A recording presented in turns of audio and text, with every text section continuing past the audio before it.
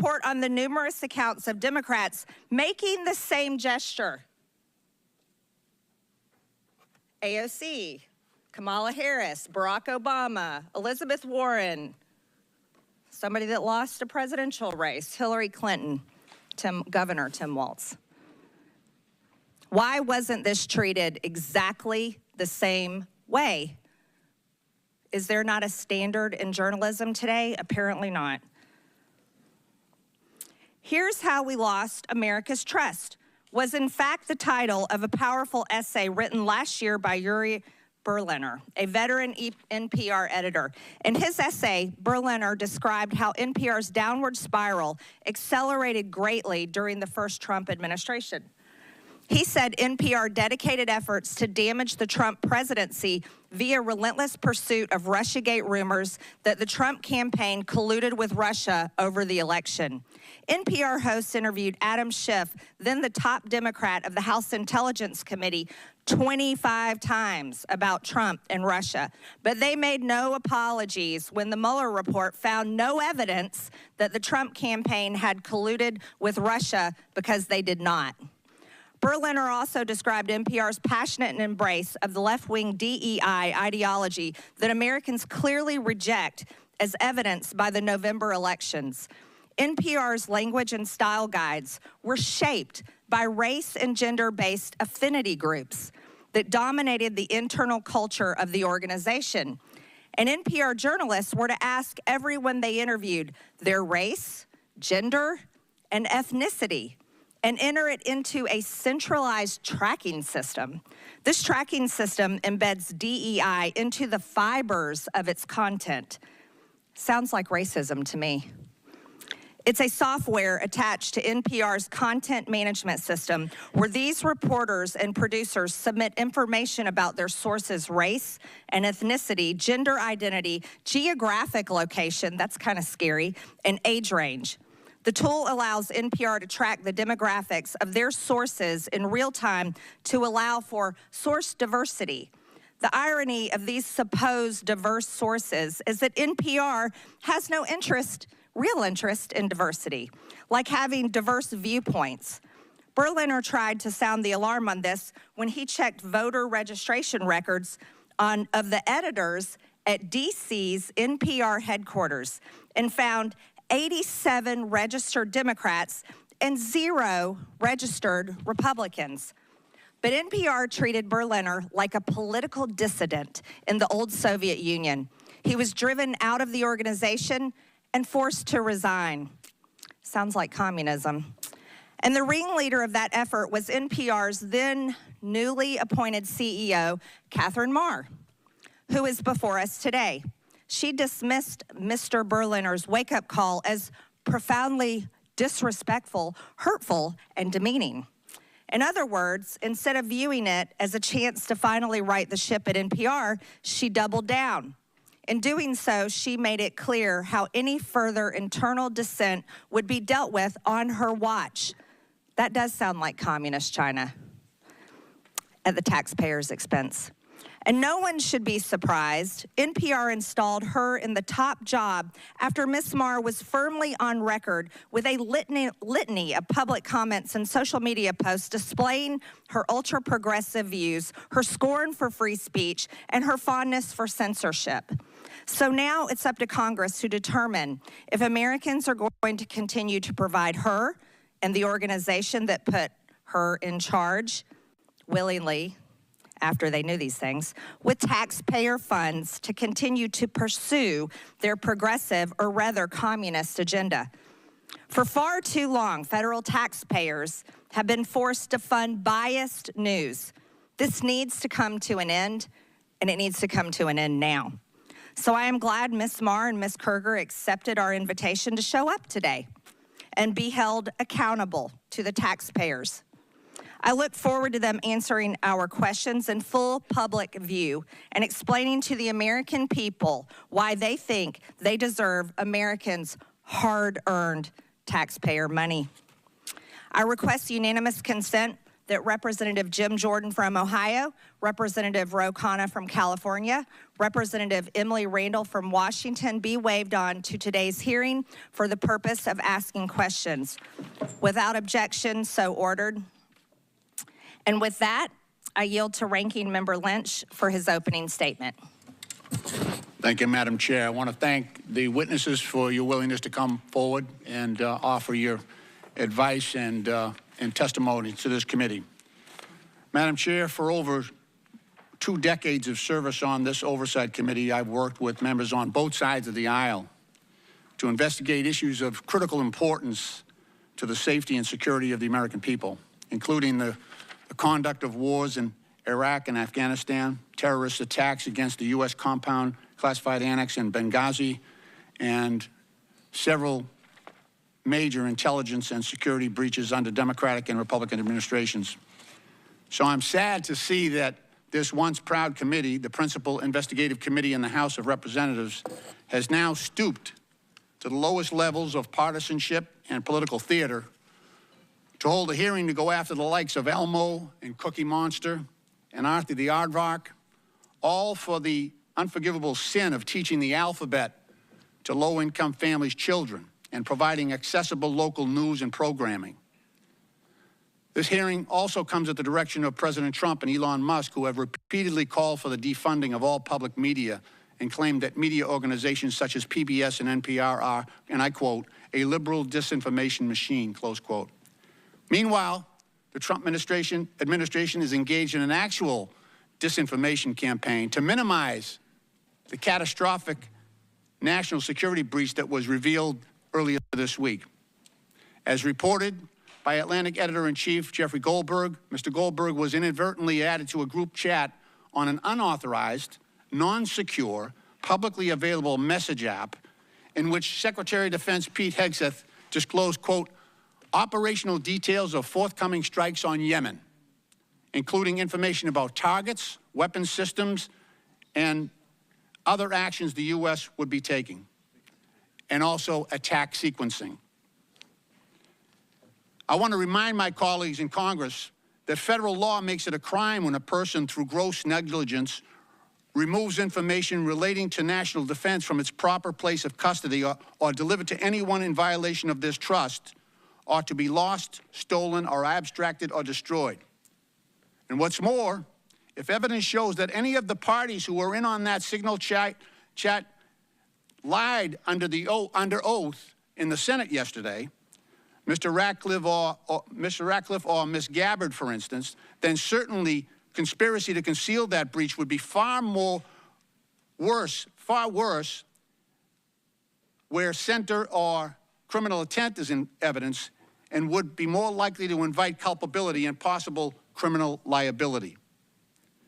The Secretary of Defense would be subject to criminal prosecution, and it would be the responsibility of the U.S. Attorney General to prosecute that, but where a conflict exists, it might require a special prosecutor. This security breach severely compromised the safety of American troops in advance of imminent U.S. operations and airstrikes against Houthi rebel positions. It is well documented that the Houthi arsenal includes anti-aircraft capability, ballistic missiles, cruise missiles, rockets, and unmanned aerial attack drones. Mr. Goldberg, who was unwittingly elevated to the clearance level afforded to members of the Joint Chiefs of Staff, was also joined in the exposed group chat by Vice President JD Vance, Secretary of State Marco Rubio, and National Security Advisor Mike Waltz, and other senior members of President Trump's national security team. This committee should be questioning every single one of them as to why they were using an unapproved, unsecure messaging app to conduct sensitive, classified discussions about military operations in which our sons and daughters in uniform are being sent into battle. One of the participants was actually sitting in Russia, using an unsecure app. And every member of this committee knows what that means. We've all been advised about which apps are secure and insecure and when it is appropriate to engage in non-critical discussions. As former chairman of our subcommittee on national security, I recall a time when just the potential for a security breach that could expose American troops and intelligence personnel to unnecessary danger would immediately trigger hearings and bring this committee to a lather on both sides. But you can bet we won't be touching this issue. Because today, the controlling House majority is afraid to do its job. It is afraid to hold Trump and Trump's administration accountable. They would rather post up against Big Bird than deal with that issue. In reference to public media, Elon Musk recently asked, should your tax dollars really be paying for an organization run by people who think the truth is a distraction? Well, I would say the same about the current administration and its proliferation of disinformation, from claims that Ukraine started its own invasion, to Secretary Hegseth's assertion that no one was texting war plans. You can read the text today because yesterday in the hearing they said it wasn't classified information. So you can actually go on the New York Times website and read the text that was discussed in advance of our military operations in Yemen. Madam Chair, if shame was still a thing, this hearing would be shameful. And I yield back the balance of my time.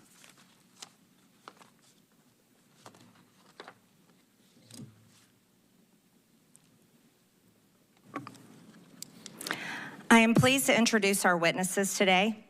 Paula Kerger is the President and Chief Executive Officer of the Public Broadcasting Service, also known as PBS.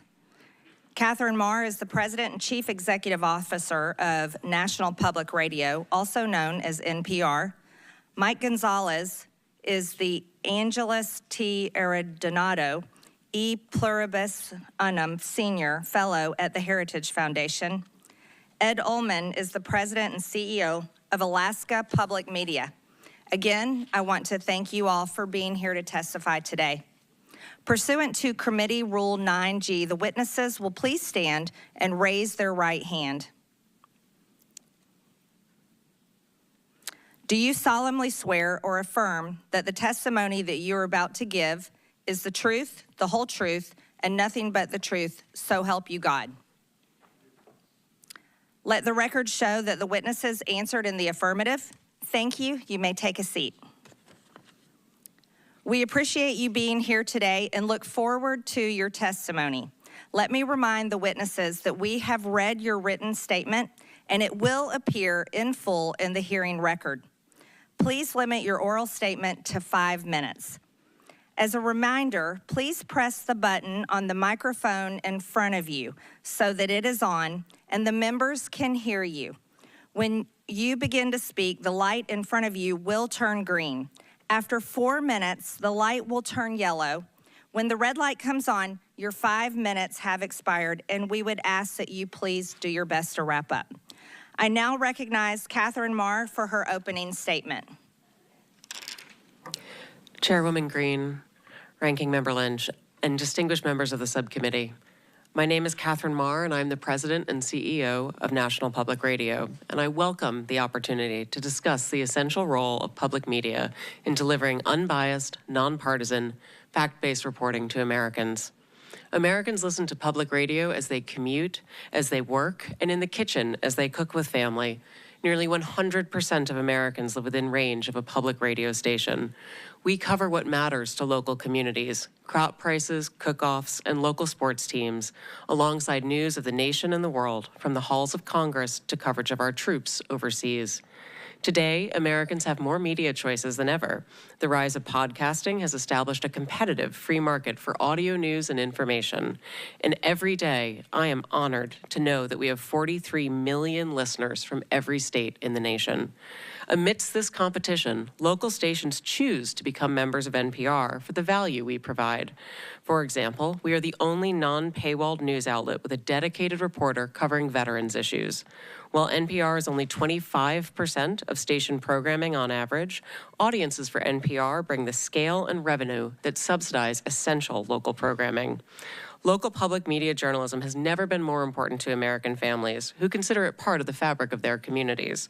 It correlates with higher rates of civic engagement, greater civic cohesion, and economic advantages, such as better municipal bond ratings. Recent independent polling found that more than 60% of all Americans and more than half of Republicans trust public broadcasting to deliver fact-based news. I understand the subcommittee has questions about funding for NPR and public radio.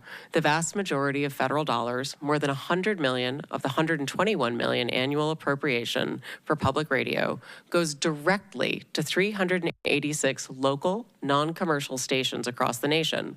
This highly efficient investment enables your local stations to raise an average of $7 for every federal dollar. As a grantee of the Corporation for Public Broadcasting, NPR received federal funding of $11.2 million last year. These funds allow us to maintain the national public radio satellite system, helping safeguard our national security, civil defense, and disaster response, and enabling public radio to reach every corner of America. Additionally, these funds help protect journalists covering our troops overseas and reverse the decline of local journalism. As a recipient of federal funds, it is our responsibility to answer legitimate questions about why public funds should go to NPR, whether we are truly committed to serving all Americans, and whether the institution is an effective steward of taxpayer dollars. I hear, respect, and understand your concerns regarding bias and whether public media is relevant in a commercial landscape, and I'd like to spend a minute sharing with you my actions to address your concerns. First, it is critical for NPR's newsroom to operate with the highest journalistic standards. That means that they do their jobs independently, and as CEO, I have no editorial role at NPR. In other words, I do not decide what we cover or how we cover it.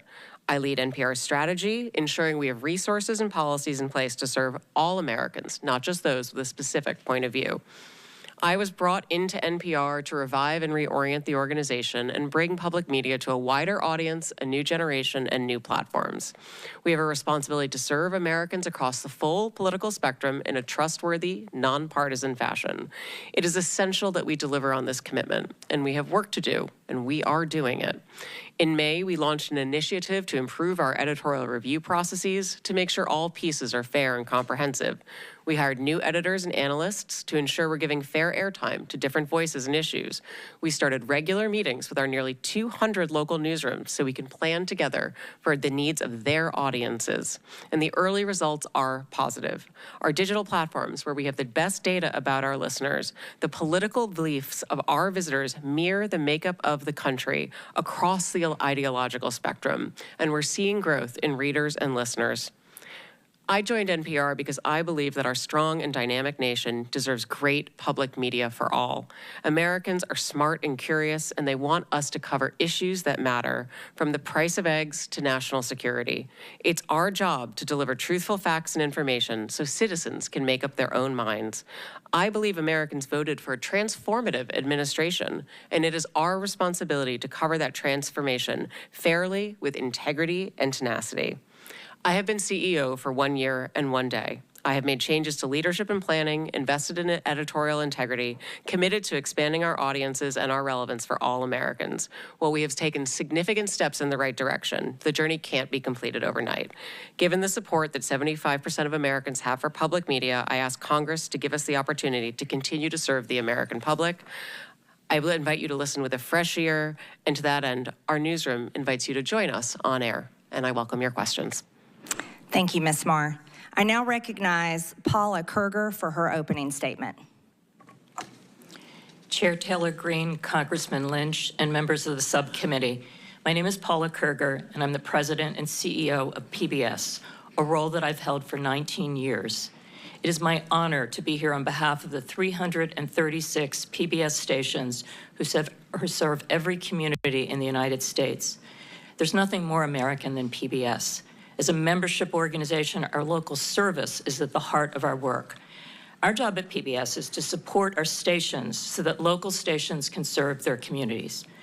We've been proudly fulfilling our mission for nearly 60 years, using the public airwaves and other technologies to help educate, engage, and inspire the American people. That mission is our guide star and remains just as important today as when the Public Broadcasting Act was signed into law in 1967. PBS stations provide something that cannot be found on commercial networks. This is because PBS stations are focused on the needs and interests of the viewers they serve, Especially in rural areas, PBS stations are the only outlet providing coverage of local events. For example, high school sports, local history and culture content, candidate debates at every level of the election ballot, and specialized agricultural news. Local stations also partner with other community organizations to address issues of concern like veterans affairs and the opioid crisis. Finally, communities depend on the essential public safety information and emergency alerts our local stations provide. Our programming comes from our local stations. For example, Southern Storytellers was produced by Arkansas PBS for our national audience. This program highlighted Southern culture through its literature, music, and film. Across the country, nearly 4 million people watch Southern Storytellers, helping Americans learn about our shared history and what brings us together as a people and a nation. Our stations pool resources to invest in programming that will benefit all Americans, ranging from history and science to art and music. For example, Firing Line with Margaret Hoover creates a forum for people with a wide range of views to respectfully share ideas. While programs like Independent Lenses, Matter of Mind, My Alzheimer's explores the challenges facing many American families. And we celebrate what makes our country great. A Capitol Fourth and the National Memorial Day concert honor our nation's ideals, our service members and our veterans. Looking ahead, we will mark our nation's 250th birthday with the Landmark Initiative, headlined by a new major series from Ken Burns, The American Revolution. Our educational programming for children is one of the most important aspects of our service to the American people. I strongly believe that the programming we offer to prepare children for the future is the most essential work that we do.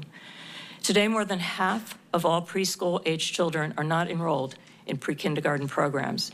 Our content has helped tens of millions of children prepare for success in school and in life with free programming that is available everywhere children are, on air, online, and in the classroom. Our educational programming is backed by scores of research studies showing that our programs like Daniel Tiger's Neighborhood and Super Y help kids develop essential skills like reading, math, and problem solving. We are proud that nearly 9 out of 10 families agree that PBS is the most trusted, safe, and educational media brand for children. Because our programming is free and universally available, we are able to reach more low-income families than any other media company. In fact, our viewers overall reflect the wide variety of communities we serve. Our audience mirrors the overall U.S. population with respect to education, income, and geography. Each month, over 160 million television and online viewers explore the world through our trusted content. And more than 3/4 of Americans feel that PBS stations provide excellent value to their communities. For over 2 decades, the American public... You are watching live now from Fox, everyone. We appreciate everyone continuing to join us. Let's go out live where we have Caroline Levitt just coming to the podium. Steel plant in Louisiana, which will create nearly 1,500 high-paying jobs. President Trump is truly turning America back into a manufacturing superpower. Yesterday, President Trump marked National Medal of Honor Day by meeting with 21 of our nation's bravest heroes and incredible patriots who have been awarded the highest military honor. Beautiful picture. The president also signed a historic executive order to protect the integrity of American elections by strengthening voter citizenship verification and banning foreign nationals from interfering in U.S. elections. These are the common sense solutions that only Democrats could oppose. But voters deserve elections they can trust, and critical confidence is being restored thanks to President Trump's leadership. Later this afternoon in the East Room, President Trump will mark Women's History Month by honoring the exceptional women around our country, including the highly talented women in his administration and his cabinet. And on an additional scheduling update, the president will hold a press conference in the Oval Office today at 4:00 p.m. to announce tariffs on the auto industry. And I will leave that to him to make that announcement later. Unfortunately, all of this good is happening for our country. This administration is working hard on behalf of the American public every day, but the mainstream media continues to be focused on a sensationalized story from the failing Atlantic magazine that is falling apart by the hour. Here are the facts. The National Security Advisor has taken responsibility for this matter, and the National Security Council immediately said, alongside the White House counsel's office, that they are looking into how a reporter's number was inadvertently added to this messaging thread. We have said all along that no classified material was sent on this messaging thread. There were no locations, no sources or methods revealed, and there were certainly no war plans discussed. The Atlantic has even admitted this themselves. Their release of these internal messages validates the truth, which we have been saying all along. If this story proves anything, it proves that Democrats and their propagandists in the mainstream media know how to fabricate, orchestrate, and disseminate a misinformation campaign quite well. And there's arguably no one in the media who loves manufacturing and pushing hoaxes more than Jeffrey Goldberg. Goldberg is an anti-Trump hater. He is a registered Democrat. Goldberg's wife is also a registered Democrat and a big Democrat donor who used to work under who? Hillary Clinton. This is the same Jeffrey Goldberg who infamously lied about weapons of mass destruction to get us into the Iraq War, which cost trillions of dollars and thousands of American soldiers. And how else has Goldberg discredited himself? By absurdly claiming that President Trump was Vladimir Putin during the 2016 campaign, by peddling the Russia hoax that tried to hijack President Trump's first term, by inventing the suckers and losers hoax to help Joe Biden in the 2020 election, by peddling a hoax about President Trump involving Gold Star families to help Kamala Harris in the 2024 election, which our campaign at the time vigorously denied. Jeffrey Goldberg didn't care. There's more, but we don't have all day, and we can now add this signal hoax to this very long list. The real story here is the overwhelming success of President Trump's decisive military action against Houthi terrorists. On March 15th, President Trump ordered a series of military operations against the terrorist Houthis to defend U.S. shipping assets in the Red Sea, restore freedom of navigation for international shipping, and defend the United States from enemy threats. United States forces successfully struck dozens of targets across Houthi-controlled territory. And as a result of these actions, several Houthi leaders were killed, including the Houthi drone chief, his deputy, and several of their drone experts and other key leaders. We also destroyed command and controlled facilities, weapons manufacturing facilities, and advanced weapons storage locations. And it's important to remember why this powerful action took place in the first place. Because of Joe Biden's incompetence and pathetic weakness on the world stage for years, the Houthi terrorists grew emboldened. Immediately after taking office in 2021, Joe Biden removed the Iran-backed Houthis from the foreign terrorist organization and specifically designated global terrorist list. Did anybody in this room ask the Biden administration at the time why they made such a stupid mistake? This reckless action undid the designation put in place by President Trump during his first term, and what followed was predictable and devastating. The Houthis targeted U.S. military ships and aircraft, hit commercial ships, including U.S.-flagged vessels, threatened our personnel overseas, and attacked our allies in the region. This resulted in more than a year of U.S.-flagged commercial ships being prevented from safely sailing through the Suez Canal, the Red Sea, and the Gulf of Aden. This had a massive negative impact on global trade of the economic security of the United States. Joe Biden was the commander-in-chief, and he sat on his hands while the United States of America was bullied and embarrassed by terrorists. President Trump and his team are putting a stop to these threats and restoring American strength around the world. The Trump peace through strength approach means no terrorist force will stop American commercial and naval vessels from freely sailing the waterways of the world.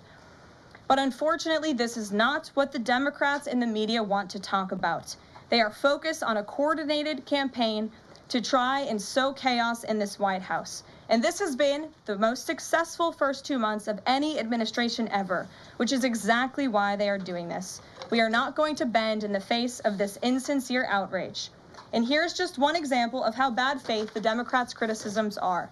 Democrat Senator Mark Warner is hysterical over the use of Signal, which is an approved decrypted app, and the killing of Houthi terrorists. But Senator Warner himself used Signal to work with a lobbyist for a Russian oligarch to connect with the disgraced Steele dossier author who started the Russia hoax, which Jeffrey Goldberg later reported on. How ironic. We're not going to lose focus of the bottom line, which is that Joe Biden's weakness enabled and emboldened Houthi terrorists, and President Trump's strength and resolve eliminated those terrorists. Here in our new media seat today, we have Lindsay Keith. She is the managing editor for Merit TV and serves as their White House correspondent. Merit TV launched 1 year ago and creates and distributes content across diverse platforms. We're glad to have you with us, Lindsay. Please kick us off. Thank you, Caroline. I appreciate it and this opportunity for Merit TV. Two questions, if I may. One on Signal, one on the economy. Sure. On Signal, how comfortable is the president with what was shared so far now that the chain has been released? The president's view on all of this remains the same today as it did yesterday. And I think it speaks volumes about the leadership of this president that he went directly to all of you, members of the press corps. He was asked, do you want someone else to go out and do a briefing? And he said, no, I will tackle this story. I will discuss it. The people need to hear from me about the situation. And so his thoughts on this remained the same today. He has placed great trust in his national security team. And as for the usage of Signal, as the president said yesterday, as the CIA director has testified under oath, this is an approved app. It's an encrypted app. The Department of Defense, the Department of State, the CIA has it loaded onto government phones because it is the most secure and efficient way to communicate. As for, again, the original situation in this messaging thread, the National Security Council, the White House counsel's office continues to look in to how this mistake, which the National Security Advisor has owned, occurred, and the president has ensured they are doing that. On the economy, consumer confidence hit a 4-year low this month. Can you help explain to the American people how tariffs will help them in the long run? Yeah, absolutely, and I'm grateful for the question. The American public will hear later this afternoon from the president directly on the topic of tariffs. And as you all know, April 2nd day, President Trump has proudly dubbed it Liberation Day for our country. What he means by that is it will be a day where the United States of America will no longer be ripped off by nations around this world. It will be a day where Americans finally see free and fair trade practices restored. We are no longer going to allow our allies, our competitors, and our adversaries to take advantage of American workers. And if you think about your hometown in the state that you grew up, Main Street looks a lot different today than it did many years ago. And President Trump wants to restore America as a manufacturing superpower around the globe. He wants products to be made right here in our great country with great, hardworking American hands that will ultimately result in higher wages and more money in the pockets of the American people. And he's also, in addition to tariffs, also determined to pass tax cuts later this year, as he did successfully in his first term, to put even more money back into the pockets of hardworking Americans. Peter. Caroline, if I can ask you very quickly about the information we've seen, just to set the predicate to all this. Has the president been briefed and physically seen he's seen all the details of the chat as printed by the Atlantic? I just spoke to the president about it, yes. Okay. Then let me ask you, if I can, very quickly. In the chat, Pete Hegseth, the defense secretary, details F-18s, Tomahawks, so some of the weapons that were used. He details the timing involved for this, all of which occurred 31 minutes before, as he says, F-18s would launch. The DoD manual details classified information as significant military plans, saying that is secret, that's classified. So what about, there are no methods, there are no sources, but that's not what determines what's classified. So what is it about what Pete Hegseth wrote that makes you say this is not classified? Well, it's not just me saying that, Peter. It's the Secretary of Defense himself who is saying this as well. And he put out a very strong statement earlier today listing all of the things that were not included in that message that he sent to the group. And again, this message, there was no classified information transmitted. There were no war plans discussed. Why did the Atlantic downgrade their allegation about war plans to attack plans? They're now playing word games because they know this was sensationalist spin from a reporter who is well known for doing this. We have said all along no war plans were discussed, no classified material was sent. You have the Secretary of Defense saying that. You have the director of the CIA, the director of National Intelligence, the FBI director, all testifying to that under oath, and they should be trusted with that. To be clear, Americans can make the decision for themselves, but whether you said it's not war plans. Would you characterize these as military plans, military operation plans? I would characterize this messaging thread as a policy discussion, a sensitive policy discussion, surely, amongst high-level cabinet officials and senior staff. And I'm so glad, Peter, that you said the American public can decide for themselves, because I think the American public should decide for themselves based on the outcome of this operation. And what happened in this operation? Terrorists that were allowed to run wild by the Biden administration were killed because of the direction and the determination of this president and his team. And this message also shows, this messaging thread also proved that President Trump has an incredibly dynamic team who is working incredibly hard, flying all over the world to secure world peace and to fix up the foreign policy crises that the previous administration left for this team to inherit. So to be clear, we all in this room and around the country would agree that we're glad no American service members were harmed, and we're glad that the mission was a success. We'll stipulate that. But the president said that Pete Hegseth said none of this was classified. So given the president has seen it now, and given the president understands that significant military plans are deemed classified as secret, how does the president view none of this, which details times and weapons and more, as being not classified? I've already been asked and answered this question. The president's thoughts on this remain the same today as they were yesterday, On what basis, as well as the Secretary of Defense. This question has been asked and answered. There was no classified material discussed. Jackie. On what basis I was asking? Go ahead, Jackie. Thank you, Caroline. So why aren't launch times on a mission strike classified? Again, I would defer you to the Secretary of Defense's statement he put out this morning. There were various reasons he listed, things that were not included in that messaging thread that were not classified. And again, going back to the American public, do you trust the Secretary of Defense, who was nominated for this role, voted by the United States Senate into this role, who has served in combat, honorably served our nation in uniform? Or do you trust Jeffrey Goldberg, who is a registered Democrat and an anti-Trump sensationalist reporter? This president and this national security team are putting our national security and the American people first. We are restoring American strength around the world, and the results of this operation speak for themselves. Putting aside Jeffrey Goldberg, though, just for, for American service members who are going to have to carry out these missions in the future, what I guess the message that's coming from the response to all this that we're hearing is that, nothing sensitive happened.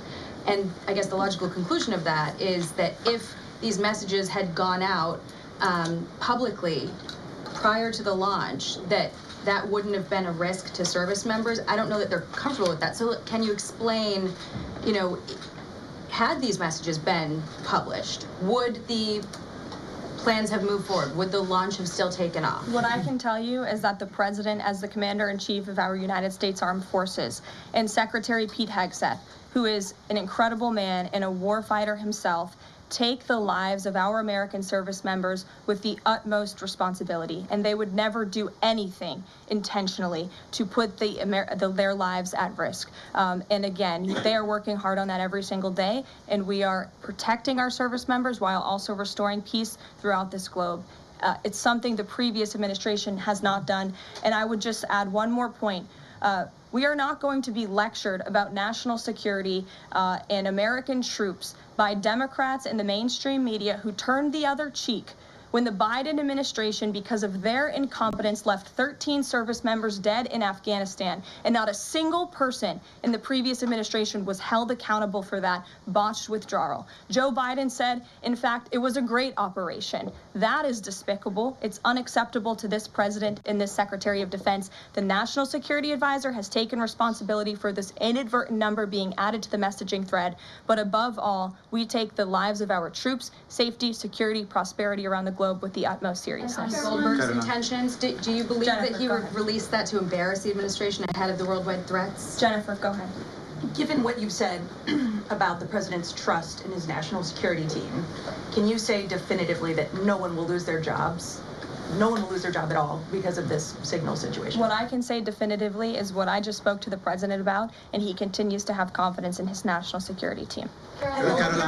One more, can I ask one more, Karen? On the targets in Yemen on March 15th, can you say were 100% of the targets that were planned for March 15th, were they all destroyed? Because that would be an indication if if some of them were moved or they were not all hit, that maybe perhaps some of the enemies were able to get some of the information in that signals What I can say about the operation is what the Department of Defense has put out there. I would refer to them for any further operational details, but there have been more than 100 strikes conducted against Houthi targets, and they have hit key Houthi leaders, air defense systems, command and control nodes, headquarters, weapons manufacturing and storage facilities, and these operations will continue until the freedom of navigation in our seas is restored and U.S. shipping can safely transmit without the fear of attack. And again, we believe that this has been a very successful operation thus far, and it will continue until this administration feels it no longer has to, and these terrorists have been taken out, which again is something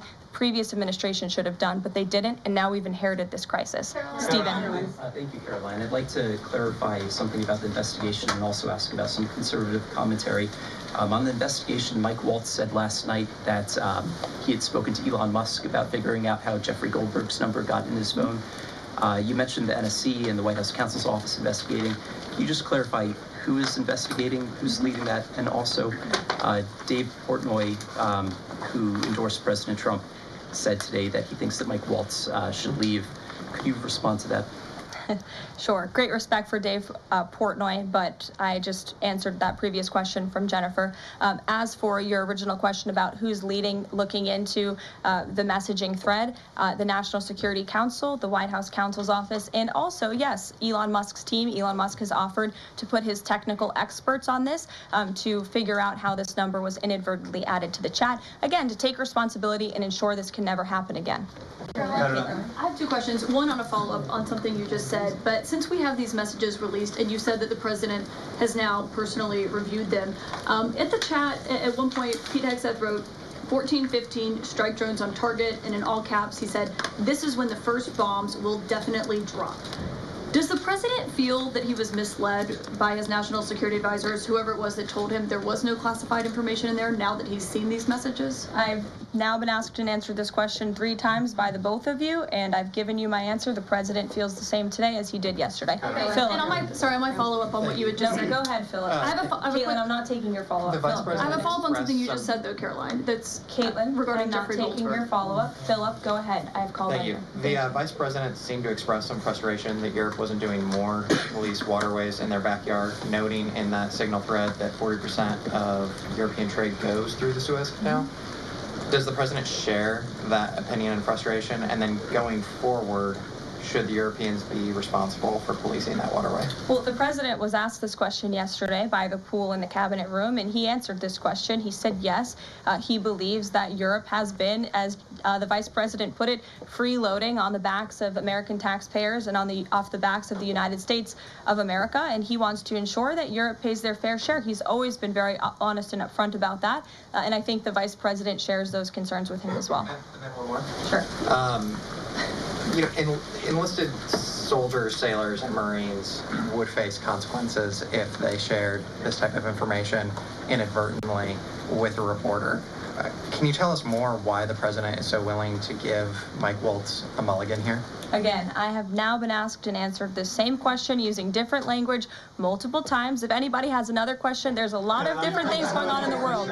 We have tariffs possibly being implemented later today. The president is going to talk about that at 4 o'clock this afternoon. Sure, go ahead. Okay, thank you for taking my question. I wanted to first and foremost thank the administration for the election integrity executive order, because so many journalists for 4 years were banned from talking about this very subject. So thank you to the administration for that. My question is, yesterday President Trump, when signing the order, said that there is more to come when it comes to election integrity. Would that include same-day voting and hand-counted paper ballots? And why are Democrats so against election integrity measures like obviously proof of citizenship when it comes to voting in a United States election? Well, it's a very good question. You'll have to ask the Democrats why they're against so many common sense things, not just mandating voter ID. Why are they against men and women's sports? Why are they against deporting foreign terrorists from American soil who have been designated a foreign terrorist organization? I'm referring to Tren de Aragua. As for the election integrity executive order that the president signed yesterday, this is in an effort to restore trust in American elections. There were more than 10 steps taken, 10 executive actions taken throughout this one order. It directs the department, or the Attorney General rather, in Homeland Security to prevent non-citizens from any involvement in administering elections. There's also another host of actions. We can provide the fact sheet for you, but it's a very strong election integrity executive order, and the president would also like to see Congress do something about this very important issue. And about Judge Goldberg. Sure, go ahead. Caroline, the Republicans and Democrats alike have been expressing some concern about the frequency with which senior Trump officials have been using the Signal app. Has there been discussion, or will there be a review about how often they use Signal, and if you could explain to us how they might be considering other applications to get away from something like this happening again? Sure. Well, again, first of all, Signal has been an approved app for government use. It's an encrypted app, and as I said, it's the most safe and efficient way of communicating, especially when people can't be in a skiff or inside a room physically together. I think, as the president said yesterday, he wishes that everybody could be in the room, and it's our goal to ensure that everybody can be. But again, no classified information was discussed in this chat, and any time classified information is discussed amongst high-level officials across this administration, secure lines of communication are used, including, by the way, our special envoy, Steve Witkoff, who I understand the Wall Street Journal erroneously reported that he was on this Signal chat on a personal device while in Moscow. That is absolutely false. Steve Witkoff did not have his personal device, nor did he have his government device with him. He was given a classified, protected server by the United States government, and he was very careful about his communications when he was in Russia. So rest assured to the American public, this administration is taking every precaution when it comes to protecting our national security. And that's why the American people reelected this president, because they know that our national security is in good hands with the President of the United States. Speaking of the Vice President, I understand he's going to be speaking any moment now. I would hate to counter-program the Vice President of the United States. You'll also hear from the President at 3 o'clock. He will be honoring women's history at the Women's History Month celebration. We have a lot of great women across our cabinet who will be in attendance, so we'll see you all there. And then you'll also hear from the President again at 4 o'clock when he talks about tariffs. So plenty of time for more questions. Sorry it's a bit shorter today, guys. We'll see you later. All right, a lot to uncover there in the big White House briefing. The first one since this big Atlantic article came out, and we are going to be showcasing President Trump 2 times today. So we knew about this event that he was going to do for Women's Month. That is coming up at 3 p.m. Eastern, but it was just announced moments ago that we will hear from President Trump in a news conference setting at 4 p.m. Eastern, talking about new tariffs possibly in the auto industry. Take a look at how the market is reacting to that new tariff news.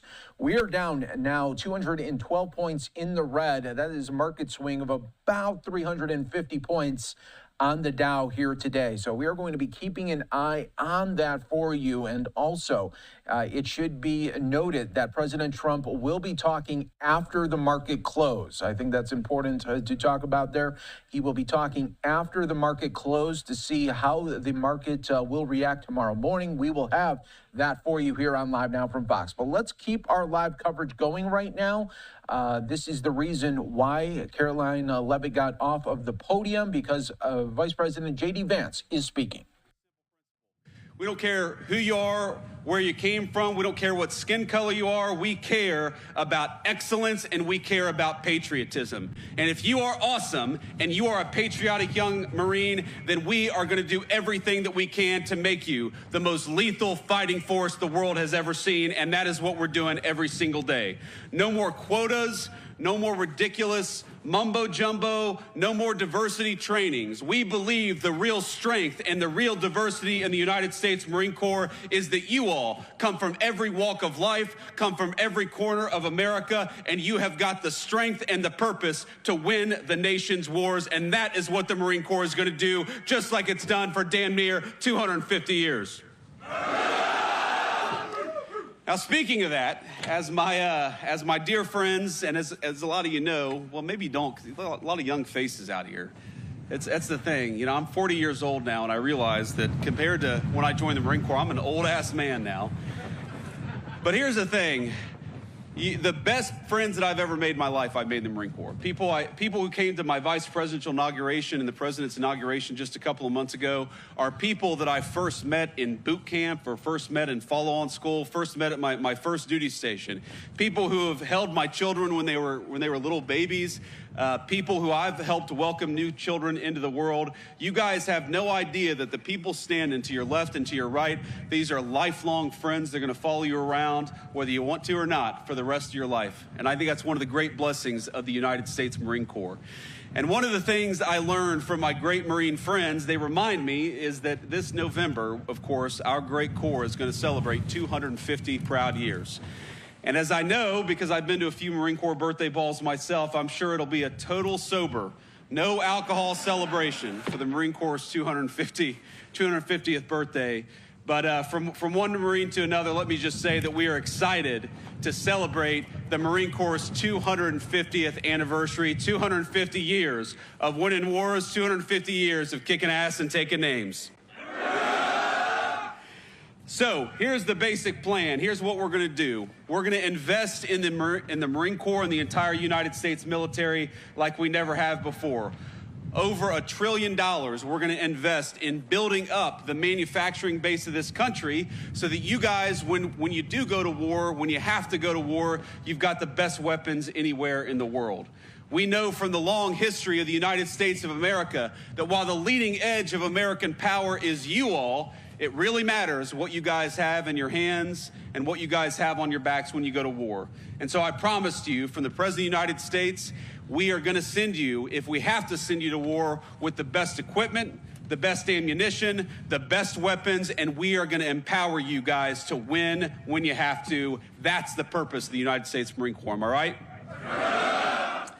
So that's what we're going to do. And of course, I got some good news. You know, over the last few years, some of the military branches had some recruitment problems. Not the Marine Corps, actually. The Marine Corps was the one branch that consistently met its recruitment goals. And that probably has something to do with the fact that the Marine Corps is a little bit smaller, as you all know. But this year, now, we have got every single branch of the United States military for the past 2 months has been meeting its recruitment goals, because I think I see in your faces what we're seeing all across the country, a renewed sense of patriotism, a renewed commitment to excellence, and that is what is going to make the United States military the strongest fighting force anywhere in the world. So thank you all. Thank you for being part of it. Thank you for being part of 250 years of great American tradition. Thanks to you guys for being willing to put on the uniform and serve your country. I always say that the most important thing that we have in this country, the most valuable natural resource, we got plenty of oil, we got plenty of natural gas, we got great mines and minerals, but the most valuable resource that we have in the United States of America is you all. It's young people who are patriotic and dedicated, who are willing to put on the uniform of the United States and risk your lives to defend your fellow citizens. That's an amazing thing.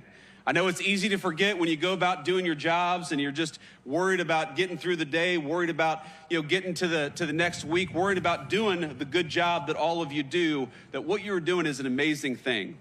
And it's easy to forget that because you don't always have the vice president dropping in to say thank you. But I want you to remember that whether you serve another couple years in the United States Marine Corps, whether you're at the beginning of a 20 or 30-year career, that we respect you, we thank you.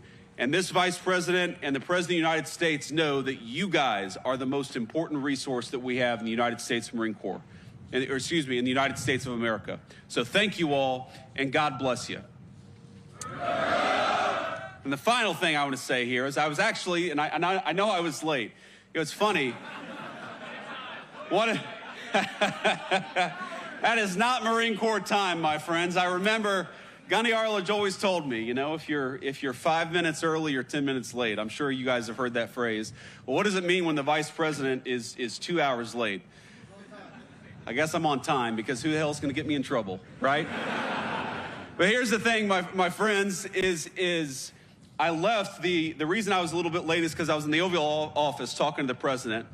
And I stood up and I said, sir, I know we're in the middle of something, but the Marines at Quantico are waiting on me. And he said, oh, I didn't realize that. You got to get out of here. You got to get out there. And I said, do you have a message you want me to deliver? And the President of the United States said he wanted me to tell you two things. First of all, that he loves you. And second of all, that he's proud of you. So let me echo the president. Let me echo a grateful nation. You guys just keep on doing what you're doing. We love you. We're proud of you. And we're going to support you every single step of the way. God bless you, Marines. Semper Fidelis. Vice President JD Vance talking to his fellow Marines in Virginia and also acknowledging that, quote, the administration is going through something when it comes to this Atlantic piece on the signal war plans leak. So again, we'll be following the very latest here for you on Live Now from Fox. We are going to hear from President Trump 2 times today. One at 3 p.m. Eastern. That is going to be for the Women's Month event that he will be bringing at the White House. And then at 4 p.m. Eastern, he will be talking about tariffs, and that will be a news conference setting. So we'll have all of that for you coming up here on Live Now from Fox. We'll slide away for a 2-minute break. We'll be back with much more.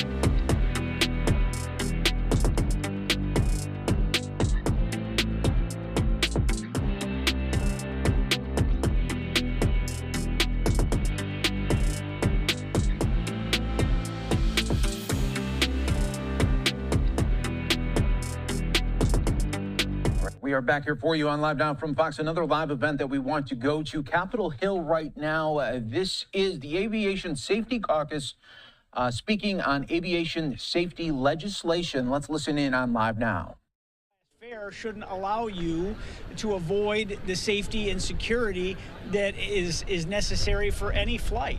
I think that this is something that certainly deserves a vote. We'll be fighting hard to move it on the floor and get a Senate companion so that we can make this law. Because there needs to be one standard, just like as I talked about in my remarks.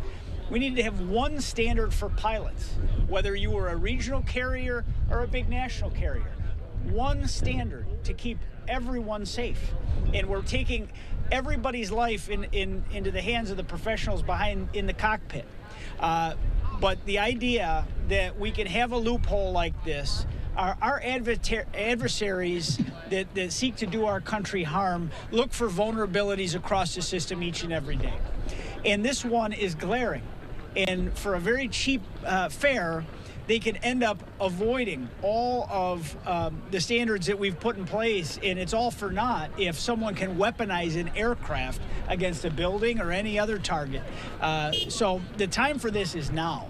And I'll be fighting hard to get my colleagues on board. We're very impressed with the bipartisan array of co-sponsors we've been able to achieve, and it's in large part because of the great work of the people assembled behind me who are working tirelessly on this legislation and truly creating a grassroots effort to bring this. It's, you know, these scheduled charters, they don't fly out of every city. They don't fly out of my district. but they fly out of a lot of our metropolitan areas, the bigger ones in the country. And we really need to plug this hole in order to maintain the peace of mind for the flying public. Yes? To that point, how many of these flights are there on a regular basis, and how many of these charter companies are there? And if I can ask more broadly for the Aviation Caucus, we obviously just saw some very high-profile events. Is there more legislation that you can preview that we should expect to see? Well, I don't think we're at a legislative fix at this point. I had a very great conversation this week with Secretary Duffy, actually during the recess week, to discuss the findings of the NTSB and the FAA actions on that. And I do think this was a very preventable tragedy. It wasn't due to the efforts of the pilot or the airline that tragedy happened. It was because of traffic around DCA. I think that has now come to a close, and we're not going to see that anytime soon. And it's something that Secretary Duffy's very serious about. It obviously happened on the first day, the day he was sworn in as cabinet secretary, and we can never allow that to happen again here in Washington, D.C. And it just, the real tragedy here, we had about a 14-year window with no aviation disasters in the United States of America. And from this tragedy, we have to be vigilant and see that there's no interference with our flight paths in and out of DCA or any airport for that matter. And the fact that was going on for years and we hadn't had a tragedy is probably a miracle. But the loss of life is immense. Those families will never be made whole. And we have to ensure that never happens again. I'm not sure it requires any sort of legislative fix, though, because the airline was doing what it needed to do. The pilots made no errors. It was the unfortunate decision to allow that helicopter traffic into that same airspace on approach to the runways. In terms of the charter flights, Captain Ambrosini, if you want to join me, if you could share any of your wisdom on that. This is not a small problem. It's well over 100,000 flights a year are happening under this loophole. And that's only going to get bigger if it's allowed to continue. As the congressman said so well, this is something that if it continues, it'll begin a race to the bottom. That's more flights than many of our regional carriers do per year. All of us operate the rules the right way. Some do not. And if it's allowed to get worse, you'll see more airlines attempt to follow. Loopholes are exploited in the system, and people are doing it for profit. They're doing it for ease of their life. If you want to play Mr. Big Bucks and go, charter an aircraft, God bless you. But if the plane is got a scheduled takeoff and a scheduled landing, and they sell it by the seat, that is a commercial flight, and it should not have a separate standard of security than any other flight in America. And it is just unconscionable that this loophole has been exploited. In 100,000 flights a year is a drastic number. And hopefully, our press conference here today and our advocacy on Capitol Hill will get people to wake up that this is a major vulnerability in our safety and security. And we're going to be bringing this, to the attention of DHS, that this is a serious national security threat. Yes, Brandon. Your party controlling the House, the Senate, and the White House, are you more confident that you'll be able to convince your party to get this bill across the finish line soon? Well, I think this is something that is post-partisan. This isn't a matter, there's not a Republican or Democrat way to, tackle airline safety and security. We have built this caucus in a bipartisan fashion on purpose so that we can make progress no matter who's in the White House, no matter who's controlling the gavel in the House or the Senate, because we didn't look at those victims of the crash at DCA as Democrats and Republicans. I don't know what anyone's party affiliation is, and I don't believe that this is a partisan issue. This is about doing the right thing all the time, and that's what we have to focus on. Yes. On a question more broadly, as part of the Safety Caucus, I know you said that you don't necessarily have any legislative priorities right now when it comes to things like the crash at DCA, but how about more broadly when it comes to FAA controllers and the job losses that we've seen? Can you address that, and is there any legislative priorities you have as a caucus? one thing I'm very excited about is Secretary Duffy's plans to really upgrade our air traffic control system in this country. It's long overdue, and it's going to be very expensive. But he's going to be putting forward that bold initiative at the direction of the president to bring that into the 21st century and beyond. We need to have the best trained workforce in air traffic control. We have to have the best equipment and technology, and we need, to look across the globe as to who has the perfect system. These towers are run on very antiquated systems. And it's far time that we get with a program and invest the necessary money to bring that up to speed. It has been kind of starved out for far too long, the equipment and the technology. And I don't know we could have avoided through better technology the air traffic control crisis that existed that day. But I do know we need more controllers, and we need more to go into this profession. It's a great job opportunity for people, and we need, I urge Secretary Duffy to, let's look to expand, our recruitment efforts. He's working on that very diligently, but we need to be graduating more of the best and brightest to take on the career of air traffic controller, so that we don't have a shortage. We don't have stress undue on that workforce. I mean, they have a very early retirement age, and that's by design because it's a high-stress, high-hour job. But recruiting more people into it, showing them that there's a very good competitive salary attached to it, is a way that we can attract more young people to look at that career. But making sure that when they go into, looking at air traffic control, they see they're working with state-of-the-art equipment that is a rival of any system in the world, is a better way to attract talent. And I think that we can accomplish that. I know it's an objective of President Trump. It'll certainly be something I fight hard for in Congress to make sure that we deliver those much needed dollars to modernizing and making a state-of-the-art air traffic control system. Thanks, everybody. Okay, thank you, everyone. Right, everyone, you are watching live now from Fox, as that was the Aviation Safety Caucus speaking on safety legislation. There is going to be a safety hearing tomorrow on the House side discussing the D.C. mid-air collision, and we'll be taking that for you live here on Live Now from Fox when that does get going. All right, some new news that we are following right now.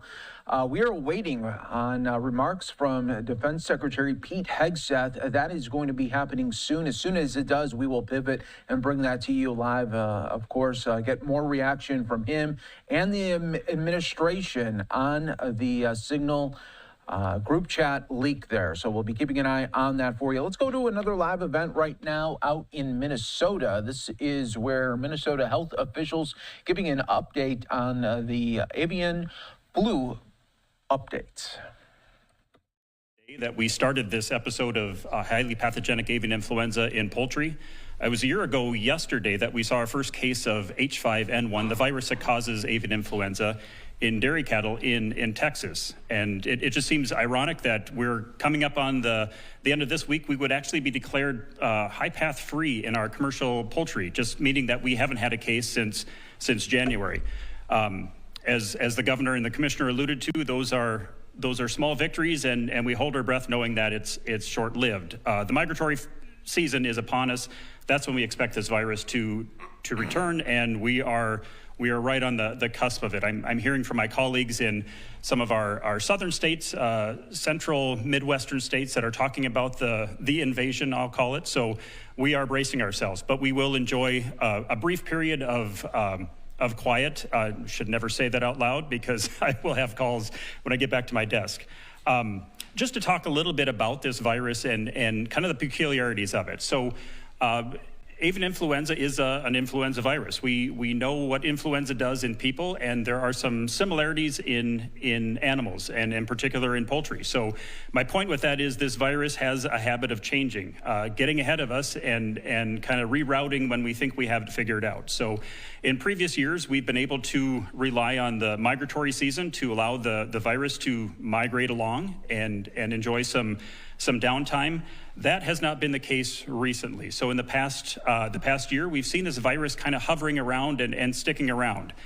Some of that is due to migratory birds sticking around. We've had some mild winters, and the migration hasn't been as robust in other years.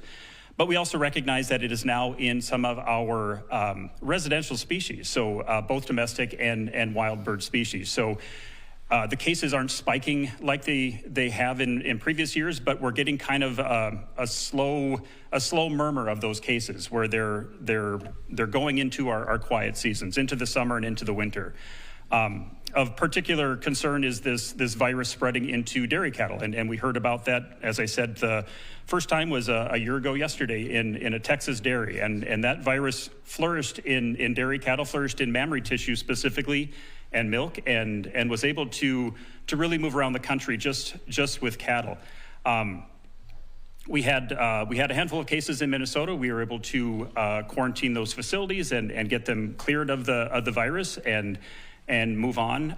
But we're looking at new infections now. So the federal directive to test all dairy cattle came out earlier this year, late last year actually. We started our surveillance in February, decided we wanted to test all dairy farms in Minnesota to determine if the virus was present and to what extent, and from there do our quarantines and due diligence to make sure we're eliminating it again from the environment. The other thing I want to point out about the virus in relation to we know how these things change. The different sequences or the genomic sequencing, that basically the family tree or fingerprint of this virus changes every year. And it's been very interesting as part of our response, understanding how this fingerprinting works and how we can detect where that virus spread amongst herds and amongst flocks. But we also recognize it also changes what sequence or what virus type is coming through. So I mentioned that because the virus we had last summer is not the virus that we're dealing with now. We have one detection so far. I think that's a great sign. We've gone through nearly 90% of our dairy herds in Minnesota and ended up with one detection. So we're doing some follow-up work to determine if this is an early detection or a late detection. The amount of virus in the sample was actually pretty low. So that tells us we're on one end or the other. More to come on that. But in closing, I just want to reiterate some of what Commissioner Peterson said. Just the collaborative nature of Minnesota has been instrumental in all of our disease responses. So we talk about highly pathogenic avian influenza, but there's a lot of work going behind the scenes to work on other potential disease incursions that we don't have and we don't want to have, but how would we respond? It wouldn't happen without collaboration with all of our state agencies. So Department of Agriculture, Department of Health, the DNR, the diagnostic lab at the University of Minnesota, and also our local USDA partners, just really approaching this with the One Health approach, understanding that disease in one species affects us all. It affects industries, it affects the food chain, so we work very collaboratively together to make sure that we are keeping tabs on everyone and everything. So I just want to thank everyone who's been involved in that, and I will turn it over to our Department of Health. We won't do a proactive statement from health, but we're here to answer your question. You have some specifics on that. What I think I do now, as you heard this, no small piece of this is the experts in the legislature and the 4 leaders who are with us. I would invite them up if there's anything they'd like to share that hasn't been. So. Thank you, Governor. Hi, my name is Representative Paul Anderson. I'm a farmer. I live in West Central Minnesota. And I've said a lot before that Minnesota is a powerhouse in agricultural production. We grow a lot of turkeys in the state, a lot of chickens, and milk a lot of cows here in Minnesota. And I'm confident that we've been through this before, going all the way back to 2015, that we have the personnel and the agencies and the financial wherewithal to deal with any situation that comes up.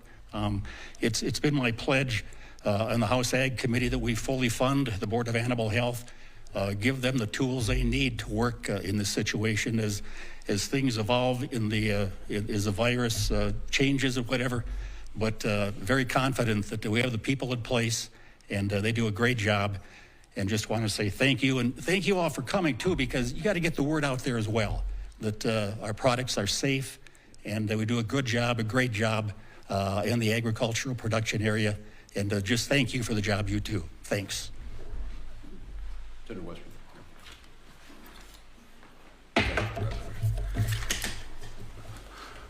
I'm Senator Tory Westrom, also represent Senate District 12, where Representative Anderson is part of, representing Stearns County as part of my Senate district, lead on the Senate Agriculture Committee. This is something we've been monitoring for a while, but you know, everybody likes to eat, so keeping the food supply safe is pretty important. And that's what you're seeing here. Replenishing the emergency funds, something we're taking serious in the Senate Ag Committee, working with Chair Putnam, and on behalf of our farmers and, of course, the consumers, because it's all part of the food chain. And so we're glad to see the emphasis put on safety and getting ahead of the curve as much as we can, having these response dollars available as we've hear from farmers that go through this trying event if they have the bird flu. We've heard from some farmers in my district and across the state, and it's a heart-wrenching story. All right, everyone, we do want to go out to Pete Hegseth, see if he is going to be making remarks here to the media, Defense Secretary, as we are continuing to get more updates awaiting from the administration on the signal war plans leak that has really driven the news cycle and continues to be a topic here for the administration. Here comes the Defense Secretary. Let's listen in.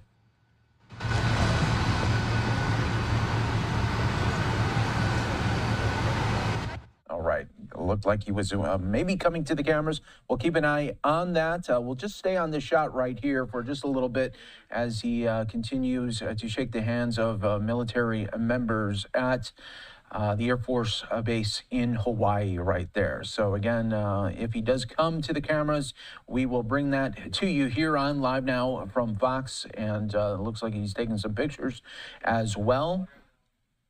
And we'll wait and see here on this.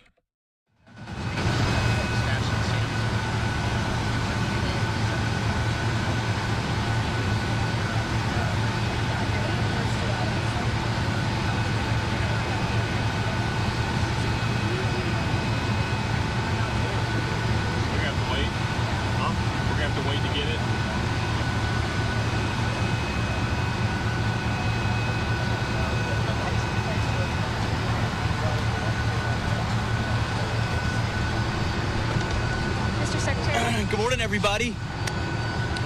What a beautiful day. It's always a beautiful day when we're on the road talking to the troops and actually, in real time, reestablishing deterrence. You see, that's what President Trump has charged the Defense Department with doing. Reviving the warrior ethos, rebuilding the military, which we're doing in real time, and reestablishing deterrence. And that's why we're heading out into the Indo-Pacific to talk to our allies and partners and meet with the troops. And anybody that knows me for years and knows President Trump knows how much we love the warriors. That's what it's about. The men and women who serve, who do the tough, difficult, gritty, dirty work that most Americans will never know about, but we have the privilege of seeing and understanding the courage and skill of what they do. I'm gonna go see that for the next couple of days. We also have seen it on full display in what's been done to the Houthi terrorists and what they're trying to do to close freedom of navigation. You see, under the Biden administration, we let our troops and our ships and both warships and commercial ships get shot at to no consequence. What does that look like? That looks like weakness. And what President Trump has said is peace through strength is back. We will reestablish deterrence. That's not acceptable. And our ongoing campaign against the Houthis has been devastatingly effective. Now, as I said to this group a couple of times on this trip now, as we move to the Indo-Pacific to do our job, which is what we're here to do, nobody's texting war plans. Well, I noticed this morning, out came something that doesn't look like war plans. And as a matter of fact, they even changed the title to attack plans because they know it's not war plans. There's no units, no locations, no routes, no flight paths, no sources, no methods, no classified information. You know who sees war plans? I see them every single day. I looked at them this morning. I looked at attack plans this morning. You know who does attack plans and war plans? Men like that admiral right there, Paparo, for the Indo-Pacific, or Eric Kurilla, our general in CENTCOM. They do attack plans and war plans And thank God we have those leaders who do it and do it well, and our enemies know it. My job, as it said atop of that, everybody's seen it now, team update is to provide updates in real time. General updates in real time, keep everybody informed. That's what I did. That's my job. The warfighters will take the fight to the enemy, and I love what they do. And with President Trump's leadership, our enemies are on notice. We will have peace through strength, and we'll keep putting our troops first. Thank you very much. We're heading off strike plans to the before they launched. All right, Secretary of Defense Pete Hegseth, they're really tripling down on the administration, saying that no confidential plans were put in these messages. Now he is off to Guam, and the tour does continue. But again, Pete Hegseth saying that no confidential plans or classified plans were put in that message. All right, everyone, we are going to take a 2-minute break here on Live Now from Fox. Stay right here with us. More to come in just moments.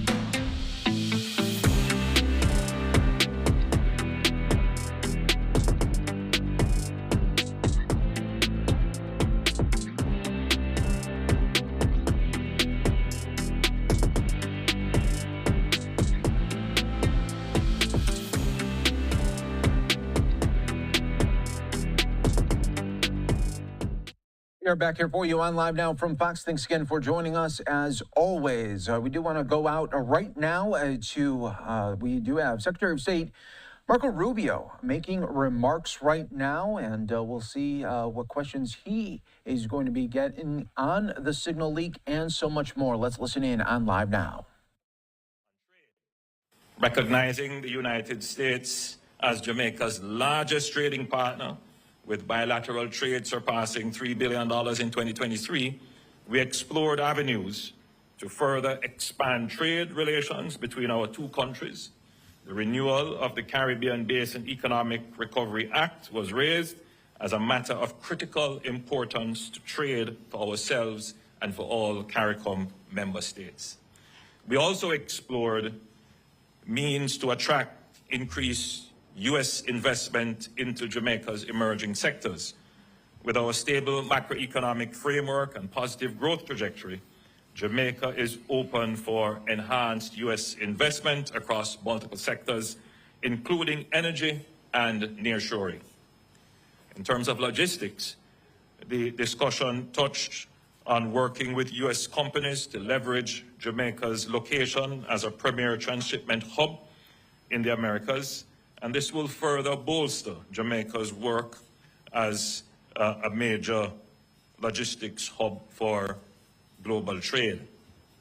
On labor issues, the United States and Jamaica have enjoyed an 80-year-old relationship in terms of bilateral labor agreements, where we provide short-term skilled and semi-skilled labor in sectors such as agriculture and hospitality. We discuss ways to expand and enhance these agreements, including skills development partnerships to upskill and reskill Jamaican workers. On our travel advisory, we discussed significant progress that we're making in bringing down all major crimes, and that Jamaica today is safer than at any time in the last 2 decades. In fact, crimes against visitors represent less than 0.01% of the more than 3 million visitors to Jamaica annually. We are committed to working collaboratively to ensure that travel advisories reflect the current realities and promote travel to Jamaica. I'm confident that the dialogue initiated today will lead to tangible outcomes, benefiting both our peoples and contributing to mutual stability and prosperity. Indeed, our concern for enhanced regional and hemispheric security and prosperity was recognized as a shared one. I wish my CARICOM colleagues who are now in Kingston productive meetings as well with the Secretary this afternoon. Jamaica remains committed to fostering a partnership with the United States, one grounded in mutual respect, shared values, and a collective ambition for stronger and a more resilient future. I extend my sincere gratitude to Secretary Rubio and his delegation for their visit and for the productive and forward-looking discussions we have had. We look forward to building upon this foundation, deepening our collaboration, and taking our partnership to new and greater heights for the lasting benefit of both our nations. Ladies and gentlemen, I thank you very much for joining us, and I now give the floor to Secretary Rubio for his press statement. Well, Mr. Prime Minister, first of all, thank you for the very warm welcome.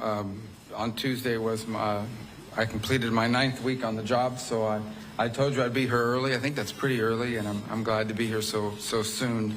Thank you to the Foreign Minister as well for welcoming me and all the work we do together, and to the people of Jamaica. The ties, I would say, between the United States and Jamaica don't need to be explained. They're incredibly strong. And in particular, my home state of Florida, we were commenting close to 800,000 to 1 million Jamaican expatriates who call the United States home. And I asked, was that just in Florida? Because it's a very vibrant community that's contributed so much to the place that I've called home for so long. And so we have a shared history that's tied together by people. I also would say that some substantial percentage of Americans have traveled here at some point in their lives. And that also binds countries together. Nothing binds countries and cultures more closely together than people. And we certainly have that in common. And we want to continue to make sure that we build on that. We did touch on a couple of topics. The first is trade. The world has been closely followed. The President is in the midst of realigning American global trade policy, primarily to reset global trade in a way that's fair to the U.S. after 20 or 30 years of what we believe is unfairness, not when it comes to Jamaica, but broader. And from that will come real opportunities to create new alignments and new trade arrangements and new trade opportunities. And I believe Jamaica is one of those places that together we both stand to benefit. In particular, we discussed supply chains. And we ask ourselves, why, if so many of these products are destined for the North American market, why are so many of the productive capacities located halfway around the world? And there's a lot of different reasons why that's happened. But it makes all the sense in the world to see more productive capacity, more manufacturing, more industry relocated into our hemisphere. We certainly have the labor and the population and the desire to do so in our hemisphere. It's closer to the end markets. And so we want to pursue opportunities to make that possible. And clearly, I think Jamaica is one of those places that could benefit. And the Prime Minister has that vision for the country and the creation of not just jobs, but jobs that pay even better than the jobs that maybe some could find now. So it's an opportunity I think would be mutually beneficial. And we're going to actively seek and look for ways to make that possible. I also think there's extraordinary opportunities for investment. And we talked about it, whether it's particularly in energy. The United States is going to be producing a lot of liquefied natural gas, which is a very clean fuel that we have in abundance and that we seek to export. And it's also critical, by the way. You cannot have manufacturing without reliable and affordable energy. And so it's one of those things that I think potentially we could continue to partner along with other things, whether it's mining opportunities off the seabed. In essence, to utilize all of the resources of the country in a responsible way that protects your environment, that protects your natural beauty, but at the same time is generating income and opportunity of employment for the people. Ultimately, governments have two prime responsibilities: the safety and the prosperity of their people. And your Prime Minister and his government is very focused on those two priorities. We did talk about tourism because obviously it's a significant part of your economy, and we pledged we were going to go back and reevaluate the travel advisories as they currently stand to ensure that they do reflect the reality of the new numbers and what the numbers show, because you've made very impressive progress in your general numbers overall when it comes to the murder rate and so forth. But in particular, with those travel advisories are designed to American travelers. And I think we need to analyze that and just ensure that the status we're currently in accurately reflects the status quo and takes into account the progress you've already made this year and made last year, year over year, which I think is one of the highest numbers in terms of reductions that we've seen of any country in the region. We have to talk about security, and I think that the Prime Minister has phrased it in a way that I think is very beneficial, and that is, he used the term global war on gangs. Maybe we'll find some other phraseology in the United States to describe it, but we're talking about the same problem.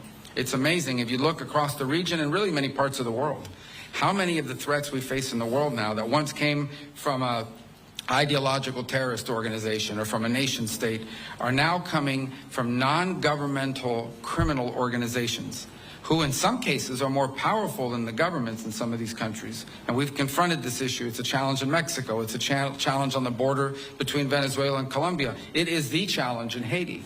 And it's been a challenge here. And it's a multifaceted challenge. They are transnational for a number of reasons. One, as an example, is, and we've acknowledged this in our conversations that lead back to my time in the United States Senate, how many of the guns and the weapons that are being used by gangs to commit acts of violence here in Jamaica are purchased in the United States and then shipped here. And we want to commit to doing more to stopping that flow at the same time as we do more to commit to increasing your capacity. That's the other thing I underline. What we're talking about here when we talk about American assistance is America helping Jamaica build its own capacity, its own ability to confront these challenges and solve these problems. Because security is a baseline for everything. And to that end, we have some good things to announce today here. We've the Jolt Fusion Center that is starting up again, and that's been even further strengthened. That's going to help address lottery scamming. We can announce this synthetics detection equipment for Jamaica's forensic labs. Another counter-gang recruitment program that we seek to launch as a result of our visit here today.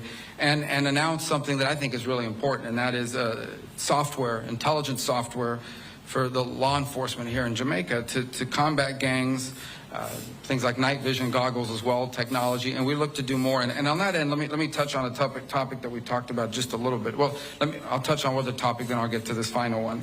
On you mentioned upskilling and helping. How can we?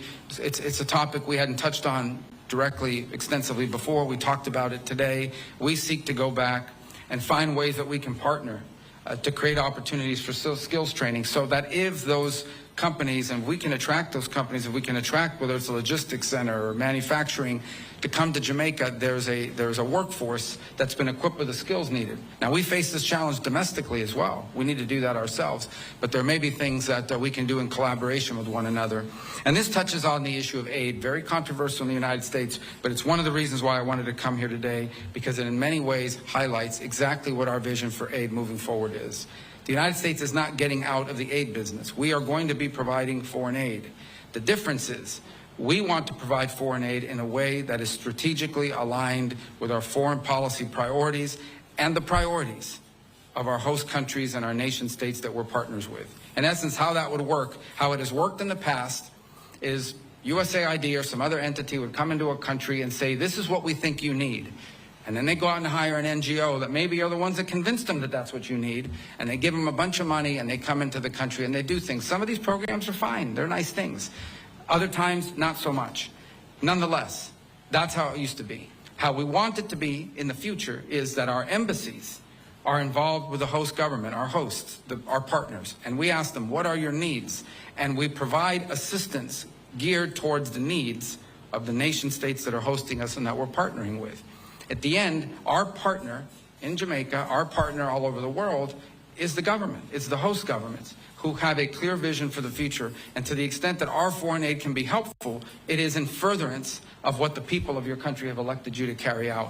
Here, there are a lot of things. We've just described some of them. What should our foreign aid be geared towards? It should be geared towards looking for opportunities to increase skills training, looking for opportunities to attract investment and business and trade, and looking obviously for opportunities to expand on your own domestic intelligence capabilities.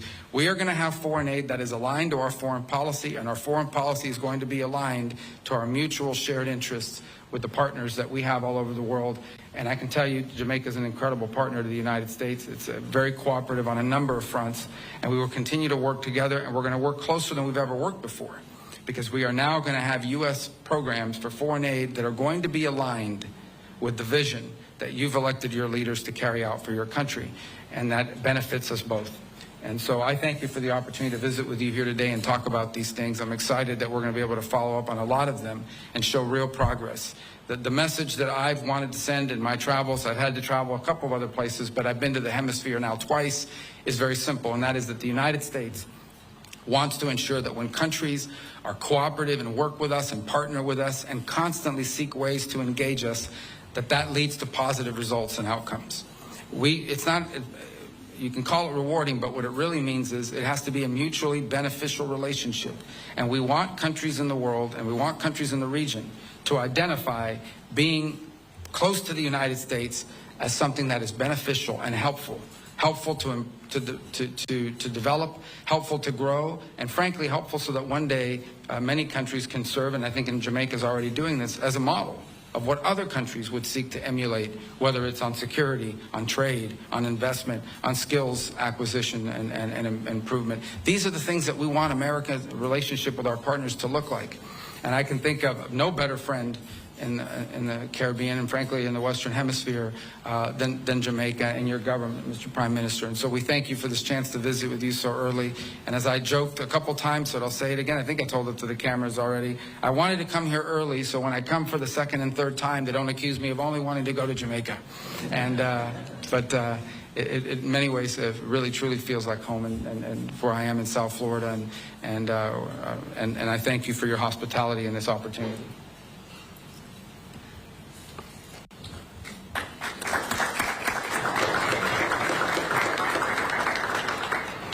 Good afternoon, Prime Minister Holness and Secretary Rubio.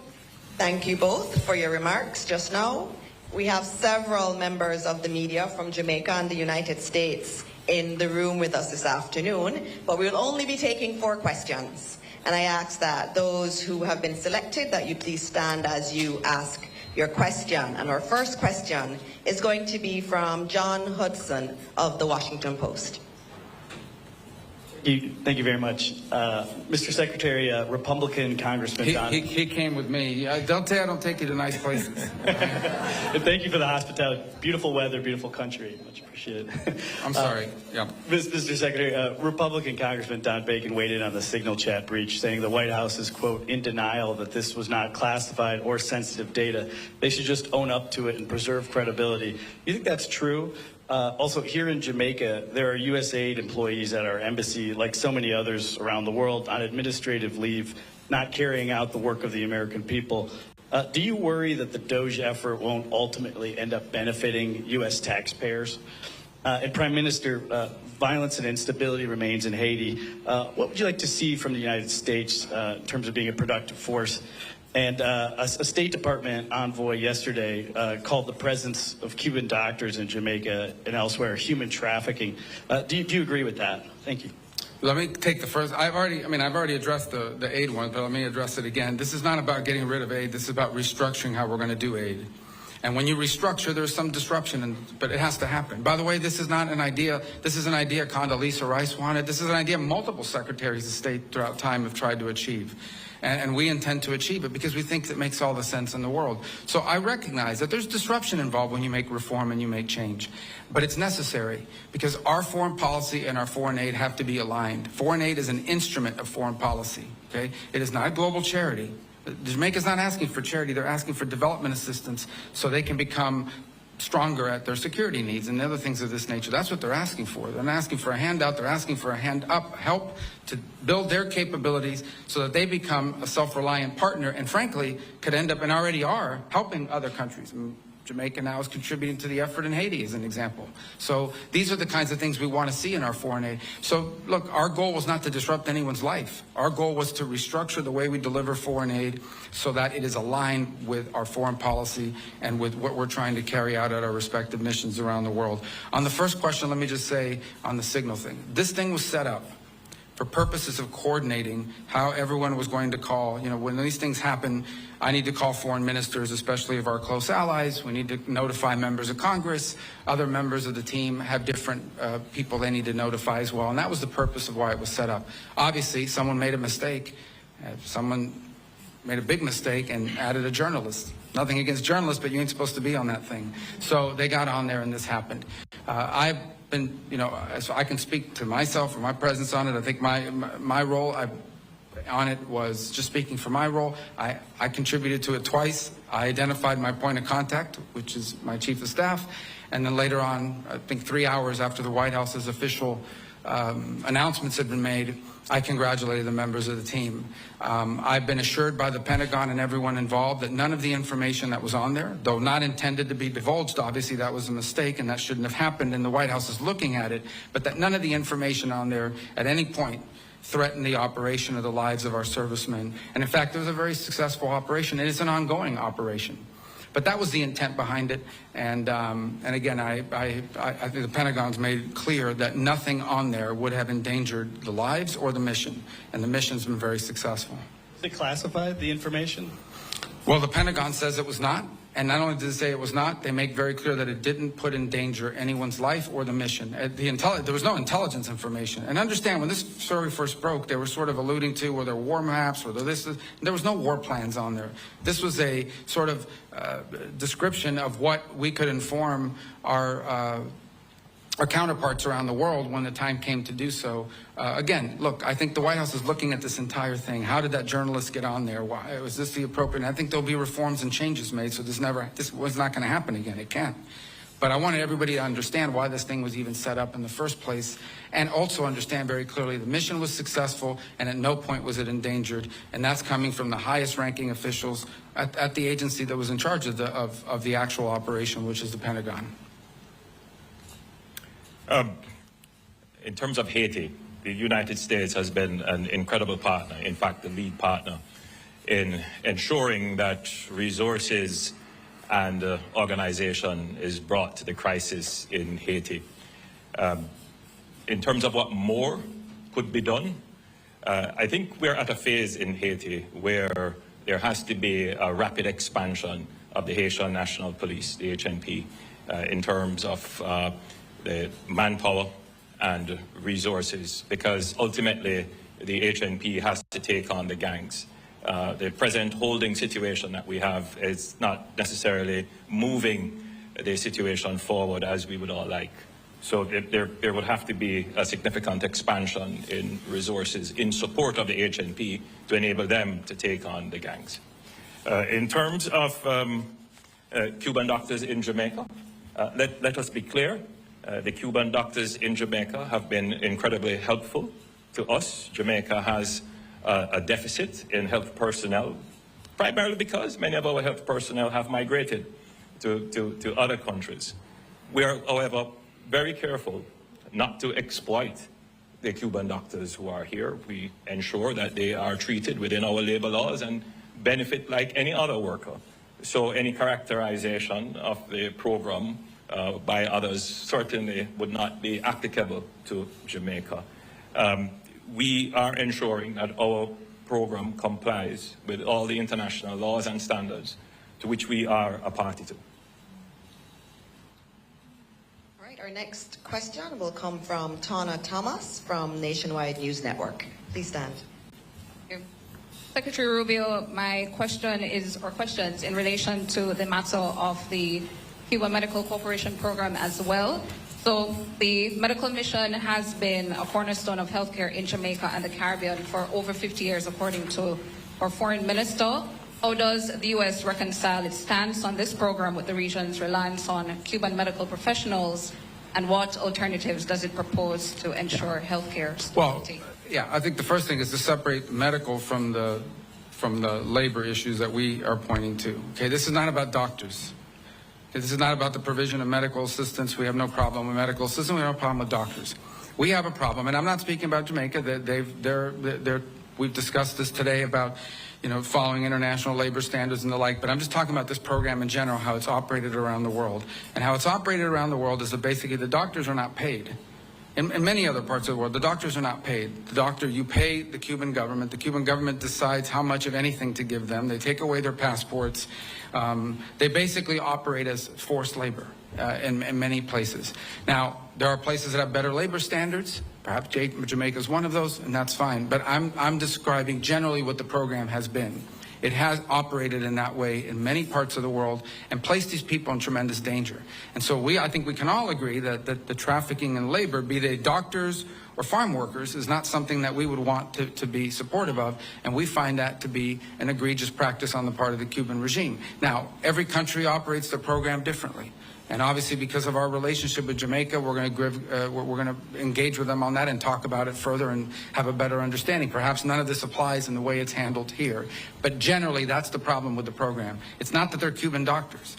It's that the regime does not pay these doctors, takes away their passports, and basically it is, in many ways, forced labor. And that we cannot be in support of. Again, not speaking about here in particular, but in general about the program. Okay, our next question is going to come from Will Lowry from the National News. Thank you so much for taking my question, Mr. Secretary. I just want to circle back to John's question, the signal chat. The signal chat, yes. But of course, are you planning on making the Europeans pay for U.S. operations against the Houthis, given that their businesses seem to benefit more from opening up these shipping lanes, as discussed in that chat? And then moving to Russia, Ukraine, I was wondering if you could elaborate on the Black Sea ceasefire deal and how it's progressing. President Zelensky has already questioned Russia's seriousness, saying, quote, they are trying to distort agreements and, in fact, to see both our intermediaries and the entire world. So on the first question about, look, here's the problem, okay? These guys, these Houthis, these are pirates, okay? This is a it's a gang, in essence, that's gotten control of a certain part, but these are a religious fanatic gang. And these guys have missiles, and they've launched 174 attacks against the U.S. Navy ships, 150-something attacks on commercial vessels. They are literally saying they've set up a toll system in the Red Sea. These ships can go, these ships cannot. They don't blow up the Chinese ships, they don't blow up somebody, but they blow up all the other ships. This is not sustainable. And so I think the point that I've made publicly is we are doing a great favor to the world. The United States is doing a great favor to the world, going after these guys' capability of doing this. How can we live in a world where a group like this has advanced weapons, okay, and can shut down a shipping lane and increase the cost of shipping that we're all paying for? Everything we buy, all the stuff is embedded in the cost and in the price of these things is how much it costs to ship it. And so that's just not a sustainable thing. We can't allow it. So I think the point I would make is not, we're going to make everybody pay. It's everybody should recognize we are doing the world a great favor going after these guys, because this can't continue. This is unsustainable. What's next? Some gang's going to show up somewhere else and shut off another shipping lane. That's not practical. It cannot happen. So what was your first question? I was so fired up about that one that I forgot the other one. Oh, yes, that one. Easy ones. Well, look, I think yesterday our negotiators are en route, or perhaps they've already arrived. After spending, I think they met with the Ukrainians twice, the Russians once. What we have here is an agreement in principle on a Black Sea ceasefire. We got two things from that. The first is we have more detailed definition of what the energy ceasefire entails. And the second is the concept of a Black Sea ceasefire. Obviously, after our meeting, as part of their release, the Russians detailed a number of conditions that they want to see met. in order to do that. So we're going to evaluate that. Some of those conditions include sanctions that are not ours. They belong to the European Union. So we're going to be gathering and sort of, when our folks get back, sitting down, going through the proposals, getting their impressions of the conversations so we can more fully understand what the Russian position is or what their ask is in exchange. And then we'll present that to the president, who will ultimately make a decision about what the next step here. I think it's a good thing that we have both the Ukrainians and the Russians talking about ceasefires, be they energy or be they potentially in the Black Sea. But obviously, this is hard and difficult work. This is a protracted almost 3.5-year war now, or 3-year war. It has, a lot of framework of sanctions that have been built globally now that have to be looked at as part of an ultimate end to a conflict. There's a lot of things that have to be worked through. And I certainly think the only way you're going to make progress on these things is by engaging with both sides, understanding their asks, their demands, and seeing what's possible. So we're going to have a chance now to sort of sit down as a team and evaluate when they arrive in detail how the meetings went with the Ukrainians, how the meetings went with Russia, what are the Russians asking for, what are the Ukrainians asked for, compare all that, and then make a decision on that basis about what comes next in this process. In the end, the goal here is peace. The goal is to end a war where people are dying. And I think everyone should be happy that the United States is engaged in a process of ending a war and bringing about peace. It's not going to be easy. It won't be simple. It'll take some time. But at least we're on that road and we're talking about these things. And we're going to test it and see what's possible. We think we owe that to the world. And the president, I continue to say, is the only leader in the world right now, President Trump, who's in a position to even get these two nations to a city to talk about these things, albeit in rooms far apart from one another when these talks are going on. But nonetheless, they're talking. It's the first time in a while that we've seen any conversation about this. But we have a lot of work yet to be done, and we'll know more after we get the readout from our teams. Okay, our last question will come from Andrea Chisholm from Television Jamaica. Thank you. Secretary Rubio, given changes to U.S. immigration policies, there are some Jamaicans who are afraid to travel back to Jamaica, even though they are legitimate green card holders. What assurances can you give to those individuals that they will have no difficulty returning to the United States? Well, yeah, And green card. very quickly, Green card or residency? I mean, permanent residence you're asking me about? permanent, okay. yes. Okay. And secondly, what problems, if any, does America have with China's investment in Jamaica? Well, look, I mean, China's a rich and powerful country. Our problem with it is not investment. Okay. Our problem is predatory practices. That's what we're concerned about. What we have seen all over the world is that China comes in and says, here's a bunch of money for a project they never build. They bring their own workers to do the work. They don't hire the locals. They bring their own workers. And oftentimes it comes attached with a huge loan that can never be repaid, and now they hold it over your head forever. That's our concern. Our concern is unfair practices, too, where they come in, they're government-subsidized companies, underbid everybody because they're subsidized, but then they come back and charge you whatever they want because now they've got the contract. So these are the things that we remain very concerned about. Again, not specifically about Jamaica, but in general. And so that's what we'll continue to highlight. On the first point, I would say, let me talk about that. If you're a green card holder, you're not illegally in the United States. If you're a green card holder, you are legally in the United States. What the president has said, and I don't know how anybody can disagree with this, every country in the world has immigration laws. And immigration laws, if you don't enforce them, you don't have immigration laws. Over the last few years, we've had, 13, 14, 15 million people enter the United States unlawfully and irregularly. No country in the world can assume that. By the way, that's not unique to us. Right? Even here in Jamaica, you've faced challenges of migration. And it's not that we don't sympathize with people that are leaving difficult circumstances. It's that no society can absorb mass migration from anywhere in the world. You just can't do it. And we're facing that challenge. That's not specific to Jamaica. I'm just speaking in general. And so the president is doing something that, frankly, hasn't been done in a long time. He's enforcing our immigration laws. And that's what we're doing. So if you're a green card holder, you're not illegally in the United States. I think the challenge is for those who are illegally in the United States, we have to have immigration laws. They have to be followed. I mean, I don't know why that's an unreasonable demand. And frankly, I mean, Jamaica is not a major source of illegal migration, to be frank. It's not even in the top 10 or top 20, for that matter, I don't think. But that said, we are enforcing our immigration laws, because here's what happens if you don't. You'll get another 12 million people. And if tomorrow Jamaica announced anybody who wants to come can come in, you're going to get a lot of people too, and you know it's going to be very disruptive.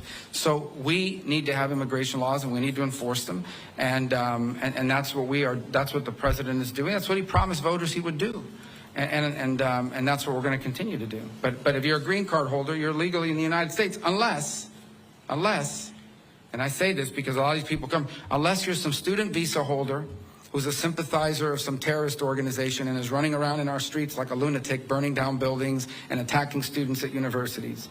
If you're one of these lunatics that's going to put on a mask over your face and break into a student union center and harass students, and we wouldn't have let you in the first place. If you had told us that, if you told us, I'm going to America not just to study at your university, but to tear up your campus, we would have never let you in. And if you do that, once you come into the United States, we're going to kick you out. We're going to do that.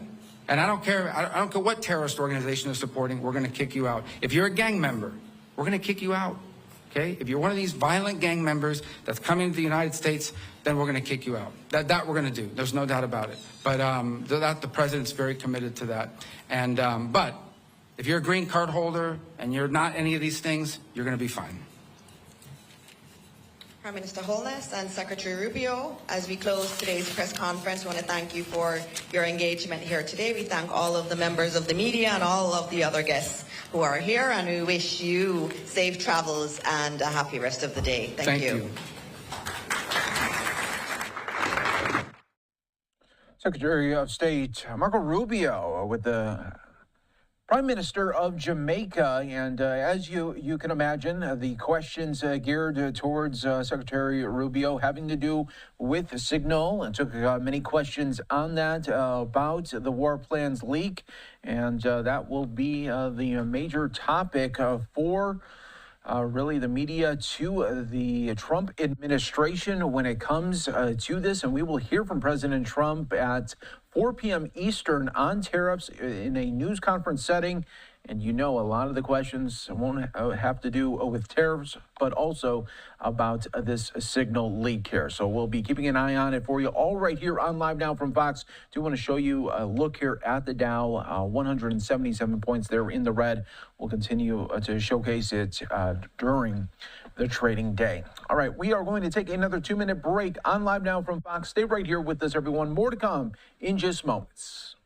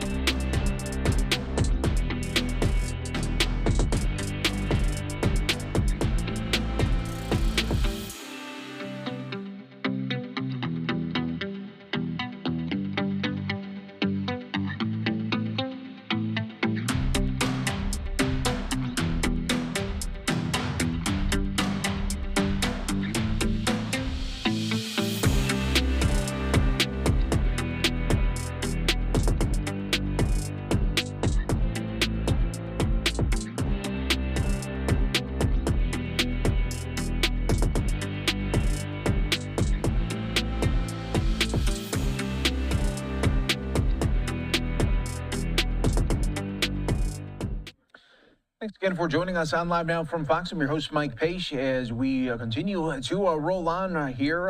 Expecting President Trump remarks in just a little bit. We'll be featuring that for you in full when that does get going. We've been taking a lot of the events from Capitol Hill today as well. Some major hearings that took place, again, on worldwide threats. And we'll play out some more from the intelligence directors talking a lot about national security, but also getting a lot of questions about the signal aftermath. We're taking a look here at the Dow, and we are now seeing session lows hitting.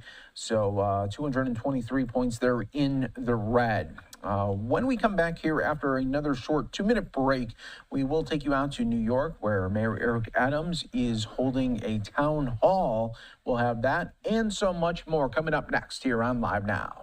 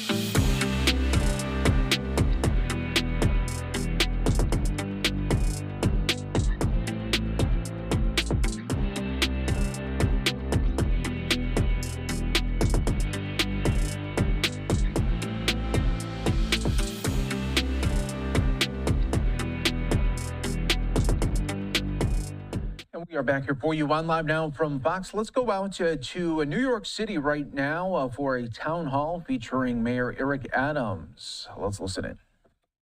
Said we were all young and sometimes crazy. But how many of us remember when we were kids, we were like, adults can't tell me what to do. They don't know what I'm going through. They don't know my life. So at the Commission on Human Rights, one of the initiatives that we have is our YES Council, which is Youth for Equity and Solidarity.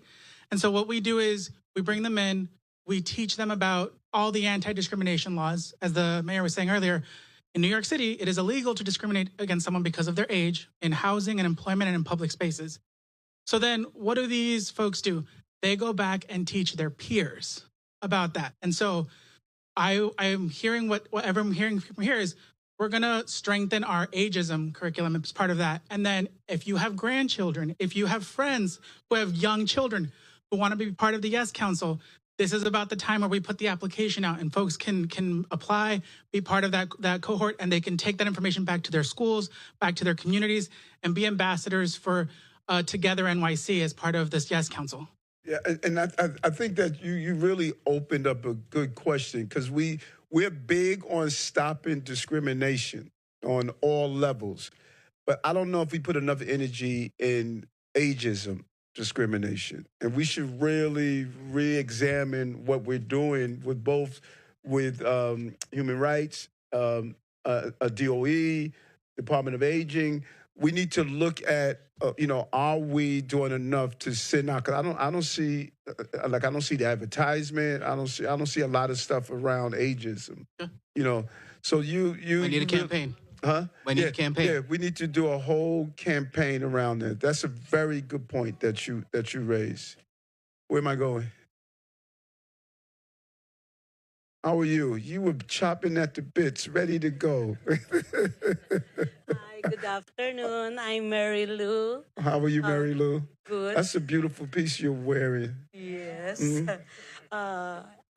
Good afternoon, Mayor, and everybody. Yes. And then I just want to ask regarding housing again. Yes. Why do it take so long for seniors to be contacted after completing application for public housing?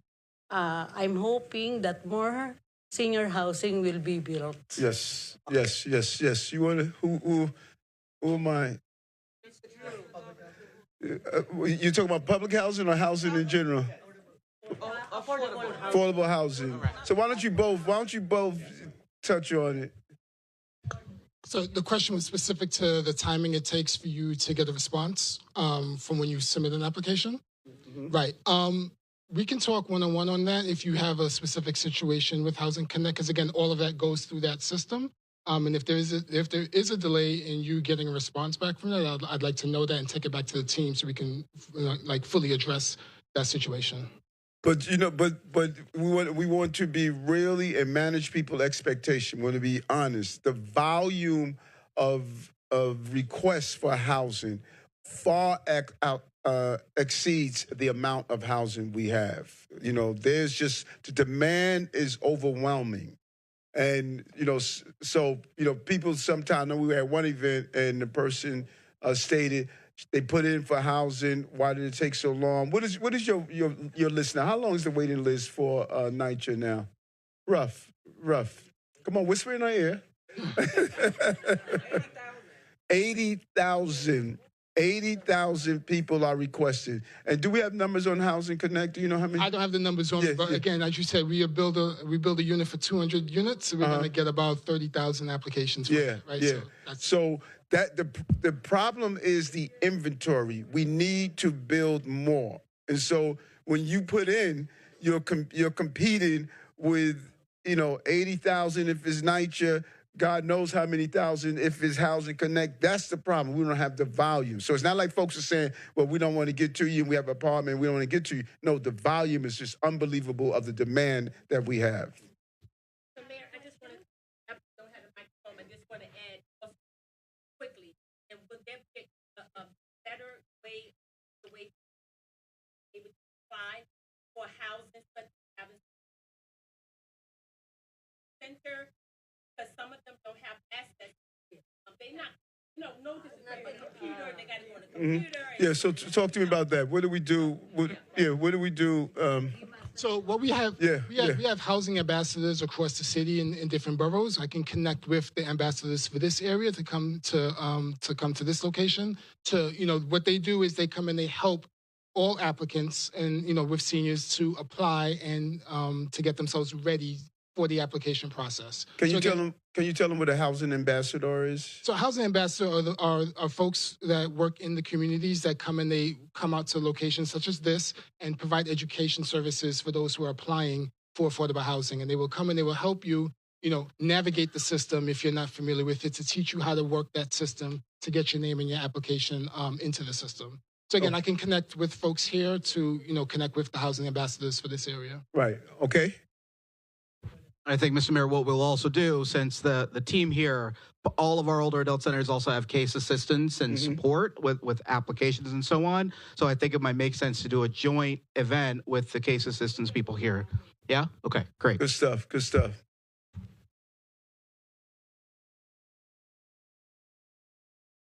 And while we're back here, we're going to get the other hand. Yes, ma'am. Hi, Mr. Mayor. How are you? Fine. I want to address something that has to do with the senior center, our senior center. Yes. They have a bus, used to have a bus called Cask that used to pick up the people at their houses and bring them to the center. And now they stopped it, and there are people that cannot make it because they have no other way of getting here. What was it? What type of bus? It was a van? It was a green, like a big green van that would pick people up at their houses and bring them here. And then bring them home. So, anyone from the center? What happened? The van broke down. Was it?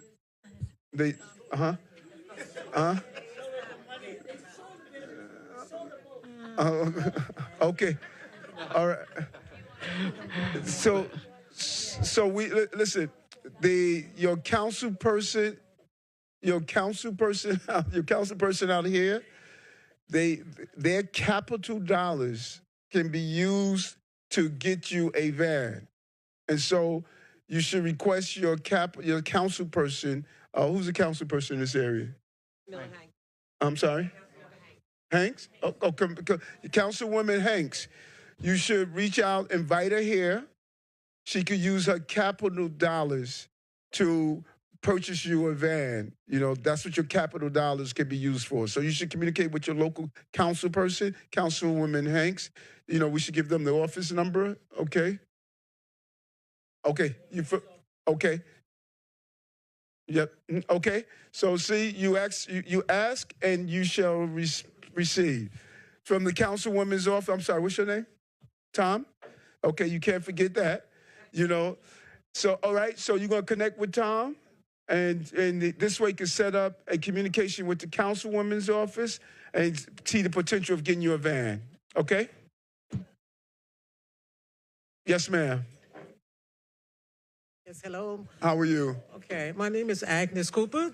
Yes. I'm the granddaughter of Augusta Washington. But I need your help. Mm-hmm. There's no senior citizen in the United States that have been abused like I have. Mm-hmm. And I'm asking for 120th precinct to really be investigated, and the DA. I purchased a home 30 years ago. My house was paid off 17 years ago. Well, usually when there's a crime and I call the 120th precinct, they say to me, isn't that the same thing that you call us for before? They cannot make a police report because it's going to show that they are involved. On January the 3rd, 24, about 24 police from the 120th precinct came and said, listen, we are here to get you out of your home. You've just been renting. I bought my home 30 years ago. It's paid off 17 years ago. They had a car across the street. They said, listen, if you keep talking, get off this land. You see the car across the street? I said, what's about that car? Said, we're taking you to the psych ward if you don't hurry up and get off this property. I didn't have at that time, my pressure was going up. I showed them proof. My house was paid off, okay? And I got off. I was able to leave the property. Before I could leave, they pulled a big truck in front of my house and load up everything in front of the house. But before that, usually when I called them, they would ask me, do that camera work? I call you because someone is trying to break my door down. Why are you asking about the camera? So let me do this, ma'am, because it's just like this is a personal agenda. I'm sorry. So let me do this. Let's Commissioner, can you, since she's talking about a particular precinct, can you just sort of just look into exactly what's happening? Let the commissioner find out what's happening. Right, okay. Let us go into it, because this is an individual situation, and I don't want to go into the privacy of your situation, okay? I need a place to stay. The commissioner is going to speak with you before he leaves, okay? Okay, all right. Okay. And one last thing. Imagine your grandchild going to school, and they kidnap them out of school because they don't want to sell their house while the kids is in it. Okay, give the commissioner, the commissioner's going to come and speak with you, okay? Where am I?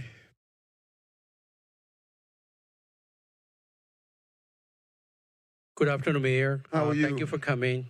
This chamber is a lot of issue with the driving. With the what? Driving to the city. Okay. Because they were complaining about it in Staten Island. They got too many toll. Now it's not only toll, they got a congestion price. So they really fed up with all the toll issue.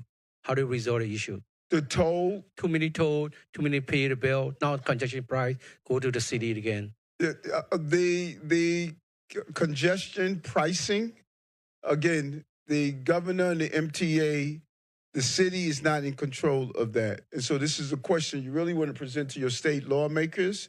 You know, I know that the tolling on the Staten Island Bridge has been an issue for a long, long time. Remember, Borough President Jimmy Otto was something that he fought for. He and I combined together to get a ferry from out here, because you only outside the ferry, you really don't have the level of access and transportation as other parts of the city.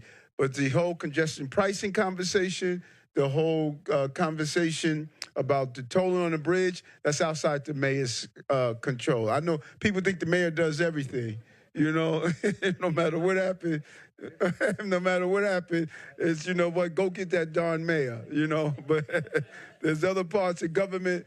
And so your state lawmakers could address the tolling and the congestion pricing conversation. Thank you, Mayor. Where am I going? Right here. Me again, Mayor. Okay. Good afternoon, Mayor. Okay. Table 11. This group has been very reliant on ferry and bus scheduling. Yes. Travel out of the city, from State Island. And they had a very difficult time because they depend on ferry and buses. A lot of time they get off a ferry, they walk into the distance to the bus, they always miss the bus. Scheduling is not like enough time for them to, from ferry to walk to the bus station. How do we improve it? We want to align the ferry and the bus so that they're there when the ferry pulls in, that the bus comes. Is that what we're saying? That's correct. You know, yes, Mayor. yes. And again, MTA is a state issue, but we would definitely communicate with the MTA and talk about that idea of aligning the bus and the ferry together so that when people get off, particularly late at night, when people get off, the bus is there, you could get on the bus, and that seems a reasonable thing to do. We know the schedule of the ferry, and they control the schedule of the buses, so let's see if we can get some type of alignment to that. Yeah, when they miss the buses, sometimes they got to take a wait for half an hour for another. Yeah, no, that's no good. We know what time the ferries are coming in. We should do a better alignment on that. And so we communicate with the MTA and see what they think about that idea. Okay? Thank you, Mayor. Yes. Yeah, get in the back. Somebody has to get a mic in the back. All right, just listening in there to Mayor Eric Adams at this town hall. Plenty of questions there for him in the Big Apple here on this Wednesday. Now on the anchor chair, I'm Andy Mack. Thank you so much for joining us here on Live Now from Fox. Plenty of top headlines to get to, including President Trump to make remarks a little bit later on in just about an hour about tariffs. That was announced during the White House press briefing with Caroline Leavitt. We'll take you out to those in a big way as, of course, the market's reacting to some uncertainty as we are a week out from that April 2nd deadline between Mexico and Canada and potential tariffs being levied against our two closest partners. All right, down some 250 points today. Let's slide away for a quick 2-minute break. More top headlines after this.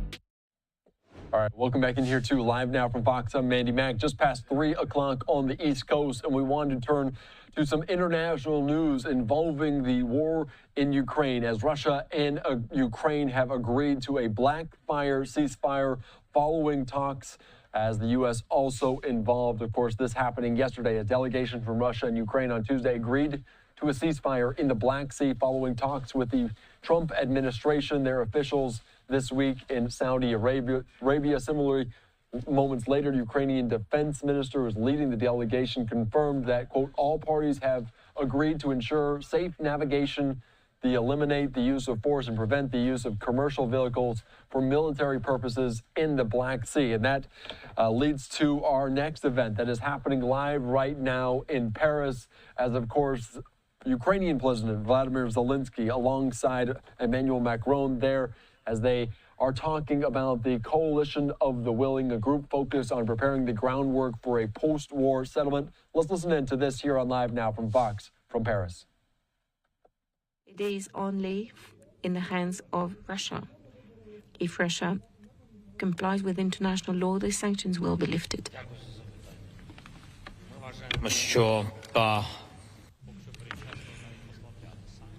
Thank you for your question. We consider that it is too early at the moment to release or lift the part or all of the sanctions. We talked about it with our American partners as well as Asian countries and the European Union, and to the contrary, we're preparing and working on new packages of sanctions as long as Russia is not willing to put an end to this war.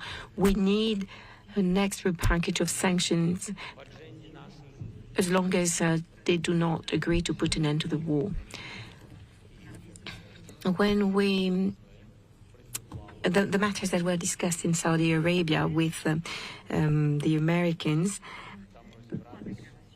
on that occasion the sanctions were not on the agenda. So in our bilateral discussions, we talked about a ceasefire at sea and in the air. We talked about exchanging prisoners and military personnel and the return of children. We also talked about putting an end to any strike against civilian infrastructures. Our American partners seemed to support us, but they did not receive in return a green light by Russia. So this is the reason why the issue of sanctions was not mentioned in Saudi Arabia. And someone may have talked about it elsewhere.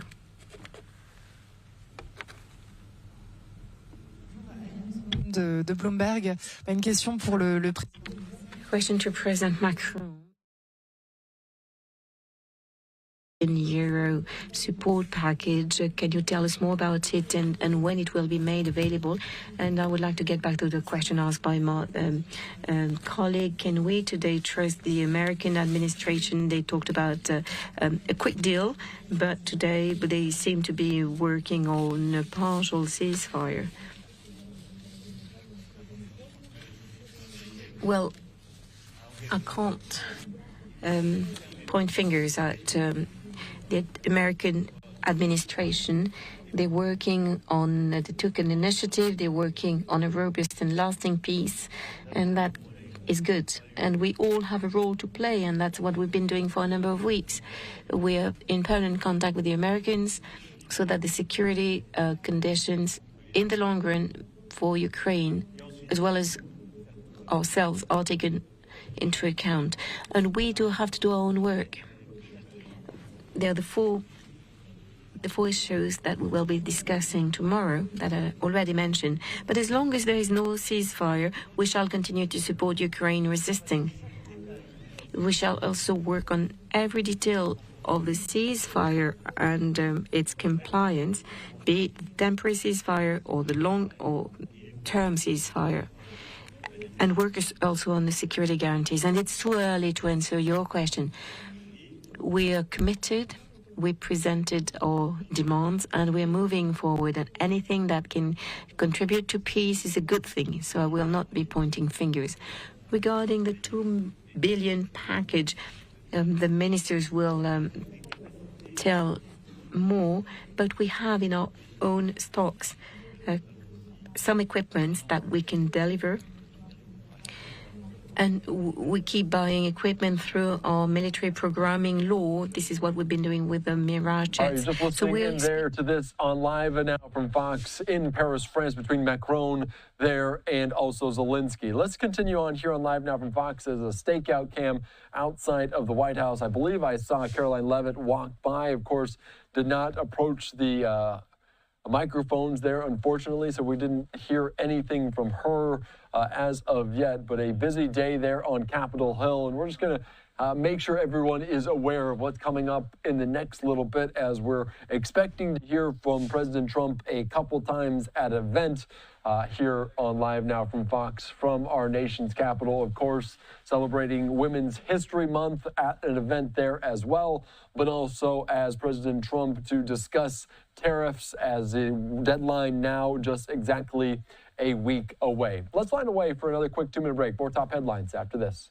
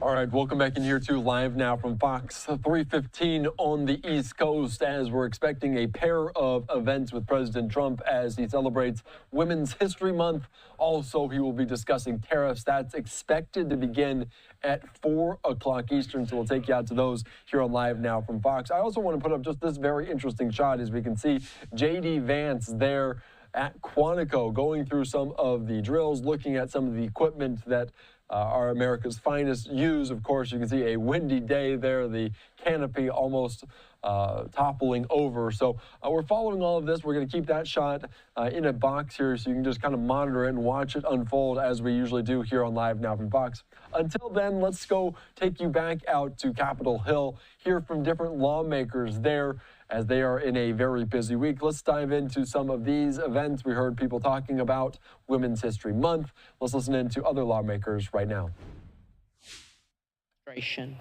We should all seek to emulate Ambassador Hyde's grit and grace over the next 4 years. Like Jeanette, we cannot back down in the face of threats to women's health care, accessible child care, equal pay, and more. Thank you, Madam Chair, and I yield back. Thank you, Ms. Ross. I now yield to the gentlelady from Minnesota, Dr. Morrison. Thank you.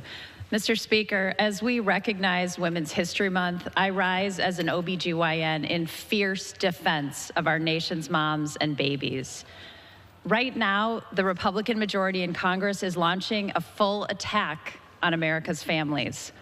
Let's start first with where we are in our country. We are facing a serious and worsening maternal health care crisis. Just look at this map. In more than half of our country, women do not have a place to go that provides obstetric care.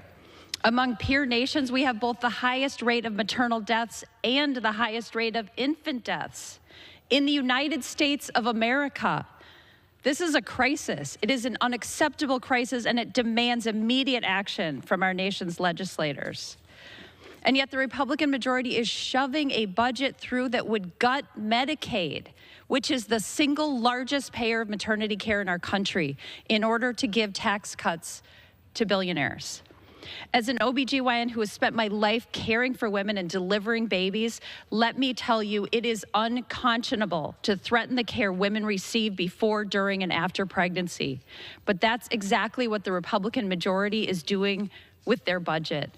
Republicans are choosing to shut down more hospitals and clinics across the country. Republicans are choosing to make even more of our country maternal care deserts. Republicans are choosing to take health care away from moms and babies. It does not have to be this way. So as we celebrate Women's History Month, I implore the Republican majority to make their policy match their pro-family rhetoric and choose to put America's moms and babies first. Thank you. I yield back. Thank you, Dr. Morrison. Clearly, Women's History Month is still, history is still being made this Women's History Month, as we have an unprecedented number of changemaker women from across the country who are standing up and fiercely defending their constituents. We are so grateful for their work in Congress. I now yield to the gentle lady from Maryland, Representative Sarah Ellsworth. Thank you, Mr. Speaker. Commander Janie L. Mines, the first African-American woman to graduate from the U.S. Naval Academy in 1980. Commander Christine Holderreed, a Howard County native and the first woman to graduate as valedictorian not only from the Naval Academy, but from any service academies in 1984. Midshipman Kristen Dickman, a Naval Academy freshman and volleyball player who tragically passed away at the age of 19 in 2008. Her memory is now honored every single year for over the last decade via a tournament in her honor.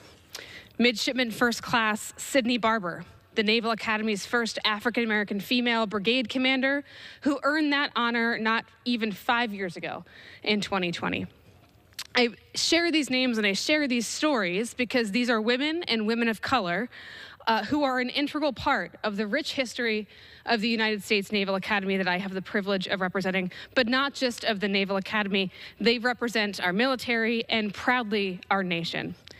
And so I want to be clear that this administration's unrelenting and reckless attack on the stories and the history of persistence, of diversity, of opportunity, only serves to set us back. When faculty at our 5 world-class service academies are told to avoid divisive concepts like racism and sexism, that only threatens to erase the stories and experiences of these brave women who just wanted to serve our great nation. I strongly believe that the Navy and Marine Corps we should have a Navy and Marine Corps who look like our country, where our midshipmen receive an education that teaches the accurate and full history of this nation, where the stories of women and people of color aren't skipped over because they are inconvenient. This is all critical to our national security and a strong democratic principles that we embody abroad. It is for these women and the hundreds and thousands more women serving our nation at home and abroad that I am here today. And with that, I yield back my time. Thank you. Thank you, Representative Ellsworth. Very, very well said. As the first woman in history to hold my seat in Congress, I am always thinking about the history-making women of the past, present, and future. I'm honored to highlight a few stories of history-making women Michiganders now. I'm honored to highlight Michigander Harriet Quimby, the first American woman to earn a pilot's license and the first woman ever to fly solo across the English Channel. Her career in aviation was short but accomplished, flying from the US to England, Mexico, and more. Harriet's legacy serves as a reminder that women can soar to whatever heights they set their mind to. We are so proud to claim that Sojourner Truth made her home in Michigan for the last 27 years of her life, a fearless abolitionist and a women's rights advocate who used her powerful voice to demand justice. Born into slavery, she escaped and dedicated her life to fighting for freedom and equality. Her famous Ain't I a Woman speech challenged the exclusion of Black women from the suffrage movement, leaving a legacy that continues to inspire generations. Anna Howard Shaw was a trailblazer in every sense of the word, becoming one of the first female ordained ministers in the United States and later a physician. She dedicated decades to the fight for women's suffrage, serving as the president of the National American Women's Suffrage Association. Her leadership and relentless advocacy helped secure the right to vote, proving that determination and conviction, as well as persistence, can change the course of history. Clara Arthur, known as the mother of the playground movement, believed in creating a better world for future generations. As president of the Michigan Equal Suffrage Association, she worked tirelessly to advocate for women's voting rights. Her activism extended beyond the ballot box. She championed education, labor reforms, and public spaces for children, ensuring that progress didn't just mean progress for some, it meant progress for all. Lucia Voorhees Grimes was a dedicated suffragist who played a pivotal role in Michigan's fight for women's voting rights. As a leader in the Michigan Equal Suffrage Association, she traveled the state, organizing campaigns, educating voters, and pushing for legislative change. Her unwavering commitment helped pave the way for Michigan women to claim their rightful place in the democratic process. These are the stories of past history makers who have changed the course of our nation. The freedoms we enjoy today are because they refused to sit idly by. And now, as we see unprecedented attacks on our healthcare, on our rights, we also see everyday women, especially in places like my hometown in Grand Rapids, Michigan, who refuse to sit quiet. I refuse to stand by while Republicans, Donald Trump, and billionaires like Elon Musk try to gut essential programs like Medicaid, a lifeline that millions of families rely on. No parent should have to choose between their child's health and paying their bills. We are fighting to protect the care that women and families depend on because health care isn't a privilege for the wealthy. It's a right for everyone. I want to highlight to you a brave mom from my district, Abby Karoma, a mother of two visually impaired daughters who depend on Medicaid. Without this critical program, Abby would be forced to make impossible decisions, whether she has enough in her bank account for treatments that could save her children's vision or putting food on the table. No parent should have to face that choice. But Republicans in Congress right now, aided by Donald Trump and Elon Musk, are willing to rip away this essential health care from families like Abby's just to hand out more tax cuts to the ultra-wealthy. We won't let it happen.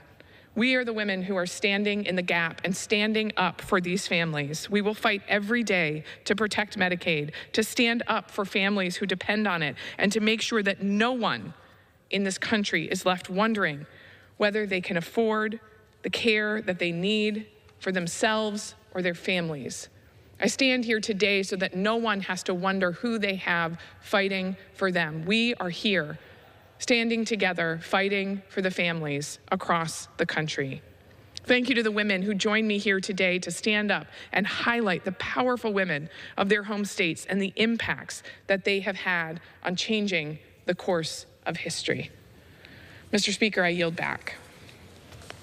All right, you're just listening in there as they're discussing Women's History Month as we await for President Trump to do the same at an event at the White House. A live picture right there as he's soon to be walking through those doors and up to the podium. Let's try to sneak in another quick 2-minute timeout before he takes the stage.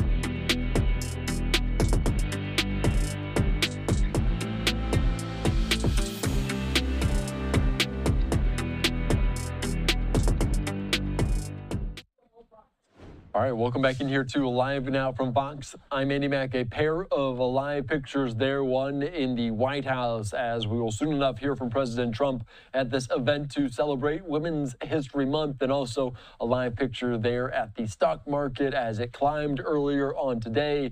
But at the announcement there of a press conference at 4 o'clock Eastern with President Trump about tariffs, it took a turn south. It's down some 200 points, and as you can see, they're zooming in, I believe, on that the doors in which President Trump will walk through here in a matter of mere moments. You can see some movement on the outside of this, so we're just going to stick with this shot briefly here on Live Now from Fox ahead of this event at the White House. It's been a busy day. Caroline Leavitt cut the White House briefing just a little short today. I didn't want to preempt anything that President Trump was going to say at his press conference about tariffs, which is expected to begin in about 30 minutes. But based on the timing of this event that was supposed to begin at 3 o'clock Eastern, you can imagine everything sliding just a little bit this afternoon in our nation's capital. So we're still waiting, monitoring all of this here on Live Now from Fox of the president there in the White House. Plenty of people on hand for all of this. You can see the room filled, the media on hand, plenty of people there celebrating Women's History Month. And of course, unlikely we'll hear any questions being asked of the president at this one.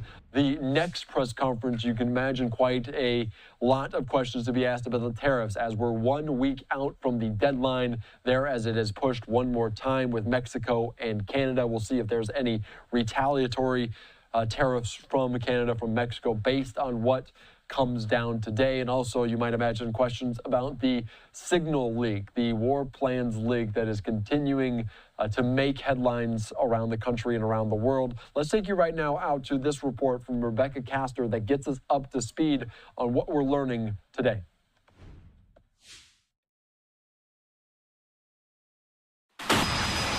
To the fallout on Capitol Hill, it's the encrypted chat read around the world, accidentally shared by National Security Advisor Michael Waltz with Jeffrey Goldberg, the editor of The Atlantic magazine. Of course I didn't see this loser in the group. It looked like someone else. Director Gabbard, was it proper for them to release the entire text chain, all of the articles?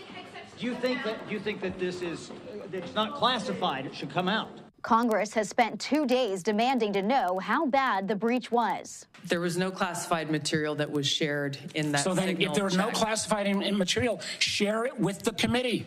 Gabbard didn't share it, but now The Atlantic has, releasing the entire group chat Wednesday, including what appears to be detailed attack plans. 11:44, weather is favorable, we're a go for mission launch. 14:10, more F-18s launch. 14:15, this is when the first bombs will definitely drop. He goes hour by hour, sometimes minute by minute. Here's what's going to happen.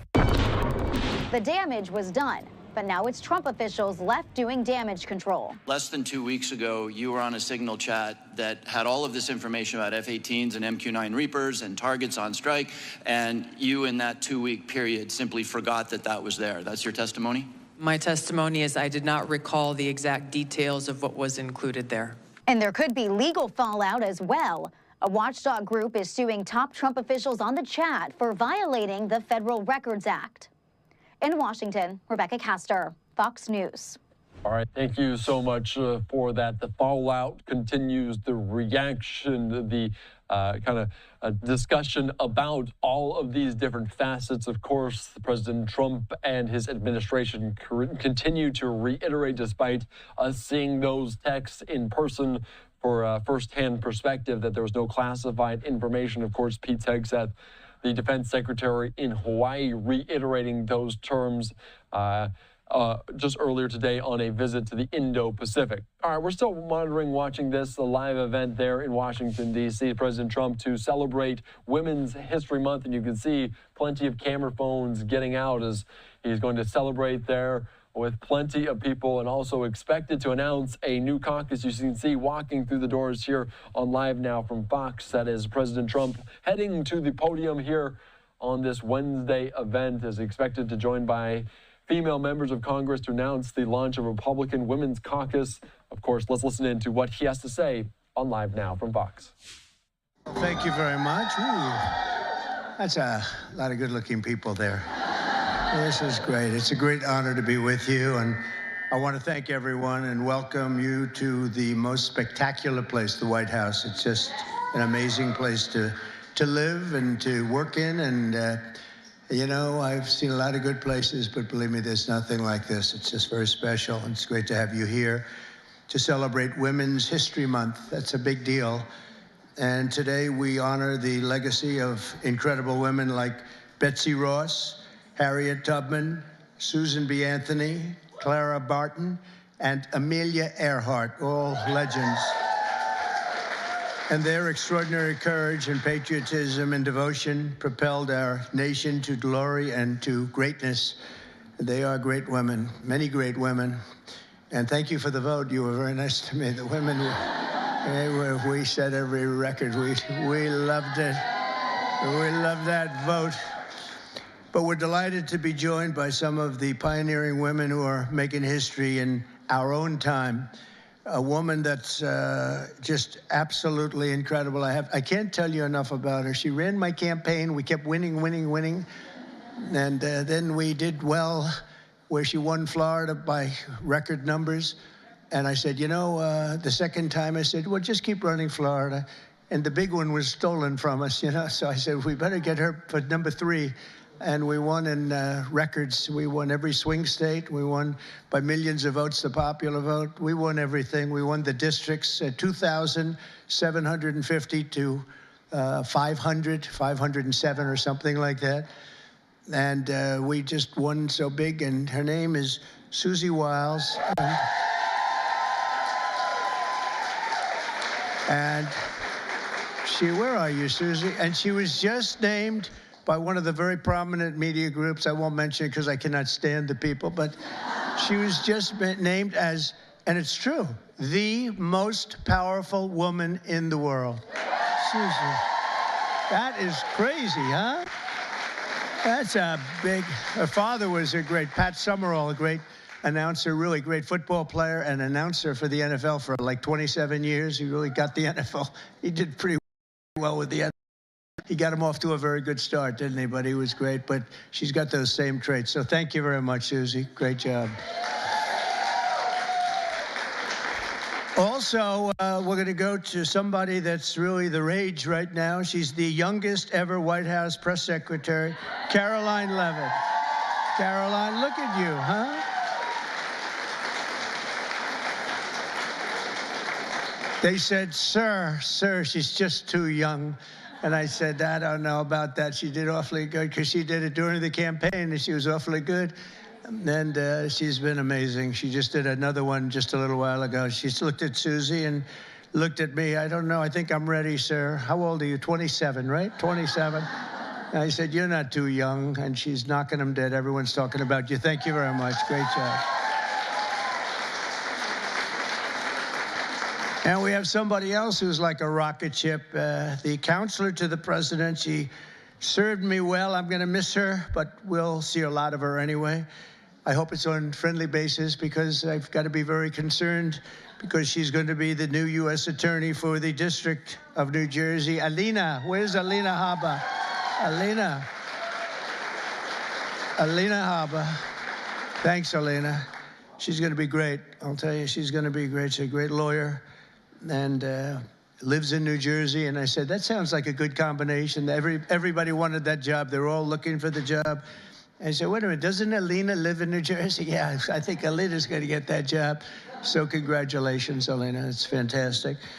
I'm also thrilled to say that we have more women in our cabinet than any Republican president in the history of our country.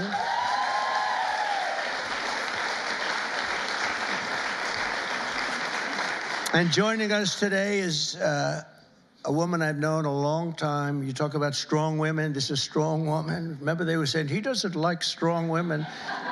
That may be true, but if that's true, I'm in deep trouble because I'm surrounded. I got the strongest women. And this is a beautiful, strong, wonderful woman. Attorney General Pam Bondi.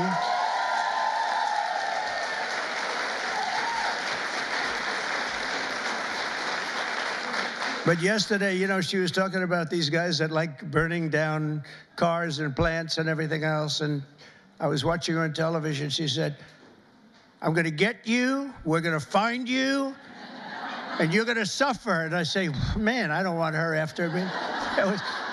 And, you know, it's amazing. The attacks have gone down very, very precipitously. It's really, Pam is fantastic. Thank you very much, Pam. Really amazing. Along with a woman who was given a very hard and difficult problem, the cost of eggs. This was the problem. The cost of eggs. Eggs were through the roof. If you got to see the Biden chart, it's like a rocket ship, and Trump is like this way. But I gave Brooke the Secretary of Agriculture, and I didn't know it. I didn't know it. She studied that in college. I didn't know that. I was going to give it to her anyway. It didn't matter that she studied, but it sort of helped, right? But she came in and she lowered the cost of eggs by almost 50% in 3 weeks. Someday you're going to tell us that secret. I want to find out. But the chart looks great. It's Biden like this, and then we're like this.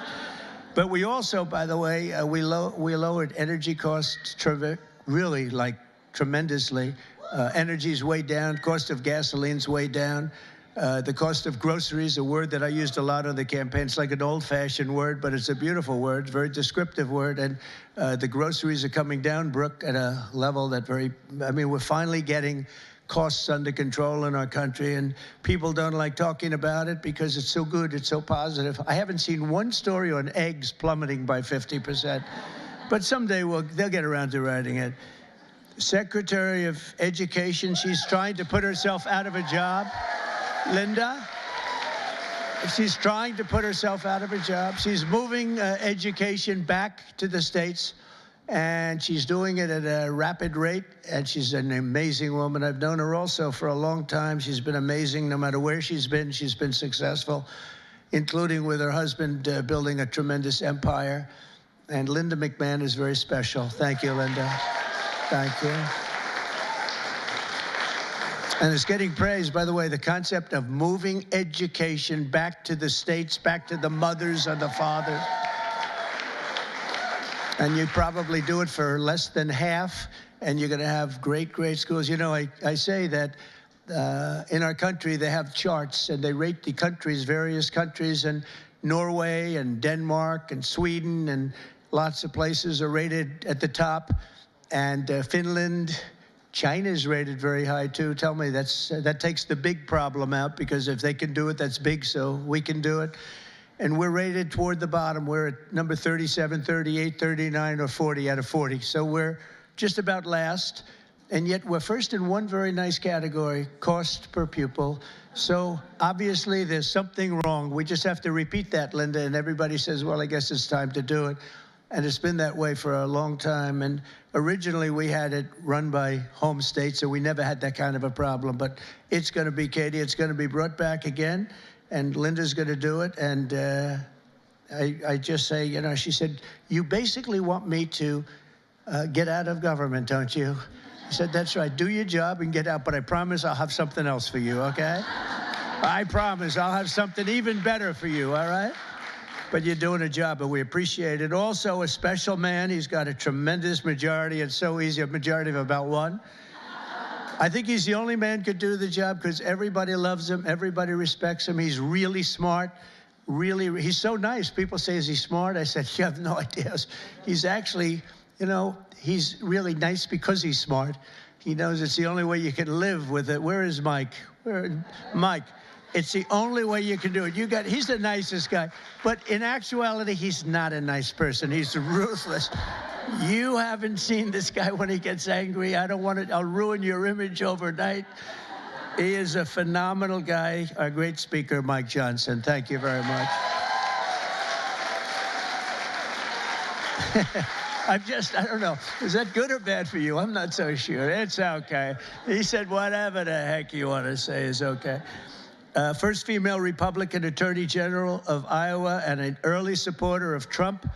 And where's Brenna Bird? Brenna, thank you very much. She's so popular in Iowa. She came out so early, and I appreciate it very much. That's great. Alaska Lieutenant Governor Nancy Dahlstrom. Nancy, thank you, Nancy. Thank you very much. You have a great governor, too, by the way, Nancy. He's also tall. He's seriously tall. I mean, the guy's like 7'2". He is a tall guy, but he's a great governor. And I have a son who's tall like him. And Barron is very tall. They're all tall, but Barron's seriously tall, right? So anyway, say hello to him. He's a great governor. South Carolina Lieutenant Governor Pamela Evett. Where is Pamela? Thank you very much. Good job you're doing. Great job. Good. And good luck with everything. I know it's big stuff, right? Oh, good, thank you. Well, you have a great governor. Oklahoma Agricultural Commissioner Blaine Arthur. Blaine, thank you, Blaine. Good. Nice to see you. And so many other incredible women. I'm going to make so many enemies because I'm looking here. I know every one of them, and I'm supposed to say their names. Maybe we'll get to it. I don't know. It's a long list. For 4 long years, we had an administration that tried to abolish the very concept of womanhood and replace it with radical gender ideology. Maybe you heard something about that. They destroyed women's spaces and even tried to replace the word mother with the term birther person. A mother became a birther person. What's that all about? Then you wonder why they lost. They're trying to figure out why did they lose. I saw a congressman today for the Democrats. He was having a big fight on television early this morning, trying to make it so that really he thinks men should play in women's sports. He hasn't given that up yet. He was fighting like crazy. I said, this guy is going to lose. He's going to lose badly. The whole party is still into that. They haven't learned and we don't want them to learn, frankly. We want them to keep fighting. Let's not tell them. Under the Trump administration, we're ending the Marxist war on women, and you had a war on women. And we're protecting women's rights, defending women's dignity, and standing up for the American moms and daughters. So many are represented here, great people in this room. American women have never had bigger champions than all of us in the White House. I mean, it's me, but it's the group of men and women. We have a lot of men that are like Howard, our head of commerce, I see is here. What are you doing here, Howard? Oh, that's a good, he's got his beautiful wife here. I was saying, what's Howard doing here? It's like, there aren't too many men in this audience, actually. But he's a big advocate, and we're going to be making right after this, we're going to be making a big special announcement, Howard and I and Scott and a few other people on cars. We have Liberation Day in America. That's where we take back all of this money that's been ripped off from us for so many decades, and we start a process. We're going to go with the tariffs on cars, and as you've probably been reading, it's all over the place. You've been reading and seeing and watching. Car companies and every other form of company, they're pouring back into our country at levels never seen before. We're up to, I guess, close, Howard, to $5 trillion of investments already, and there's never been that much for a year.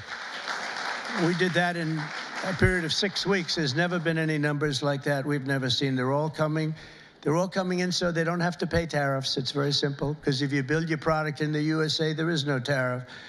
On day one, I made the official policy of the United States government that there are only 2 genders, male and female. So,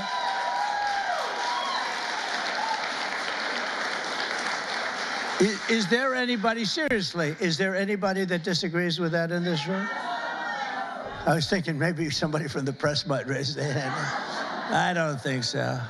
There aren't too many people. You know, it's amazing. It's got to be like a 98% issue, right? So what are they doing, Marjorie? What are they doing? They're fighting for a 2% issue. That's good. Let them keep doing it. No matter how many surgeries you have or chemicals you inject, if you're born with male DNA in every cell of your body, you can never become a woman. You're not going to be a woman. And that's why last month I proudly signed a historic executive order to ban men from competing in women's sports, and it was very popular and very popular. We had a track meet, and it was so disparaging to great women athletes. I've known so many great women athletes. I gave Annika Sorenstam the Medal of Freedom here not so long ago, and these are unbelievable athletes, but it's so ridiculous. They had a track meet, and you heard me talking about long-distance track meet. The man won by 5 hours and 14 minutes and 12 seconds. And I said, this is not good. And you want to see worse? Take a look at the weightlifting records. Take a look at the boxing. Take a look at this. The whole thing is ridiculous. And frankly, it's demeaning to women. And you are superior to men, in my opinion. What do I know? You are. I see you. No, they are superior. I've known it all my life, and I'm not happy about it. I'm not happy. I also banned puberty blockers. Can you believe I'm even saying this? And the sexual mutilation of minor youth. Now, who would think, you know, let's go back 10 or 15 years. If you ever heard a statement like that, you'd say, what the hell is he even talking about, right, Brooke? What is he talking about? Puberty blockers. But that's where we are. That's where we've come, and we're ending it. We're sending it back to where it came from, oblivion, right? So in the recent election, we did fantastically well with women. I kept hearing, women don't like them. I said, I think they do. You know, don't like, fake polls don't like me. That's who don't like me. But we're setting records in so many of these cases, and I was for women. I was for the women, the suburban housewife, where I stopped low-income housing projects from being built at a house next to you, where people were being decimated. The houses were being literally ripped up and destroyed. And I stopped it, and we've stopped it again. We had to stop it again. I stopped it first term. We had a great first term, a really successful first term. We had the largest increase in stock market value, 88% increase in the history of our country. We gave you the biggest tax cuts. We gave you the biggest regulation cuts. We rebuilt our military. We gave too much of it away to Afghanistan, this character. I mean, he gave billions and billions of dollars of it away to Afghanistan. And maybe we'll have to ask for that back, although it's getting a little old now. They're getting a little old. We're building new stuff. But I will say that it was such an honor working with so many great women. I've worked with women all my life. I've always been ahead on that subject. I had women in my construction business putting up skyscrapers in New York 30 years ago, 35 years ago, long before it was in vogue. And they were phenomenal. Every one of them was phenomenal. My administration listens to America's moms, and that's why I recently created the Presidential Commission to make America healthy again, and that's really caught on. That's really caught on. And Bobby Kennedy, by the way, is doing a great job. He was, I think it's going to go down as another great choice. And we just don't want to treat the chronic disease crisis. We want to prevent our children from getting sick in the first place. And there are so many things that we are doing wrong. Something happened. If you go back 20 years, autism, think of it, 1 in 20,000 children. Think of that, 1 autism. You see it all over. 1 in 20,000 children. Now it's 1 in 36 children. Now, what the hell is that all about? There's something out there, and we got to find it. But can you imagine 1 in 20,000, and now it's 1 in 36, not 36,000, 1 in 36 children. And I see it all the time. And so there's something out there, and we're going to find it. We're doing something really wrong, and it might be very simple to even correct, but we're looking very hard, and Bobby's looking very hard, and we're going to figure it out. And to further support our nation's mothers, I've signed an executive order to expand access to fertility treatments like IVF. That's Katie. Katie. Where's Katie? Katie called your great senator from Alabama. She called, and she was like in a little bit of angst, right? She said, "Sir, we just had a ruling from an Alabama judge who said you couldn't have the clinics IVF." And I was in my plane, and she said, "It's terrible, it's terrible. Friends of mine are virtually attacking me," and said, because they're not really, people don't talk about it necessarily, and why should they? But Katie called me up. She did such a great job, and she said, "Sir, you have to get on this right away. It's terrible. They're going to close up all the clinics." They ordered all the clinics closed. And I said, "So, Katie, give me a quick definition, please. Educate me in a minute or less." And she did. And I came out totally in favor of what all of these women wanted. And it became our issue. We actually took it away, Mike, from the Democrats. They were late to the party, and it was really, I give you a lot of credit, so thank you very much. Thank you, Katie. Great job.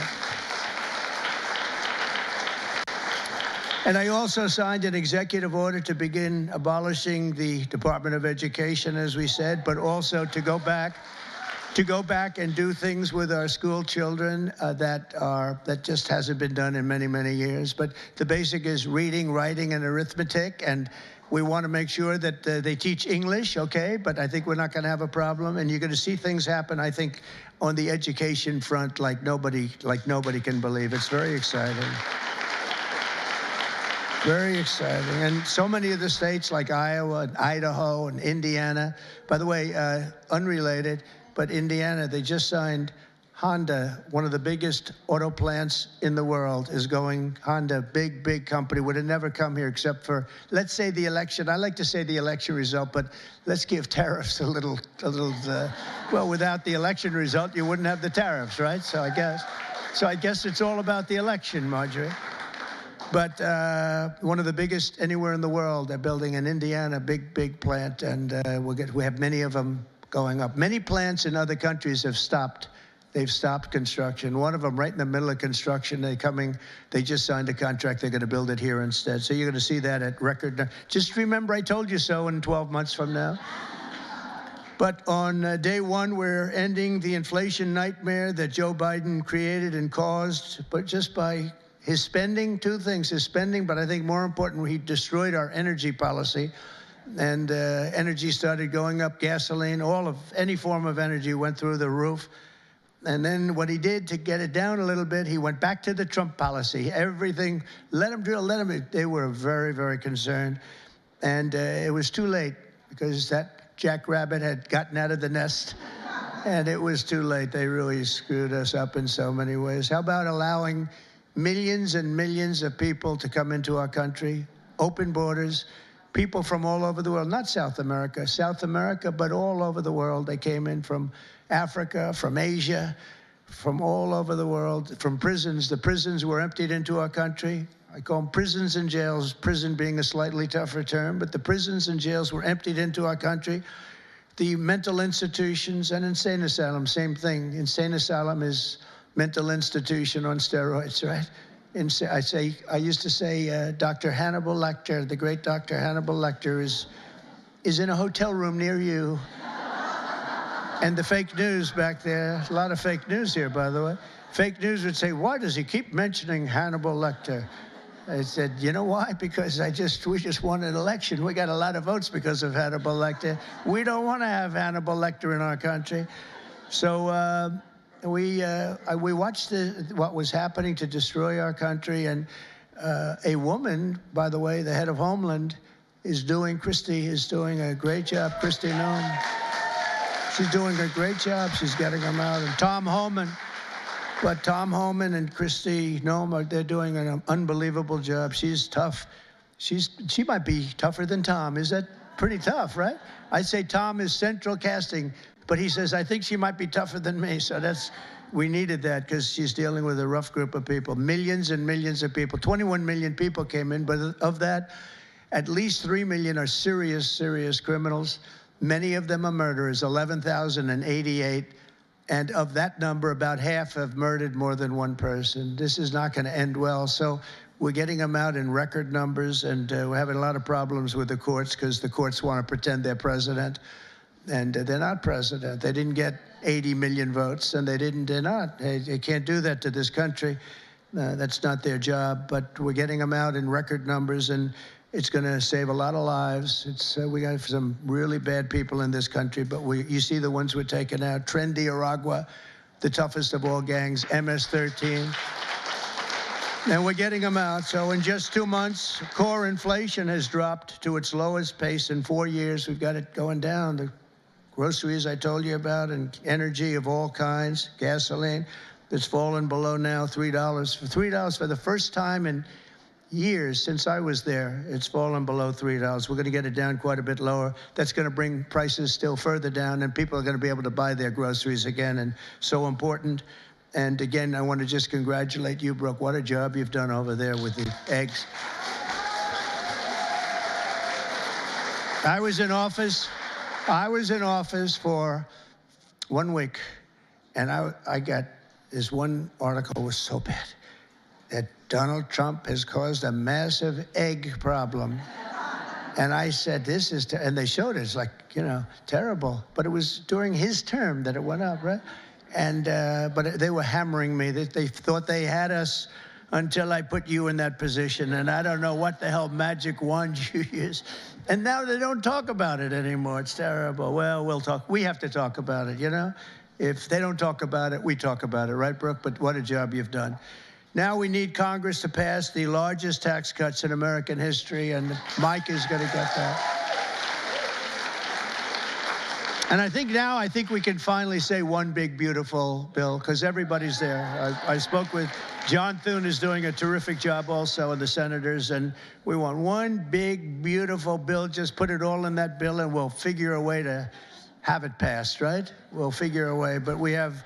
it'll be the largest tax cuts in American history. When you add that onto the fact that if they don't pass this, you will have the largest tax increase by far, because the tax increase that I passed 5 years ago, the biggest in history, bigger than the Reagan tax cuts, what happens is that jumps back to where they used to be. So if you add that onto the other normal tax increases that the Democrats want to give, this would be the largest tax increase in history by 58% or more, I guess, but 58%.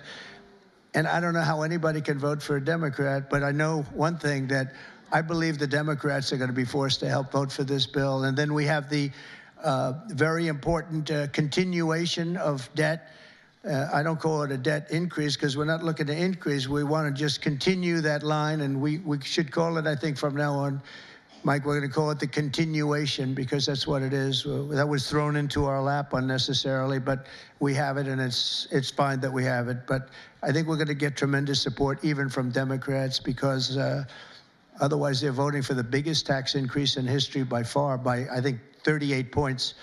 And I don't think they're going to want to do that. So, Mike, I hear you're doing great on it. And we're going to have tremendous goodies in the bag for women, too. The women, between the fertilization and all of the other things that we're talking about, it's going to be great.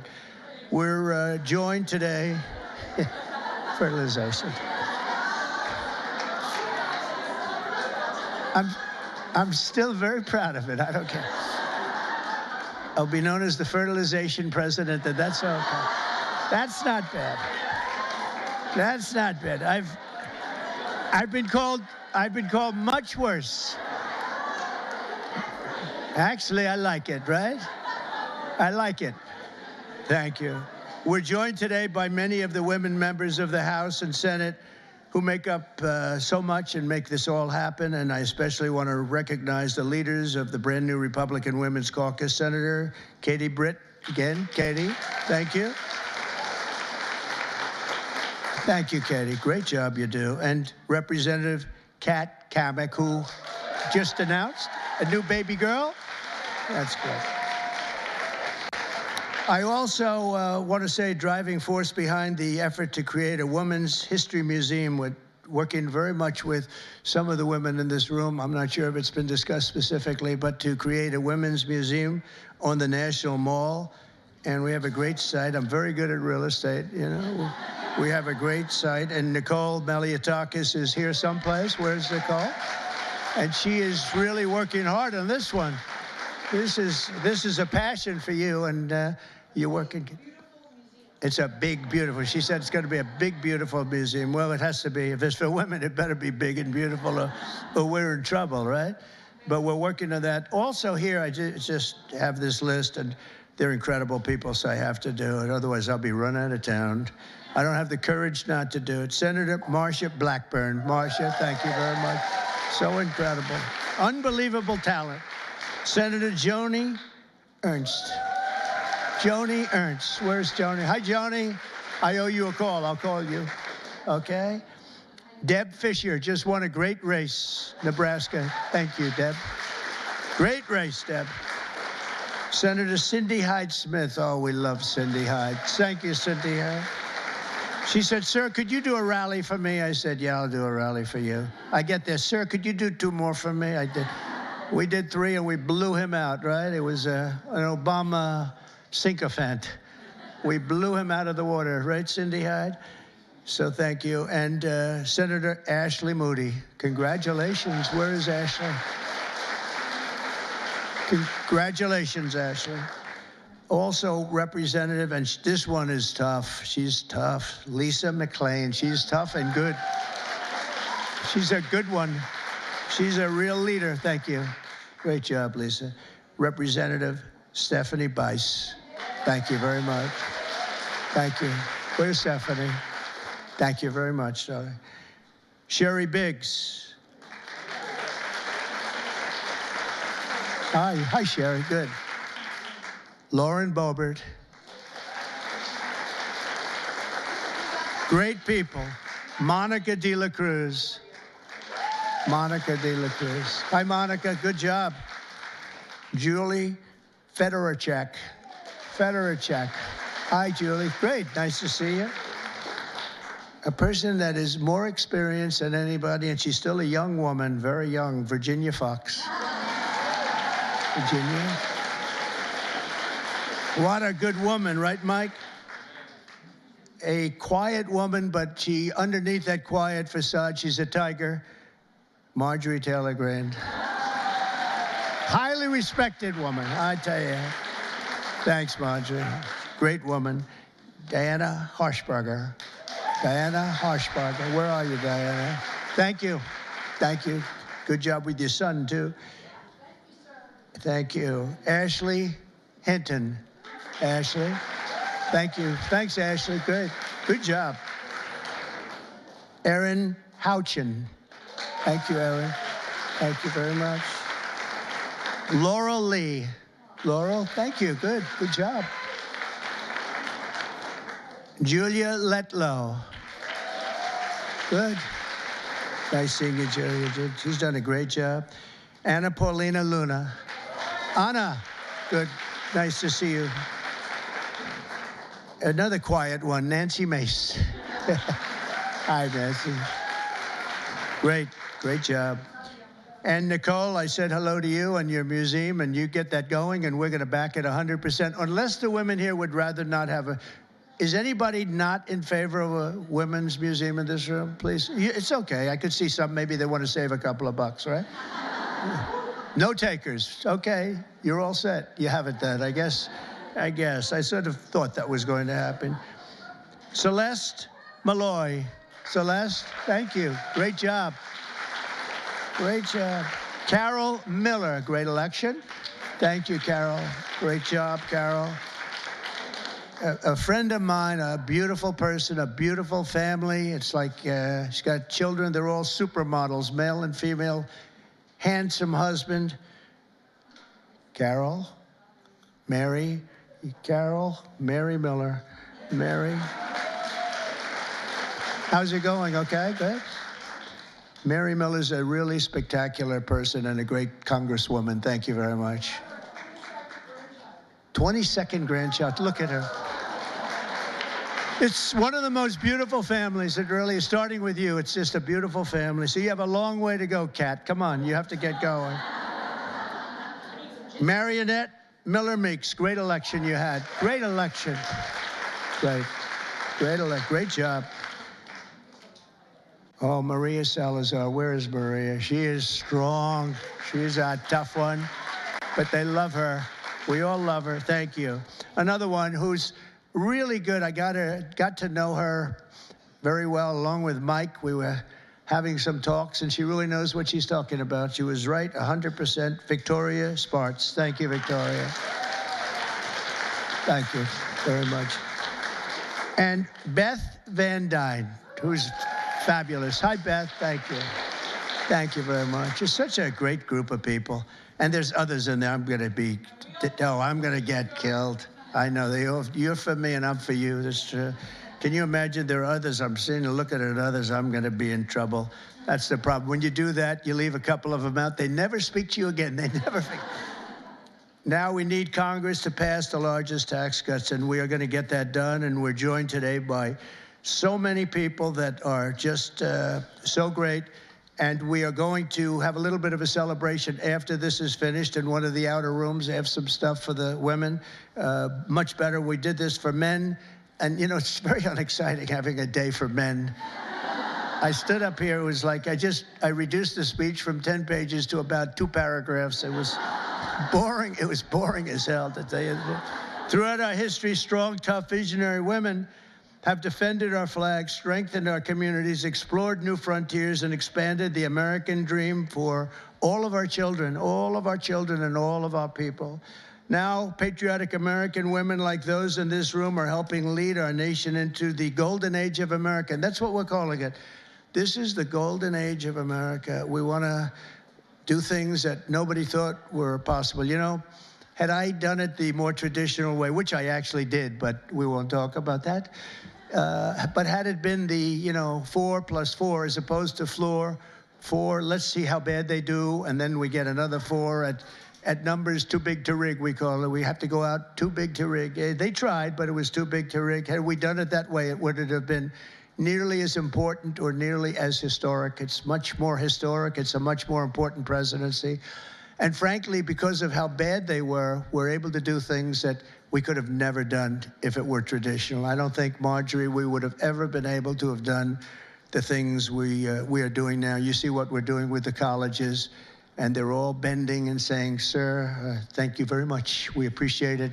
And they are, nobody can believe it, including law firms that have been so horrible, law firms that nobody would believe, and they're just saying, where do I sign? Where do I sign? Nobody can believe it, and there's more coming. But we really are in the golden age of America, and I think you're going to see it more and more as we go along. Together, we're beginning our country's greatest era, and we're building a future that will be stronger, safer, healthier, and happier than ever before. And you're really going to be the leaders. I think you're going to be the dominant leaders, and you have a lot of them in this room politically, but just the fact that you're here and the fact that you're with us is so important. There's nothing like strong, beautiful, wonderful women. You have the heart, you have the whole spirit. You're amazing people, and it's an honor to be with you, and we're going to work together, and we're going to make this the greatest age in the history of our country. Thank you. Thank you, Mary. Thank you. Thank you very much, everybody.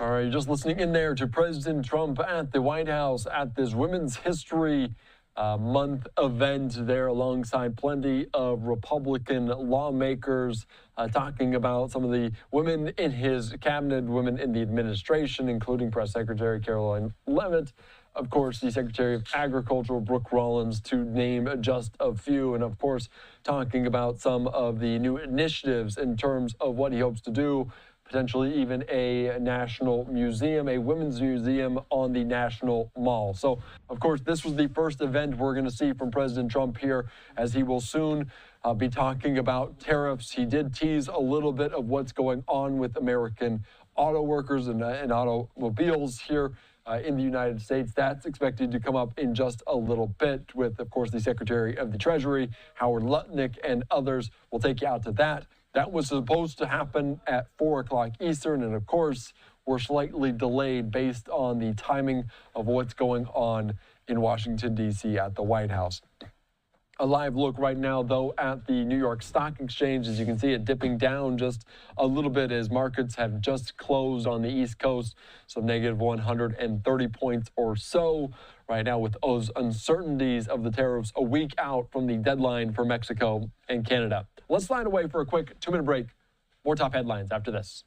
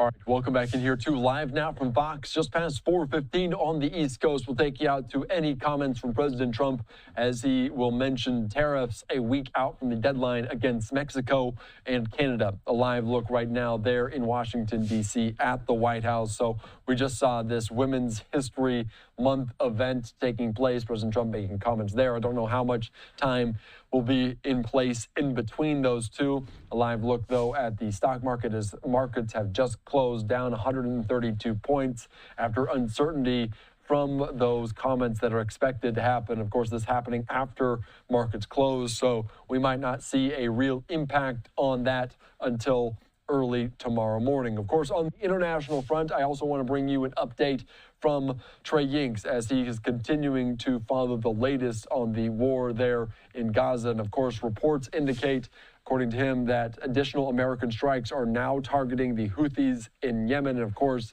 this all somewhat related to the Signal war chat leak that continues to make headlines in our nation's capital and beyond. We heard different comments from Secretary of Defense Pete Hegseth earlier on today about those, reiterating that the fact that there was no classified information, the Atlantic releasing the entire transcript of that group message earlier on today. So we're going to get into that with my colleague Andrew Kraft in just a little bit later on here on Live Now from Vox. But let's take you right now out to a live event from the Senate floor. We're hearing the senator from Texas, John Cornyn, make remarks. Let's listen in to this live.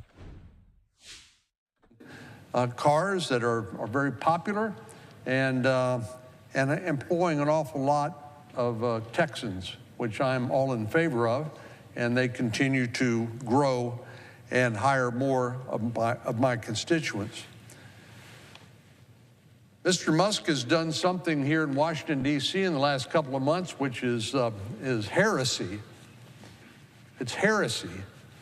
He's actually said the federal government spends too much. And he said a lot of what the federal government spends is waste and fraud and abuse. And much of it, as we've seen, are things that most of us had no real awareness of. But as he's targeted some of the most egregious examples of waste and abuse of the taxpayer dollar, I think there are many people across the country, certainly where I come from, who have applauded that effort. They feel like this has been long in coming and long overdue. One of the major challenges we face here in Washington, D.C. is that spending money is very popular. And of course, people who spend money, even though it's not theirs, it's the taxpayer dollars, can go home and say, guess what I did for you? And most of it involves spending.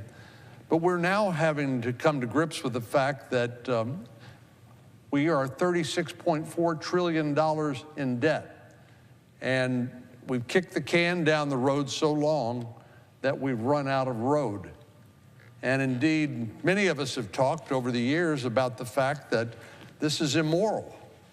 We basically are writing checks that our children and grandchildren will have to cash. Somebody is going to have to pay that money back.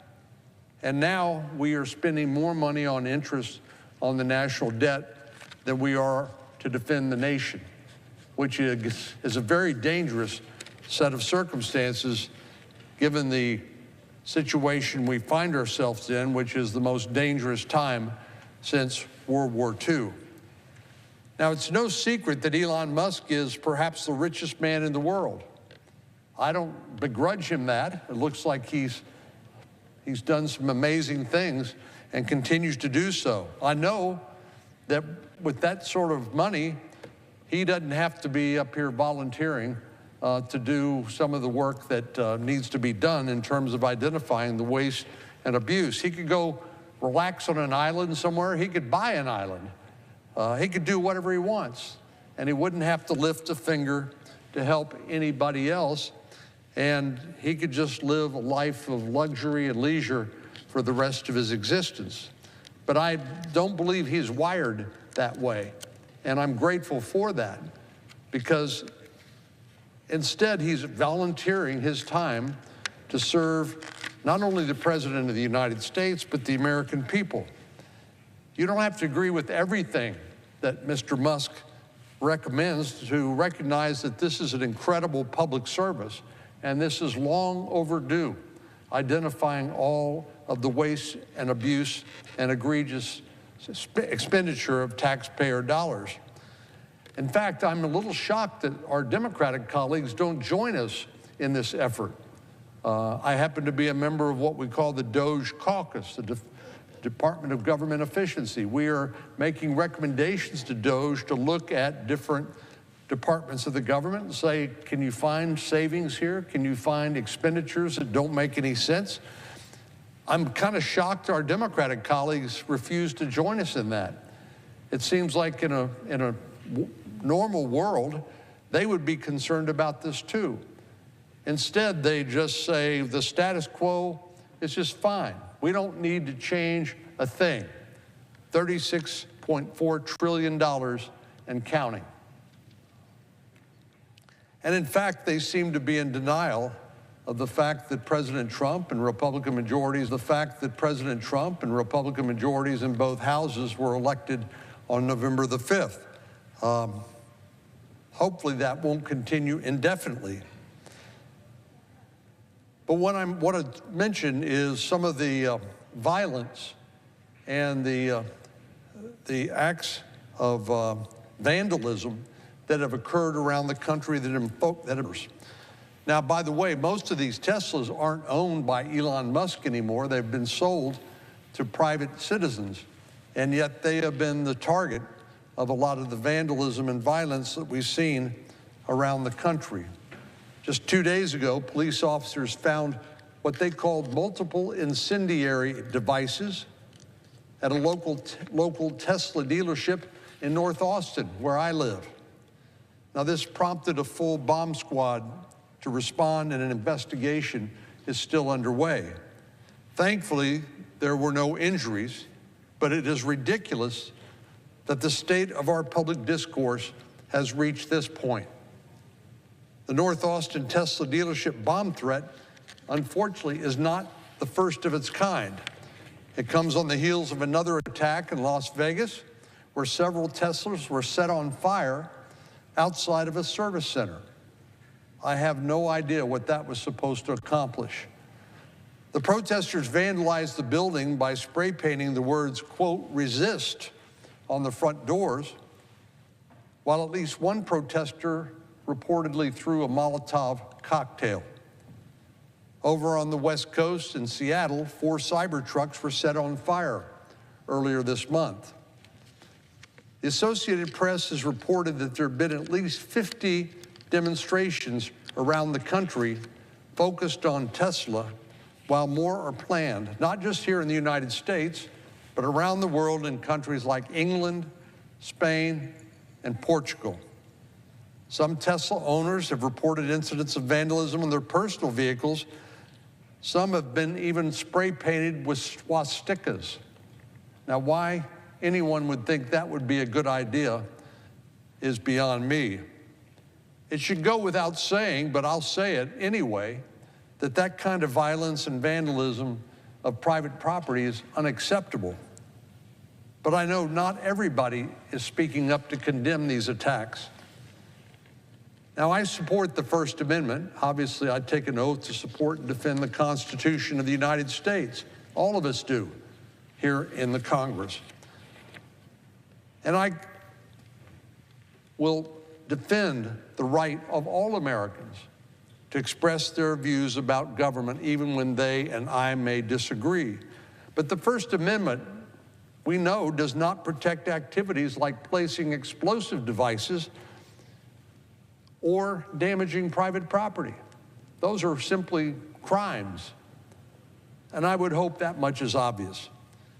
It's certainly understandable and perhaps inevitable that some people will disagree about reducing government spending. Our Democratic friends are the party of government.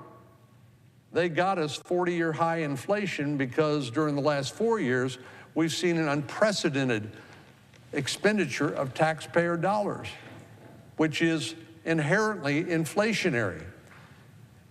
And every single American has seen an increase in their cost of living and a decrease in their quality of life because they're paying about 21% more today than they did 4 years ago.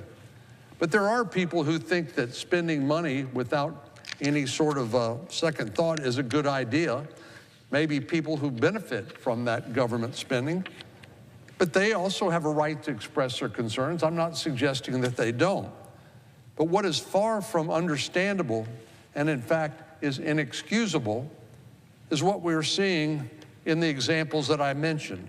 This expression of political disagreement in the form of vandalism destroying private property, and especially using potentially fatal means like the incendiary devices that were found in Austin. We should not hesitate to call this what it is: domestic terrorism. Now, I wish I could say that this kind of behavior is an anomaly and has never happened before and is unlikely to happen again, but unfortunately this has happened before.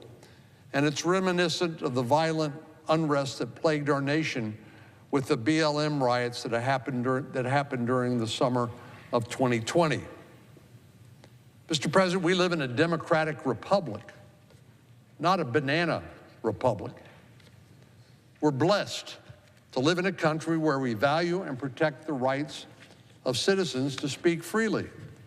We live in a country with universal suffrage, where citizens can bring their disagreements with their government officials to the ballot box.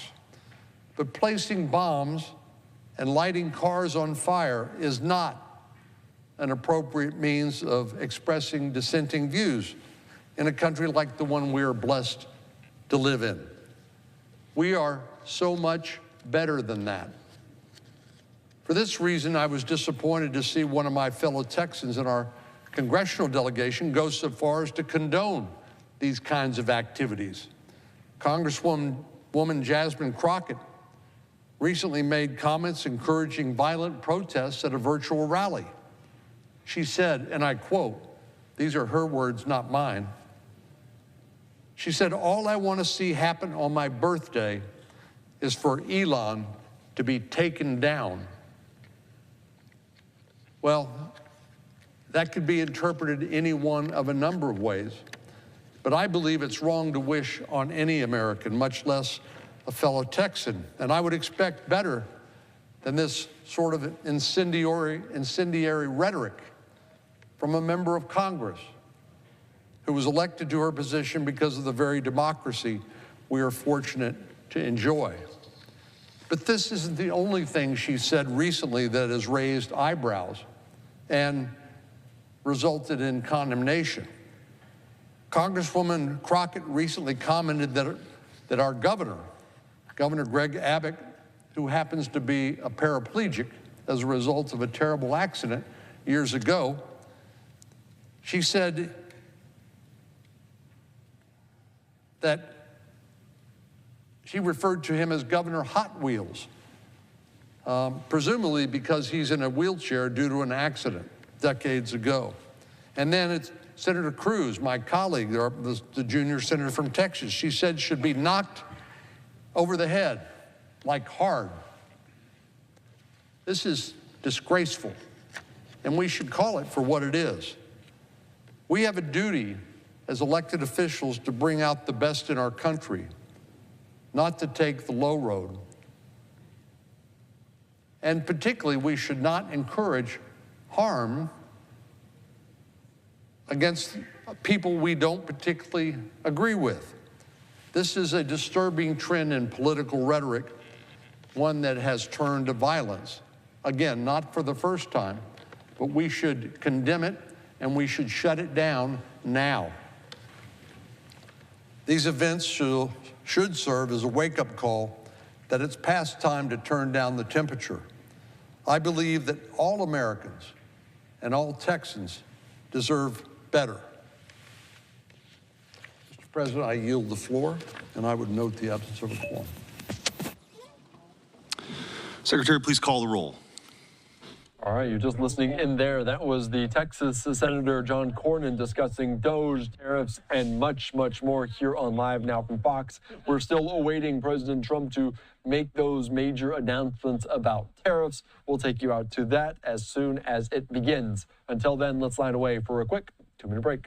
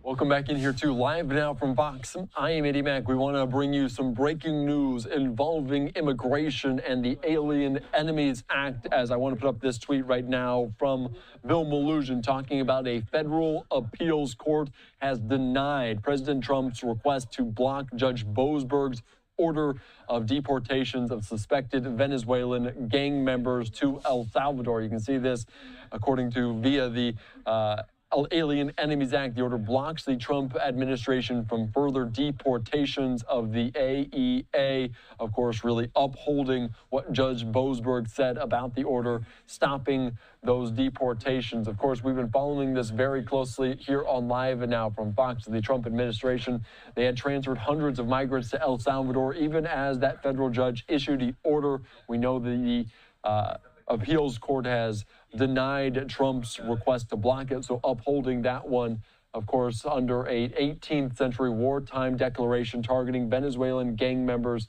Of course, the U.S. District Court Judge James Boasberg issued an order several weekends ago temporarily blocking the deportations, but lawyers told him there were already 2 planes with migrants in the air, one headed to El Salvador, the other for Honduras. Boasberg verbally ordered the planes to be turned around. They apparently were not, and he did not include the directive in his written order. Of course, this is the follow-up, as this will likely rise now to the Supreme Court, and they may rule on this. Of course, that is their discretion to choose some of these cases, but the federal appeals court right now has been denied the President Trump's administration's request to block this order, as the, of course, deportations will continue to be halted, continue to be paused. So that is a major development that we're following here on Live Now from Fox, a major blow for President Trump.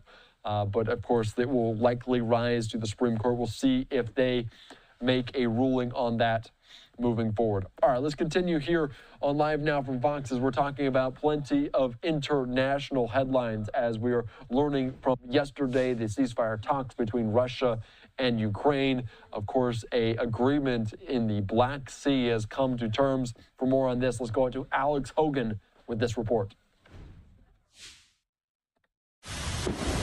Another night of heavy air attacks on Ukraine centered on the Black Sea port of Mykolaiv, while Russia claims it shot down Ukrainian drones over the sea itself, just hours after both sides agreed to a U.S.-brokered ceasefire that was supposed to stop attacks like this. Ukrainian President Volodymyr Zelensky says he doesn't think Vladimir Putin will hold up his end of the bargain. If there is military activity in the Black Sea again, if there are Russian manipulations and threats again, then new measures will have to be taken. The White House says it's now working on ways to ensure both sides stick to the deal and end the fighting in the Black Sea, with President Trump considering bringing in European troops to help monitor both sides. We have other countries involved, and they're involved very strongly in the process, and that'll be resolved. But the Russians say that is a non-starter, and they'll hold the U.S. responsible for making sure Ukraine complies with the ceasefire. We need clear guarantees. Given the sad experience of agreements with Kyiv, guarantees can only be the result of an order from Washington. Moscow also says it will only agree to the deal in exchange for sanctions relief, which the U.S. may not be willing to provide. Still, the White House says it's a positive first step they hope will lead to a permanent ceasefire. No one was talking. Now we're going from, if this war will ever end, an endless war of people, treasure, and material, to now how it will end. Ukraine said Wednesday that Russia has hit at least 8 energy facilities after promising to stop those attacks. In London, Alex Hogan, Fox News. All right, thank you so much for that, Alex. And of course, we are following Zelensky in Paris, France, meeting with other European allies, including Emmanuel Macron there, of course. They're talking about the coalition of the willing, throwing their support behind Ukraine, even as these ceasefire talks continue, of course, revolving around the Black Sea. Most recently, let's take you right now out to some of these comments, of course, translated into English as Zelensky and Macron hold a press conference earlier today. Let's listen into that. Much for this support. Thank you, dear Emmanuel, for your friendship and your support to Ukraine. Dear President, ladies and gentlemen, dear France, first and foremost, I would like to thank you personally, Emmanuel, as well as the whole of France, for a constant support and very sensitive support granted to Ukraine. We very much appreciate having a friend like you, Emmanuel, like France. Today, there are many things to be done for the security of Europe, for all of our citizens, together with France and all of our partners in Europe and around the world. It is a decisive moment for the world. The way today the leaders design the security in Europe will impact many other generations. And we're working on the protection against the Russian aggression for a lasting peace and for the security in Europe. Today, with the President of France, we work on bilateral issues, but we also are preparing for our meeting tomorrow with our other friends and European partners. And every time we meet, our discussions become ever more concrete, and our cooperation with this coalition of the willing aims at defending our peoples and our collective security. Please allow me to underline the efforts undertaken by President Macron and France to help us defend ourselves against the Russian strikes. Like I said, like I told you already, it is already your Mirage jets, our Mirage jets, those that were manufactured in France. And I would like to thank you for these aircraft. They're already a key element of our air defense system, and they help us defend against the Russian jets and drones and other flying objects. So thank you very much for these jets. Thank you for everything you're doing. We've been talking about the situation on the front. We will continue to talk about our concrete needs and how to put an end to this war. Thank you for this new support package for the Ukrainian armed forces. It's been presented already by President Macron, Emmanuel, 2 million euros. And our ministers for defense will keep working on these issues. Next, you're well aware of our discussions with the Americans, what took place in Saudi Arabia over the past few days. The Ukrainian and American delegations talked about the ceasefire, the energy infrastructure, and other matters, and the monitoring of the ceasefire. Regarding the Black Sea, that was discussed as well, the situation is more complex. There are discussions as to the preconditions, and we hope that the Americans will insist for an unconditional silence above the Black Sea.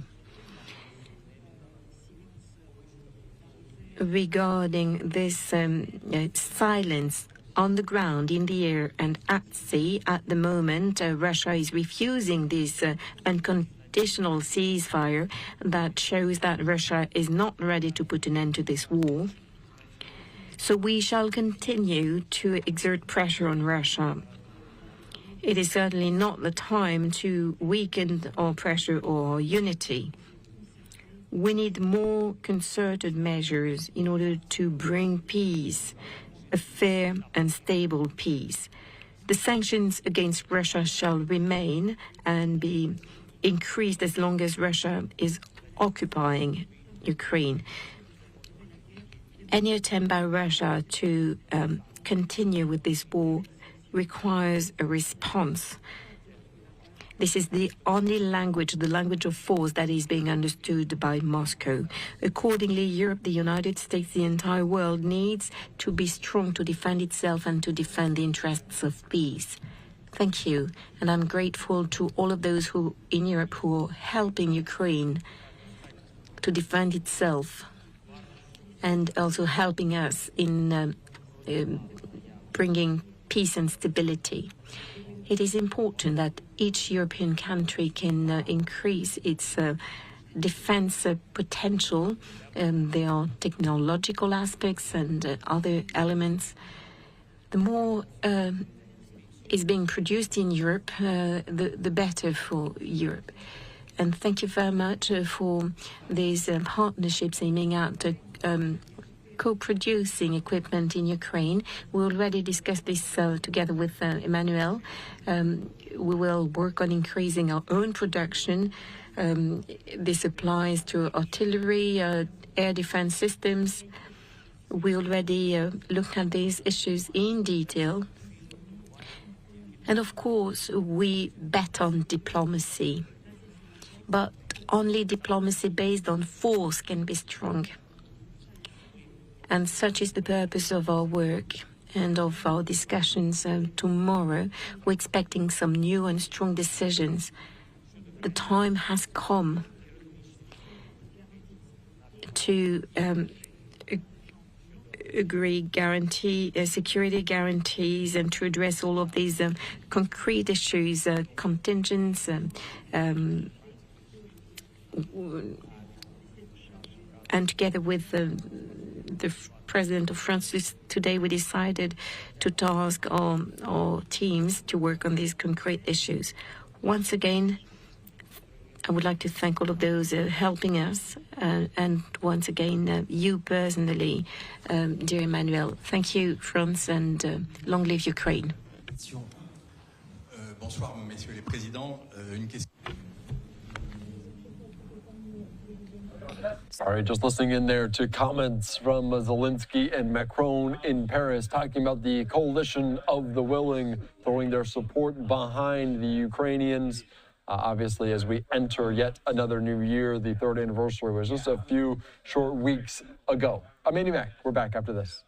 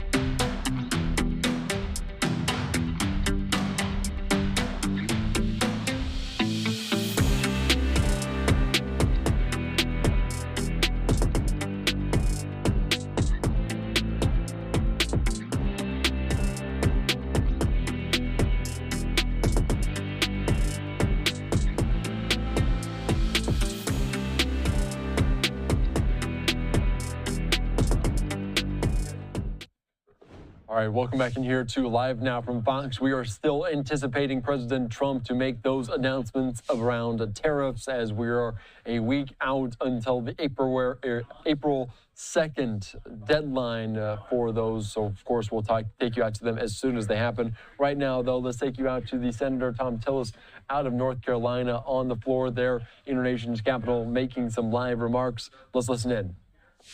For this job. He certainly had many other opportunities, and I think that the American people owe him a debt of gratitude. Thank you, Mr. President.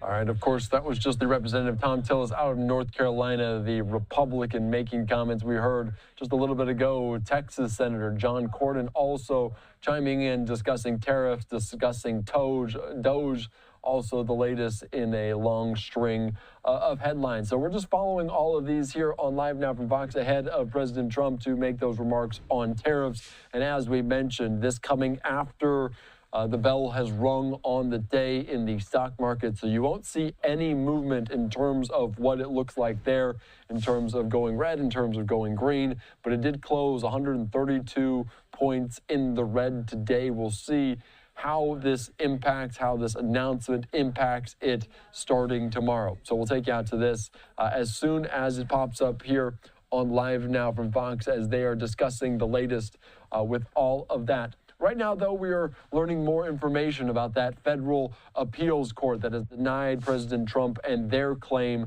by Judge Boasberg to restart some of the deportations. Of course, Judge Boasberg's block there on the Alien Enemies Act, stopping and suspending the deportations of suspected Venezuelan gang members to El Salvador. The order blocks the Trump administration from further deportations. All right, now we see more comments from different senators on Capitol Hill. Let's listen into this here on Live Now. Growth tax policies, which will benefit all Americans and allow U.S. businesses to compete on the global stage. Mr. Falconder's depth of experience in the public and private sector, in addition to his academic credentials, makes him a highly qualified choice for this position. Mr. Falconer spoke strongly at his confirmation hearing about his determination to tackle America's affordability crisis. I look forward to working with him to restore economic prosperity and opportunity and usher in the economic golden age envisioned by the President. Mr. Falconer also clearly met the standard of the Finance Committee's rigorous nomination process. I commend the candor and the diligence that he displayed during the extensive meetings that he had with committee members and committee staff. Qualified nominees for Deputy Treasury Secretary in prior administrations normally receive bipartisan support. I strongly encourage my colleagues on both sides of the aisles today to join me in voting to confirm Mr. Falconer. I yield the floor. And, Mr. President, I note the absence of a quorum. The clerk will call the roll. Ms. Alston-Brooks.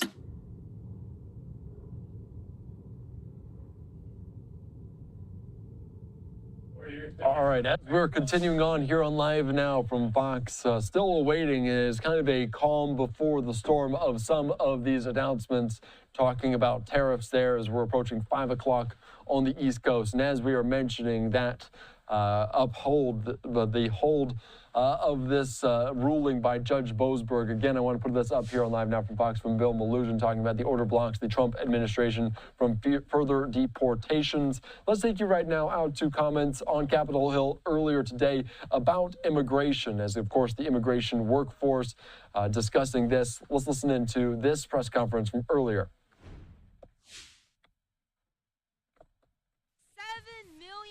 Shortage in the U.S. and growing, which is driving up the cost of food and housing for everyday Americans. When labor goes down, prices go up. That's why ABIC and our partners are kicking off Secure America's Workforce. We are a coalition of American business leaders and entrepreneurs representing 4.7 million employers and their workers for common sense solutions. We're delivering a letter signed by hundreds of employers to the White House and Congress, asking them to both secure our border and secure our workforce. We can do both. Woo! 46%, as you see the data here, of our Fortune 500 companies are founded by immigrants or their children.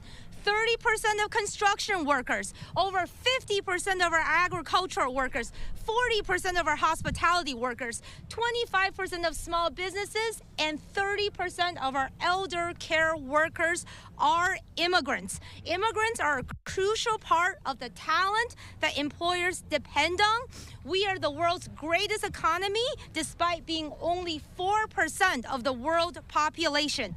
This requires both domestic and international talent.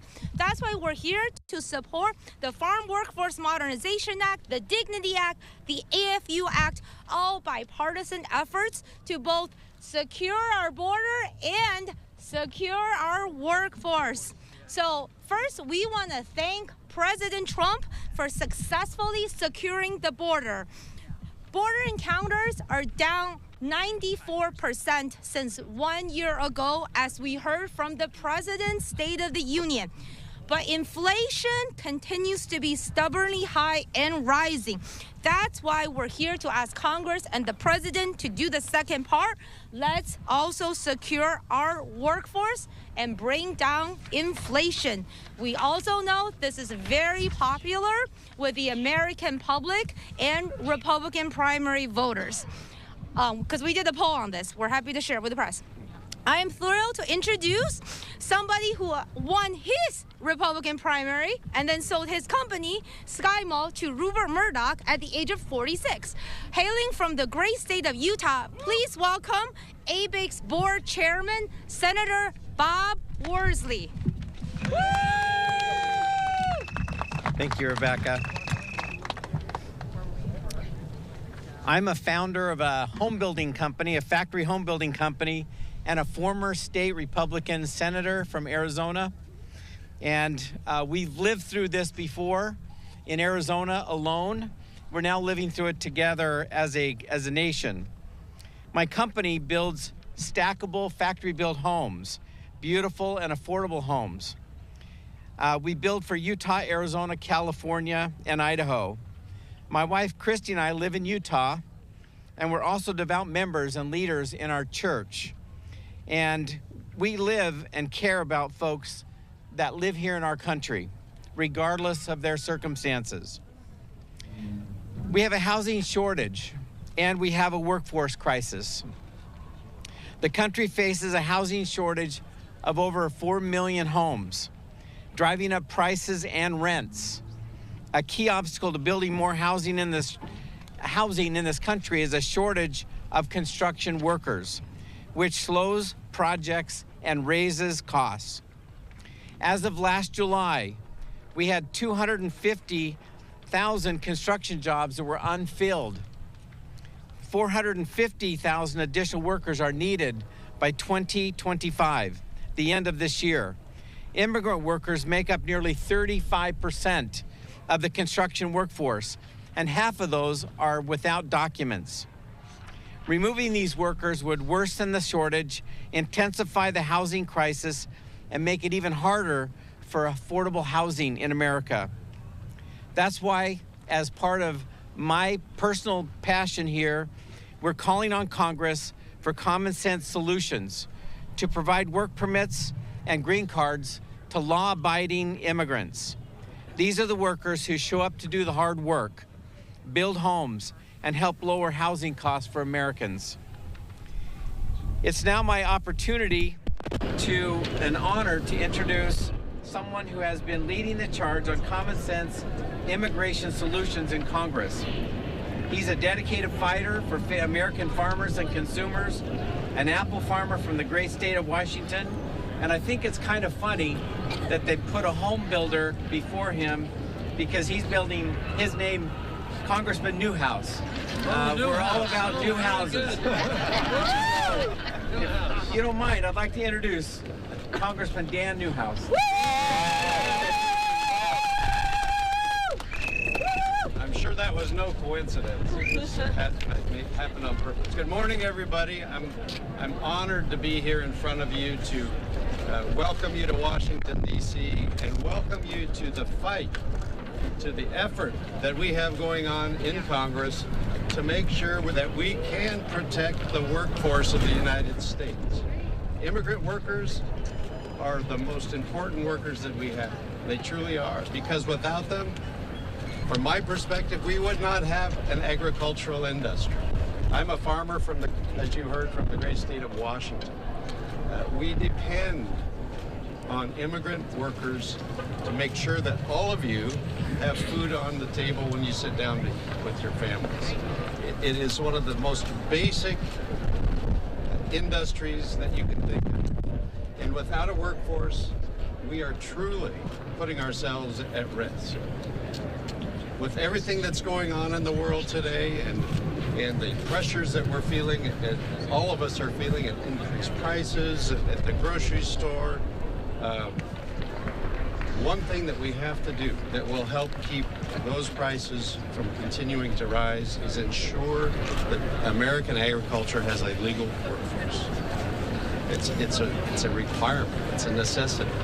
I, along with many others in Congress, and I should shout out some of their names. I just left a meeting with Congresswoman Zoe Lofgren from California, Congressman Mike Simpson from Idaho.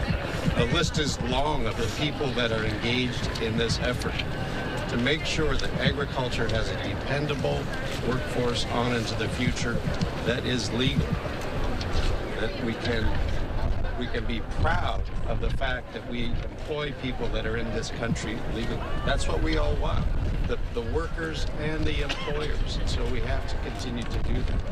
I am very optimistic. So Rebecca, Abig, I want to thank all of you for your helping to bring this issue to the level that it needs to be in order to have success. I think we have a lot of things that are working in our favor right now. I truly do. The current administration, President Trump has made it his priority to bring down grocery prices. My answer to that, make sure that we have a legal, dependable workforce. That's very, very basic. Secure the workforce. A year ago, as you heard, the border was in crisis. Rebecca gave you the numbers. We went from, I think, a year ago, February, over 144,000 encounters of people trying to come into the country illegally. This year in February, that number was down to like 8,000. A huge, remarkable decrease. So the reason that many people in Congress have told me that they can't support our efforts because we have a crisis at the southern border, guess what? That reason is gone. Yeah. That excuse no longer exists. And so I think we have an opportunity in front of us to make sure that our workforce in agriculture and in many other aspects of our economy can be here legally.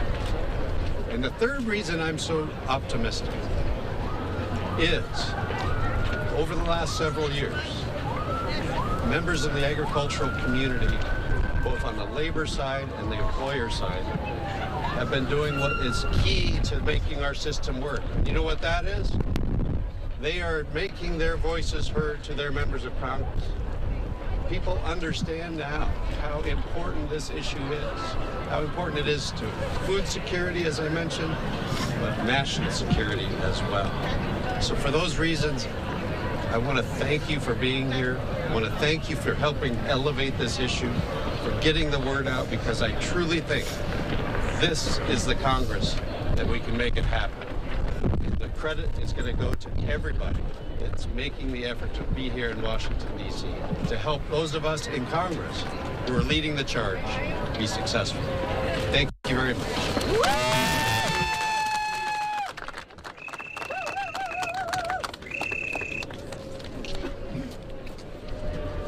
Good morning, everyone. I'm a wife, a mother, an American citizen who simply believes that no one should have to choose between their country and their family.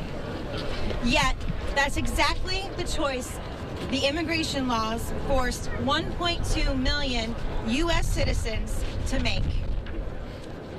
As I grew up in a dairy farm in rural Ohio of Irish and German immigrants, I understood the American dream. That is why I joined American Families United to fight for the 1.2 million U.S. citizens like myself who simply want a chance to keep our families together. I'm so grateful for Congresswoman Salazar, Congresswoman Escobar, Congressman Valadeo, and Congressman Espiat for their leadership in introducing the American Families United Act, a bipartisan bill that would give U.S. citizens access to existing legal pathways to keep our families together. The dedication to this cause gives hope to so many American families. However, they cannot do this alone. We call on lawmakers on both sides of the aisle to stand with us in supporting these bipartisan solutions. And to the Trump administration, we urge you to do what no administration has done before: fix the broken immigration system so that it is fair for our families. Now, it is my honor to introduce a true champion of all families, Congresswoman Ria Salazar.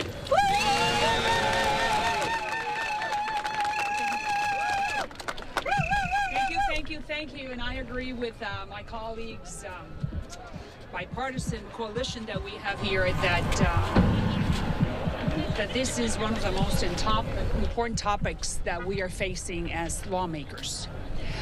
We are proud Republicans, and we do know, and I agree with Newhouse, that this is the moment to fix the immigration system that has been broken for the last 40 years, for everybody. For the families, for the agriculturals, for construction, for hospitality, for the average American. President Trump promised that he was going to seal the border. He did. That he was going to deport Tren de Aragua. He's doing it. That he was going to do away with the gangs, MS-13. He was going to send them back to El Salvador. And that is happening as we speak. So we applaud that, because no one wanted an open border. No one wanted 4 years of open borders with 10 million people, many of them Tren de Aragua, many of them child sex traffickers, bringing kids from Central and South America. We don't know where they are, and we need to find them. So the problem was immense, but this administration fixed it in 40 days. As Newhouse said, our country has been built on immigrants. My parents, I'm first generation Cuban American, others are Greek Americans, others are Italian. It doesn't matter. We all come from somewhere. And right now, as statistics indicate, we have from 10 to 12 million people who are immigrants. Many of them sound and look like me, Hispanics from Central and South America, who have been here for more than 5 years. They are not the people who just arrived through the border 4 years ago, who have been the silent heroes. They have been doing in silence, day after day, the work that is needed for our economy to grow, in agricultural, in construction, in hospitality. These people do not have a criminal record. Many of them have American children. Many of them have been paying taxes year after year, knowing that they're not going to get that money back. But nonetheless, they're here because they love the American dream. And they have helped us to have food by Friday, as Newhouse said, to have new homes for the workforce, and to be able to go to nice hotels and pay a cheap price. So, it's time to do something revolutionary and give them a dignified life in the promised land. And that is the name of my bill. 4 years ago, we introduced it. You were not in the House. He was one of those who accompanied me on this trek. But now is the moment to bring dignity back. And that is what we're doing. The Dignity Act of 2025. We're about to introduce it. It's going to be revolutionary. Why? Because it's going to be Solomonic. It's going to be in the middle. We're going to cut the baby in two. And we are going to satisfy those people in the agricultural, in the hospitality, in the construction, the political sector, the Republicans and the Democrats. It's not perfect, but it's the art of the possible. And we are going to be able to fix once and for all 40 years of a broken system, the immigration system. This is what all I have been working on for 4 years, and I do believe that the Trump administration will be the one fixing the problem. Trump is not going to be the guy who's fixed the problem in Israel or with the Houthis, or with Ukraine and Russia. He will also be the guy who will give us internally a solid and sound immigration system. The Dignity Act caters or cares about those 10 to 15 million people who have American children, who have been paying taxes, who do not have a criminal record, and who have put food on the table year after year, or built the homes, or helped in the hospitality industry, and they have helped growth. They have brought growth to our economy. We will not be able to continue being the #1 economy in the world if we do not have hands, and those hands are inside. I'm not talking about those people who came in I'm not talking about those who are coming in. I'm talking about the ones who are here. And they have roots, and we all know them, and we love them, because most of them have not committed a crime. So I thank you. As Newhouse said, we need all of you. We need all of you in the immigration space to call our fellow congressmen and congresswomen on this Republican side, on the Democratic side, and explain to them that there is a group of people inside already who are helping us continue being the #1 country in the world. So thanks again. We're here to help you and to join you in this common fight of fixing our immigration system and bringing dignity to those people who live among us, who are helping us. That's the Christian thing to do. That's the right thing to do. That's the Republican thing to do. Thank you. ¿Dónde en español? Sí. They want me to say, do you think I'm really going to remember all that in Spanish? 1 minute. In Spanish? All right, en español. Right. Newhouse, you should have done it in Spanish too. All right, un minuto. She's saying in Spanish. Where is Spanish here? Where's Spanish television? Right there. Okay, so. Estamos aquí. All right, just listening into this press conference there as lawmakers discuss the immigration workforce. And as you are hearing, there is more talk about President Trump talking about tariffs. That's coming up here in just a matter of moments. We'll take you out to it as soon as it begins here on Live Now from Fox. But let's listen in again here earlier on Capitol Hill. Co-founder of Comité de 100. President Trump received over 46% of Latino votes. Out of those 46%, 50 of them were male. I was one of those that voted for President Trump because we needed a change. We needed a change that we noticed that the administrations in the past, many of them, and for 40 years, had a blind spot for the Mexican community. We felt there was time for a change and time to vote. We're asking President Trump, okay, so we're here to support his statement that he made in Meet the Press on the Dreamers Belong Here. We're asking President Trump to please find the dignity that the previous administration found for many of the new arrivals, like from Ukraine, Cuba, Salvador, Venezuelans, Nicaraguans, Haitians, that came to the United States with a work visa. We're asking just for to be treated with dignity and respect, a work visa for those who've been here for decades paying taxes, contributing to the work and contributing to the build of our country. We're asking President Trump to please help us pass immigration reform and Congress to bring common sense to the table, where we have elected officials of Democrat on both sides of the party. Now I would like to bring to the podium someone who has common sense and deals with the everyday issues of Americans and everyday issues. Congressman Tom Swartz.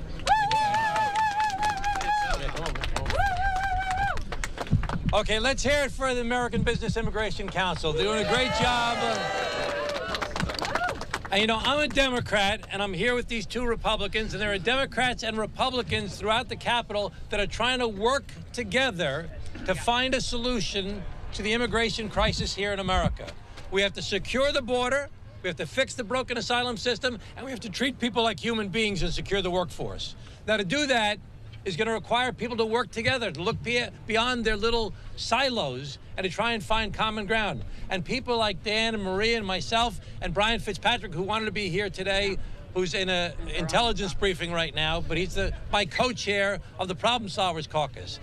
50, and Veronica Escobar as well. and a whole bunch of other people, Democrats and Republicans, that are working on trying to find common ground. In the Problem Solvers Caucus, we have 50 members of Congress, evenly divided between Democrats and Republicans, that have a workforce that is working on trying to find common ground. We have bills like Maria and Veronica's bill. We have Farm Work Modernization Act that Dan was working on just today with a bunch of Democrats and Republicans. There's work that I've been doing with a guy named Marcus Luttrell from Texas. So we have to secure the border. We have to fix the broken asylum system. We have to make a legal pathway for the Dreamers, for the temporary protective status recipients, for the farm workers, for the healthcare workers, for the other essential workers, for the spouses of U.S. citizens. We have to work together to finally resolve an issue that the American people want us to do. And to do that, we need everyone here.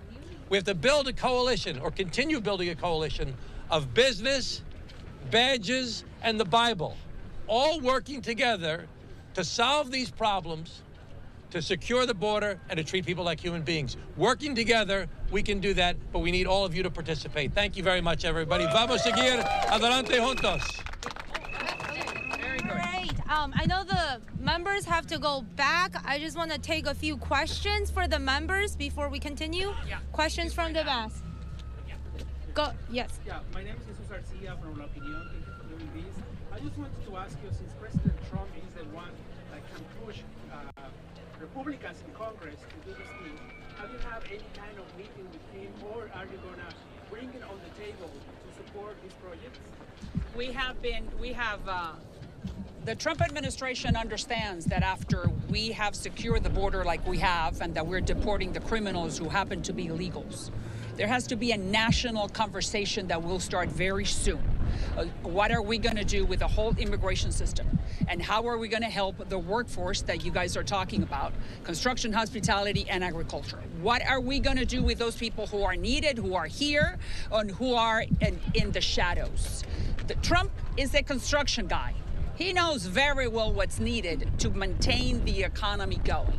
So I am sure that when this national conversation starts, after we introduce the Dignity Act, the White House and the whole Republican leadership will be highly, highly respectful and aware and open to discuss what the Dignity Act has. I just told you, it's revolutionary, is like Solomonic, is going to please everyone, but it's not going to give everything to everybody. But it's a solution, the first one in 40 years. And I am sure that Trump will be for immigration what Reagan was for communism.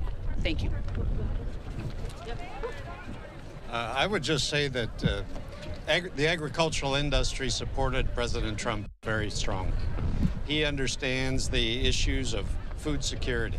All right, you're just listening in there to this on Live and Now from Fox of different lawmakers talking about the immigrant workforce. And of course, we're just seeing right now, stepping into the Oval Office, President Trump talking about tariffs and much more. Let's just listen into this here on Live Now from Fox.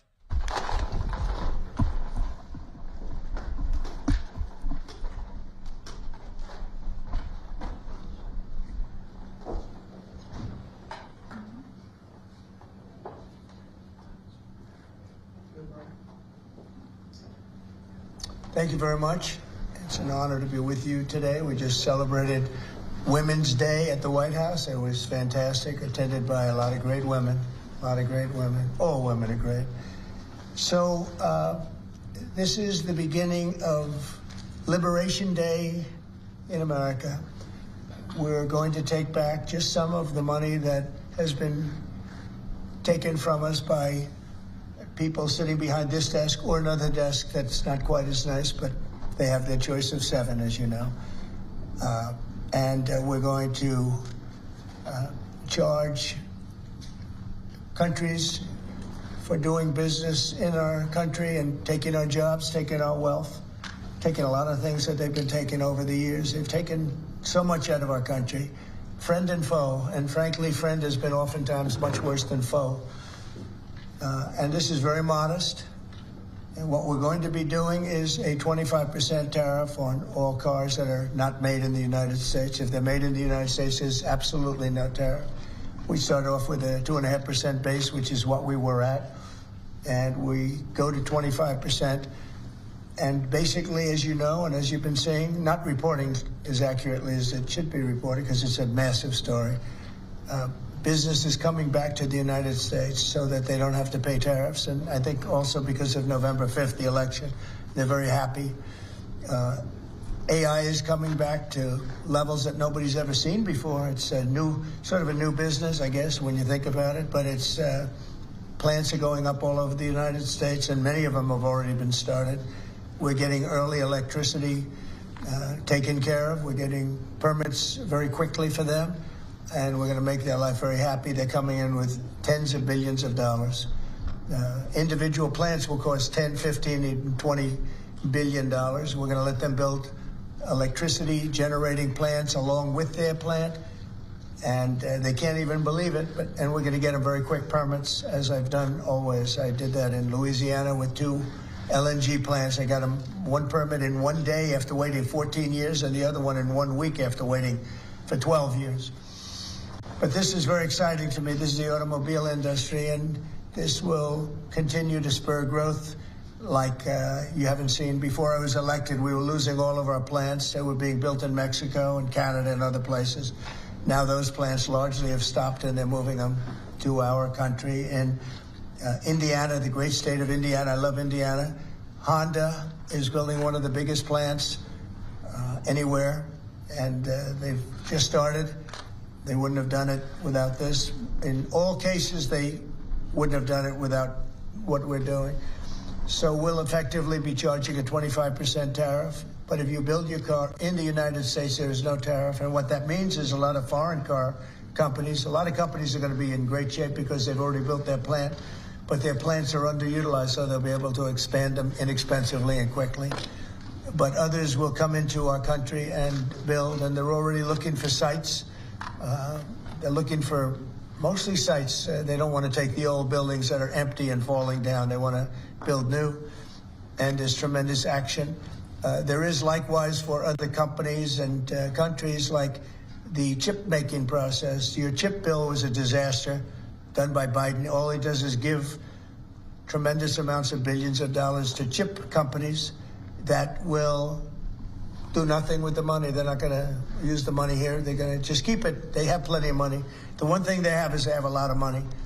In our case, all we're doing is saying you can't come in unless you build here. And the largest chip company by far is manufacturer from Taiwan is building here, and it'll give us almost 40% of the chip market just with that. They're spending almost $200 billion in the United States to build a plant, and they've almost started. They'll be doing much of the work in Arizona. So we have a lot of exciting things, but to me, this is one of the most exciting. Now, outside of one specific day, and that's Liberation Day. That's the real Liberation Day of America, and that's going to be in April 2nd, and I look forward to it. We'll have a little news conference. We'll talk about it, but this is very exciting. So we're signing a executive order today that's going to lead to tremendous growth in the automobile industry. As you know, the electric mandate that we did allows you to buy a car now, electric or gasoline powered or hybrid. You can buy any car you want. We had it so that within a short period of time you had to buy all electric, and the country could never provide the money necessary to build all of those power plants that you would need all over the country. As you know, in the Middle West, they built 8 power stations. That's like the size of this desk or smaller. And they ended up spending $9 billion on 8. And of the 8, 4 of them didn't work. And we're not doing that. So you can buy electric, or you can buy gasoline, or you can buy hybrid, or you can buy whatever you want to buy. And that's the way it should be. The market's going to determine that. And you're going to see prices going down, but it's going to go down specifically because they're going to buy what we're doing, incentivizing companies to, and even countries, but companies to come into America and build. And we're already setting records for new plants. I think the new plant number, the tally is just within a period of a few weeks. It's very large. I want to be accurate. It's very large. And I'd like to ask Will just to come and give some of the basics, and then I'll sign it, and it's off to the races. I think our automobile business will flourish like it's never flourished before. Yes, please, Will. Thank you, sir. As you stated, we've prepared for your attention a proclamation imposing a 25% tariff on foreign-made cars and light trucks. This is in addition to tariffs that are already in place on those goods. In addition to, as you said, spurring increased domestic manufacture of cars and trucks, we expect that these tariffs will result in over $100 billion of new annual revenue to the United States of America in tariff revenue. I think ultimately we could probably anywhere from $600 billion to $1 trillion will be taken in over the relatively short-term period, meaning a year from now. But starting right away. I think we'll go from 600 to $1 trillion within 2 years. And I think we'll be right from the beginning, we're going to be at a very high number, right from the beginning. And right from the beginning, you're going to have a lot of construction jobs, but you're also going to have a lot of automobile jobs. So this is very exciting, but it's also exciting because of what's happening with other aspects. We're going to be doing tariffs on pharmaceuticals in order to bring our pharmaceutical industry back. We don't make anything here in terms of drugs, medical drugs, different types of drugs that you need, medicines. It's in other countries, largely made in China, a lot of it made in Ireland. Ireland was very smart. We love Ireland. But we're going to have that. We're going to have lumber. We're going to free up some of our land. And you'll be able to meet a lot of other standards like fire cuts. If Los Angeles had fire cuts, which they didn't have, that's a gap of half a football field between areas. You wouldn't have had the fires. They would have been contained. But you have fire cuts. And by the way, you sell that wood for a lot of money, a lot of profit is made from that. But we're going to be doing lumber. We're freeing up our land so that we don't have to use outside sources of lumber. Energy, we're doing fantastically well at. You know, the energy prices have been coming down rapidly as we increase supply, and we've already done that. We have Chris and Doug are doing a fantastic job in that. That's Department of Energy and Department of Interior. And they're working together hand in hand because Interior has the land and Energy has the ability to do the drilling and do what they have to do. Our coal areas are going to be opened up for clean, beautiful coal. Germany's opening up many coal plants now. You know, they tried the wind and it didn't work. They almost went out of business. They almost went bankrupt.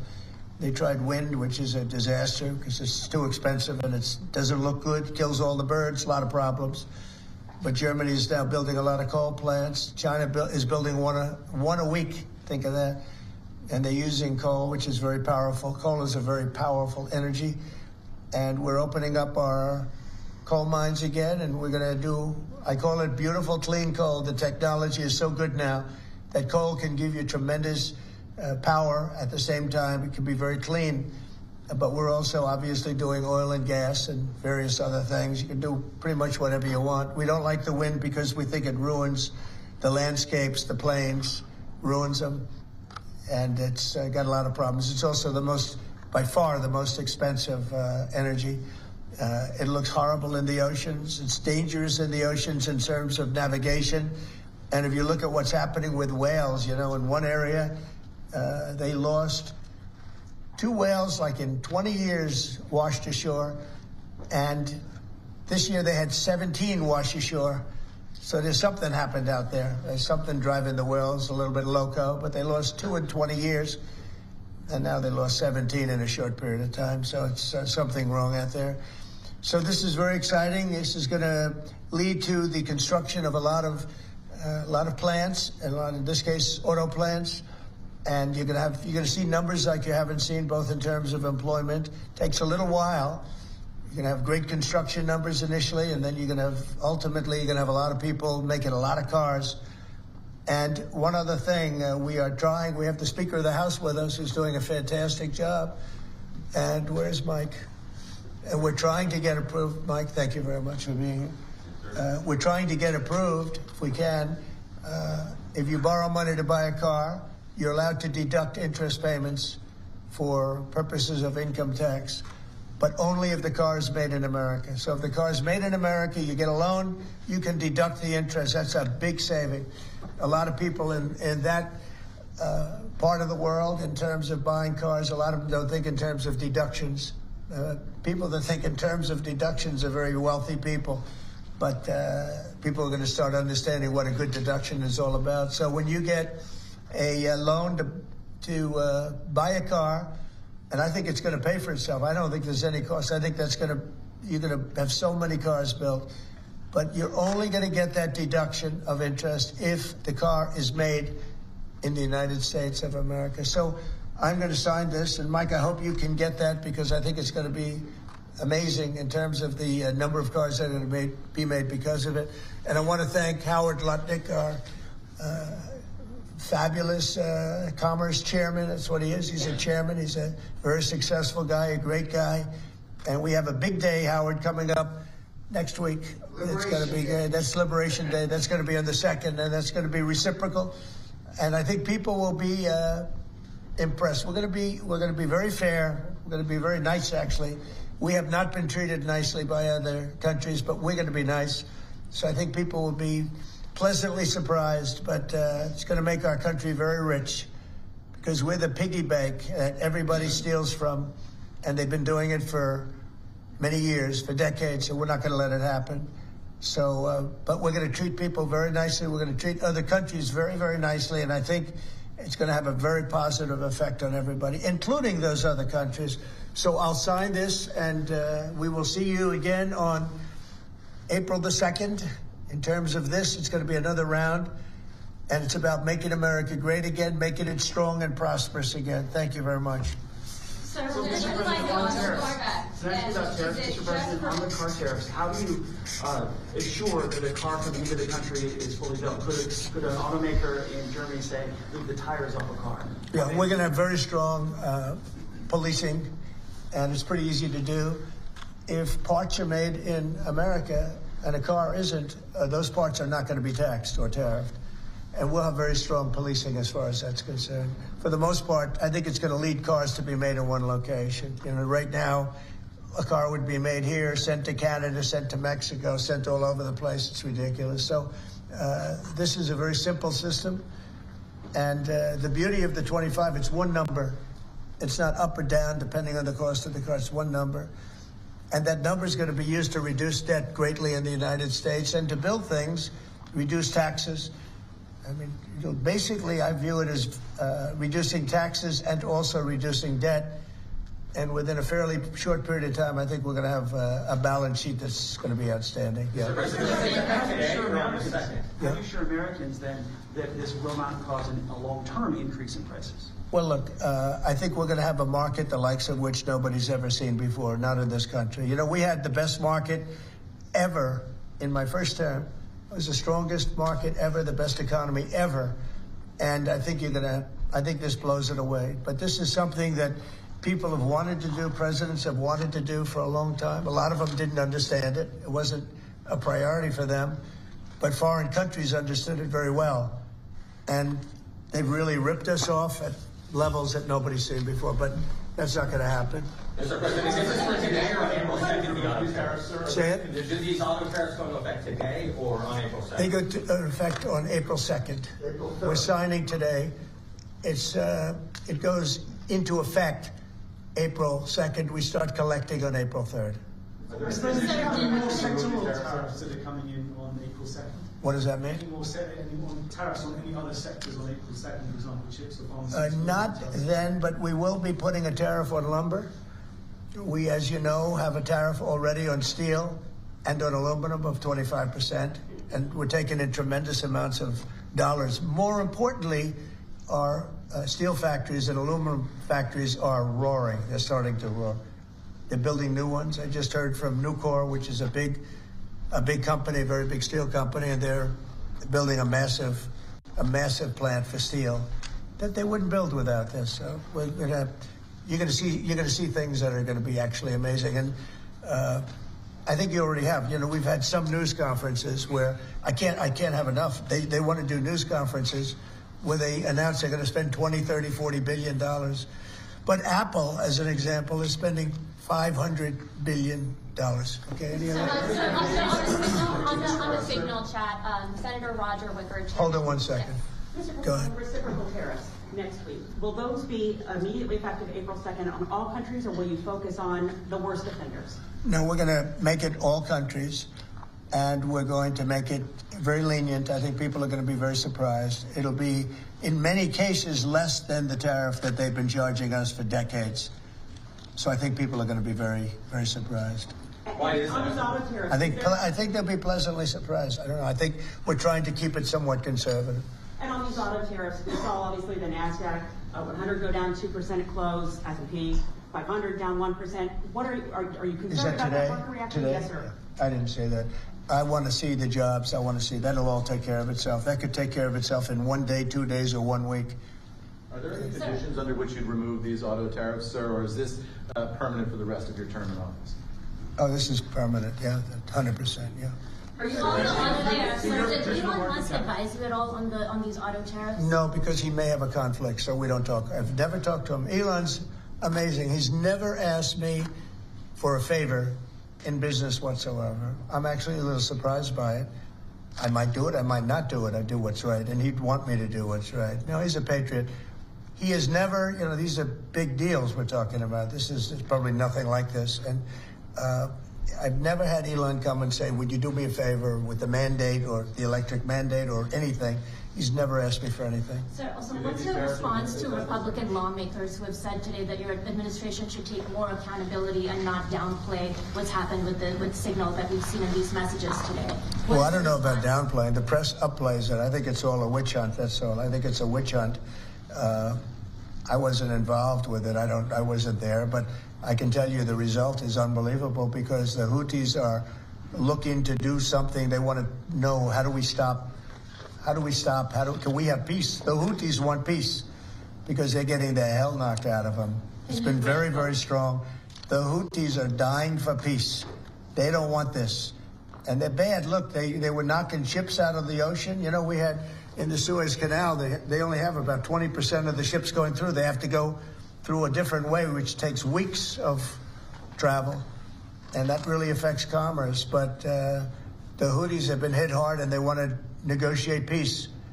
But I don't think they're quite ready. Classified was shared? Say it? Do you still believe nothing classified was shared? Well, that's what I've heard. I don't know. I'm not sure. You'll have to ask the various people involved. I really don't know. I can only tell you this. You know, you don't want to talk about it. The Houthis have been horrible to the world. What they've done, killed a lot of people. They knocked down a lot of ships and planes and anything else. You know, it's not just the ships. And they have been hit. They have been hit harder than they've ever been hit. And they want us to stop so badly. And they've got to stop. They've got to say no mas. But I can only say that the attacks, it's attacks every day, every night. It's not just the one. You're talking about one. The attacks have been very successful, even beyond our wildest expectations. We've hit them very hard, very successfully. And we're going to do it for a long time. We're going to keep it going for a long time. Senate Republicans have said that they have formally asked the administration for an Inspector General report on the signal issue. Will you agree to that? It doesn't bother me. I don't know. You know, I want to find if there's any mistake or if a signal doesn't work. It could be that signal's not very good. You know, it's a company. Maybe it's not very good. I think we'd rather know about it now. There was no harm done because the attack was unbelievably successful that night, and it has been unbelievably successful every single night for the last 4 or 5 nights. So, and that's the thing that you should be talking about. This is something that should have been done by sleepy Joe Biden, but he was asleep at the wheel, other than when it came to stealing money, of course. Joe Biden should have done this attack on Yemen, which is basically a certain group within Yemen, the Houthis, and this should have been done by Joe Biden, and it wasn't, and that's caused this world a lot of damage and a lot of problems. He's responsible, but he's also overseeing the investigation to find out what went wrong. Maybe who's responsible? Mike Waltz says that he's responsible. Well, yeah, Mike Waltz, I guess he claimed responsibility, I would imagine. It had nothing to do with anyone else. It was Mike, I guess. I don't know. I was told it was Mike. But again, the attacks were unbelievably successful. And That's ultimately what you should be talking about, I think. No, Mike did. He took responsibility for it. Should Secretary Hegseth consider his position over this? Say it. Should Secretary Hegseth consider his position over the signal? Hegseth is doing a great job. He had nothing to do with this. Hegseth. How do you bring Hegseth into it? He had nothing to do. Look, it's all a witch hunt. Here we are talking about some of the greatest business deals ever made. The greatest companies in the world are moving into the United States, and you want to ask about whether or not Signal works. I don't know that Signal works. I think Signal could be defective, to be honest with you. And I think that's what we have to, because you use Signal and we use Signal and everybody uses Signal, but it could be a defective platform, and we're going to have to find that out. Mr. President, have you been briefed about soldiers in Lithuania? Say it? Have you been briefed about the soldiers in Lithuania who are missing? No, I haven't. Mr. President, have you spoken, sir, with the big three automakers about these tariffs? What was their reaction? I have. What was their reaction? It depends on whether or not they have factories here.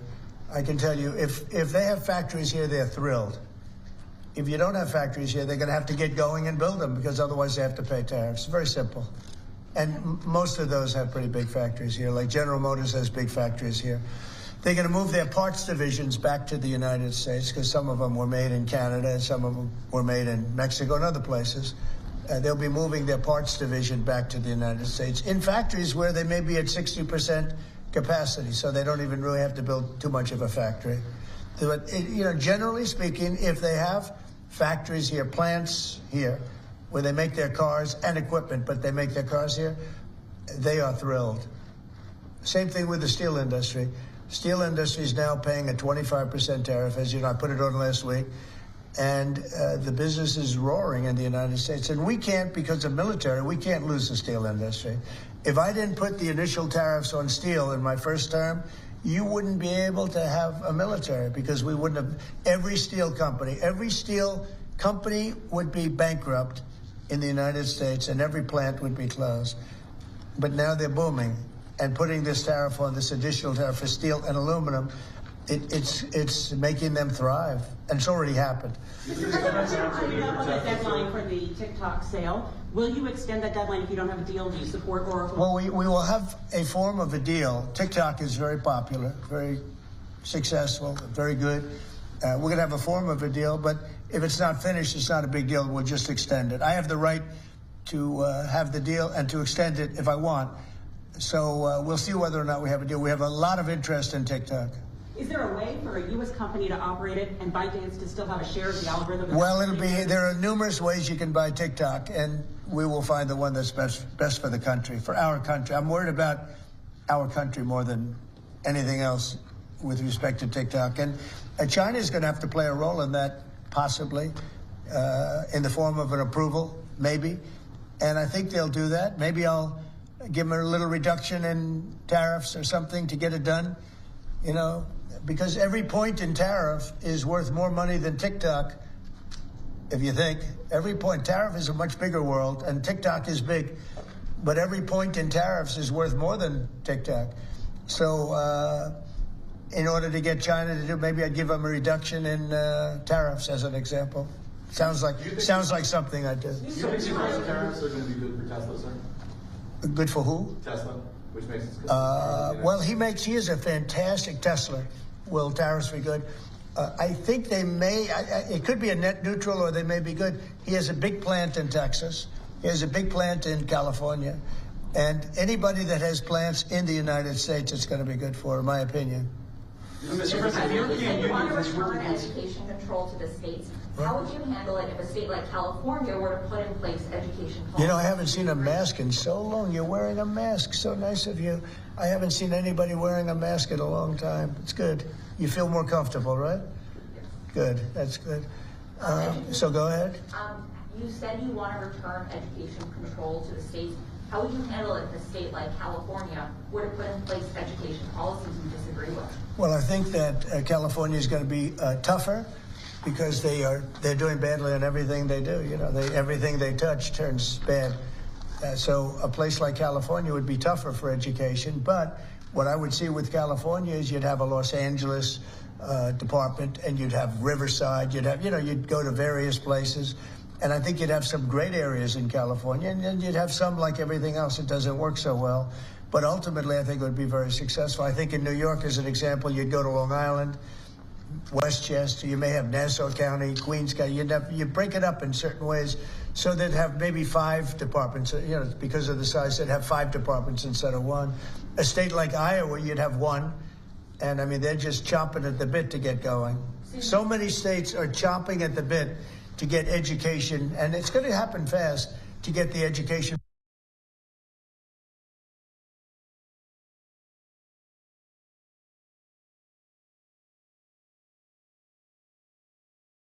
All right, it just appears that the feed is frozen there inside of the Oval Office as President Trump is answering questions about tariffs, about the war plans leak. And of course, those are 2 of the main topics, the main headlines here on this day. We're just going to stick with this shot right now in case it does come back. But I do want to continue to reiterate what was said there. And he is saying that maybe asked if there's any looking into any investigations into what happened with the signal chat as the Atlantic released the remainder, the entirety of the group message that editor-in-chief Jeffrey Goldberg was privy to just before that attack on the Houthis. He says, quote, the media is upplaying this story. Also, he would not be against an investigation by the Inspector General into this. Also talking about National Security Advisor Mike Waltz, saying he took responsibility for this moment, for potentially allowing him in. Also calling into question Signal, the app that they were using, the encrypted app. So, of course, we're following it very closely on Live Now from Fox from President Trump. He also talked about that major announcement into tariffs, 25% on automobiles not made in the United States, hoping that would incentivize companies to start building more cars here in the United States. Of course, this is on top of what already goes into place next Tuesday on April the 2nd. Of course, we're following it very closely in terms of that. And he was also asked about the stock market. Is this coming after markets closed? We saw it dip down some 200 points today, ending around 130 or so in the red. We'll see how maybe far it dives tomorrow morning when markets reopen. That is going to be a big question on so many people's minds. Let's find a way for a quick 2-minute break here on Live Now from Fox in case Trump does pop back up. We'll take you out to the remainder of them as soon as they happen. We'll be back after this.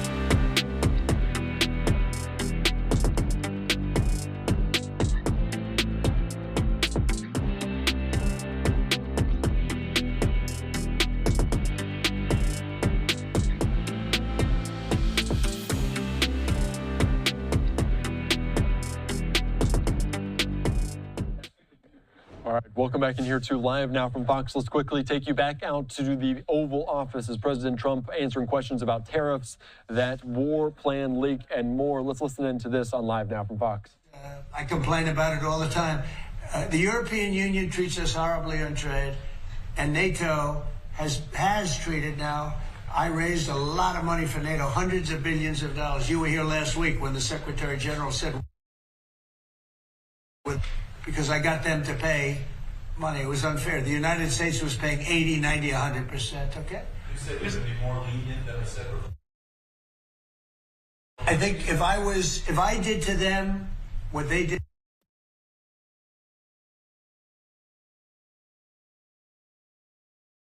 it'd be much more lenient. You'll see on April 2nd, I'm going to be much more lenient. They were really bad with us. And then should have stepped up. They should have stepped up and done something, and they didn't do it. And hence we have 36. Mr. President, you've criticized Jeffrey.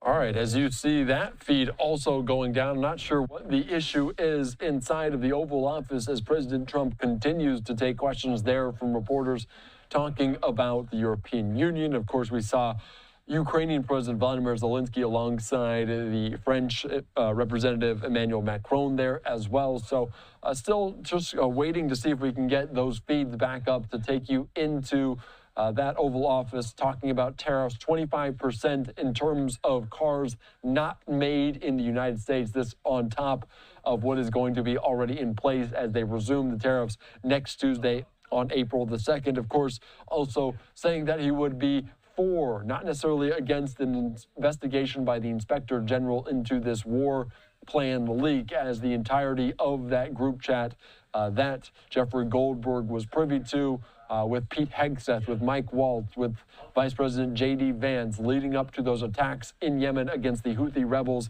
the Iran-backed terrorist group there in that region that causes so many problems with all of the passageway there along the Red Sea, the Suez Canal. So we're still waiting to get that up, and I believe we do have the feed. It might be a little bit spotty, but let's continue to dive into this on Live Now. During the Digital Markets Act, and they're the first U.S. companies they targeted with that. An Apple executive told me they believe that's politically motivated because of the tariffs. The European Union is suing a lot of our companies, like Apple, and they have 17 billion. Facebook, they're suing a lot of other companies, and they use that money just like a tariff. They go before judges that are very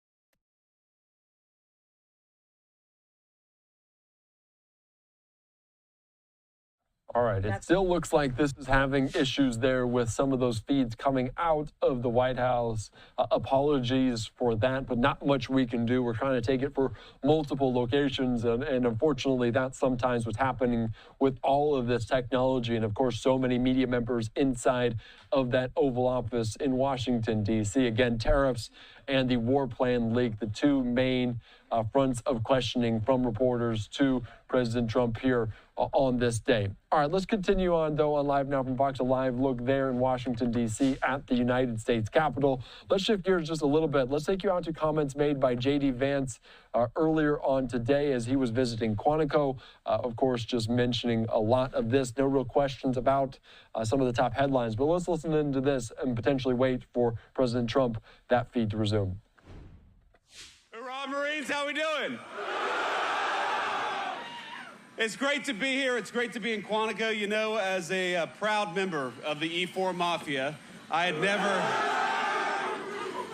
never made it to Quantico myself, but, you know, it's one of the reasons why I wanted to run for vice president. I thought maybe it was time for the colonels and generals to listen to the corporals for a change. How's that sound? So you all know how big of a part of the Marine Corps was of my life and how important it was for me. And I just wanted to say from the bottom of my heart, from one Marine to another, thank you for your service. We're proud of you, and I'm proud to be here with my fellow Marines. God bless you guys. Now, some of you may know that the Marine Corps actually, there are a lot of good things the Marine Corps did for me. When I joined the Marines back in 2003, you you know, I was just a kind of directionless kid. I didn't know what I wanted to do with my life. And as you all know, the Marine Corps is good at giving direction to 18-year-old kids. But it also saved me from making one of the worst financial decisions that I have ever made. And as you guys probably appreciate, there are often these, you know, used car dealerships outside of Marine Corps bases. You know what I'm talking about? And I remember when I was probably a 19-year-old kid, I was going to buy a used Honda Civic at one of those used car dealerships. And the dealership was kind enough to offer me the low interest rate of 21% to buy that used car. And it was a Marine Corps gunnery sergeant, Gunny Arledge, who said, you know what? Why don't you stop being an idiot? Go to Navy Federal Credit Union and get a better deal. And Gunny Arledge saved me from making a terrible mistake. And that's what the Marine Corps does. That's what you all do, from the NCOs to the officers here. You guys help form our young people into United States Marines. And that is, I think, the best thing the Marine Corps does for the United States of America. I'm proud of all of you. As General Chuck Krulak said, the Marine Corps does two things. It wins battles, it wins wars, and it makes Marines. And that's a pretty good damn thing to do for the United States of America. So I'm proud of you guys. I'm proud to be here. I'm proud of what you do. And most of all today, I'm proud that I think under new leadership, the Marine Corps and the entire United States military is headed in the right direction. And that's why I'm here today, to talk a little bit about what we're going to do, talk a little bit about President Trump's vision for the United States military. And importantly, after I do that and I serve some chow at the chow hall, I'm going to go shoot some guns, right? So here's the thing. Under President Trump's leadership, we believe in a very simple principle. We don't care who you are, where you came from. We don't care what skin color you are. We care about excellence, and we care about patriotism. And if you are awesome and you are a patriotic young Marine, then we are going to do everything that we can to make you the most lethal fighting force the world has ever seen. And that is what we're doing every single day.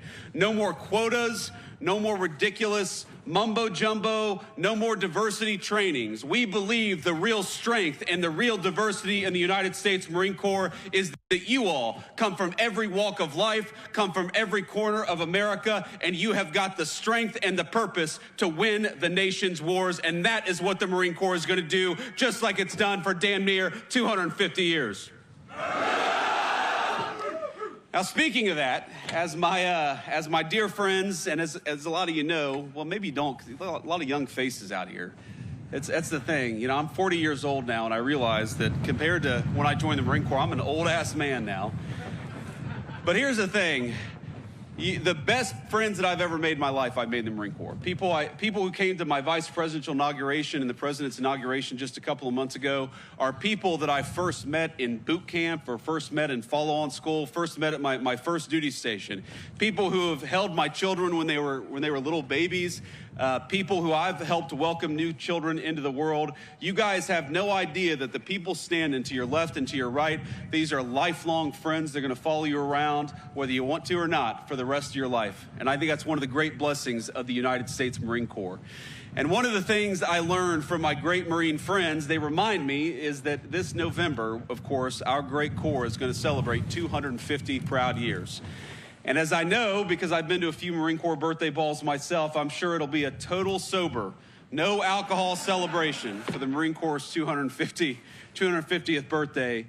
But from one Marine to another, let me just say that we are excited to celebrate the Marine Corps' 250th anniversary, 250 years of winning wars, 250 years of kicking ass and taking names. So here's the basic plan. Here's what we're going to do. We're going to invest in the Marine Corps and the entire United States military like we never have before. Over $1 trillion we're going to invest in building up the manufacturing base of this country so that you guys, when you do go to war, when you have to go to war, you've got the best weapons anywhere in the world.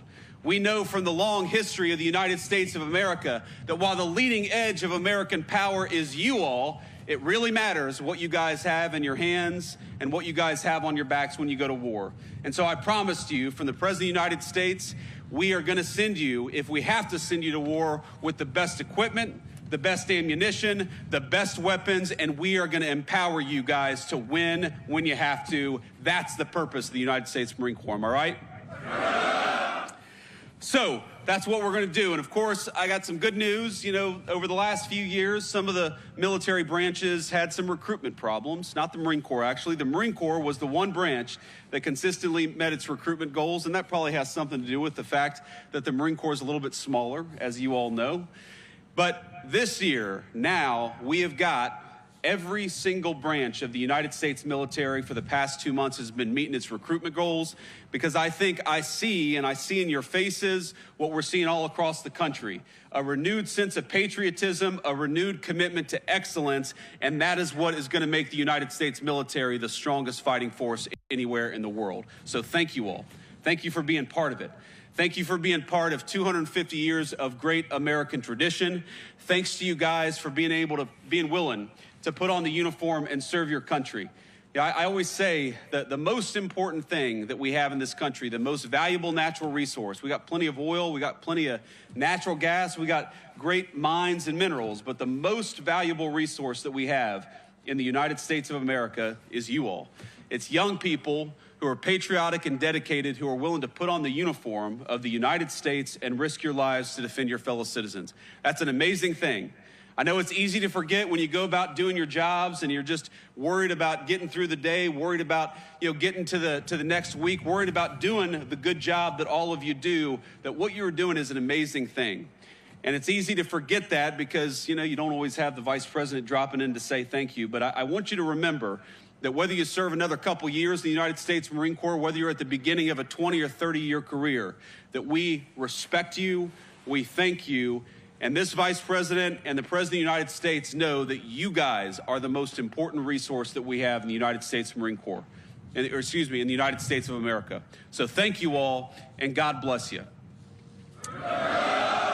And the final thing I want to say here is I was actually, and I know I was late. It's funny. That is not Marine Corps time, my friends. I remember Gunny Arledge always told me, if you're 5 minutes early or 10 minutes late. I'm sure you guys have heard that phrase. Well, what does it mean when the vice president is 2 hours late? I guess I'm on time, because who the hell is going to get me in trouble, right? But here's the thing, my friends, is I left. The reason I was a little bit late is because I was in the Oval Office talking to the president. And I stood up and I said, sir, I know we're in the middle of something, but the Marines at Quantico are waiting on me. And he said, oh, I didn't realize that. You got to get out of here. You got to get out there. And I said, do you have a message you want me to deliver? And the President of the United States said he wanted me to tell you two things. First of all, that he loves you. And second of all, that he's proud of you. So let me echo the president. Let me echo a grateful nation. You guys just keep on doing what you're doing. We love you. We're proud of you. And we're going to support you every single step of the way. God bless you, Marines. Semper Fidelis. We'll put a boot in your ass. It's the American way. Hey, Uncle Sam, put your name at the top of his list. And the Statue of Liberty started shaking her fist. All right, there you see and hear from Vice President Vance there at Quantico in Virginia, speaking to Marines ahead of the U.S. Marine Corps' 250th birthday here. I'm Andrew Kraft. Thanks so much for being with us. We're at the top of the hour. Thank you to my colleague, Andy Mack, for guiding you through the last couple of hours of this extremely busy Wednesday. Just want to put this up for you. Some of the pool notes from the reporters traveling with Vance.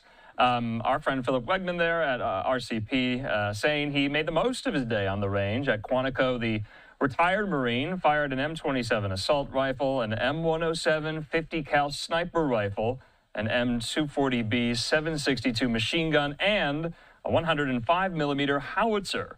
The pool reporter on the ground saying he only had time to fire one round. We'll take a look at some of this pretty interesting footage here from Vance's trip. Let's watch this briefly. We don't have a projectile on this thing, do we? We good? No projectiles? All good, sir. Okay, the media never let me live that one down. All right, just make it happen. Sorry?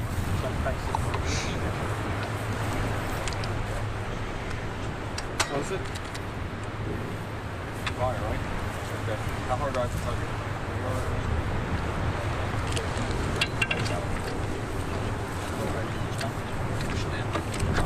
Okay, perfect. All right, man. man. Put it where you are.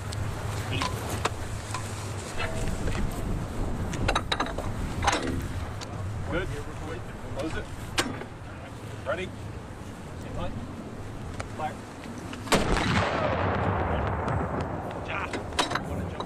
Wow. Yes, sir. We'll get that cleaned up and then get over to you. So we'll move you over to photo with the Marines now. Okay, yeah, we can do that. All right, sounds good. Sergeant, thanks, man. That was awesome. Before you go. Okay, so there you have it, Vice President Vance on hand for this demonstration of this 105 millimeter howitzer gun there.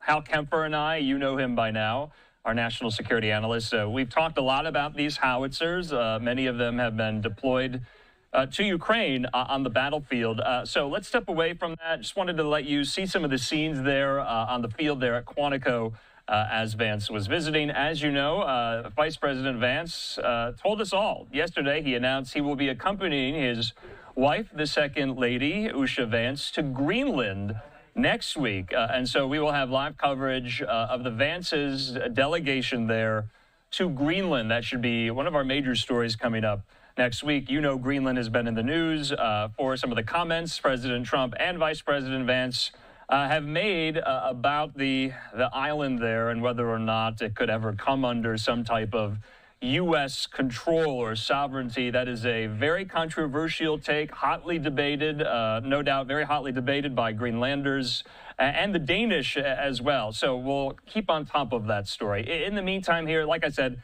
I'm Andrew Kraft. Let's take that first commercial break of the hour. More top stories where that came from in just 2 minutes.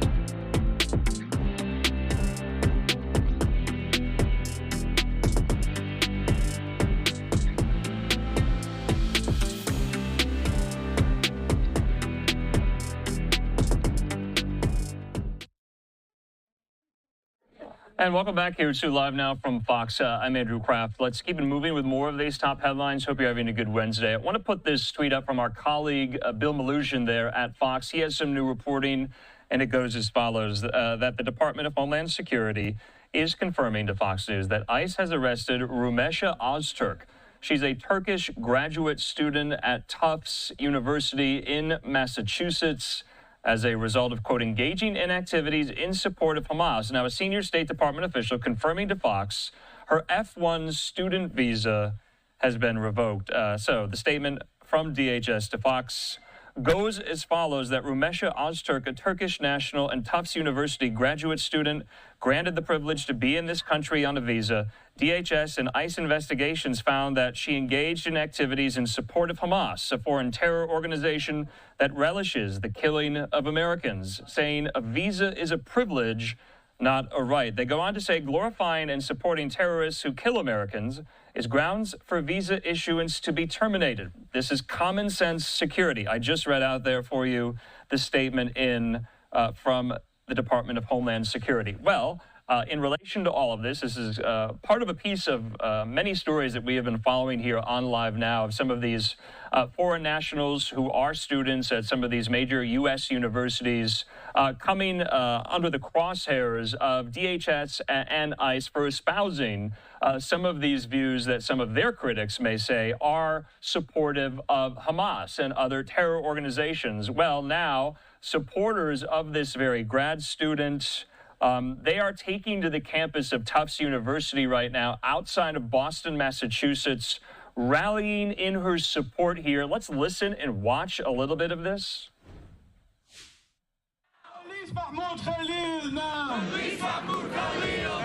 And free all of our prisoners from here on Turtle Island to all of our prisoners in Palestine.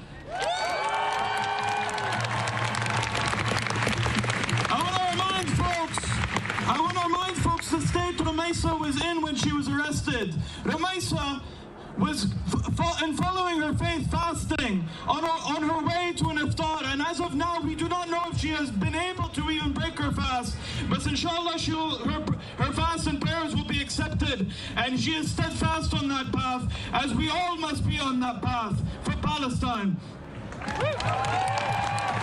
And as mentioned, Rumaisa might not consider herself a political prisoner, but as mentioned, her bravery trumps all of the Trump administration, all of the cowards that think that if they deport us, that think if they kidnap us, that think if even in the gruesome of ways murder our brothers and sisters, that we will abandon Palestine. And I swear to God, we will never abandon Palestine.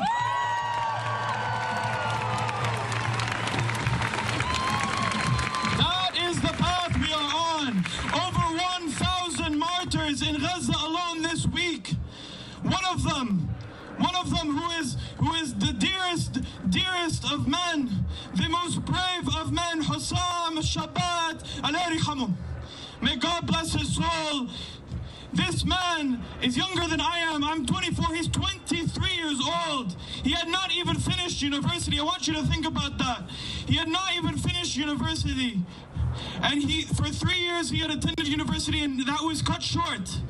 As the university careers of every single university student, every single student, high school, middle school, primary school child in Gaza was ended.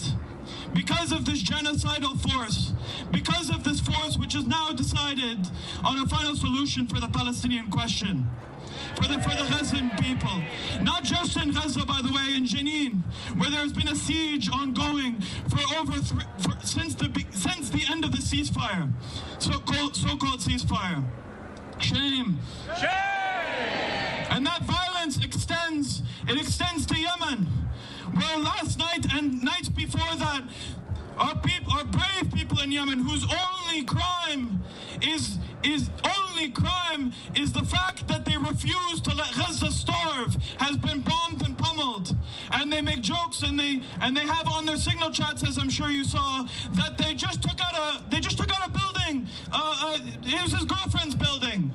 Just casually, they just say it as if it's normal that they can just take out buildings of one person to take out one engineer, destroy families, destroy nations. And we say no to that. That is who we are fighting for. Not just the people of Palestine, but the cause of Palestinian liberation, which is an internal cause of justice for indigenous people. That's right.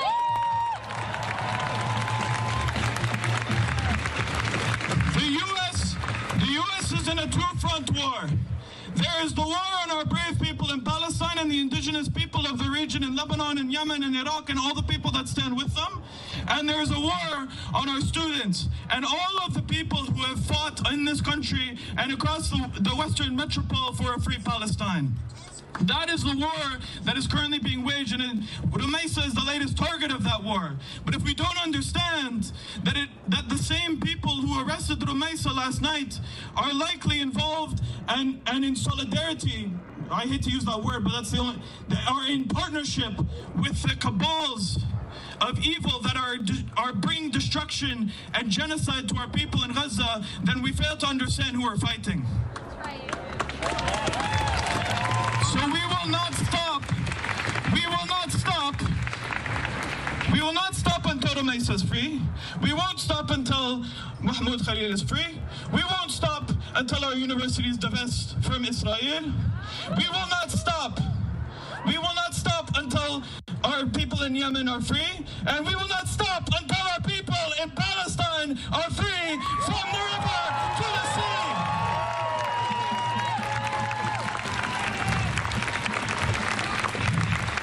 So I want to continue seeing time and time and time and time again every single action. Okay, so you have some of these pro-Palestinian activists and Gaza war demonstrators and students coming out on behalf of this Tufts University student who has been now detained by ICE and their visa has been revoked. And you can see they're quite a sizable crowd. This is, of course, right outside of Boston in Medford. And so we're going to step away from this. As you know, we have been covering the cases of many of these foreign-born students who have obtained visas to attend U.S. universities, but have been swept up and detained by ICE over some of their sympathies that they have proclaimed towards terror organizations. That's at least how the Trump administration, DHS, and ICE are characterizing why ICE has gone after them and detained them.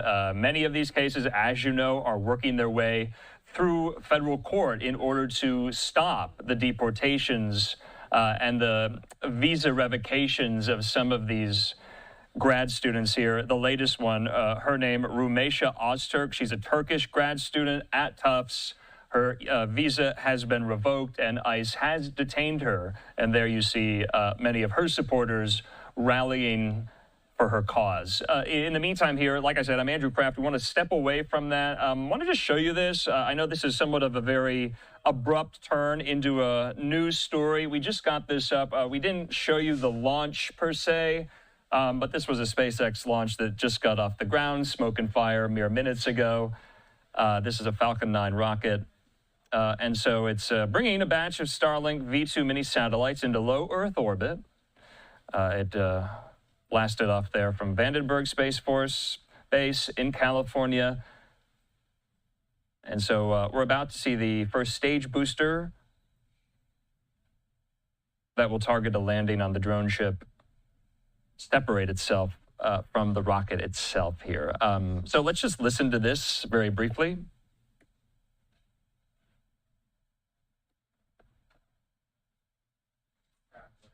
Okay, so it doesn't seem like there's any NASA commentary. This is a SpaceX launch. As you know, NASA and SpaceX have partnered with many of these missions here. This one, though, that we're watching right now just blasted off there from Vandenberg Space Force Base in California. Its mission, it will launch another batch of Starlink V2 mini satellites into low Earth orbit. And so from what I understand and how these launches usually go, a little more than 8 minutes after liftoff, the first stage booster will target a landing on the drone ship. And we have always seen that, which is always really interesting, how precisely these engineers make that happen and make them that possible. And so wanted to make sure we brought you this. We have been covering a lot of space stories here on Live Now from Fox over the course of the last 2 weeks. And so yet another launch off successfully there. And so we're waiting for the first stage booster to detach here. They said that will be in about 8 minutes time after liftoff. So as you know, last week, can't believe that was last week already, we watched the incredible scenes of Crew 9 splashed down in the Gulf of America off the coast of Tallahassee with Butch Wilmore and Sonny Williams back on U.S. soil. And then from there, they traveled to Johnson Space Center in Houston, and we got a debrief after the mission was all said and done, was all complete. Remember, Crew 10 had to go up, and then members of Crew 9 came back down. Remember, they were up there for months at a time. Butch and Sonny went up, what, June of last year? They were only supposed to be there for about 9 days. It lasted about 9 months, and they returned to Earth just last week. So, like I said, we have been covering a lot of these space headlines. My colleague, Christy Mattino, sitting down with Florida Republican Senator Ashley Moody just yesterday, talking about some of the proposed legislation to move NASA headquarters. And so if you're looking for all the up-to-date space headlines, we have you covered here on Live Now.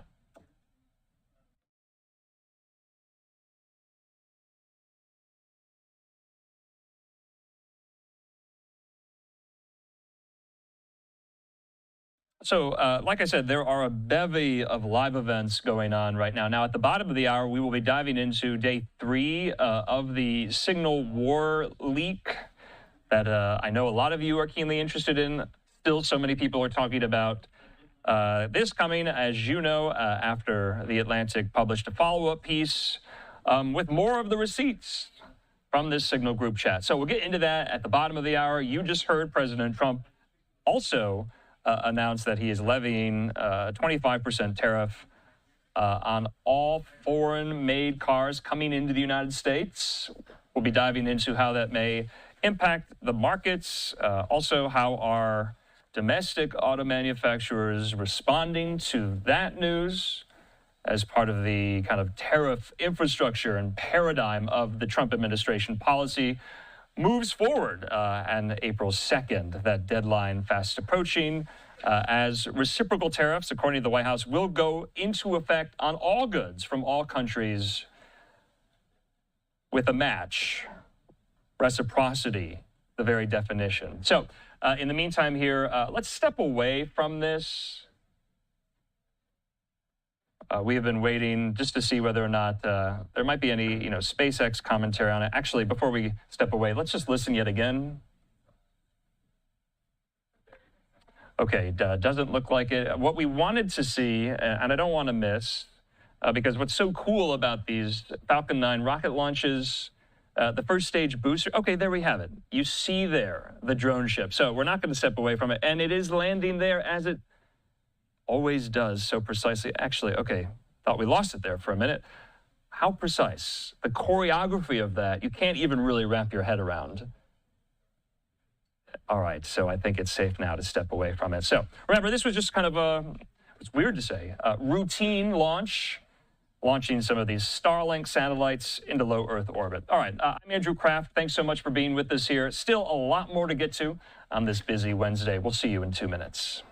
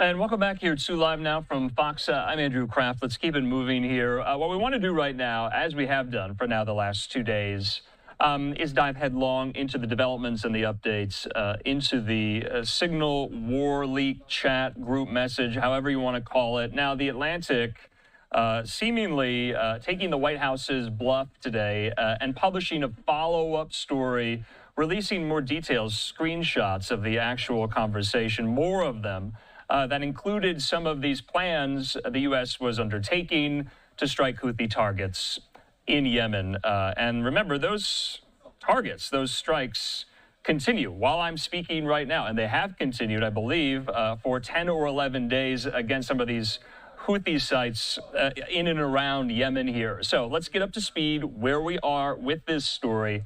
Fox's Rebecca Castor with more details.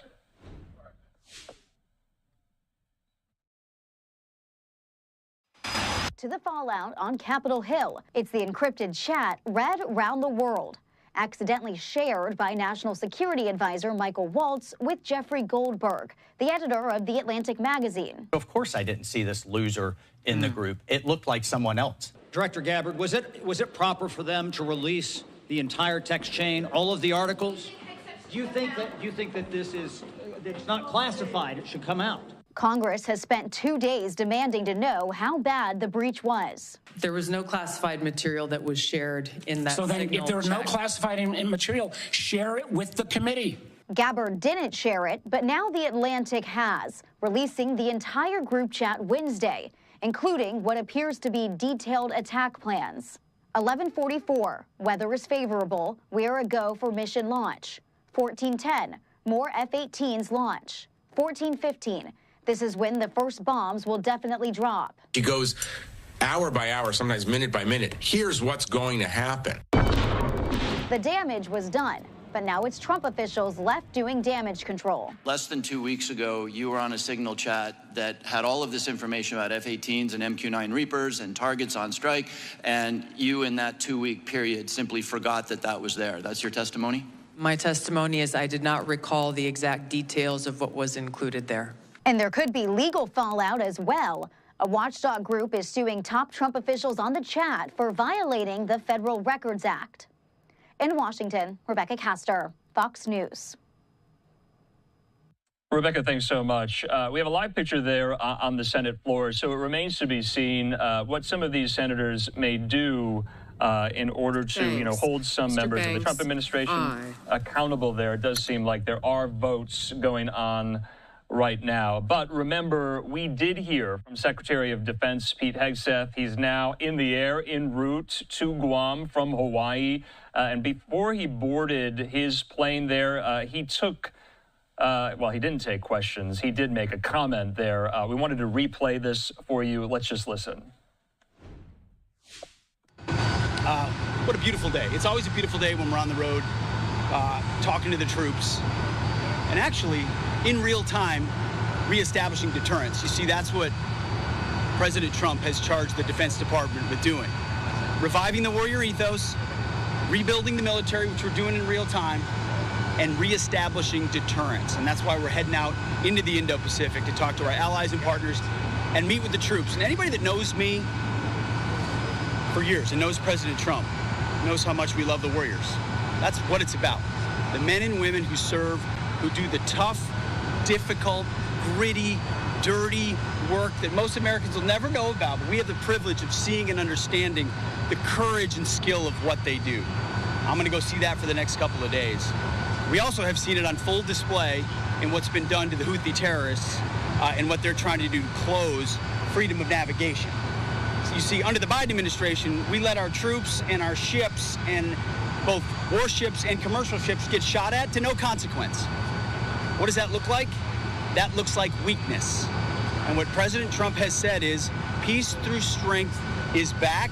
We will reestablish deterrence. That's not acceptable. And our ongoing campaign against the Houthis has been devastatingly effective. Now, as I said to this group a couple of times on this trip now, as we move to the Indo-Pacific to do our job, which is what we're here to do, nobody's texting war plans.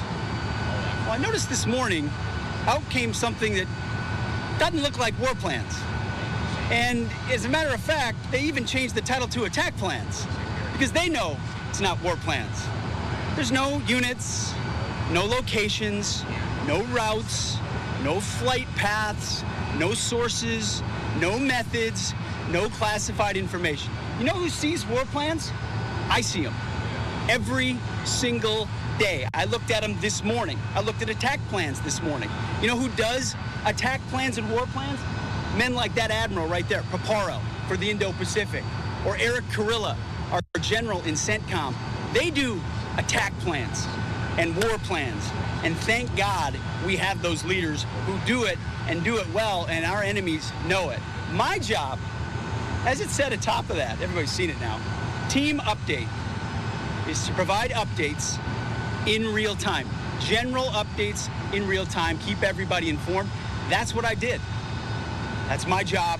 The war fighters will take the fight to the enemy, and I love what they do. And with President Trump's leadership, our enemies are on notice. We will have peace through strength, and we'll keep putting our troops first. Thank you very much. We're heading off strike plans to the before they launched. Mr. Secretary, how do you square what you said with what your messages show? Mr. Secretary, did you share classified information? Mr. Secretary, did you declassify that information before you put it in the chat?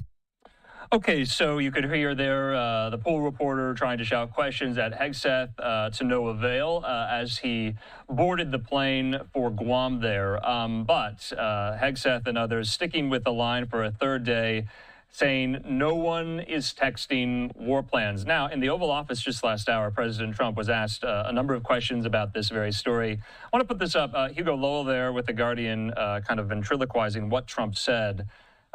He says Trump appeared momentarily confused by the question. Trump saying he had nothing to do with this. Hegseth, how do you bring Hegseth into this? Lowell characterizing this as a defense by Trump of Hegseth's involvement in the signal chat, even though he texted in the sensitive military plans here. All right, well, for a third day, we want to bring into the conversation right now our friend there at the Washington Examiner, Christian Daytalk. He covers the White House. He joins me from the briefing room. Christian, good to see you here. And we're back. I still have a lot of questions for you because, and let's just acknowledge, it seems like The Atlantic and their editor-in-chief, Jeffrey Goldberg, essentially took the dare that White House officials were saying when all day yesterday they said no classified information was included in these group messages on this group chat. And so if you're Goldberg and his staffers at The Atlantic, you would assume that they said, okay, we'll publish more. And that's exactly what they did they not? That's right. They published everything, Andrew, with the exception of John Ratcliffe's chief of staff, the name of that person. Of course, CIA assets and staffers, the federal government prefers those names not be published for intelligence precautions. And you'd think that this would sort of light some more air, put some fire under his side of the story, but it's not stopping the White House from changing their defense. Caroline Leavitt, Donald Trump himself today, both spoke with reporters. And look, they said, not only did we not do anything wrong, but they lambasted Goldberg specifically for his political registration, his and his wife's past donations and their work. They're really trying to spin this into a full-on quote-unquote hoax, like Leavitt told us, rather than something that they had confirmed had happened earlier this week. It's kind of a strange situation we find ourselves in right now. Yeah, I was going to ask you, Christian. So we've heard from the Pentagon and the White House today that word hoax. That's how they're describing this here. Why are they using that word? Because all official communications have but confirmed that this did happen. Goldberg was added to the group message, and that, they acknowledge that. They acknowledged that on day one of this story, and now it's a hoax. Help us explain that. I think this is just a strategic choice, not necessarily based on the facts, but based on the lengthy Donald Trump playbook for handling scandals in the media. Let's not forget what's been essentially almost 12 years now. It's crazy to say that, but Donald Trump has been talking about the Russia hoax, 10 years. I can't do math. This has been a crazy week. But the Russia hoax, the witch hunt, this is the same verbiage we've seen from the president time and time again. They know it resonates with Donald Trump's voting base, and they're hoping that they can sort of button down the hatches, go back, run a play they've run in the past, and this thing will blow over before next week, which is really the aim of the White House, to move on to the next story, which of course is tariffs, but I know we're not talking about that right now. So, Christian, that was my next question. What is the White House doing to mitigate the fallout of this story in order for maybe us not to even be speaking about it tomorrow or Friday or into the weekend here? Do you get the sense inside the White House, maybe you've spoken to sources, that there is a coming acknowledgement that someone needs to take the fall for this, that there needs to be a scalp for this? Are those conversations happening in the White House or not? Those conversations were happening as early as Monday, but I don't think Donald Trump, as the board stands right now, is going to fire either Pete Hegseth or Mike Waltz or anyone else involved at the top level in this communications. Now, they are investigating how Goldberg was specifically added, whether it was Mike Waltz himself, whether it was perhaps a staffer who was using Mr. Waltz's phone to set up this group chat. But right now, the White House is refusing to admit any wrongdoing. Again, they're taking a page out of the president's personal playbook, and they do not want to say, we will fire anyone. The president himself said he was confident in Waltz, Hegseth, the entire national security team. And unless Republicans in Congress begin to call for resignations, I don't think the president will move off that position at all. So, Christian, there seems to be a lot of parsing of language today at the White House. And you just heard there from Hegseth on the tarmac in Hawaii.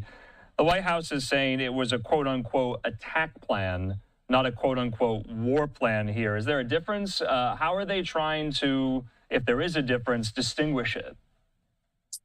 Well, they aren't necessarily trying to distinguish it, but technically Caroline Leavitt is correct. I mean, this doesn't have any number, or excuse me, a number of points that would be considered a war plan. There aren't specific movements. There aren't specific numbers or quantities of military personnel or the associated, aircraft that were used in these airstrikes. So it might technically fall short of the definition of a war plan, but it certainly had sequencing on the attacks. It had the specific types of aircraft that would be used. And again, if someone were able to hack this group chat, they would be able to identify which of these assets in the air will be the ones firing off the missiles. It's a semantics game, like you pointed out. I think it's still too early to see whose side of the story voters are really going to buy, but that is sort of the line that they're drawing in the sand right now.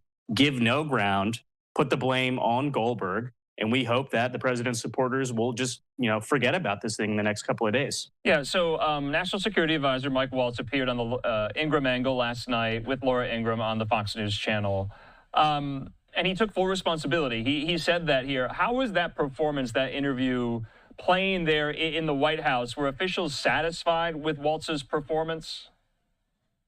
I think they were in certain parts and weren't satisfied in others. I mean, I do think the explanation that Mr. Waltz gave for how Goldberg ended up in that chat just doesn't quite jive, let's be honest. Because again, we have the screenshots that show Mike Waltz added Jeffrey Goldberg to this chat, right? Again, perhaps it was another staffer using Mr. Waltz's phone. Perhaps it was Waltz himself and he just made a mistake. The investigation should give us an answer there. But right now, the White House is happy that Waltz is taking responsibility while still maintaining that same type of tenor and demeanor that President Trump has. We didn't make a mistake. This strike was successful. And it's typical from the Atlantic and Jeffrey Goldberg to write up a story, cook up a hoax, as they're saying, to try and make this administration look bad. So we have been talking in the last 2 days, you and I, about how this is going to be investigated within the White House. Do we have any more details about that aspect of this story? Who's looking into it? How many people will be looking into it? What agencies here? Because some House Democrats are saying this is for the FBI, but we haven't necessarily heard from Kash Patel or even Pam Bondi if they're going to take this up. Well, the FBI and DOJ at large are the one body we haven't really heard the White House throw around as potentially taking part in the investigation. We had heard that the president Mr. Waltz had asked Elon Musk and Doge to check into this, considering it hovers around or focuses on very specific technology, which no one here in the White House seems to understand how it operates. We've heard that the National Security itself, the National Security Council itself might be leading the investigation. And then, of course, the president was asked about inspectors general potentially leading a quasi outside investigation. He said he had no problem with that. And depending on their, depending on their results, he would recommend that signal not be used if breaches or insecurities are found by these government officials. So, Christian, what about signal? I mean, I asked you yesterday, is there an emphasis from Trump White House officials to look at how signal is used within the federal government? And if so, what might that look like here? Because a lot of people have been fixating on this Biden-era rule with signal use on government-issued devices. What more do we know about that? Well, this is still sort of being debated. Again, the Biden administration ruled that signal was allowed for certain types of communication, not necessarily, again, the sharing of classified information, but coordination between government officials on potential meetings, on follow-ups, things along those lines. And we do know that the Trump White House is reconsidering the use of the app. Donald Trump himself said that should these investigations prove there are vulnerabilities in this app, we're going to tell people to stop using it. But as it stands right now, they are still sort of finger pointing at the Biden administration and saying, why wasn't the media criticizing the past president for okaying the use of this device? Again, it's about practicality. It's about ease of use. The government channels, the classified channels are not particularly easy to use. If you want to view documents, you need to be what's called a SCIF. If you want to communicate classified information, you need to use a specific classified line, which again requires equipment, technology that has to be ported around. It's not just as easy as opening your phone and firing off a text, even if it is on one of these so-called encrypted apps. And Signal does remain sort of the top encrypted app on the private market, but you would have to think that the government has better channels which these communiques could have taken place on. So, Christian, just lastly, I think it's helpful for people watching right now to visually depict who all was on this group chat. And I want to put this up here because there was about 19 people on it. And if you could help us kind of describe who these people are. Of course, Jeff Goldberg was inadvertently added by Mike Waltz. I think it's safe to say that for certain now, or a Waltz staffer, so to speak. And just for the record, here at Live Now from Fox, we have reached out to the Atlantic in the hopes of speaking with Jeffrey Goldberg about how this all went down. So if there are any developments on that front, we'll let the viewer know. But Mike Waltz, of course, on this. Scott B., that's Scott Besson, the Treasury Secretary. Brian, that's Brian McCormick. Do we know who that is? Brian is a NSC staffer. He is there specifically because he has a focus on the Middle East. All right. Then, of course, Pete Hegseth, the Secretary of Defense. Dan Katz as well. Do we know who that is?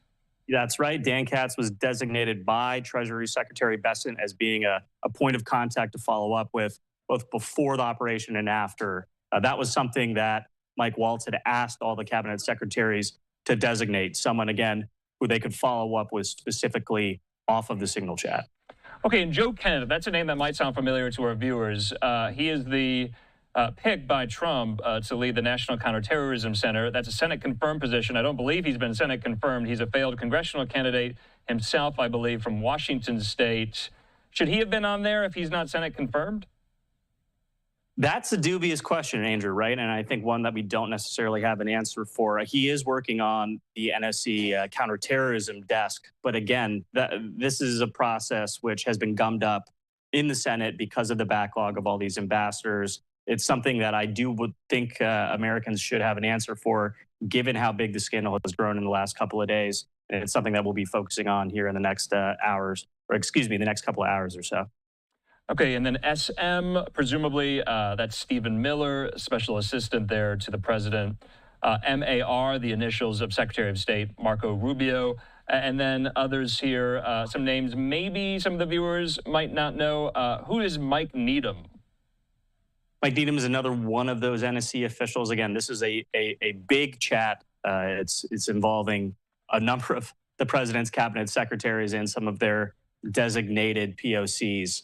Moving down that line. Of course, you got John Ratcliffe, Susie Wiles, the White House Chief of Staff. I think the other name on this list that folks might not recognize would be Alex Wong, one of Mr. Waltz's deputies. And of course, we still have not figured out who this mysterious Jacob is, who was not identified by a last name or a last initial. All right, Christian, thanks for going through all those. I think it's very helpful for the viewers just to get a picture of this story here. All right, what are you looking for in the next 24 hours in this story?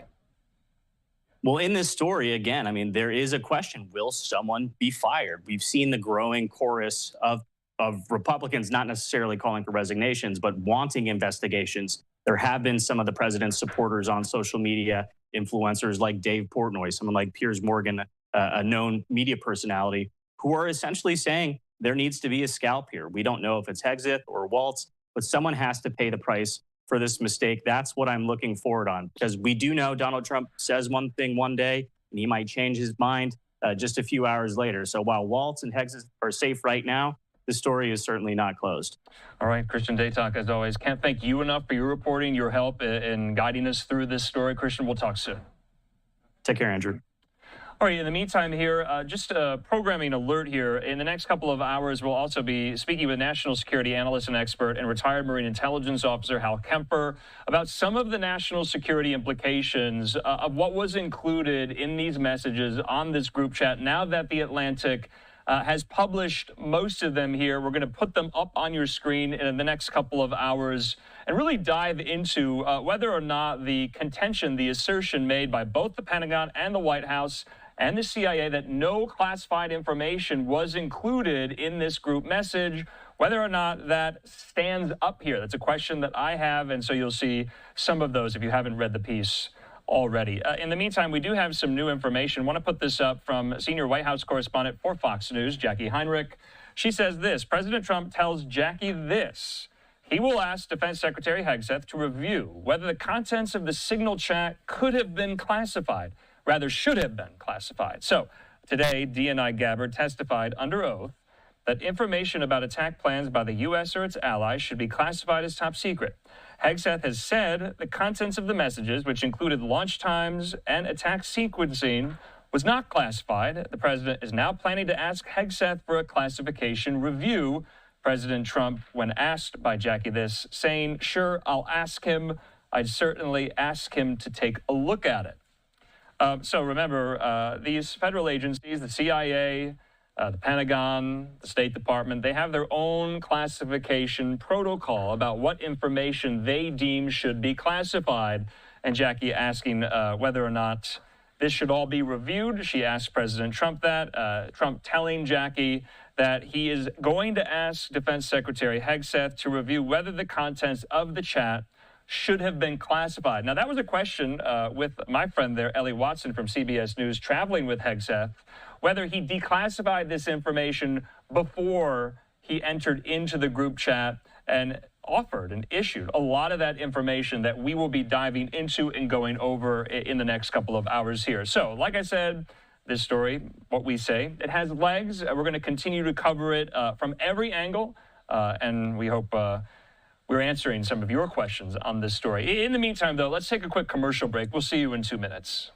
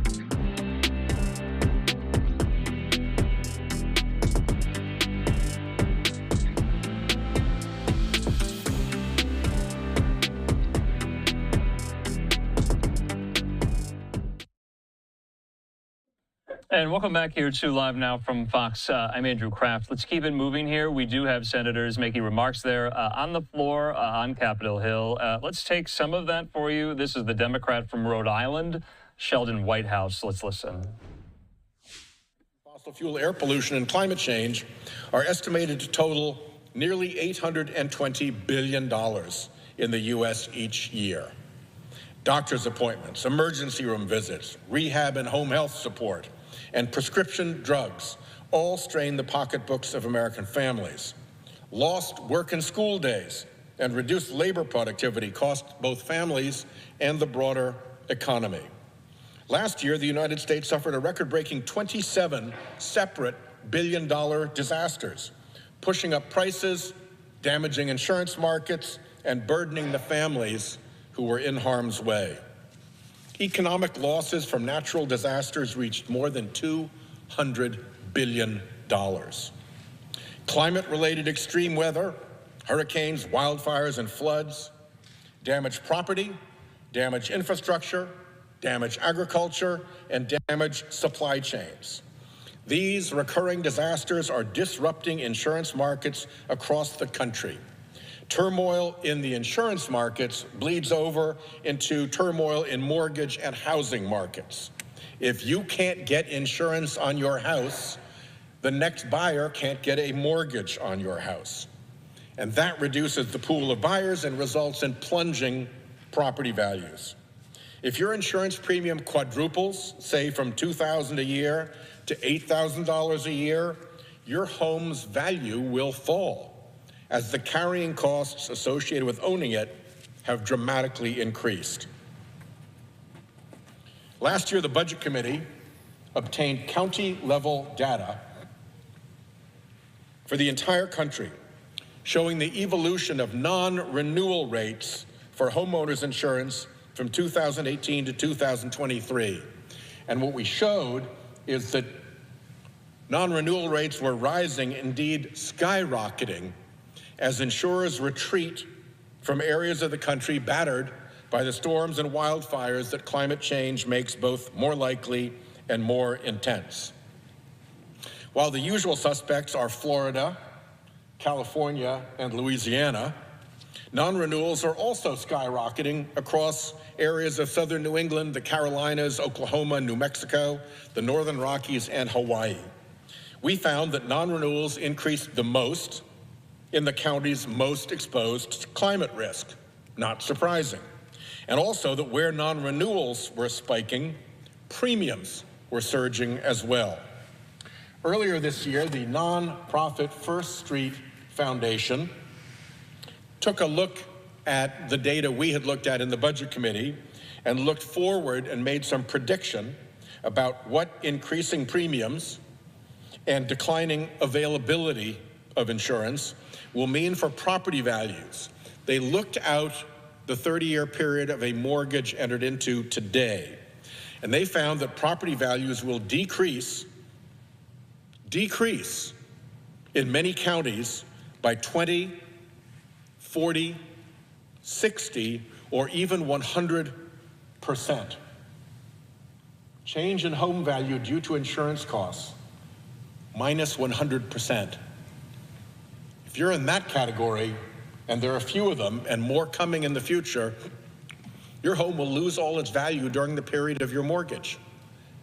And you can bet the people selling you that mortgage are going to notice. Let's not forget that for most Americans, their largest asset is their home. Home ownership is how most families build wealth. So something that's going to systemically reduce home values is hurting Americans. In a future gripped by climate change, the homeownership path to economic security breaks. What Zeldin is proposing will accelerate that danger forward, bringing the inevitable day of reckoning closer. In Administrator Zeldin's home of Suffolk County, New York, for instance, non-renewals nearly tripled from 2018 to 2023, and annual premiums have already increased by almost $800. And that's just a taste of what's to come. And by the way, it's not just me saying this. Fed Chair Jerome Powell warned the Senate Banking Committee that in 10 to 15 years, there will be entire coastal and wildfire-exposed regions of the United States in which it will no longer be possible to get a mortgage. That's our future. When your insurance premium goes up by hundreds or by thousands of dollars, that is Republican climate denial in action. When your grocery bill goes up because orange juice, sugar, coffee, chocolate, olive oil are more expensive because of climate-related extreme weather, that's climateflation in action. Before I yield, I'll close with one last thought. We are where we are, entering the era of climate consequences because American politics failed to get this right. Our political system failed because the American political process became corrupted by the big money influence of the fossil fuel industry. Our politics got corrupted, and that is why we have so grievously failed at addressing climate change. We have senators here from states whose state universities teach climate science, pretending that climate science isn't real. Mr. President, history will look back at us with anger and disgust, justifiably. I yield the floor to my wonderful senior colleague from Rhode Island. Mr. President, I rise today to... The senator from Rhode Island. Thank you, Mr. President. I rise to join my colleague, Senator Whitehouse, the ranking member on the Environmental and Public Works Committee and the foremost voice for sensible climate policies, someone who for years has warned us of the encroaching dangers of climate change, and today once again has demonstrated his great insights, particularly with respect to the cost of homeowners of climate change. He is raising the alarm about President Trump's environmental policy and the effect it will have on the health and well-being of Americans. I want to thank him for his leadership on this important issue. Earlier this month, EPA Administrator Lee Zeldin announced that his agency would move to repeal 31 environmental and health protections. This Trump environmental plan would undo restrictions on air pollution from power plants, cars, and trucks. It would allow harmful discharges into our water systems, relax restrictions on the emissions of mercury and other known neurotoxins, ease limits on soot and haze pollution, and the list goes on and on and on. These rollbacks appear to be a quid pro quo for President Trump's fossil fuel donors, whom we reportedly asked to donate $1 billion to his campaign last year. One of Trump's most concerning proposals is the repeal of the EPA's long-standing scientific finding that greenhouse gases are pollutants. After losing in the Supreme Court in 2006, the fossil fuel industry has been out to overturn this so-called endangerment finding for nearly 2 decades. Repealing it would degrade the EPA's authority to regulate greenhouse gas emissions, meaning it could no longer act to curb emissions from vehicle exhaust, factories, power plants, and many, many more locations. Relaxing these standards would result in more pollutants in our air and in our water. And the fact is, these pollutants are not just numbers on a chart. They are the reason millions of Americans are suffering from asthma, heart disease, and other respiratory conditions. Several studies have shown that air pollution can negatively impact maternal health and lead to miscarriages and low birth weights. And these health impacts will particularly harm low-income communities, where the effects are disproportionately severe. Mr. Zeldin claims these actions will, quote, unleash American energy, but really, they will just unleash more pollution on the American people. Mr. Zeldin claims that these actions will drive down costs for American families, but the evidence shows otherwise. Indeed, EPA previously found that for every $1 the country spends to reduce air pollution, it's estimated to yield $30 in economic benefits in return. These actions will worsen climate change and contribute to more flooding and coastal erosion, which has cost homes and businesses in my home state of Rhode Island millions of dollars in just the past few years. Mr. Zeldin claims that by rolling back these protections, he is simply giving power back to the states. But we know that pollution does not respect state lines. We are all in this together to protect our air, water, and human health.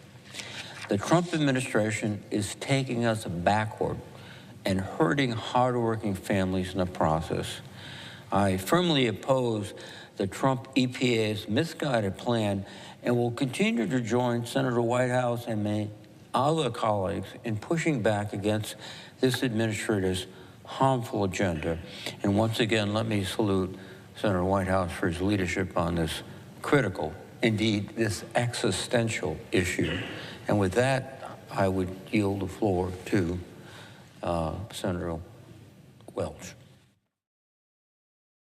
Okay, so the two Democratic senators from Rhode Island, Senator Reid, Senator Whitehouse, talking about climate change and other matters there, and giving it off to, handing it there to Senator Peter Welch of Vermont. We're going to step away from the Senate floor. We're at the top of a new hour. It's 4 o'clock here on the West Coast, 7 o'clock there in Washington. Thanks so much for being with us. We have a lot in store in this new hour.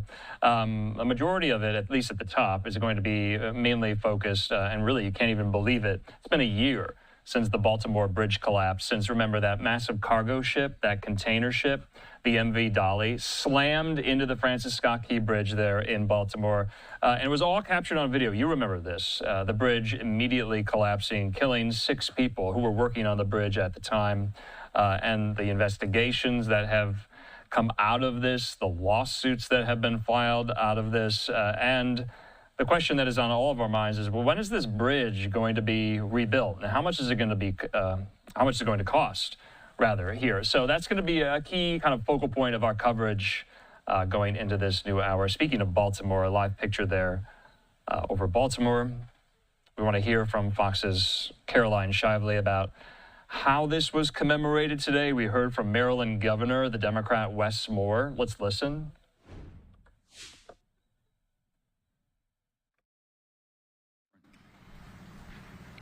Our memories are engraved. We remember the cold morning in March that changed our state forever. 1 year after the deadly collapse of Baltimore's Francis Scott Key Bridge, Marylanders gathered to remember the tragedy and the lives lost. We all remember where we were when we learned that the Key Bridge fell. And thinking, how do we move forward from this? I hearkened to that moment of hope where it became clear that this is going to be a moment that defines us. The bridge collapsed after a container ship lost power and crashed into one of the bridge supports. Police managed to stop traffic, but 6 construction workers on the bridge at the time were killed. 6 patriots who endured the rattling of cars and trucks so the rest of us could be safe. And to the families of the victims that are with us today, there is little that I can say to truly be the balm for the pain that you feel. The tragedy raised major questions about the state of the nation's infrastructure. Last week, the NTSB identified 68 bridges in 19 states it says are not built to current standards, urging bridge operators to conduct risk assessments and critical maintenance to avoid another disaster. We need action. Public safety depends on it. There are plans in place for a new Key Bridge set to be finished by the end of 2028. In Dundalk, Maryland, Caroline Shively, Fox News. Caroline, thanks so much. In the meantime, more from Governor Wes Moore in a statement saying this on social media. What happened a year ago today is and always will be a tragedy beyond words.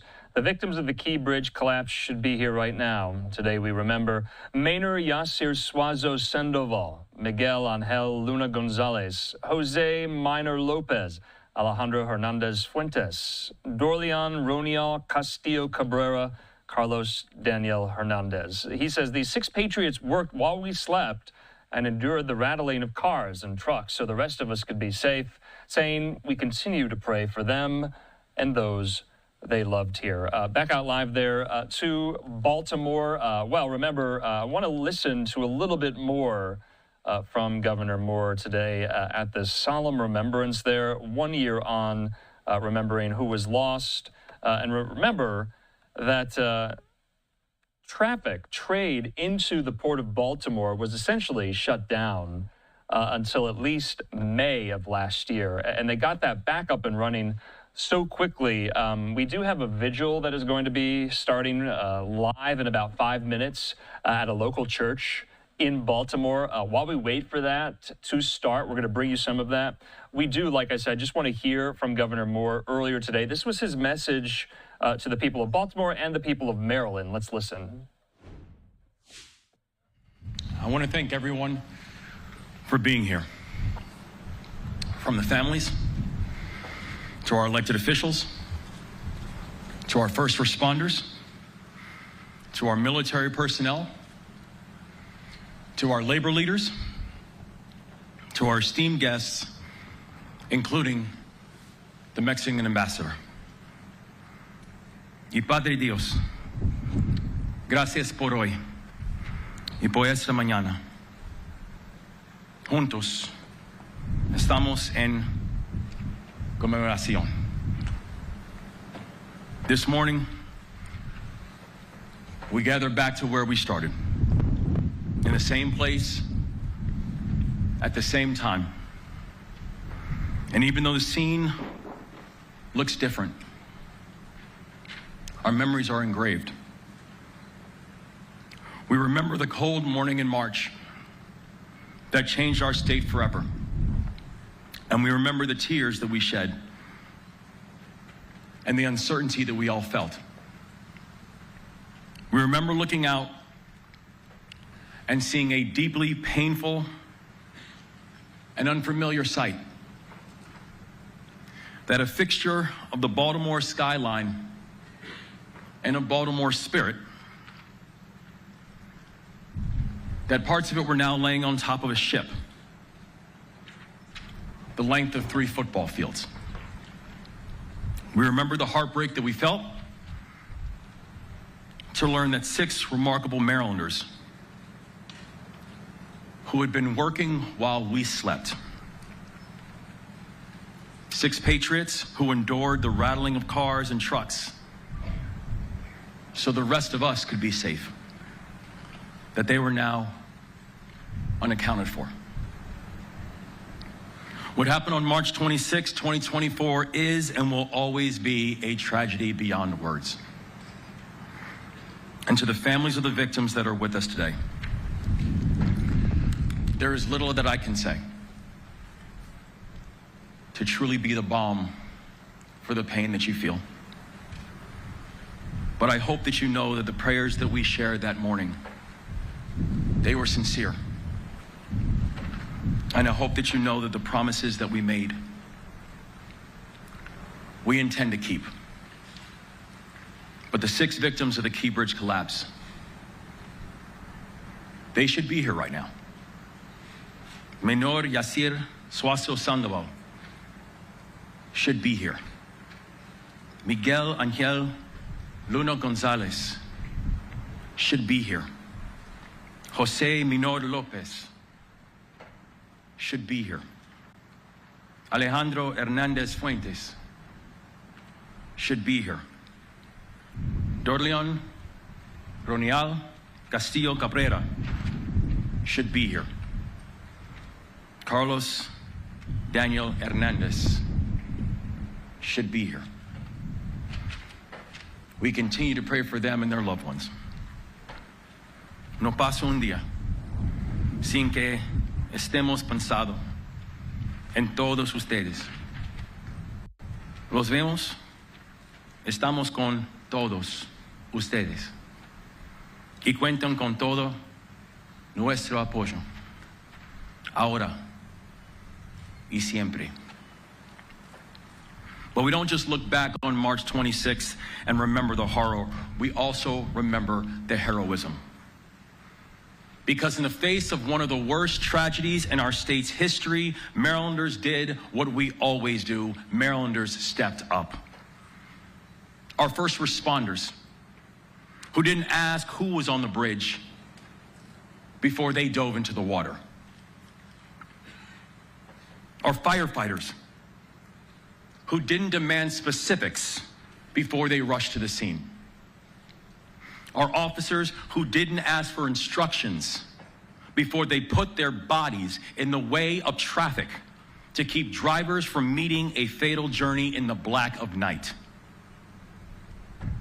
Our service members, our Coast Guard, our Army Corps of Engineers, Navy SUPSOLV, who didn't ask who was in trouble before they kissed their loved ones goodbye and traveled to Baltimore to do their duty.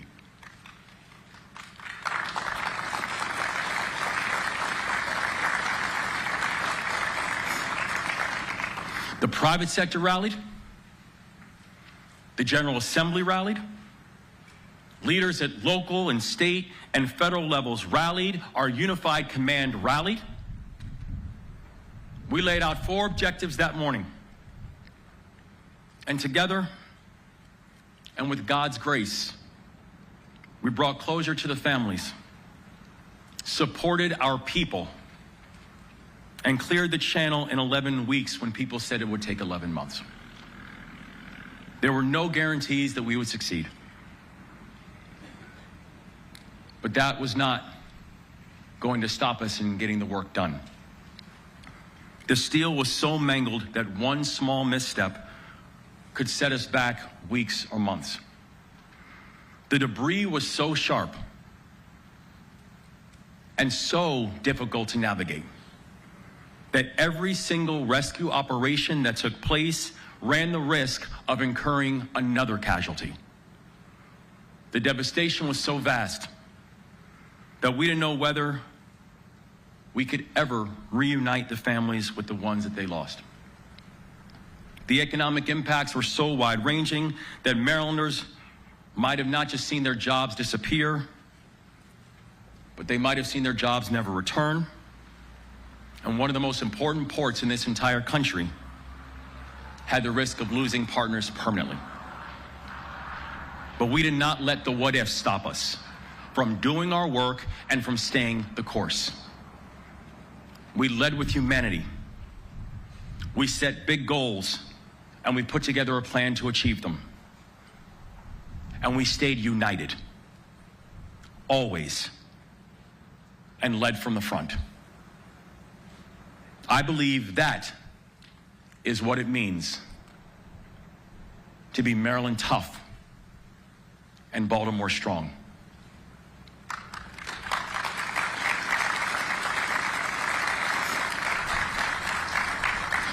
To look danger and uncertainty in the face and know that we will never flinch.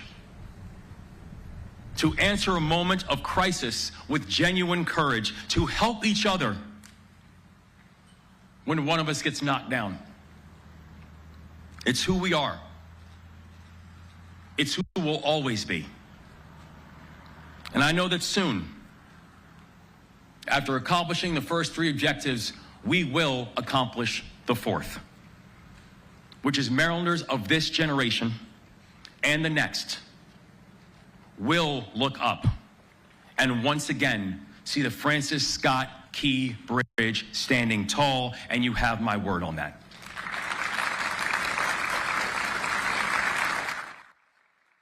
Okay, Governor Westmore there at this 1-year mark, this remembrance, and you can see the site of the collapse behind him, the gap in the Key Bridge that immediately collapsed once the MV Dolly smacked right into it in the middle of the night here. I just want to update you on the investigation and the efforts to rebuild the bridge here, according to the Associated Press. Remember, after the collapse, the port of Baltimore was closed for months as debris blocked its main shipping channel.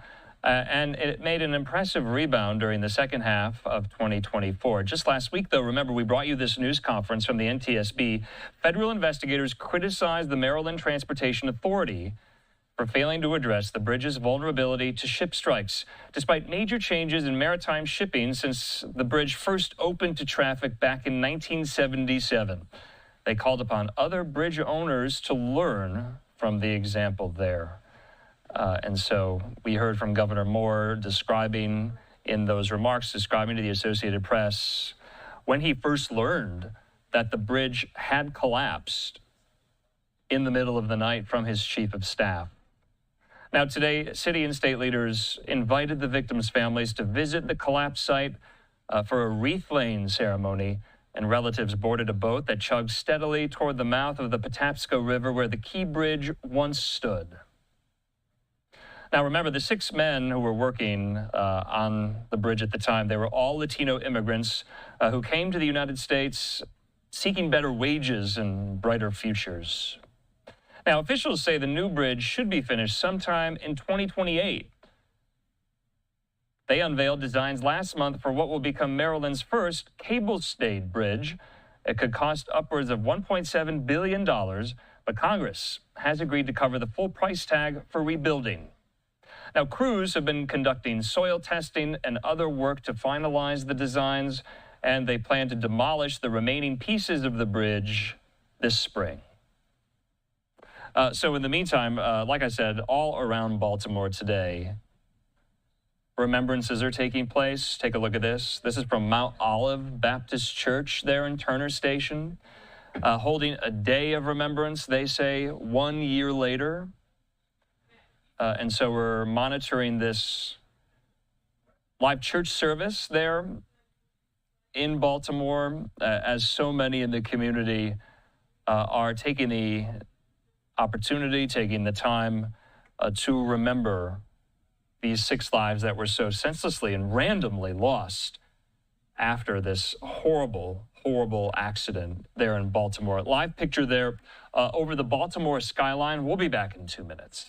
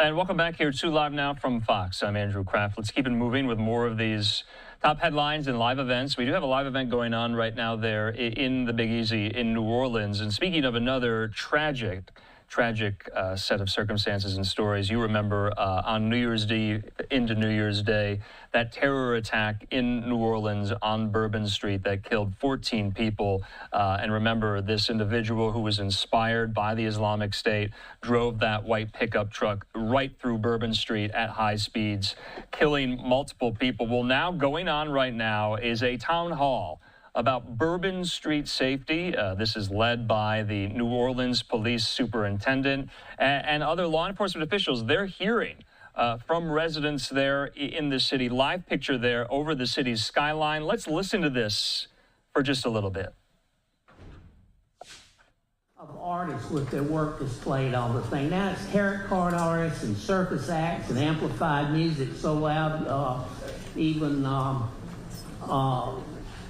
even the services can't be heard. People can't hear Ms. Benson reading the Bible.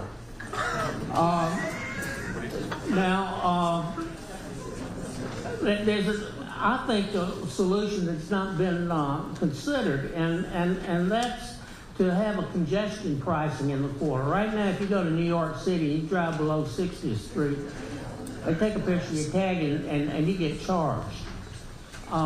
It's $9 up there. We could make it the cost of a beer down here, maybe. But residents and employees could have special passes and all. But I think this would dramatically decrease the traffic in the quarter. But it would also do away with the need to have all those barriers, because you would have cars gently going along to take the place of those barriers, and you wouldn't have things happening like happened on January 1st. Thank you, Mr. Let's go ahead and get to the next question. Thank you. Is somebody's phone, or is this serving a function? Serving a function, awesome. My name is Elizabeth Vargas. I'm a member of the band The Crybabies. We busk regularly on Royal Street. We played Jazz Fest last year. We've been a band for about 8 years, but I've been playing on the streets for about 10. I read the pamphlet that was given out when we came in about congestion pricing, which also is... I don't mean to stop you. That pamphlet was passed not y'all. Sorry? That's nothing that... Unaffiliated with y'all. I haven't even had the opportunity to review that. Okay. That is a relief. Thank you for clarifying that. What are the plans for Royal Street and the pedestrian mall? I know that's in the city charter that remain a pedestrian mall. So again, everything would have to be looked at holistically if we decide to go to this. I don't know that recommendation. I know we have not received recommendations yet as it pertains to that, but I can tell you that in my talking with members of the Teneo group, I did bring that forward. Sorry, what is the group?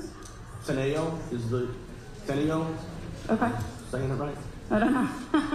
That's the outside security agency headed by former NYPD Commissioner Bill Bratton. Okay. And their team to make a recommendation on French Quarter. So we already had an assessment of traffic in the quarter 5-6 years ago, something like that. And it was recommended at that time that both Bourbon and Royal become pedestrian only. Is that report being taken into account? With the Teneo group or with y'all or with anyone? So they are aware, I believe that was the 2020 report funded by FQMD. They are aware of that report. Okay. And so yes. Okay, they're aware. I just want to hit home that there are so many people that rely on the quarter for their livelihood. It's not just people who own property there. It's not just people that live there. And I know that we're not always looked on as having the same rights or values, but we are here and we are part of what makes the city a place that people want to come to. And I would ask that you all remember that.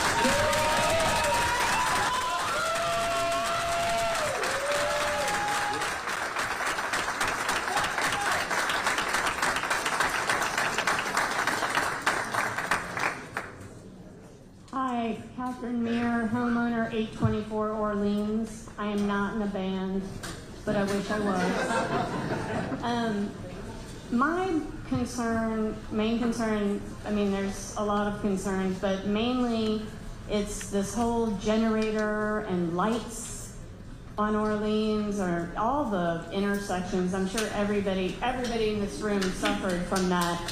And we understand, it's not like anybody didn't want the protection, but there has to be a better answer. And if these fancy Buckingham Palace gates are put up, great. But I've lived in New Orleans my whole life, and to me, it's not going to be that. It's going to be the ugly barriers with the barricades and the lights. So I just want to say that, you know, if you're going to do it right. Don't do it where we all suffer and our property values are going to go down, because if we wanted to sell our house, nobody's going to want to buy a house with a generator running. And so let me just address that for 1 second. So the wedges that were brought in during the Super Bowl and for Mardi Gras required the generator power. The things that we're using on Bourbon Street right now require no power. It's literally our officers going out, using a hand drill to raise it and lower it and put it in place. So at least for now, that equipment is not going to be being used. Well, I'm talking about the stuff on Orleans. Yes. It was the wedges that were there, that raise and lower, that were brought in. Down with the wedges.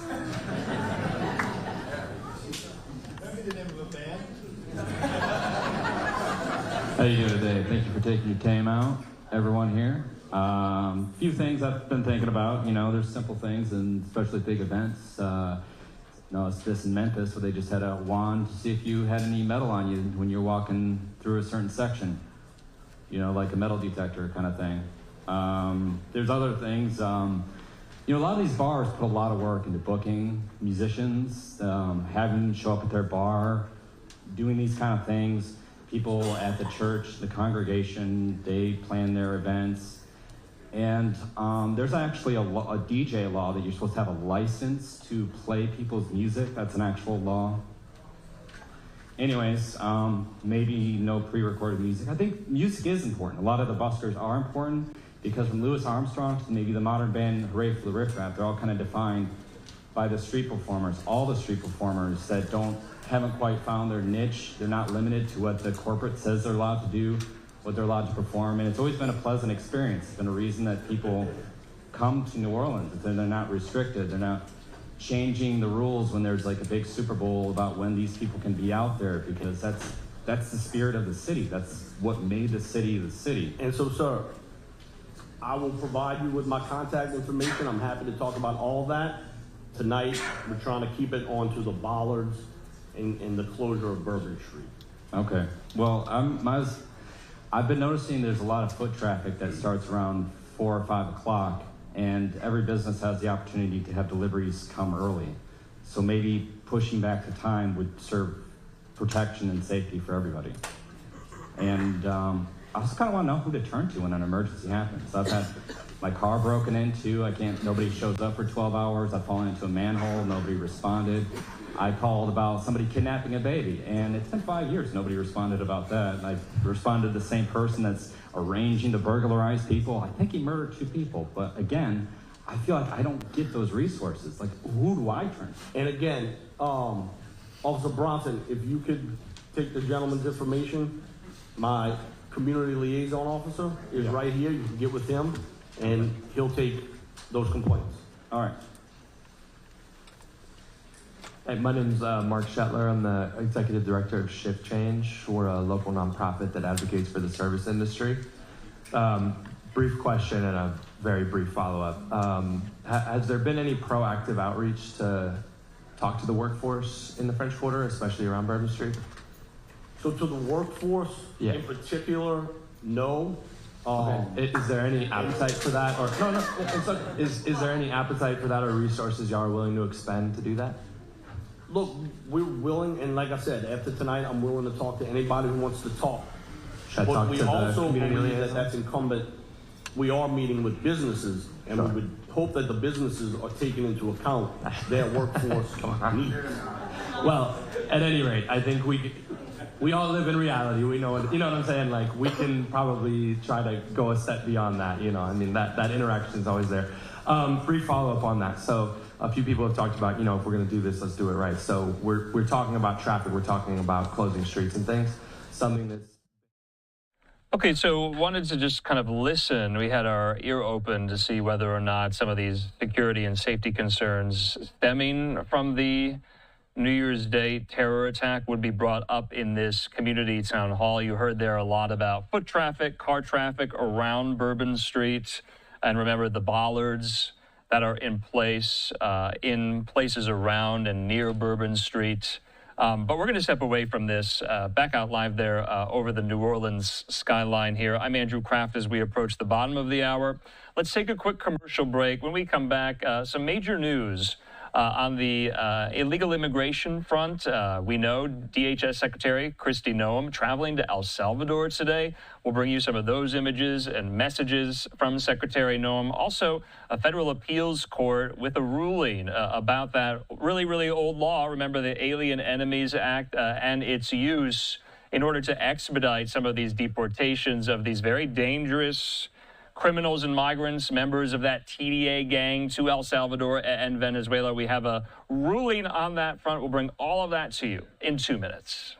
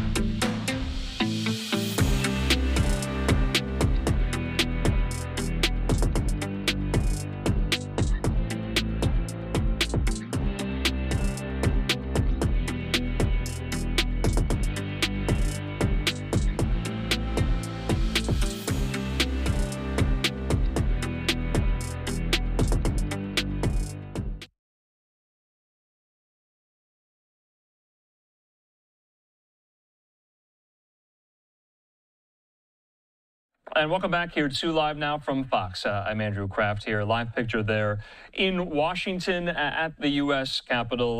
Let's get into some of these illegal immigration headlines here. I want to put this up from our colleague, Fox News' Bill Malugin, saying this, that a federal appeals court has denied the Trump administration's request to block Judge Boasberg's order on deportations of suspected Venezuelan gang members to El Salvador via the Alien Enemies Act. Now, the order blocks the Trump administration from further deportations via the AEA. So this is somewhat of a loss for the Trump administration. No doubt that this will reach the highest court in the land, the Supreme Court here. But this federal appeals court refusing today to lift an order that would bar the Trump administration from deporting Venezuelan migrants to El Salvador under this 18th century wartime law. Remember that Alien Enemies Act here. Now, this was a split 3-judge panel of the U.S. Court of Appeals for the District of Columbia Circuit. So it was a 2-to-1 ruling. So they would not block a March 15th order temporarily prohibiting deportations under the Alien Enemies Act of 1798. Now, The DOJ appealed after U.S. District Judge James Boasberg blocked more deportations and ordered plane loads of Venezuelan immigrants to return to the United States. Well, that did not happen. Attorneys from the ACLU filed the lawsuit on behalf of 5 Venezuelan non-citizens who were being held there in Texas. Now, remember, invoking the law for the first time since World War II, President Trump's administration deported hundreds of people under a presidential proclamation calling the gang, remember, Tren de Aragua, an invading force here. So, this is the news of the day in this case, which will likely go to the Supreme Court, that the Federal Appeals Court in the D.C. Circuit denying the Trump administration's request to block Judge Boasberg's order on deportations of these Venezuelan gang members. Remember, Boasberg was the lower court, gets to the appellate court with the denial here of the Boasberg order, and then presumably it will reach all the way to the Supreme Court. Now, what's so interesting about all of this is DHS Secretary Kristi Noem. She was today touring some of these detention facilities where some of these very dangerous criminals, some of these undocumented migrants have been deported to. Secretary Noem with this statement on social media. Let's watch. And visiting this facility. And first of all, I want to thank El Salvador and their president for their partnership with the United States of America to bring our terrorists here and to incarcerate them and have consequences for the violence that they have perpetuated in our communities. I also want everybody to know, if you come to our country illegally, this is one of the consequences you could face. First of all, do not come to our country illegally. You will be removed and you will be prosecuted. But know that this facility is one of the tools in our toolkit that we will use if you commit crimes against the American people. Okay, so quite the background there as Noem filmed this video here. If you haven't seen this yet, I don't think we've shown this yet. Let's just watch, let's just listen from earlier. This was on tape playback, meaning it wasn't live when we got it. Let's listen and watch to Noem tour this facility there in El Salvador.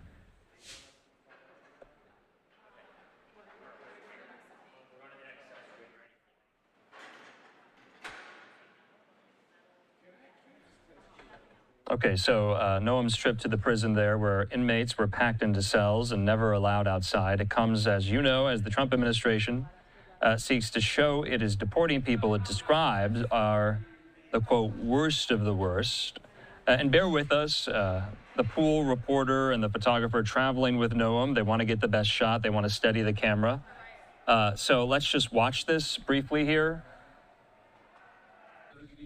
And as you can see, we're working to get this stabilized here, but we're just going to keep watching. It's going to be a little in flux, but as you can see there, look at that. Some of these guards there at the prison with some of the inmates, some of the detainees there. Look at all of them. Their heads shaved. They're wearing masks. They're in white T-shirts here. Let's listen.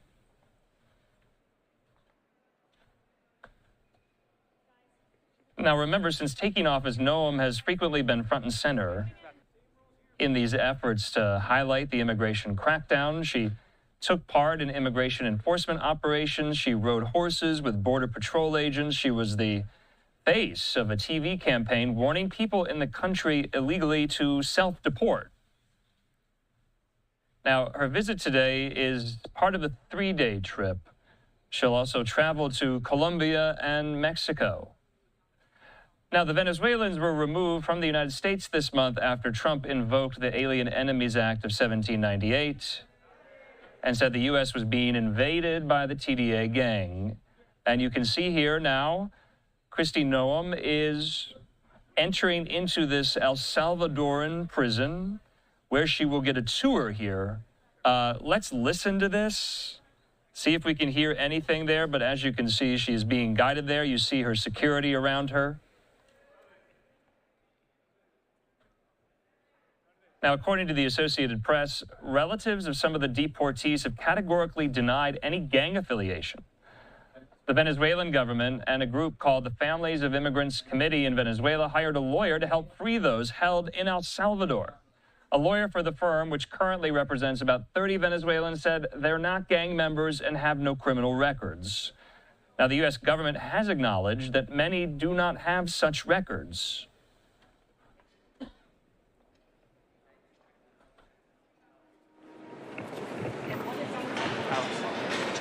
All right, we're just putting up the audio there. That appears to be our friend and colleague at the Wall Street Journal, reporter Michelle Hackman, with the secretary. Let's watch.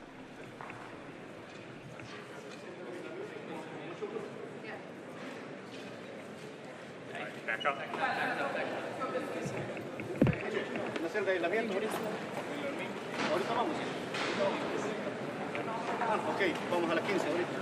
Vamos a las 15 entonces. I'm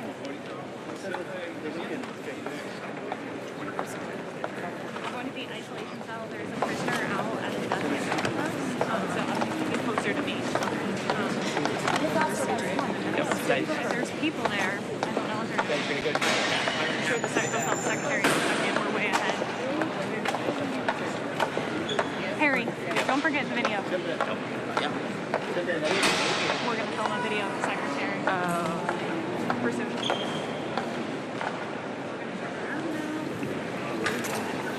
It's going to be in front of this cell down here, or one cell.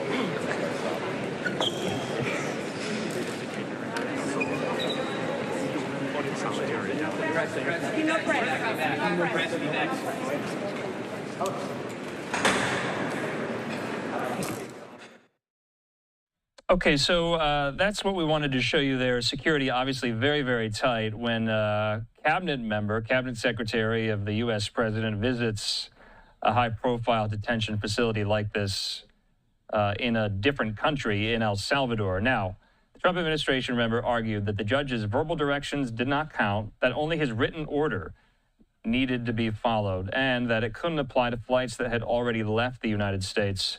White House Press Secretary Caroline Leavitt telling reporters that about 261 people were deported on the flights, including 137 under the Alien Enemies Act. And you see some of these detainees are out of their holding cells as Secretary Noem will enter into another room there of the facility, it looks like here. So we wanted to show you this. We haven't shown you this yet today. It's arguably quite compelling as we have been telling these stories about illegal immigration enforcement.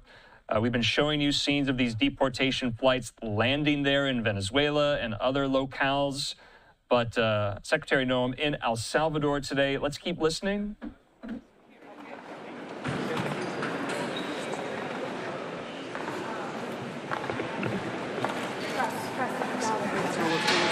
Let's go. Press, we gotta go back.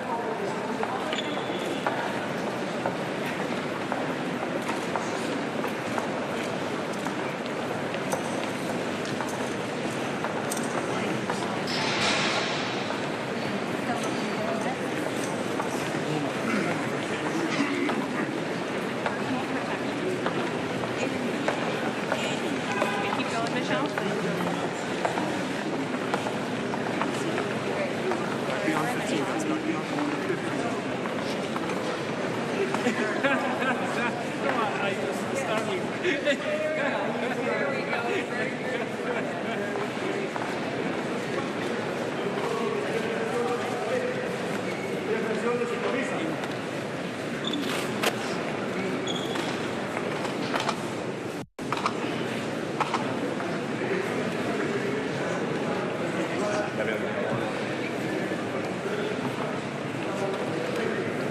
And you see there Secretary Noem kind of surveying the facility here, getting a tour with this official from El Salvador. But a lot of those detainees behind that holding cell, you just saw them, a lot of them took their shirts off.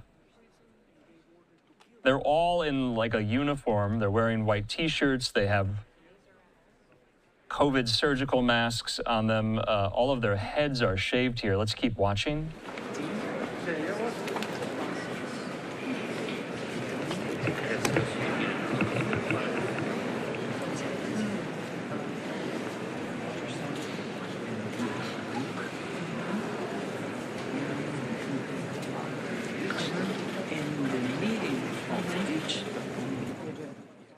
Okay, so we wanted to show you a little bit of this, but in the meantime, we got to keep it moving here with some more of these top headlines. I'm Andrew Kraft. Thanks for being with us here. Let's take a quick commercial break. More where that came from in just 2 minutes.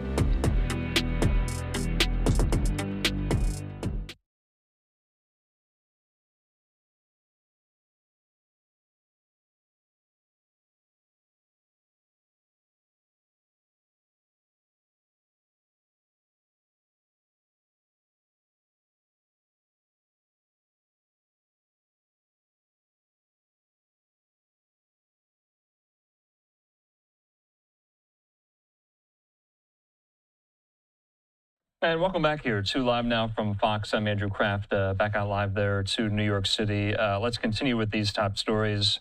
Well, now to the latest in campus chaos and a brand new lawsuit.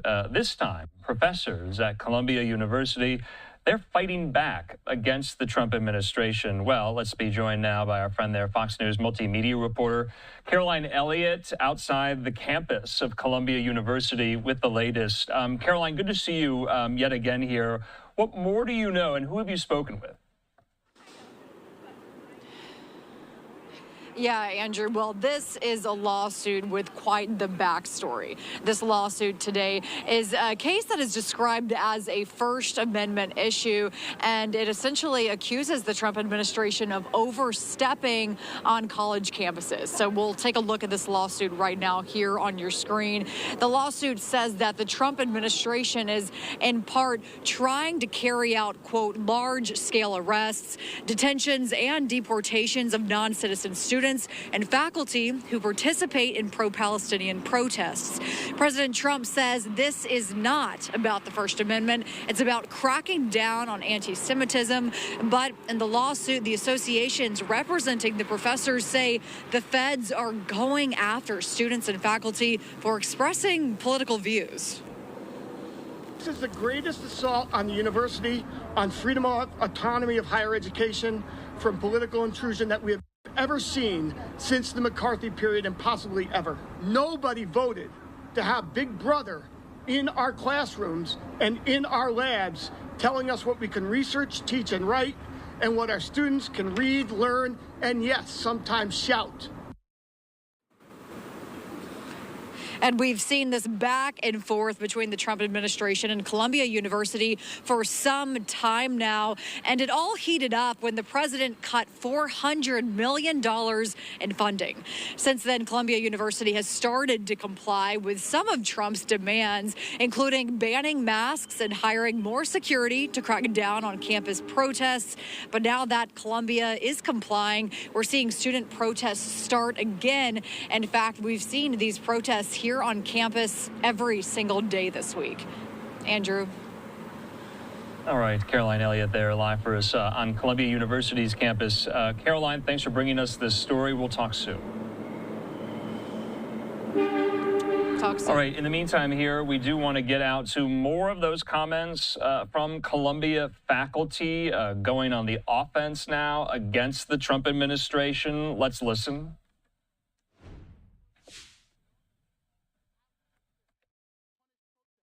And let the federal government dictate what happens in our research and our classrooms.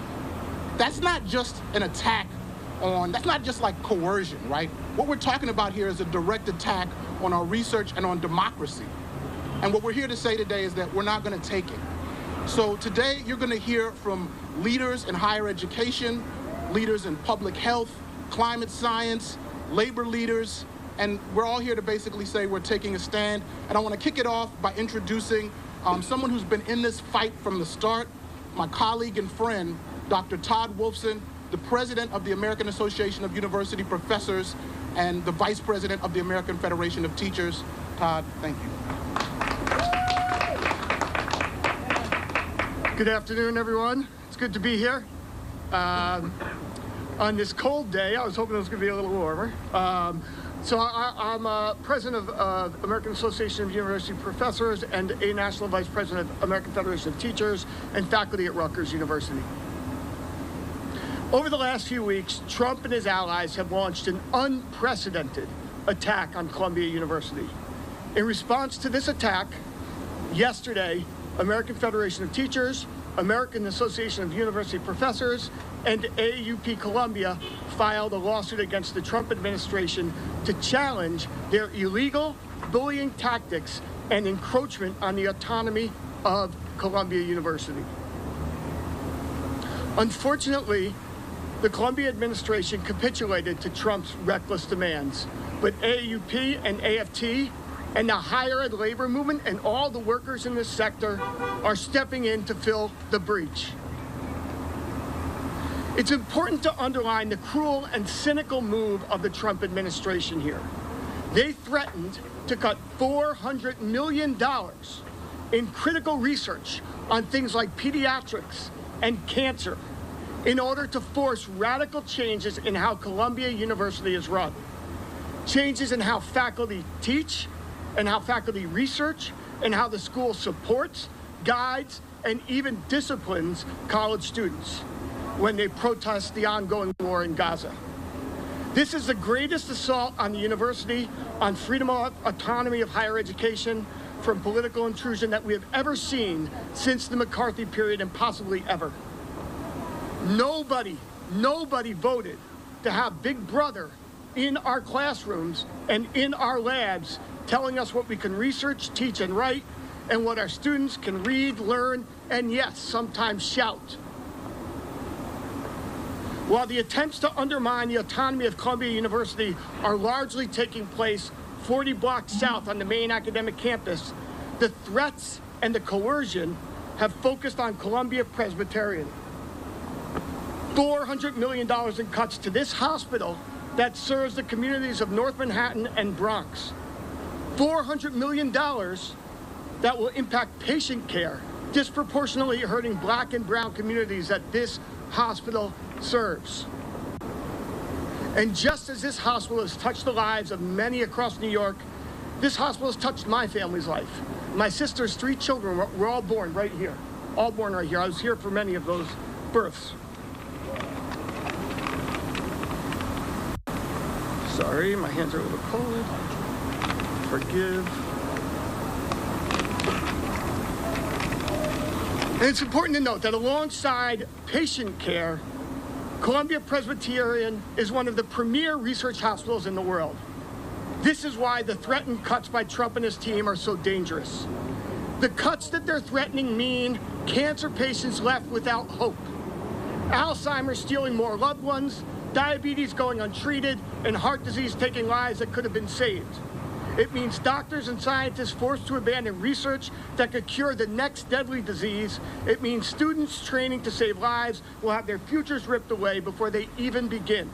And it means hundreds of workers, the researchers in the labs, the nurses at the bedside, the educators in the classroom, the custodians who keep the hospital running, thrown into uncertainty, struggling to make ends meet, all because billionaires decided their profits mean more than our health care. I want to make this clear. Trump's cuts and the attack on Columbia's medical school kill. It's not hyperbole, it is fact. If you ever had a loved one who needed a breakthrough cancer drug, if you ever relied on a vaccine to protect your family, if you ever counted on doctors having the best research at their fingertips, you should be furious at what the Trump administration is doing. This is not the America I was raised to believe in. The America I know stands for health care, education, and the dignity of workers. It's an America that values people over profit, that ensures every person, no matter their background, has access to the care, the research, and the opportunities they deserve.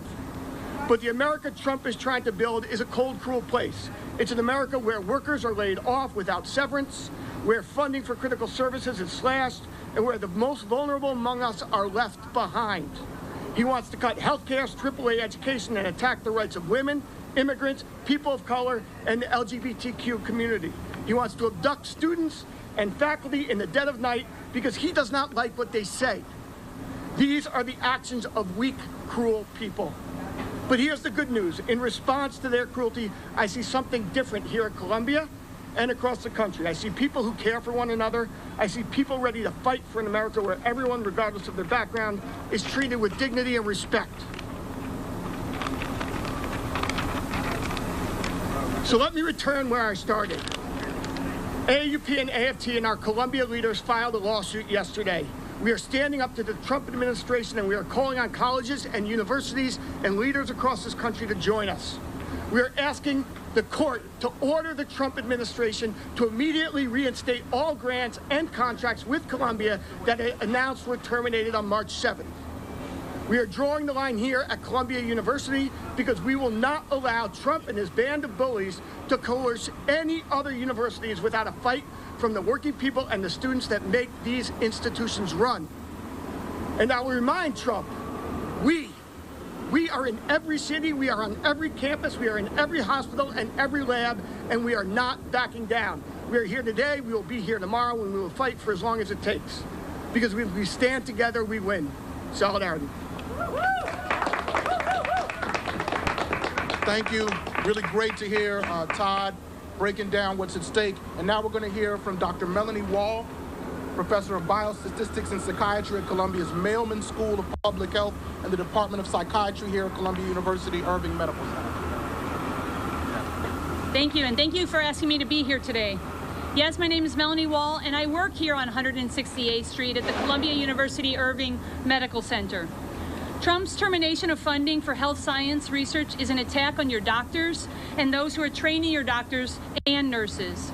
But more than that, it is an attack on those of us who are doing the innovative research and development that leads to the new medical and public health discoveries that helps everyone. I'm a data scientist. I'm a math geek. I grew up in Missouri. I got a Pell Grant, and I was the first in my family to go to college. Now I've been a data scientist for 25 years, and I'm even a Columbia tenured professor. I've been training the next generation of data scientists for years, even some who've become tech bros. We focus on innovative medical and public health solutions using big data, mathematical modeling, and high-speed computing. One of the programs that my data science colleagues and I were recently awarded by the National Institute of Health was focused on how to use data to drive solutions for the mental health crisis in America. That program was terminated. That was a program specifically aimed at bringing more Americans into data science, and specifically first-generation college students like me. I can describe study after study that I've been working on helping data analysis for that are now terminated. And I can tell you that regardless of the excuse for why they were terminated, they are all focused on problems that can benefit everyone, in line with the new administration's priorities. For example, the role of loneliness on cognitive decline and the ways to promote social connectedness in order to prevent that decline. Studies on how sleep and stress interact to cause heart disease, a chronic condition. Studies that unpack the way that preventing intimate partner violence interacts with alcoholism and how to find programs to help. These are studies that are not going to be taken on by companies because these important topics are not inherently profit-making topics. Drug companies want to sell drugs. University health science researchers want to find ways to make it so that more people don't need them. Trump's administration has terminated and taken hostage our grants, igniting frictions around issues of free speech and discrimination. However, I'm hopeful. I'm hopeful for events like this. I'm hopeful by the fact that within less than a week, over 130 of my medical center colleagues and researchers from the med school, the Mailman School of Public Health, and the nursing school were willing to openly sign their name to endorse the Columbia University's AAUP letter asking the administration to fight back against the assault on Columbia. It is not easy for people who've lost their jobs or whose jobs are threatened to say openly that they want the university to fight back. But to my joyous surprise, many did. I'd like to end by sharing the words of a medical center colleague I've gotten to know over the last week who asked me to. She's actually already lost her position as the diversity director of the genetic counseling graduate program. We must not cave to the fragility and fear. We must realize how interconnected we all are. First, they came for all the marginalized DEI people. Then they came for the pro-Palestinian protesters. And now they're coming for the scientists. Who will they come for next? Let us all see clearly that the Trump administration's goal is to oppress our voices, oppress the voices of all of us who threaten their power. We must stand up for diversity, we must stand up for self-governance, and we must stand up for science. Thank you. Thank you, Dr. Wall. I get emotional when I hear this because we know what this means for communities all across the country. Next up, we're going to hear from Marcel Agueros, who is the Secretary of Columbia's AAUP, and he's a leading voice for academic workers on this, in this country, really, and across this campus. Marcel? Thank you. My name is Marcel Agueros, and I am, somewhat to my surprise, a Columbia lifer. I graduated from Columbia College in 1996. I returned to Columbia as a postdoc 10 years later, and I joined the faculty in 2010. I am a professor in the astronomy department, and ever since our AAUP chapter was revived in December of 2021, I have also served on its executive committee. I have always loved Columbia, warts and all, principally because of its people. The university, like this city, is a magnet for talented, interesting, and interested people, no two alike. I have been lucky to spend decades now surrounded by world-class teachers and researchers and learners who, far from constituting an elite hiding in an ivory tower, are fully engaged with the world around them. And we should be very clear, when we talk about cutting off funding to Columbia, or more generally about the threats being made to academic institutions across the country, what we are really talking about is an attack on these people. Politicizing what questions can be asked, arbitrarily defunding ongoing research, demanding changes to what is taught, restricting dissent, repressing free speech. These are all attacks on the individuals that together make Columbia and make it great. And once these attacks have been normalized, once we have internalized this level of external interference, then no one at any university is safe, and indeed no thinker, wherever they may be, will be protected. This is why what is happening here matters, and not just to us. Over the last few months, the administration in DC's clear hatred of universities in general and of Columbia in particular has fostered a deep sense of dread in me and I'm sure in many of you. How was this going to end? What was going to be left? We were watching Colombia be shredded in super slow motion, and there was nothing we could do to fight back. Well, we can fight back, and the AUP and the AFT are showing us the way. We must refuse to spiral into accepting the unacceptable. I cannot tell you how proud I am to be here with my colleagues today, taking a stand. The lawsuit represents what we hope is the first of many efforts to bring together those of us who are being targeted, to reject, to resist, to challenge, to speak up, to defend our rights, to defend our freedoms, to defend our values. As Malcolm X said, power never takes a step back, only in the face of more power. It is time for us to show our power. I want to close by thanking our colleagues in the National AUP office and at the AFT for their support, and to express my gratitude to the lawyers at Protect Democracy and Altshuler-Berzin who have put together our complaint.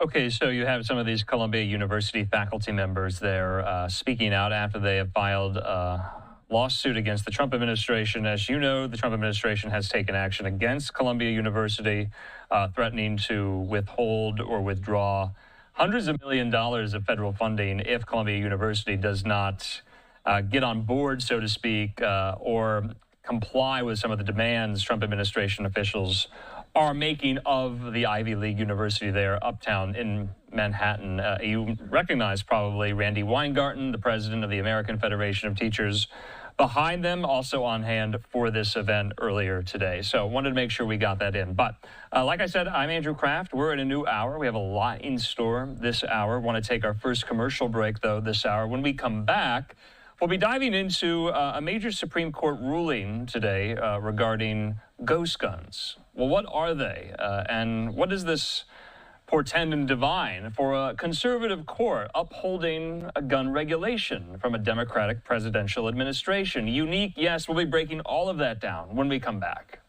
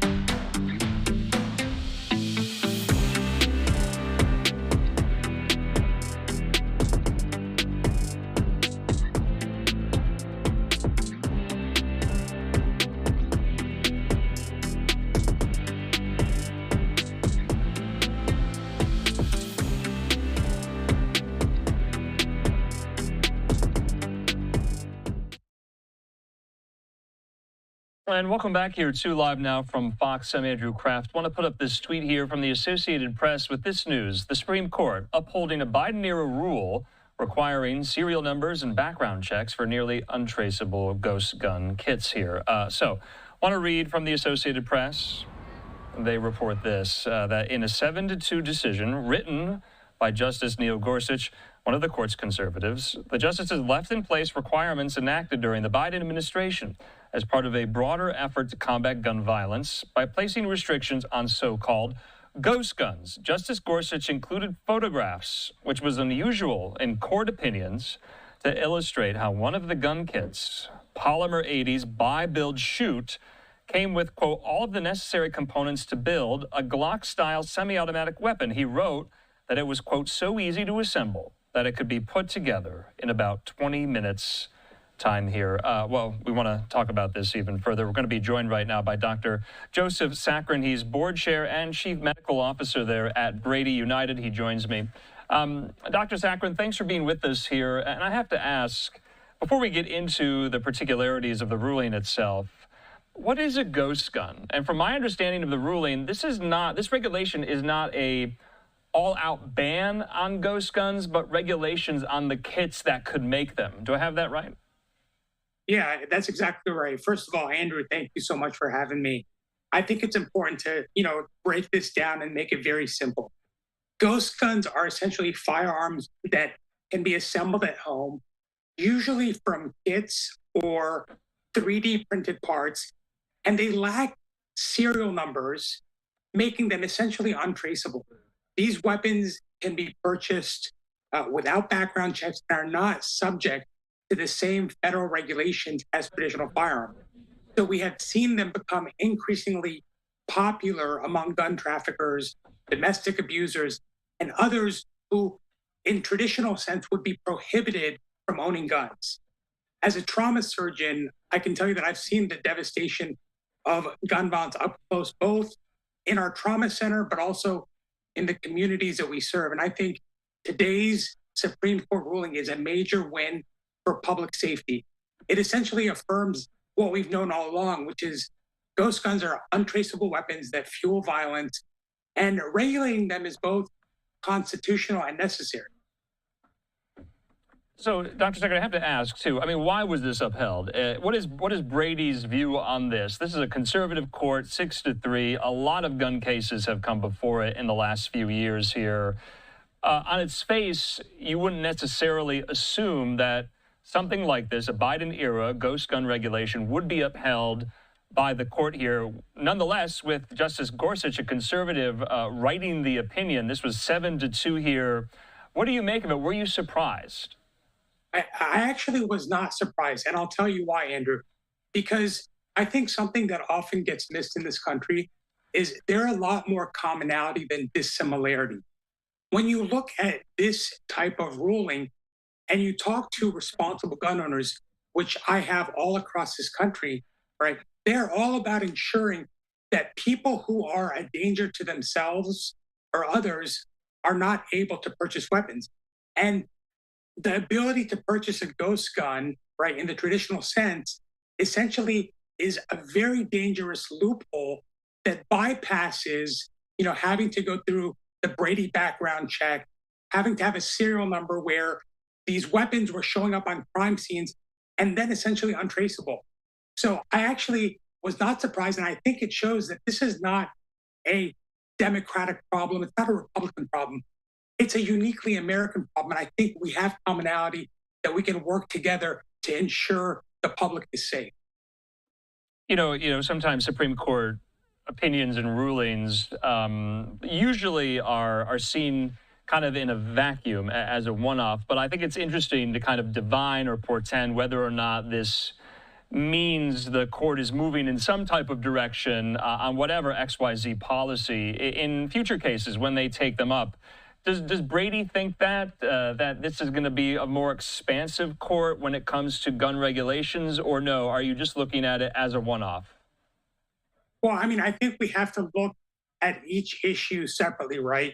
The reality that we have seen as we think about this, right, from a public health perspective, is that there is no one solution or one organization that's going to solve this problem. And that's why at Brady, we have been working across numerous sectors, including gun owners, military and veteran individuals, healthcare professionals, to really come up with a multifaceted approach that allows us to tackle this public health issue. And I think when you look at this is, in my mind, Andrew, not about politics. It's about protecting lives. Allowing untraceable firearms into our neighborhoods undermines every effort we make to address gun violence as a public health crisis. So if you can't pass a Brady background check, you shouldn't be able to build a weapon in your basement. And I think that's not a radical idea. It's common sense. And as someone who's had to tell, far too many families that their loved one that left that morning is never coming home again, I can tell you we need more of this. Yeah, I mean, Dr. Saccharin, we here on Live Now from Fox have covered a lot of just horrible gun violence incidents, mass shootings and the like. I remember several of them. The weapon in question was itself a ghost gun. But regulations are not entirely foolproof here. There are presumably going to exist ghost guns without serial numbers on the market. These kits will still exist in some capacity. Let's play devil's advocate here. For those who make these kits here, and that's how they make their living, and they sell them online or in some of these, say, gun fairs, gun shows. What's your message to them? They suffered a loss today. Yeah, well, listen, I am all about, people who are manufacturing ghost guns to be able to do so, but to do so under the typical kind of authority that exists as we think about other firearms. And I think the decision today confirms that the federal government, through the ATF, has the legal authority to treat ghost guns, kits, and parts as firearms. And what does that mean? That means that they have to have a serial number, they can't be sold without a background check, and they're subject to some of the same other rules as guns. So this closes one of the dangerous loopholes that exist. But as you point out, there are other ways to get, past this. The gun show is a very good example. And that's why this decision is only one of many things that needs to be done so we can really, shore up all of these loopholes that exist in order to make communities safer. The idea here is, about responsible gun ownership. And I think this is one of those measures that clearly demonstrates that. All right, Dr. Joseph Saccharin with Brady. Appreciate your time, and we'll be speaking soon. Thanks so much. Yeah, thanks so much, Andrew, for having me. All right, in the meantime here, we do want to keep it moving. Let's take a quick commercial break. I hope you found that conversation informative. That was a major Supreme Court ruling today. We had to get to it, but there are a lot of stories left to get to. Let's take that break. When we come back, we'll be talking about auto tariffs. The main announcement today on the economy President Trump made from the Oval Office, levying 25% tariffs on all foreign-made cars. So how will this impact the economy? What are domestic car manufacturers saying? What are the auto unions saying? All that and more in 2 minutes.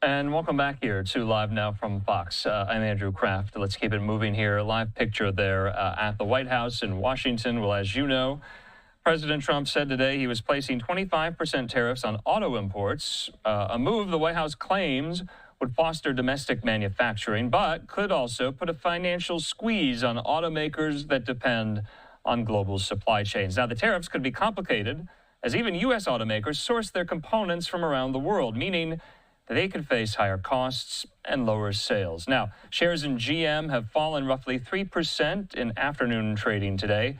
Ford stock was up slightly. Shares in Stellantis dropped nearly 4%. Let's listen to President Trump make this announcement from the Oval Office today.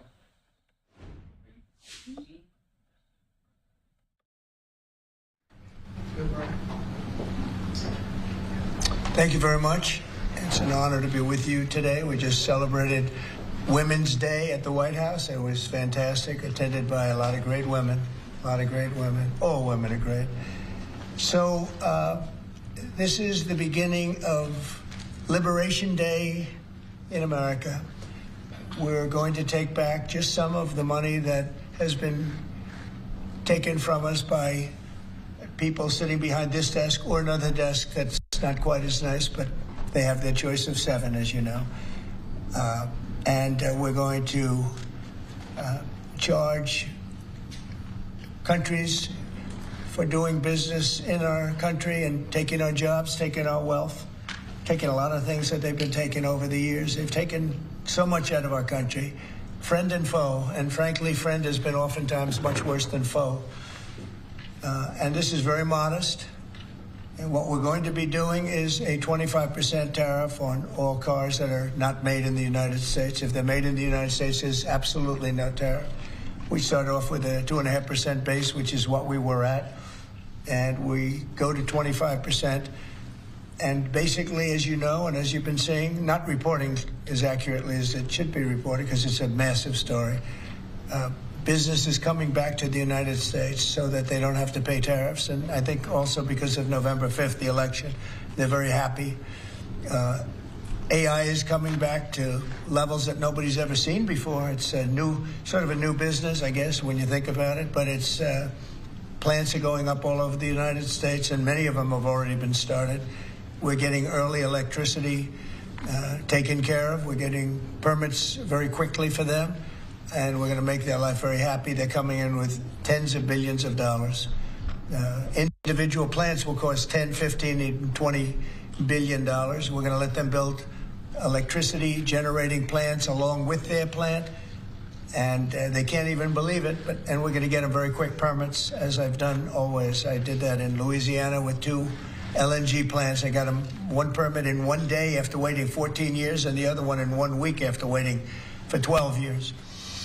But this is very exciting to me. This is the automobile industry, and this will continue to spur growth like you haven't seen. Before I was elected, we were losing all of our plants. They were being built in Mexico and Canada and other places. Now those plants largely have stopped, and they're moving them to our country. In Indiana, the great state of Indiana, I love Indiana. Honda is building one of the biggest plants anywhere, and they've just started. They wouldn't have done it without this. In all cases, they wouldn't have done it without what we're doing. So we'll effectively be charging a 25% tariff. But if you build your car in the United States, there is no tariff. And what that means is a lot of foreign car companies, a lot of companies are going to be in great shape because they've already built their plant. But their plants are underutilized, so they'll be able to expand them inexpensively and quickly. But others will come into our country and build, and they're already looking for sites. They're looking for mostly sites. They don't want to take the old buildings that are empty and falling down. They want to build new, and there's tremendous action. There is likewise for other companies and countries like the chip making process. Your chip bill was a disaster done by Biden. All he does is give tremendous amounts of billions of dollars to chip companies that will do nothing with the money. They're not going to use the money here. They're going to just keep it. They have plenty of money. The one thing they have is they have a lot of money. In our case, all we're doing is saying you can't come in unless you build here. And the largest chip company by far is manufactured from Taiwan is building here, and it'll give us almost 40% of the chip market just with that. They're spending almost $200 billion in the United States to build a plant, and they've almost started. They'll be doing much of the work in Arizona. So we have a lot of exciting things, but to me, this is one of the most exciting. Now, outside of one specific day, and that's Liberation Day. That's the real Liberation Day of America, and that's going to be in April 2nd. And I look forward to it. We'll have a little news conference. We'll talk about it. But this is very exciting. So we're signing a executive order today that's going to lead to tremendous growth in the automobile industry. As you know, the electric mandate that we did allows you to buy a car now, electric or gasoline-powered or hybrid. You can buy any car you want. We had it so that within a short period of time, you had to buy all electric, and the country could never provide the money necessary to build all of those power plants that you would need all over the country. As you know, in the Middle West, they built 8 power stations. That's like the size of this desk or smaller. And they ended up spending $9 billion on 8. And of the 8, 4 of them didn't work. And we're not doing that. So you can buy electric, or you can buy gasoline, or you can buy hybrid, or you can buy whatever you want to buy. And that's the way it should be. The market's going to determine that. And you're going to see prices going down, but it's going to go down specifically because they're going to buy what we're doing, incentivizing companies to, and even countries, but companies to come into America and build. And we're already setting records for new plants. I think the new plant number, the tally is just within a period of a few weeks. It's very large. I want to be accurate. It's very large.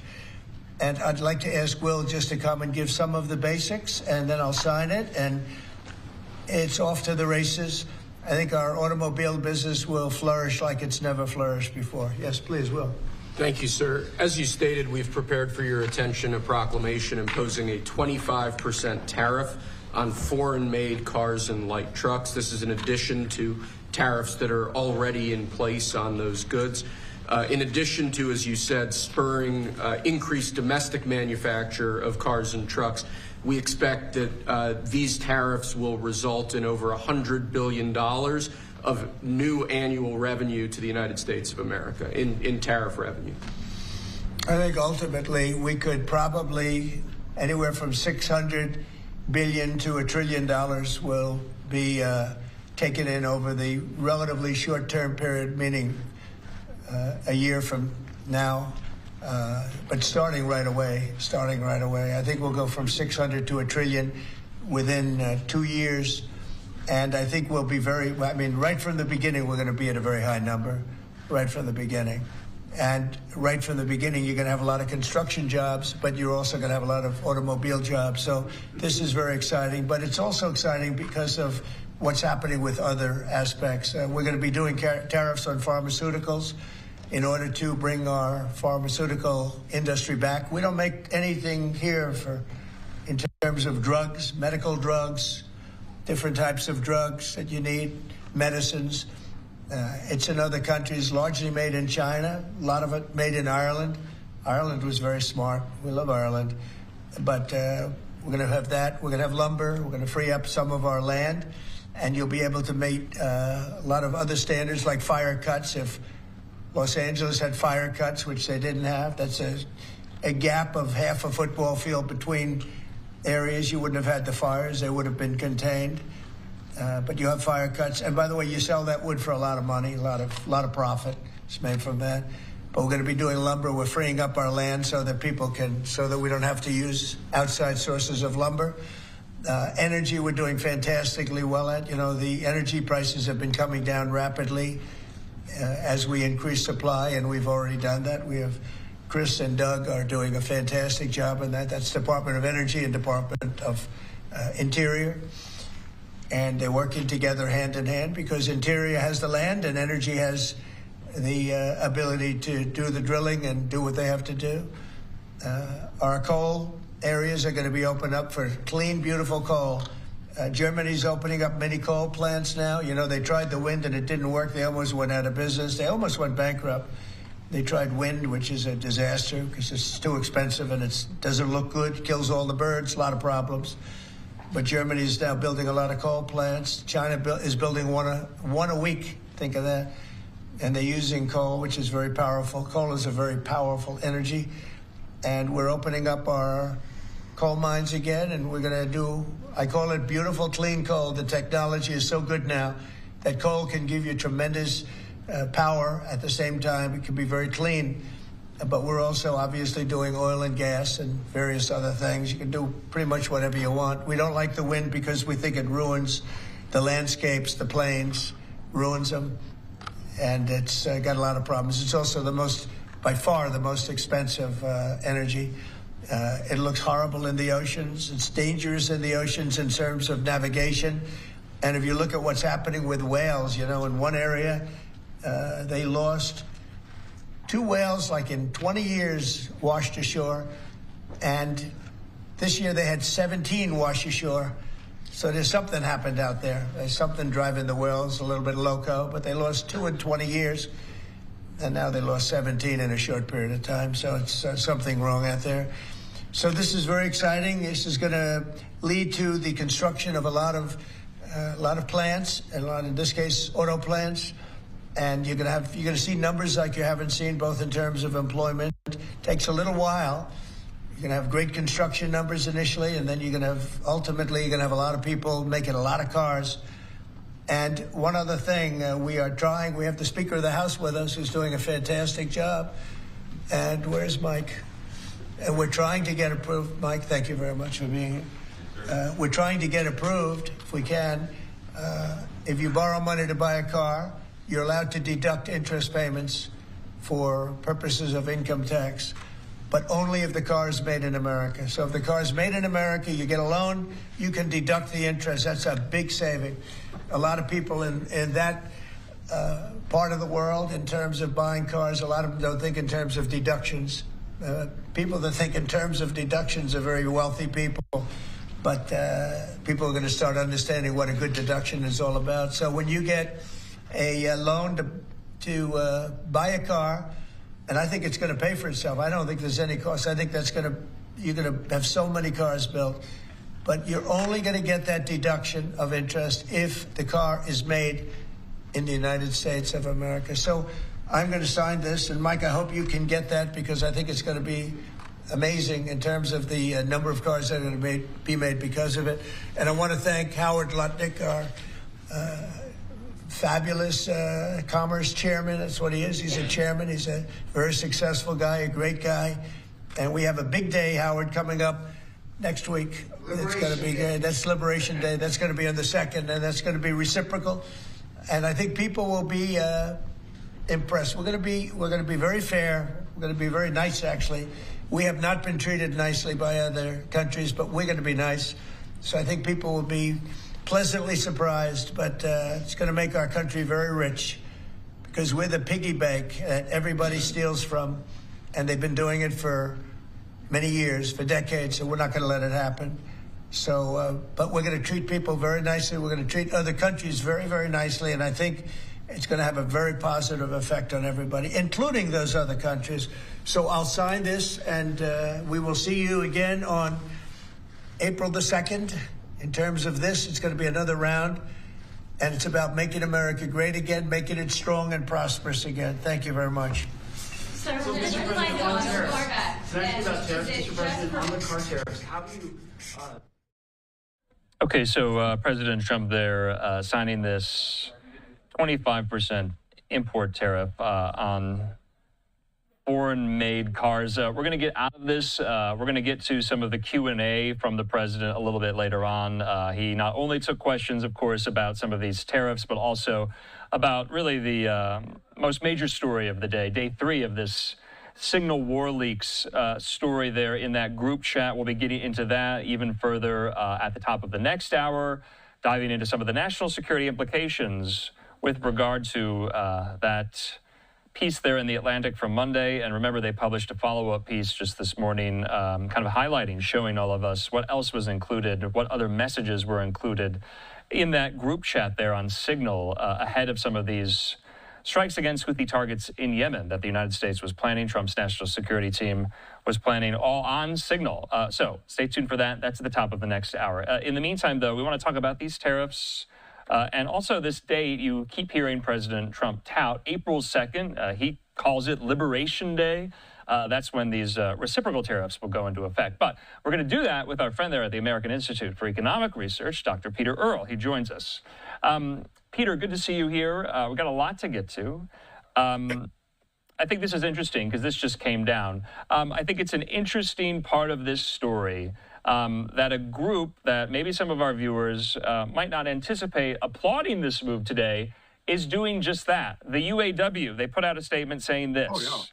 This afternoon, the Trump administration announced major tariffs on passenger cars and trucks entering the U.S. market, marking the beginning of the end of what they say is the 30-plus year free trade disaster known as NAFTA. They also say this is a long overdue shift away from a harmful economic framework that has devastated the working class and driven a race to the bottom across borders in the auto industry. Sean Fain saying, quote, "We applaud the Trump administration for stepping up to end the free trade disaster that has devastated working class communities for decades." So the UAW is very happy with this, Peter.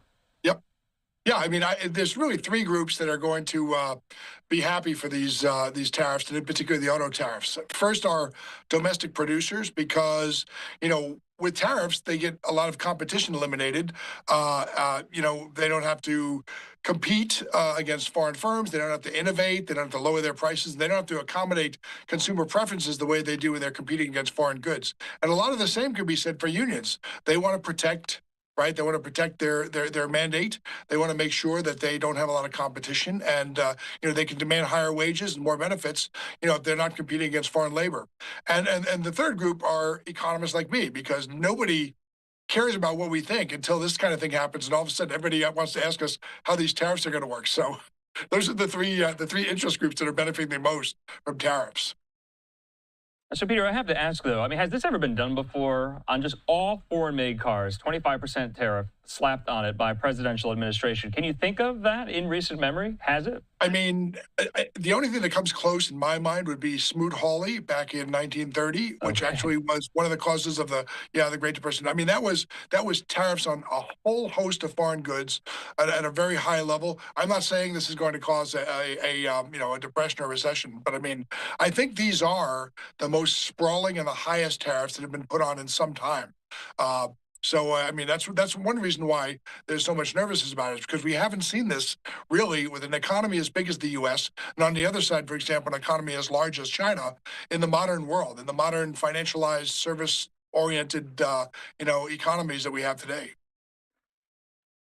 So, Peter, you and I have kind of discussed so much back and forth about, you know, what is the operative definition of a tariff in the Trump administration. What does it mean? What are its impacts here? Right, with these today, I mean, do you anticipate that domestic car producers and manufacturers, are they going to feel it at all? If I'm looking for a car on the dealership lot, will the price go up because of what happened today, or no? Will it be mitigated in some fashion? So I think two things are going to happen. First, the price of a foreign car is going to be out of reach pretty soon. I've seen estimates of domestic foreign car prices going up as much as $12,000 based upon these tariffs. It probably won't be that much, but we're going to see some kind of a jump in those prices. The other thing is that domestic cars may also see a rise in prices because of the retaliatory tariffs that are almost certain to come.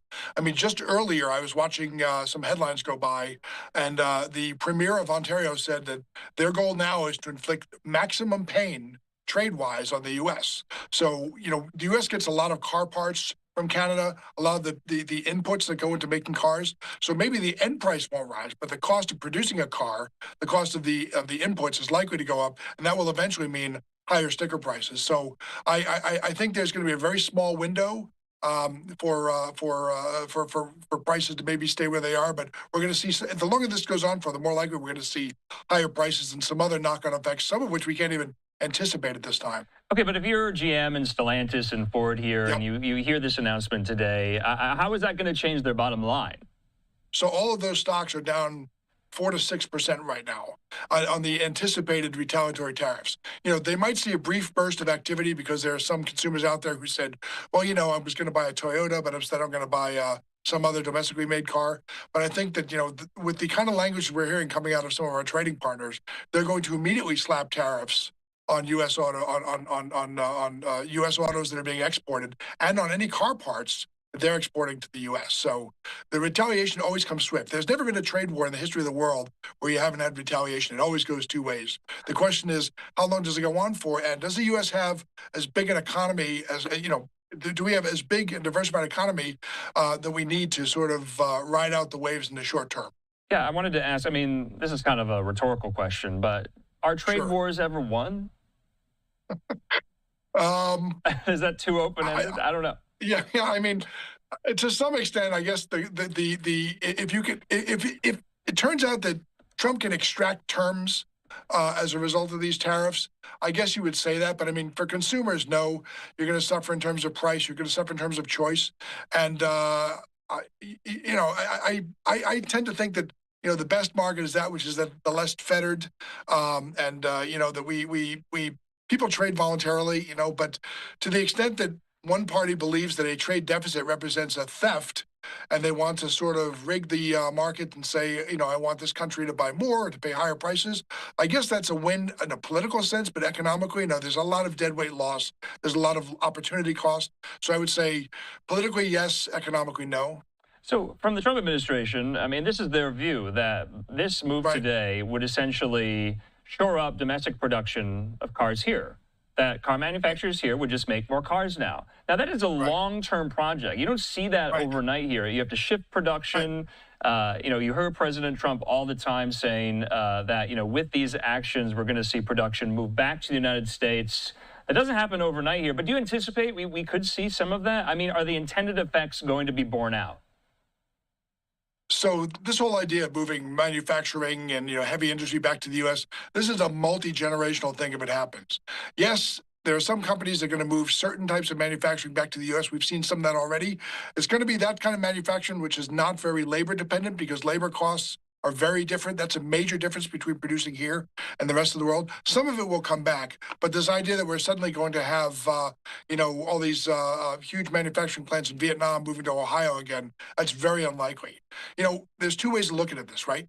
The first is that trade's voluntary, and, so what if the U.S. buys $1 trillion worth of goods from China and we only sell $900 billion to them? A trade deficit is simply a result of different stages of development and different specialization and all that.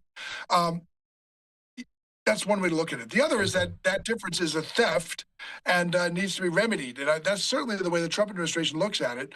But if you think about your own relationship with a grocery store, right? I have a 100% trade deficit. I only buy from them, right? I've never sold anything to the supermarket, but my current account is full of food. So, it's very different views. So Trump has already placed, just to kind of go through the Trump tariff regime, we'll call it that. Yeah.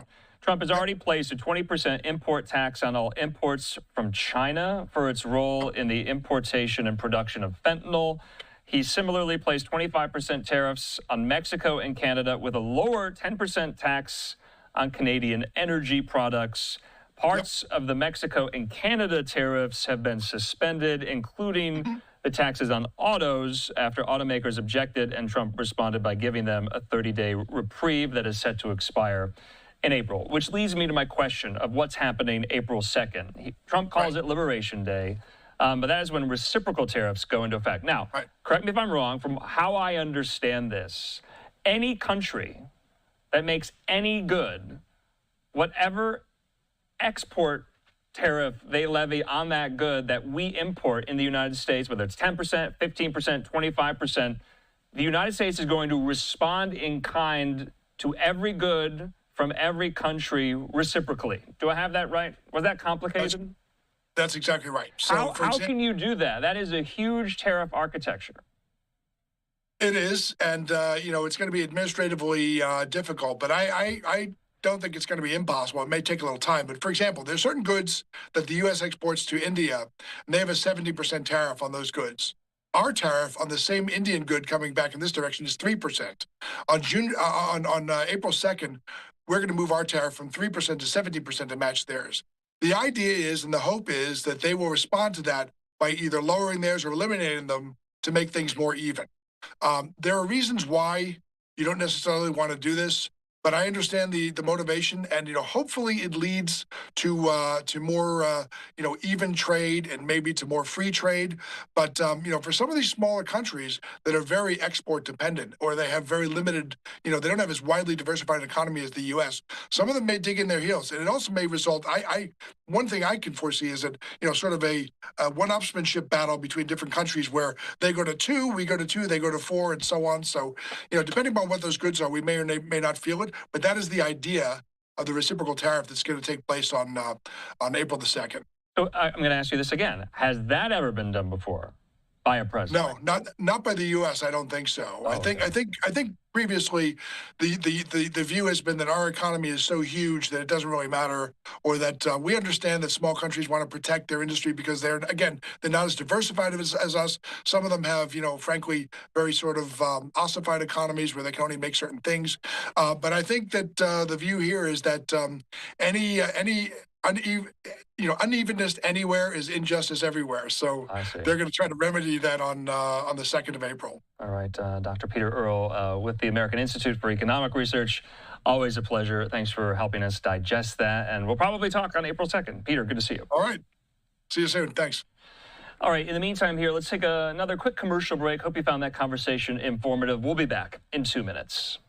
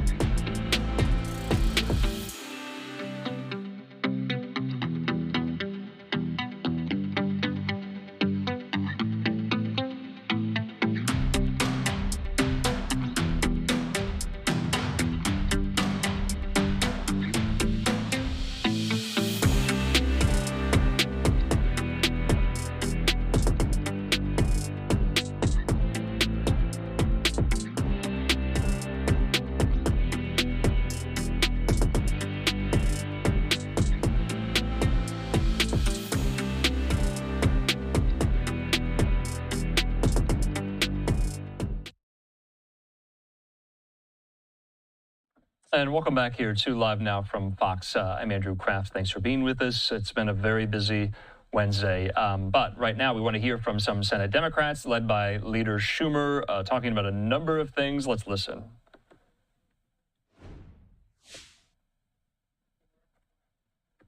How important Social Security is. It's almost sacred in America. Since Franklin Roosevelt passed it, it's one of the most popular programs that we have in the country. 73 million seniors depend on Social Security.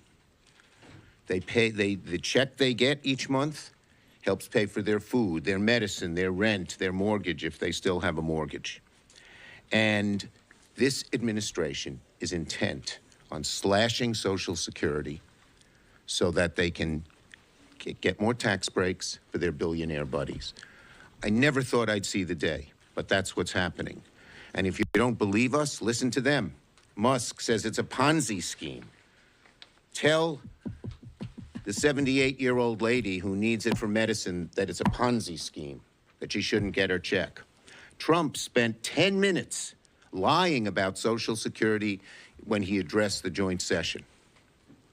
And now we have the Secretary of Commerce, Mr. Lutnick, saying his mother-in-law wouldn't mind missing a check. Well, no mother-in-law would miss minding a check if they have a billionaire son-in-law. It's outrageous, the callousness, the meanness, the viciousness of what they're doing. Now, their goal is clear. Destroy Social Security from within. Make it so unworkable, so inefficient, that Donald Trump has the pretext to slash benefits, to kill it, and then privatize the program.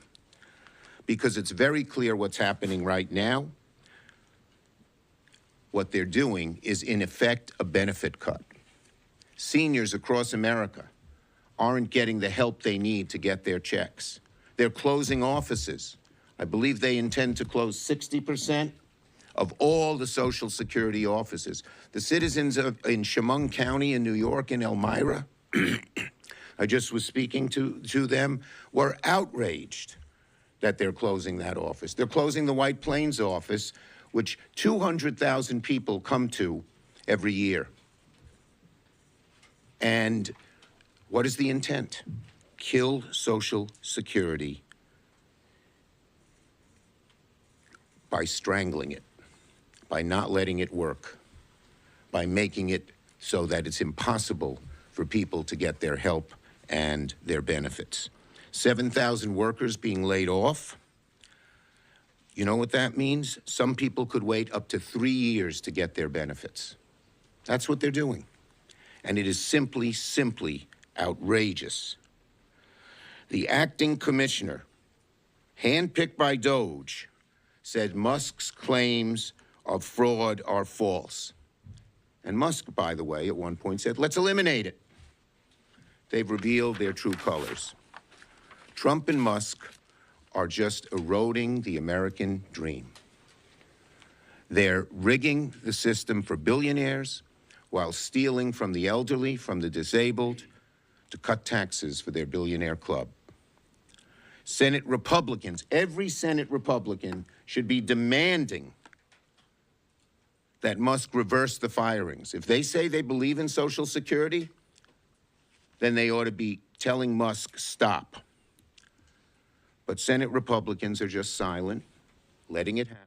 All right, Senate Minority Leader Chuck Schumer there with other Senate Democrats talking about the need to preserve Social Security here. I'm Andrew Kraft. We do want to step away. We're almost at the top of the next hour. I want to just take you to some of the live vantage points that I have at my disposal here. Take a look at this. This is a live picture there in South Korea as some of these wildfires are ravaging South Korea's southern regions. According to the Associated Press, at least 24 people have been killed and more than 200 structures have been destroyed.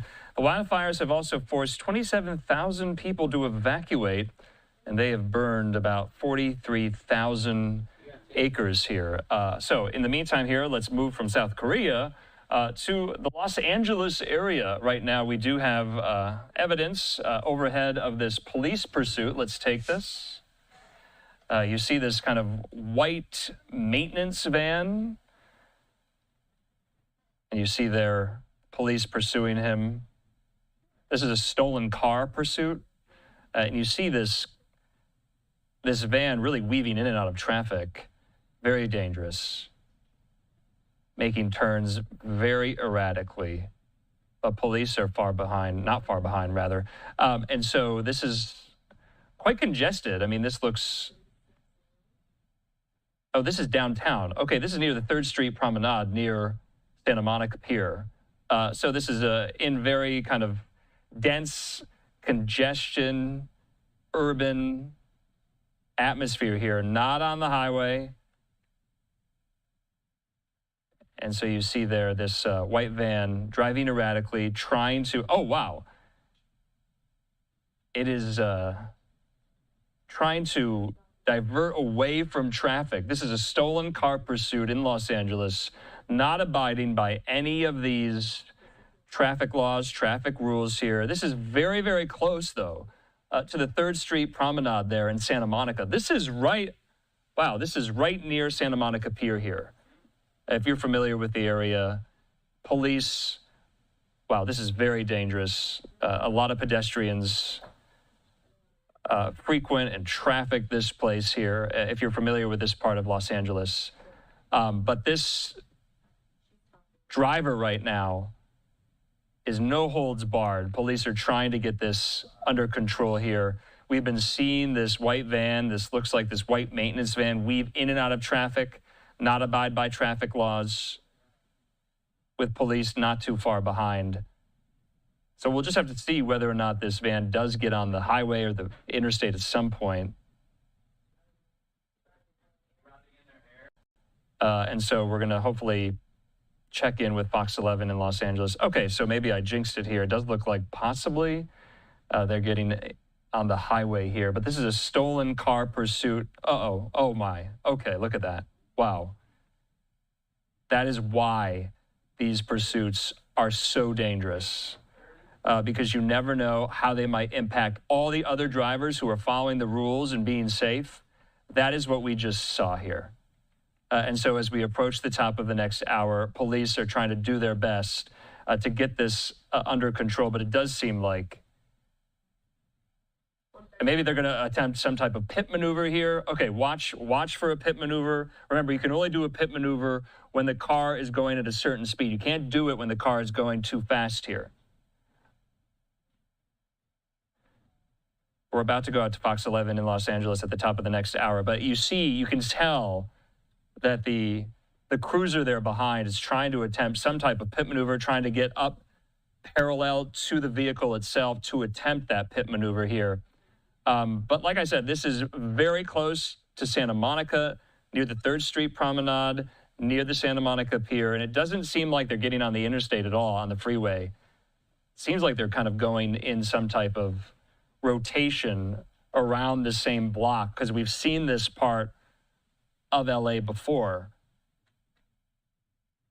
This is a stolen pursuit, meaning that this is a vehicle that is presumably stolen. Don't know who's driving.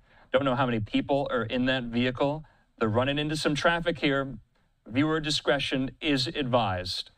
Okay, that is why. That is why viewer discretion is advised here, because these are very dangerous. And so law enforcement hopefully will get this. Oh, see, you can tell. Look how close that is. This is a driver that is driving extremely erratically and is not heeding any of these signs, traffic rules, laws, what have you. Running into some traffic, though. Look at that. Look at that. And he's going to get out and run. He's getting out and running. He backed up into the vehicle right in front of him, and he is on foot right now. Look at pedestrians are out and about.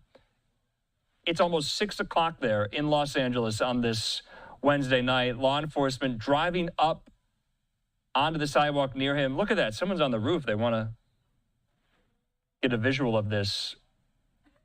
Okay, and it looks like law enforcement getting the dogs out. Wow, look at that. And that law enforcement cruiser just went over the boulevard there, the public transit boulevard. Okay, look at that. That is on Santa Monica Pier. He is running up Santa Monica Pier right now. He's not running anymore. Dropping to the ground. Hands sprawled. Legs sprawled out. Viewer discretion is advised. Law enforcement there. Weapons drawn. Looks like there might be tasers drawn. Look at that.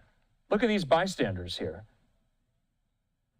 That is something. I have covered a lot of these. I've never seen anything like this. This close to Santa Monica, this close to downtown. Police cruisers going up almost onto the Santa Monica Pier. His hands behind him. They're going to cuff him. This was a stolen car pursuit. Look at this. This was a work van. Look at everyone around getting their cell phones out, trying to capture this. They don't see this every day. This happens in Los Angeles more frequently than you think. We haven't been on one of these in a while. Look at that. They're frisking him. They're emptying his pockets. So the duration of this chase that we brought you, this driver ran into 2 cars, and we hope that they are safe, the drivers of those vehicles here, and there you can see. Take a look at that. Now in custody of law enforcement. They got him. Let's go out to Los Angeles just so we can listen to some of their coverage of this. I'm Andrew Kraft. We're going to go out to Fox 11 right now. Let's listen. Rear-ended kind of. Rear-ended. Sometimes the injuries you can get from that are really bad for your spine and your neck and all the rest of that, too. I don't think they were going at an overly crazy amount of speed right there because traffic was already backed up. And that's what happens in that point, that intersection there is just backed up, is congested any time of the day. This is rush hour, so not a lot that's of a look at that there. So that's where the car was. Yep. It looks like it is indeed a Tesla there that got hit into... or maybe, no, maybe it looks like two cars were hit into, probably a domino effect. First hit into that black car, which hit into the Tesla. It all happened very fast for us, just trying to see what was happening there. But again, not at a crazy amount of speed. My guess is that the drivers are probably okay in this situation. Certainly, it would ruin your day, ruin your night. You're trying to get home from work or go somewhere, go to dinner, whatever, and you got to deal with this now in the police report and wait for that to all happen. So it'll be fascinating. Hopefully, we learn more in terms of what else this person maybe wanted for as they're now walked back into custody. They were so desperate to get away, and they will not be getting away. So here's one of the close calls from earlier that we watched, and you saw just how dangerous this thing really was. And again, police staying right on the tail of this driver. So we're wondering, again, if there's more to it than just a stolen vehicle. Simi Valley police on this one. So there you're going to see as this pursuit kind of comes to an end here, as it just bottlenecks there. All right. That was the driver that got sideswiped. Hopefully there was nobody on the passenger side of the vehicle, because that could potentially be precarious. We never saw anybody get out one way or another. Hope that person is okay. So what a pursuit. Well, Christine, that's it for our 5 o'clock hour. It ends the way you want. A single mother gunned down in cold blood. This particular murder was extremely violent. She was shot 11 times in total. The majority of those struck her head. All right, so we are at the top of the hour now. We thank our colleagues there at Fox 11 in Los Angeles, but wanted to make sure we got that in. We still have Sky Fox overhead here. Take a look at this. And you can see there this suspect who is now accused of and wanted for stealing that white work van. You saw the ladder on top of the van, and he took them on this very, very dangerous police chase, and now is in custody there. So wanted to make sure we brought you that as well. So it's shaping up to be quite a busy hour. And we're going to just keep it going with some of these live pictures here. This is no longer Fox 11, but we're going to keep this up until Sky Fox flies away here. Also, in the meantime, remember, we were also following Kristi Noem's trip to El Salvador. She just spoke to reporters on the tarmac there in El Salvador. She's going to be making her way to both Colombia and Mexico on this 3-country tour there. So we'll queue up some of those comments and play them for you. Also, remember, we are tracking some of these devastating wildfires in South Korea. We had a shot of those, but it does look like Sky Fox is flying away here. Remember, this was a very, very dangerous chase. Oh, and you see the van that was abandoned there. Police now searching it. Looks like a Waymo car is behind the van. Look at that. You kind of have to wonder, how would a Waymo know what to do in the event of a car chase? That's a new one. I don't know if they've thought of that. All right, and you see there the beautiful Santa Monica Pier and the Pacific Ocean. Let's step away from this. We thank our colleagues there up in Sky Fox and at Fox 11 in Los Angeles. I'm Andrew Kraft. Thanks so much for being with us here. Let's keep it moving. Remember, in just about 5 or 6 minutes, we're going to be bringing in national security analysts and experts to dive into the latest national security implications of day 3 of this story. The Signal, war leaks, chat message that still everyone is talking about, and that we got more of an inside look in today when The Atlantic published a follow-on piece highlighting, describing screenshots of some of the messages in that very group chat here. But in the meantime, like I said, we have been hearing from members of the Trump administration all day. President Trump himself multiple times today. Also, Vice President Vance today. We saw Secretary of Defense Pete Hegseth and others. You also saw Secretary of the Department of Homeland Security, Kristi Noem. This was just moments ago as she was departing El Salvador. She took a tour of one of these detention facilities that the United States has deported illegal migrants to. And she took a tour of that. She caught up with reporters on the tarmac just moments ago. This is what she had to say. This is new.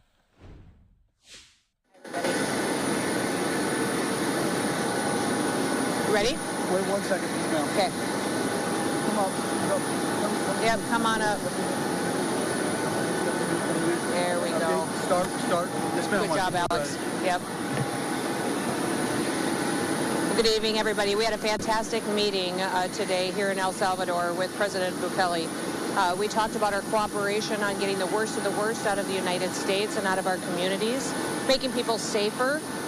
He has agreed and to continue the partnership on making sure that TDA members will be able to be here in El Salvador and work together to make sure that CECOT is a facility that we can continue to utilize into the future.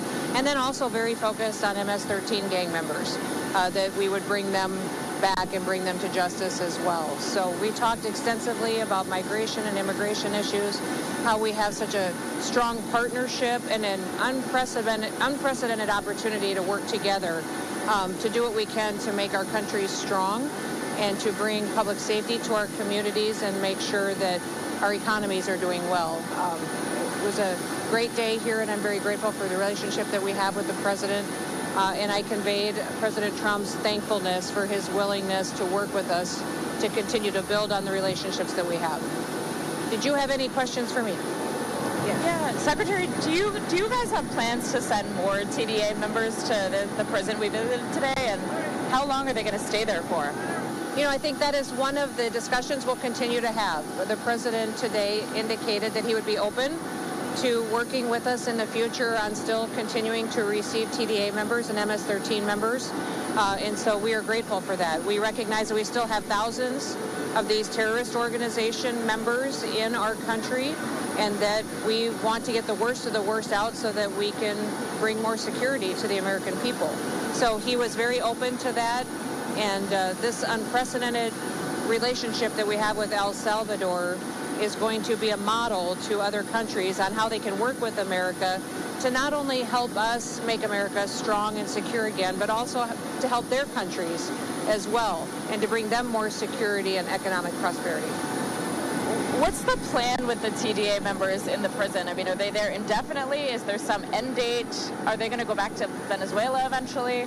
You know, President Bukele and his team plan to continue to incarcerate these individuals, and we'll continue to work with them to potentially use that as a facility that we'll utilize in the future. Are you guys any closer to a deal to get those deportation flights picking back up? You know, this year already in 2025, El Salvador has received 51 flights, and another one landed today. So we're continuing to do that, and we will continue to partner with them to continue those flights throughout the rest of President Trump's term until we get these criminals and these illegal aliens out of the United States and back to El Salvador, where the President has welcomed those individuals. You know, CECOT is a very unique facility in the fact that it is only housing terrorists and those who belong to these terrorist organizations. So that's what I think is really unique about that facility, is that El Salvador recognizes that these gang members are members of a terrorist organization, which is exactly how President Trump is approaching MS-13 and TDA as well. So having world leaders recognize the threat that they are to our society, and how terrorism doesn't just come from overseas and attacks from overseas, they come from within our country, and they've targeted us specifically. That's a strong relationship we can build on to make sure we're going after these dangerous individuals.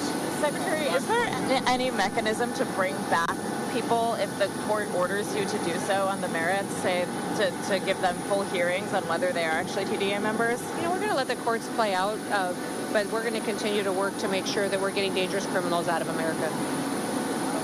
Thank you. Thank you very much. Thank you, President. Thank you, President. All right, Secretary Noem there on the tarmac. She now goes on to Colombia and Mexico. There, she was meeting with Salvadoran officials, including President Bukele. Let's step away from this. Wanted to make sure we got that to you. That was just from moments ago. I'm Andrew Kraft. Thanks for being with us here. Let's take a quick commercial break. When we come back, though, we'll be diving in and exploring some of the national security implications of these group chat messages on this platform known as Signal that so many of Trump's national security team officials are involved in now. And still more calls from Democrats for Hegseth and Waltz to resign are coming from Capitol Hill, though President Trump saying National Security Advisor Mike Waltz said he takes full responsibility. He said that last night on the Fox News channel. And when asked about Hegseth's role in all of this, President Trump essentially said, I'm paraphrasing, what does Hegseth have to do with this? Well, when we come back, we have made for you some of these graphics showing the messages themselves and whether or not they contain classified information or not. Remember, a lot of individuals from the Trump administration, including the CIA director, also Tulsi Gabbard, the director of national intelligence, and others have said no classified information was included. But now Jeffrey Goldberg, the editor-in-chief of The Atlantic, published his follow-up piece today exploring and showcasing and profiling more of the messages themselves here. So let's get to it, but first, a break.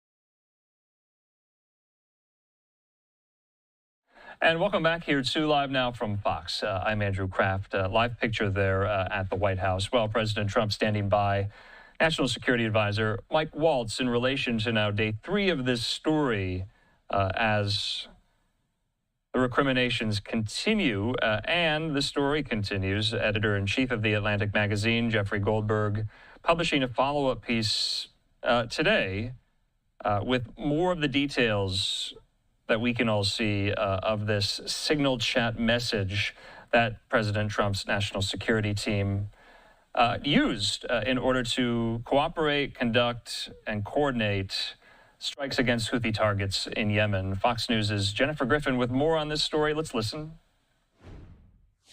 Awesome grace of God that we are not mourning dead pilots right now. More fallout from the national security text chain set up on Signal to discuss details of future operations to target the Houthis in Yemen.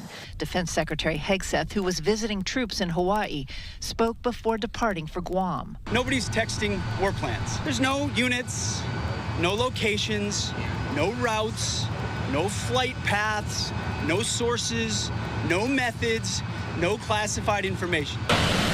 The texts were sent by the Defense Secretary 2 hours before the airstrikes began.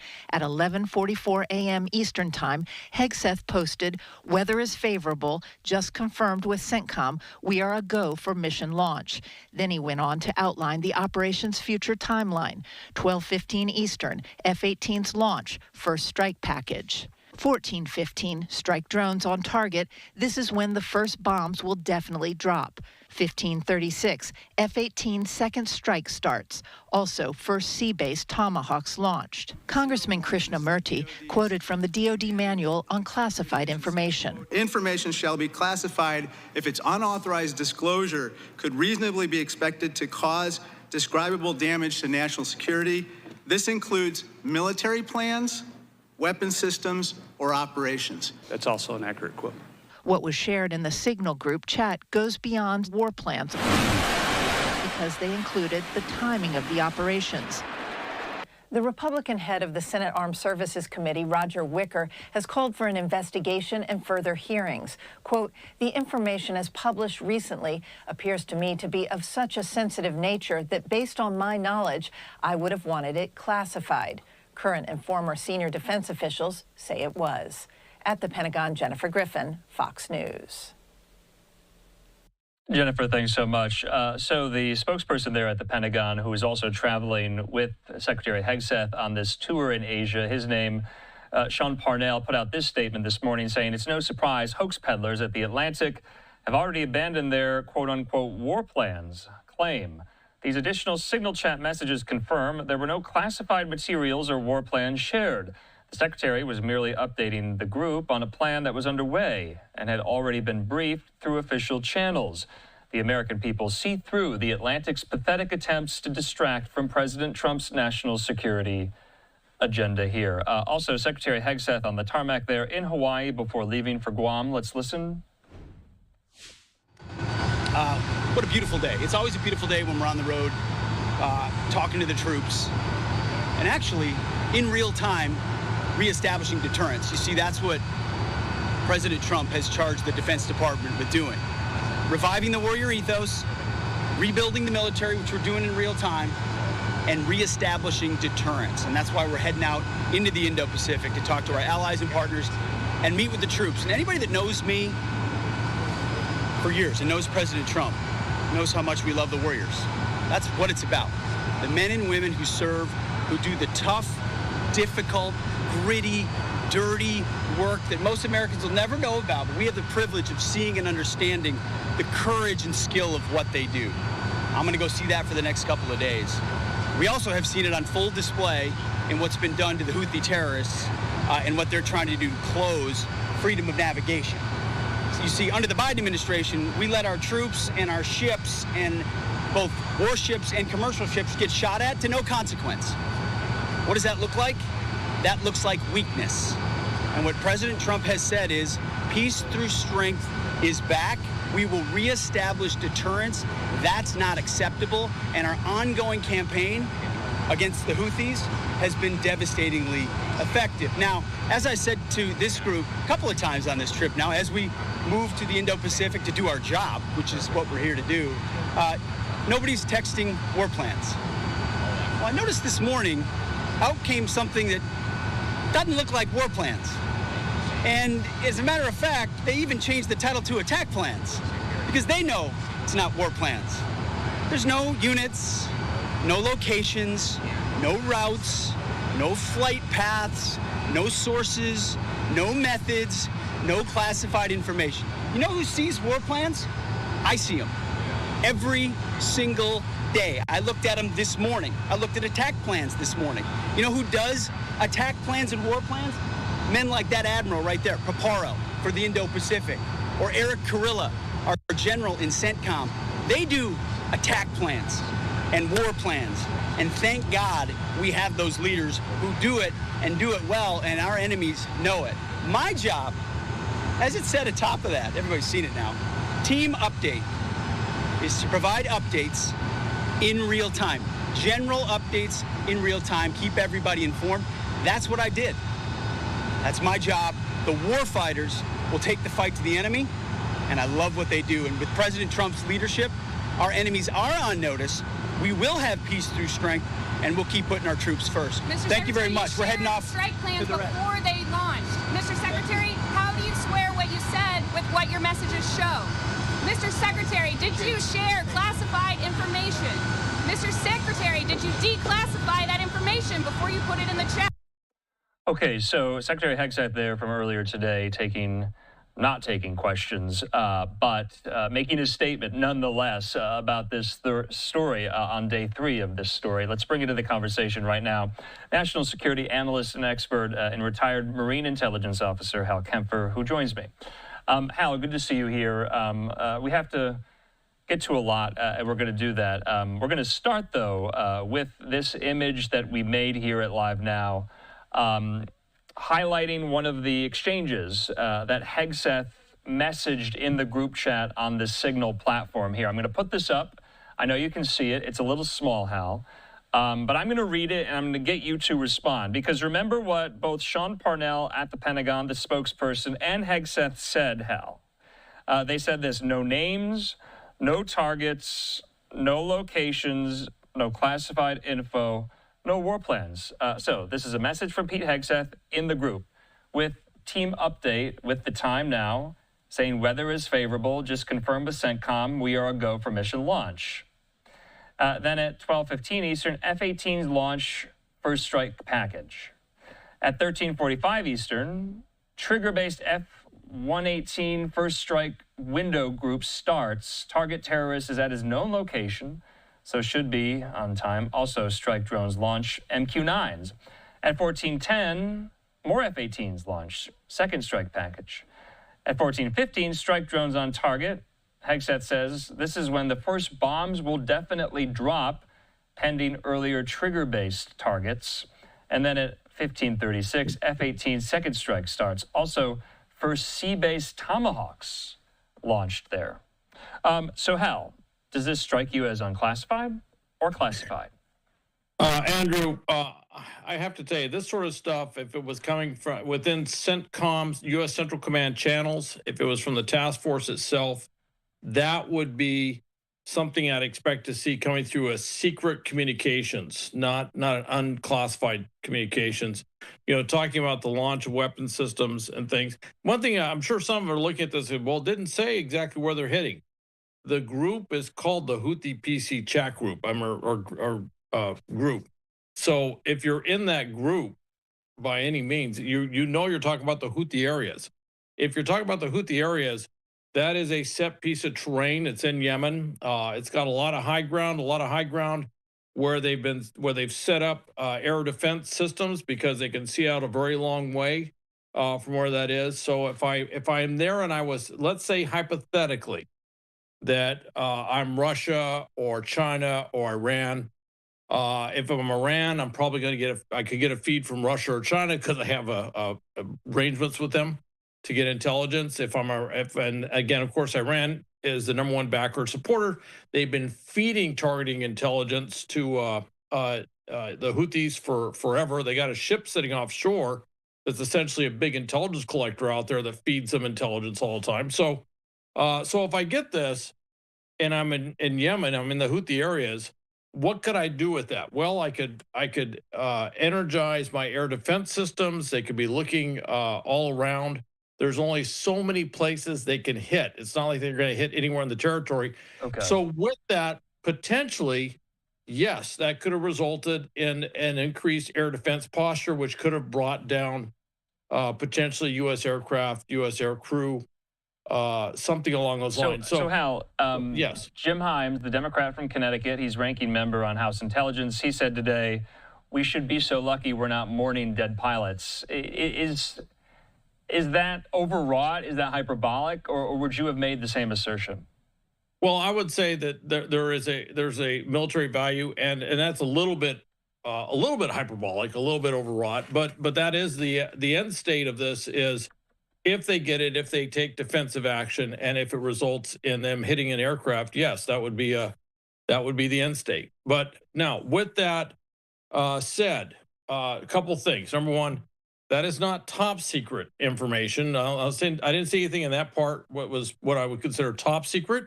I did see it elsewhere under Mike Waltz, but I did not see that under what Hegseth sent out. That is operational security information. And I will mention he is the SecDef, the Secretary of Defense.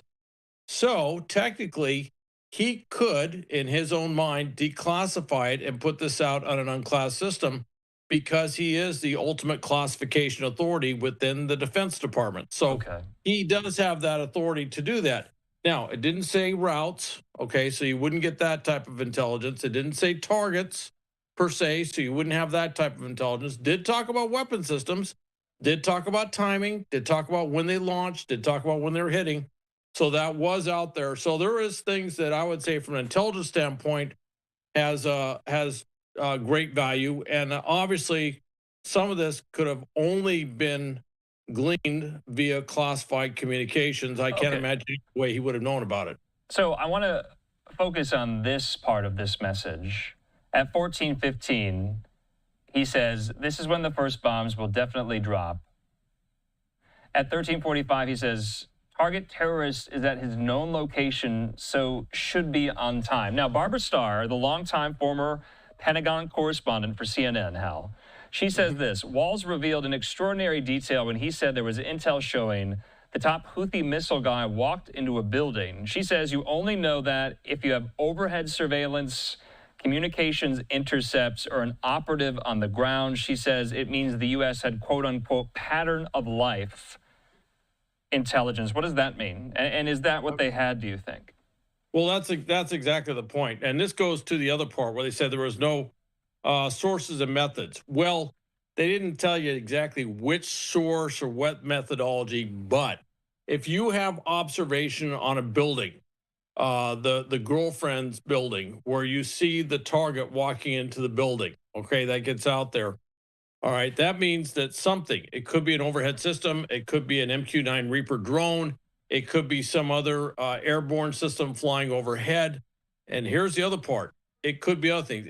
In various strike missions, we have had, in some cases, CIA, human intelligence operatives on the ground that have literally eyes on target. They're actually looking at the target, telling you, yes, he just walked into his girlfriend's place or something, intelligence along those lines. That's another thing. It could be a special operations team, which is set up somewhere watching them. There are a lot of different ways that intelligence could have got there. Probably an overhead system, probably exactly what she said.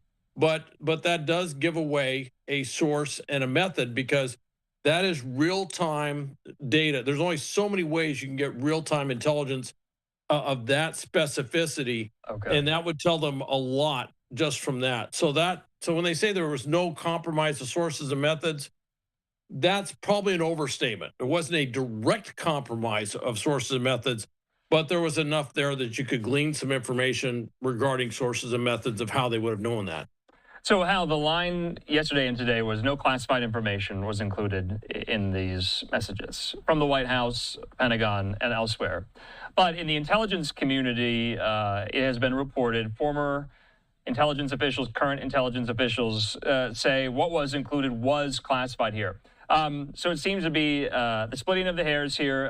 The language is being parsed. We'll get to that in just a moment. But I wanted to ask you this. What if lower-level employees at the State Department, at the Pentagon, in the intelligence community, what if they had discussed this in a similar form, the same type of information, if they had access to it?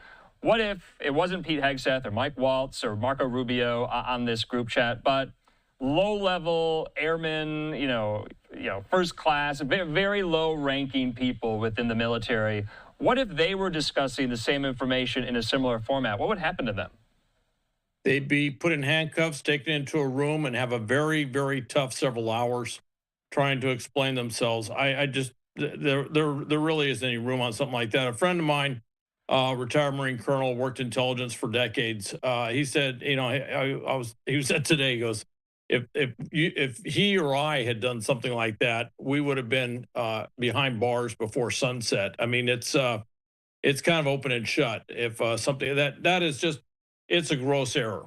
Let's just put it that way. And certainly we have seen, you know, we've seen bigger things. I think Airman Texera was a bigger thing because he actually released top secret information. I mean, that was very highly classified information with things that were of grave grave damage to national security. But you saw what happened to him. I mean, they put him behind bars, and theoretically, if they really wanted to push it, they could have put him behind bars for life. So it's pretty serious. And so, you know, this was an inadvertent thing. I think the smart thing across the board of all the things I've heard was actually when Mike Waltz went out there and basically said, hey, this, you know, in so many words, this was a big mistake.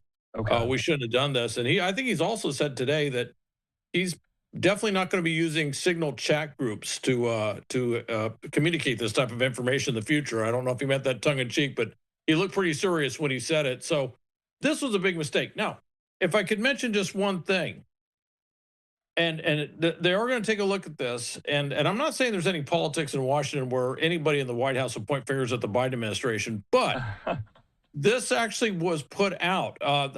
From what I gather, CISA, which is part of DHS, actually was talking about because of a penetration the Chinese had on iPhones and other cell phones, was saying, hey, use an encrypted, end-to-end encrypted chat system, and they specifically mentioned Signal as their preferred system. And there may have been preloading a Signal on phones to include government phones.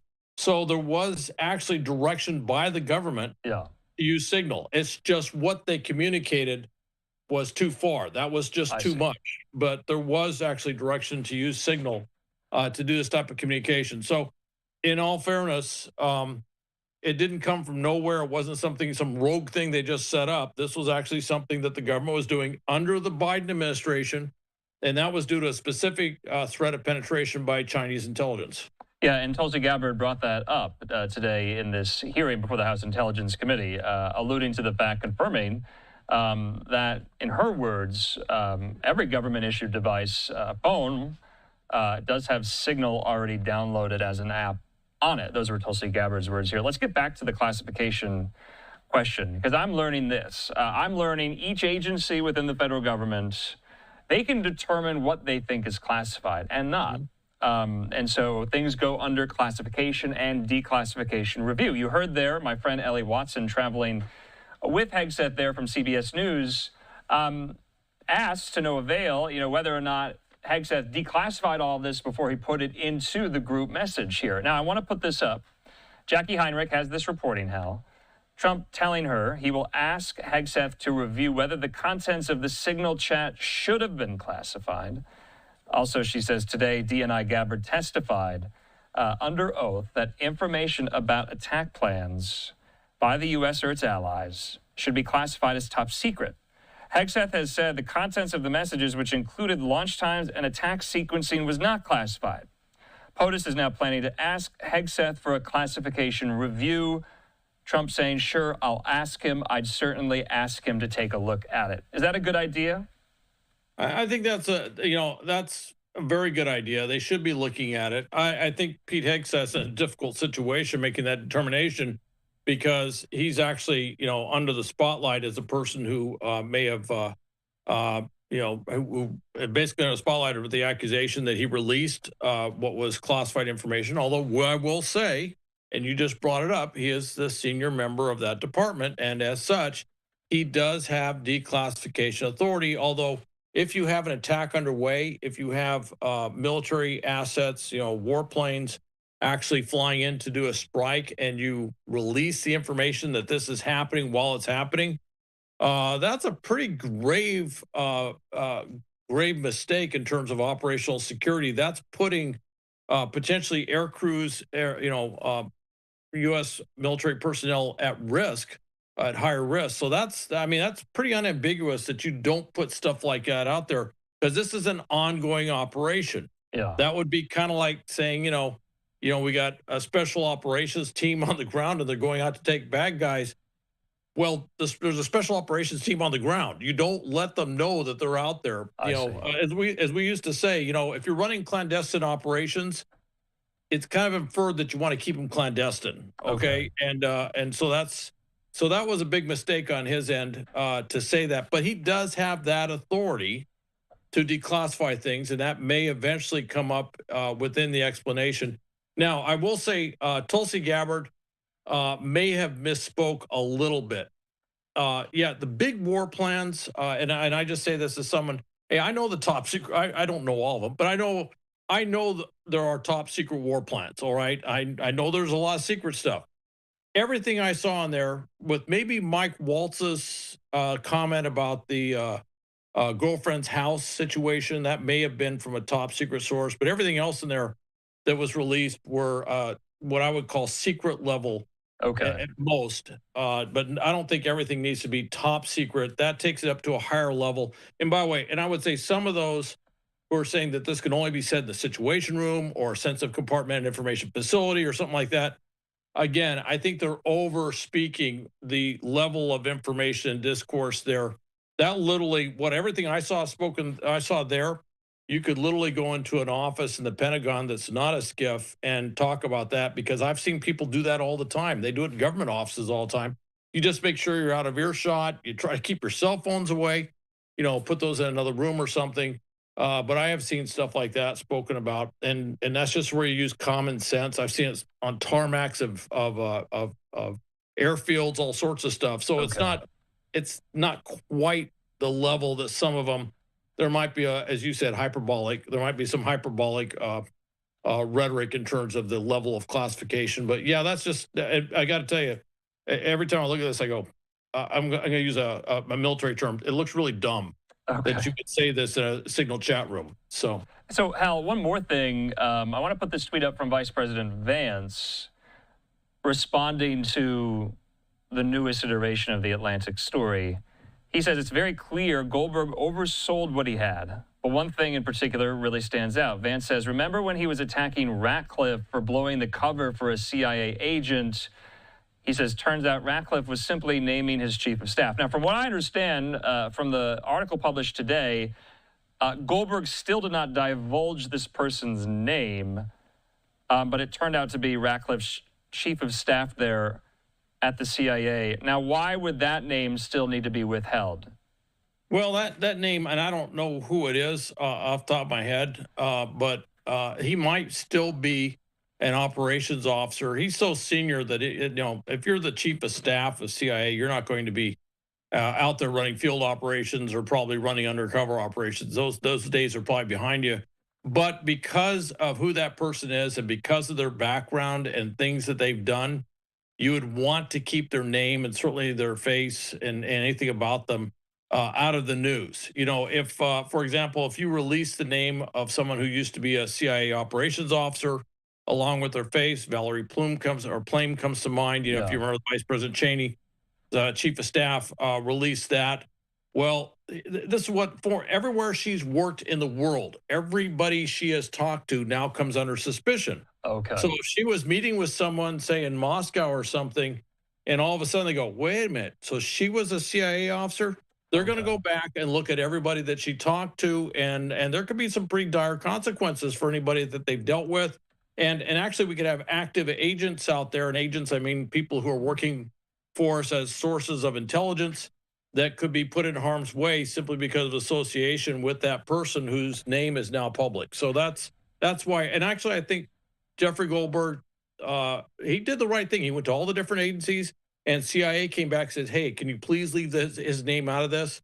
And they did that, and I thought that was a very responsible thing to do that. He did do the right thing in terms of chasing that down to make sure he didn't release something that could cause harm. Yeah, Jeffrey Goldberg, and he also had a co-author on this latest piece, Shane Harris, who writes for The Atlantic about numerous national security stories and issues. They write this, quote, as a general rule, we do not publish information about military operations if that information could possibly jeopardize the lives of U.S. personnel.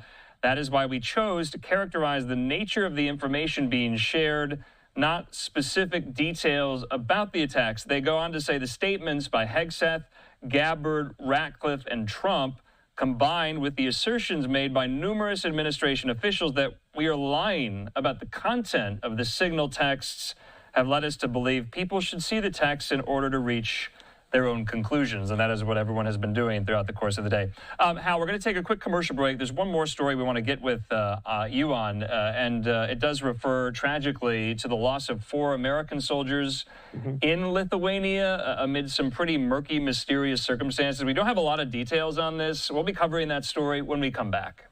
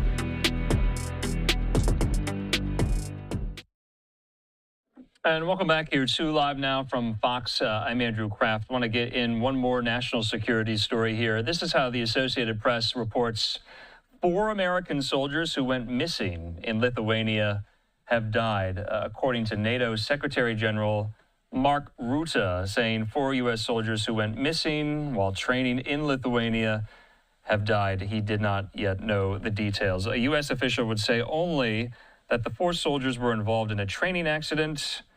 The official who spoke on the condition of anonymity would not comment on the status of the soldiers. Mark Rutte said during a trip to Warsaw that he had received word of the deaths of the 4 soldiers and that his thoughts were with their families and with the United States. We also have a statement in from Sean Parnell, the spokesperson there at the Pentagon, saying, "We're aware that 4 U.S. soldiers are currently missing in Lithuania during a training exercise and that search and recovery efforts are underway. Our hearts go out to the soldiers and families affected by this situation. We will provide more information when it becomes available." President Trump was asked about this in the Oval Office today. He was asked, "Have you been briefed about the soldiers in Lithuania?" To which he replied, "No, I haven't." Hal Kempfer joining me yet again. Hal, briefly, if you could, what more do we know? This is quite strange here. There's not a lot out there. Of course, the tragic situation, and I just want to say up front, you know, war is a very dangerous business. All right, things that you know, well beyond, you know, being hit with a you know, a round from a rifle or a machine gun or a missile or a bomb. There's just stuff that you do moving around in the countryside, particularly at night, and you're trying to do it without being observed, which means you have no lights. You're using night vision devices, all sorts of things. There's all sorts of things that can go wrong. You can drive over cliffs. You can drive into rivers. You can be crossing a river and suddenly a river's too deep. All sorts of things. And I say that because A, we don't know what happened, but B, I do know the unit that they were with, and it sounds like it may have been something tied to, I don't know the details, but it sounds very much like a vehicle accident or something along those lines, and it may have been an armored vehicle, could have even been a tank. It's really not clear what happened, but those things happen. So that's sorry. We do have to go. We do have some breaking news. We always appreciate it. We will discuss a lot of this very soon here. In the meantime, we always thank Hal Kempfer. Fox 11 in Los Angeles over yet another police pursuit here. Let's take this. Area, and away they go. Here we go. So now we're into the carpool lane. Unclear if there's a second person in that vehicle. Could be another charge coming on the many charges that are likely coming for this person who was driving what looks like a Lexus as they, go through the freeway, barely missing people, doing a bit of a Fast and Furious joyride. And now we've got a car up ahead, and you just hope that none of these people are hit. And you wonder how much of a warning they may be getting too, without the lights and sirens right up where that vehicle is. They may have no idea that this person is coming and in the middle of a pursuit. So we're on the 170 near the Burbank Boulevard exit. This is in North Hollywood, Valley Village. Those communities in the San Fernando Valley are where this pursuit is happening right now. So you look, and it doesn't look like the traffic is all that bad in this particular pocket, but as we know, some of these areas, the traffic can get worse. So maybe the driver's getting off the freeway. Sometimes they do last-minute maneuvers here, and we'll see if they, in fact, do get off. This is in the North Hollywood area. You wonder if there is a connection to this area, why this driver is getting off in this particular street, and because they're getting off onto a side street, will law enforcement have the ability to try to pit them, or are they going to get right back onto the freeway? So, not sure where they're going. Are they going near a mall? This is the LA Fitness. Dennis Zine joins us now on the line. He is a former LAPD, former city council member, and okay, there goes that bumper. Dennis, you were with us last hour, so let's do it again for another pursuit. Here we go. This is the danger, right, where this guy is right now. If you go into the mall parking lot where there's cover and they're in tracking mode, not like we want to give people advice on how to get away in a pursuit, but this is one of the ways to do it. Well, we've seen this happen many times, especially in the downtown area, where CHP's in pursuit and the suspects get off the freeway, go into a parking structure, park the car, start walking around, and disappear into the crowd. They'll find the car, obviously, from the rear end damage, but we don't see a police unit. It's close proximity, so it looks like this individual may get away real quick, because once that car is parked and that's a large parking structure, a large mall, you don't know where they go. But this has become the new tactic when they find that kind of situation where they can duck and cover and run away. Yeah, obviously, in a parking structure like this, there are a lot of surveillance cameras, so they may be able to get a sense of where that person is and park, depending on how much coverage they have. But this is the danger of tracking mode, when you don't have lights and sirens right up on the driver, and the only way you're able to track them is from the helicopter, and then they find a way where you can't see them from the helicopter. They can get away, and we know, Dennis, what's the percentage of drivers that do get away? The percentage is relatively small, but there's more focus on the pursuits and the techniques and the strategy, and you see the criticism, especially when an incident takes place, a collision, someone gets injured or killed. So law enforcement's backing off more and more just to protect people, the innocent public, but this is a consequence. They do get away. You see a large parking structure, it's going to take a lot of personnel to do that. The units still haven't arrived at the scene. So this individual could have gotten out, run into one of the stores out there. They'll find the car because of the damage to the rear. But this is the situation, but there's more criticism coming in because the individuals getting hurt, innocent people during the pursuit. So law enforcement's taken a very strong look at how to do, and then we've come into the tracking mode, and the tracking mode's being criticized. So it's a dangerous situation. Anytime they flee, a dangerous situation, then the public's in jeopardy. So you try to catch him as quickly as possible. But as we see in this case, we still don't have any ground units on the scene. And that the problem is there's many, many places for that individual to then flee. Yeah, so this is the NoHo West for people that are familiar with the area. If they do get there, they could potentially try to lock down this parking lot, which again is a pretty big parking lot, and that could be real problematic for anybody who may be shopping at this prime shopping hour of 6 o'clock. So I don't know how long we're going to stay on top of this. Hopefully we can go back to this scene when we get some word that this person is caught, although there's really no indication that that's going to be anytime soon. All right, we want to get to some other news. We'll go back to this if we get more information on it. Still ahead. All right, we thank Fox 11 there, our friend Alex Michelson, helming the anchor desk, and 2 police pursuits in a matter of an hour. I've covered a lot of police pursuits emanating out of Los Angeles, and I've not covered so many in so little a time here. And so if there are any developments or updates or more scenes overhead from Sky Fox, now that that suspect pulling the car with the bumper trailing behind into this large mall's parking garage. And so, like I said, it's something we have to stay on top of. We are fastly approaching the top of the next hour. Let's take a quick commercial break. We'll see you in 2 minutes.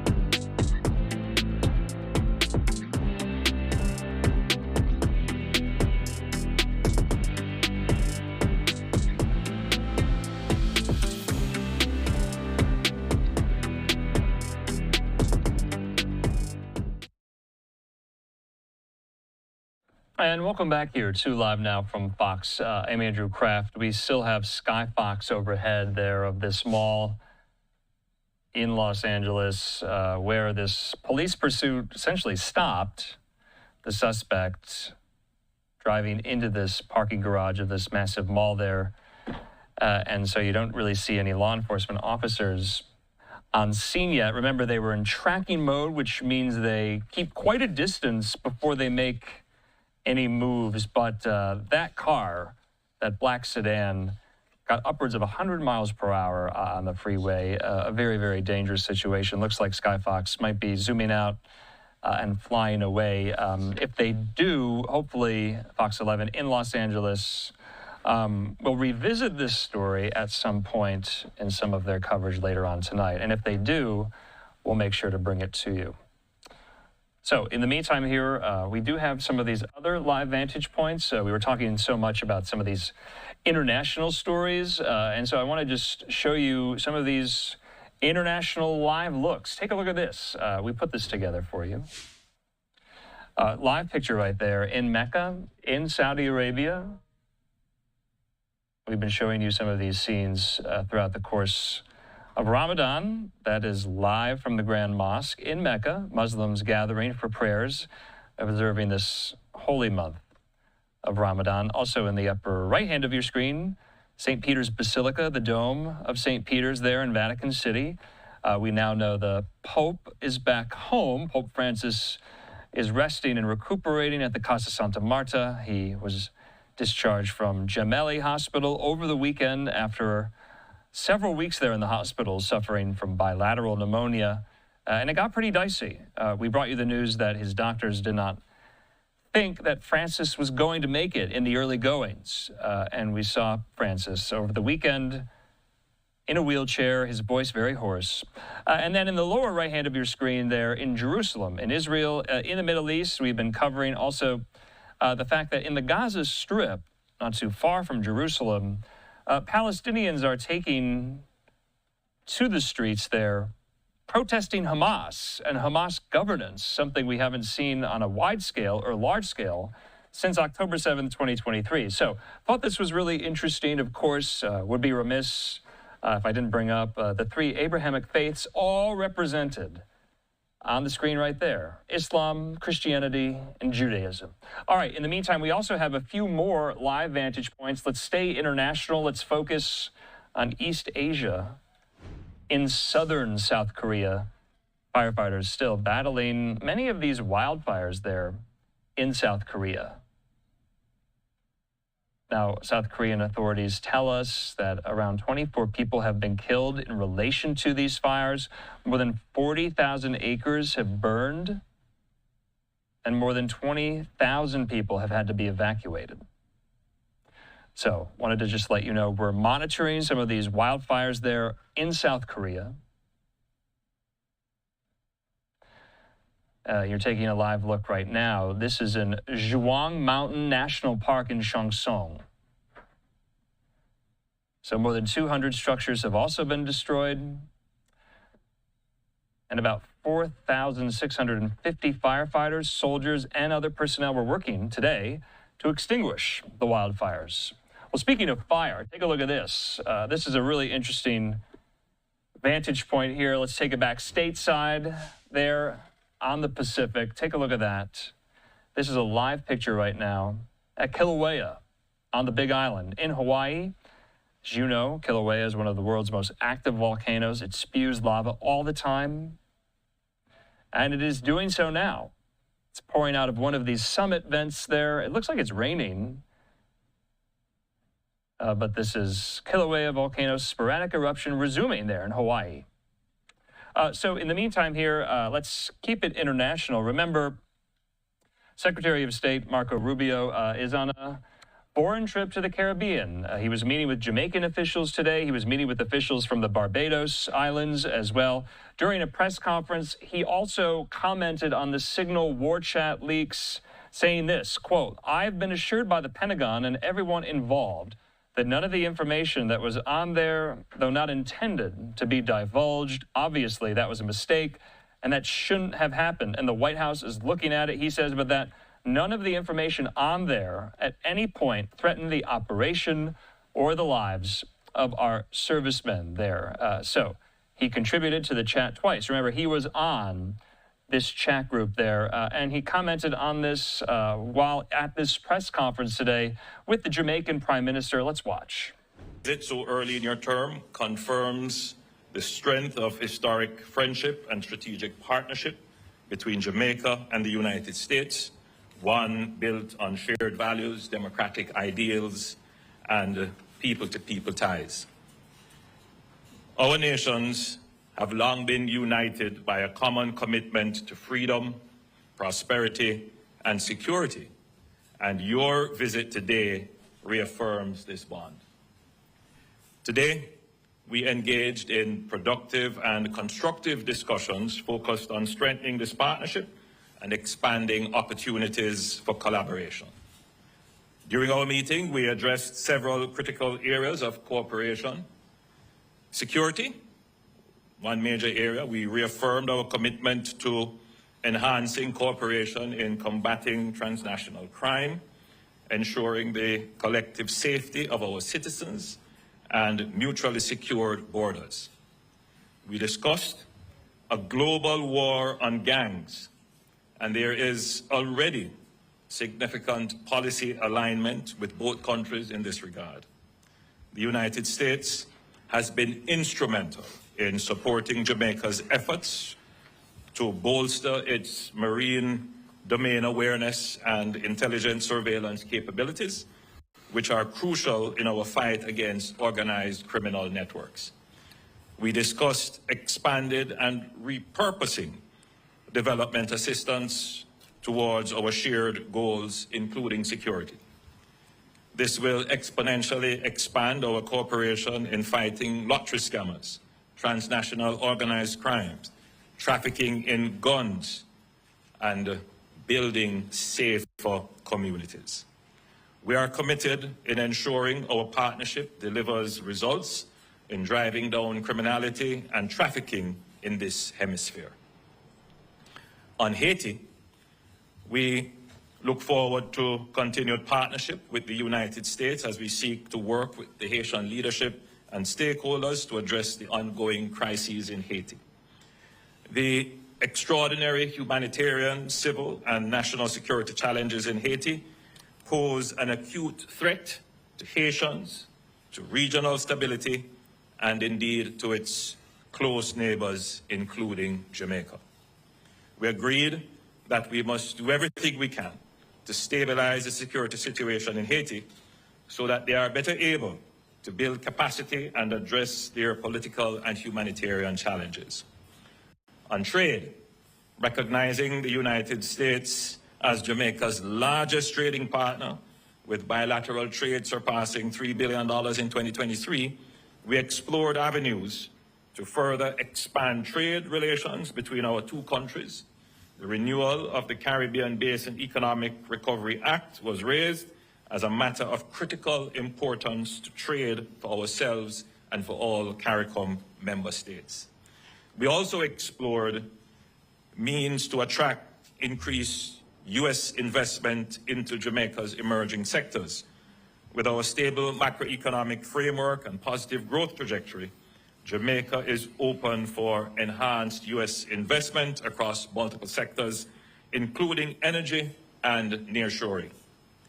In terms of logistics, the discussion touched on working with U.S. companies to leverage Jamaica's location as a premier transshipment hub in the Americas, and this will further bolster Jamaica's work as a major logistics hub for global trade. On labor issues, the United States and Jamaica have enjoyed an 80-year-old history relationship in terms of bilateral labor agreements, where we provide short-term skilled and semi-skilled labor in sectors such as agriculture and hospitality. We discuss ways to expand and enhance these agreements, including skills development partnerships to upskill and reskill Jamaican workers.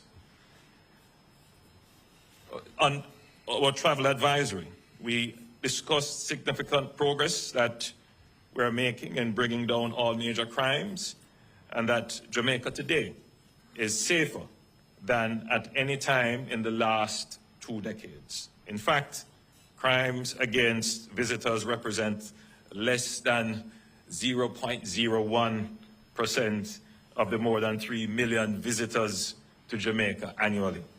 We are committed to working collaboratively to ensure that travel advisories reflect the current realities and promote travel to Jamaica. I'm confident that the dialogue initiated today will lead to tangible outcomes, benefiting both our peoples and contributing to mutual stability and prosperity. Indeed, our concern for enhanced regional and hemispheric security and prosperity was recognized as a shared one. I wish my CARICOM colleagues who are now in Kingston productive meetings as well with the Secretary this afternoon.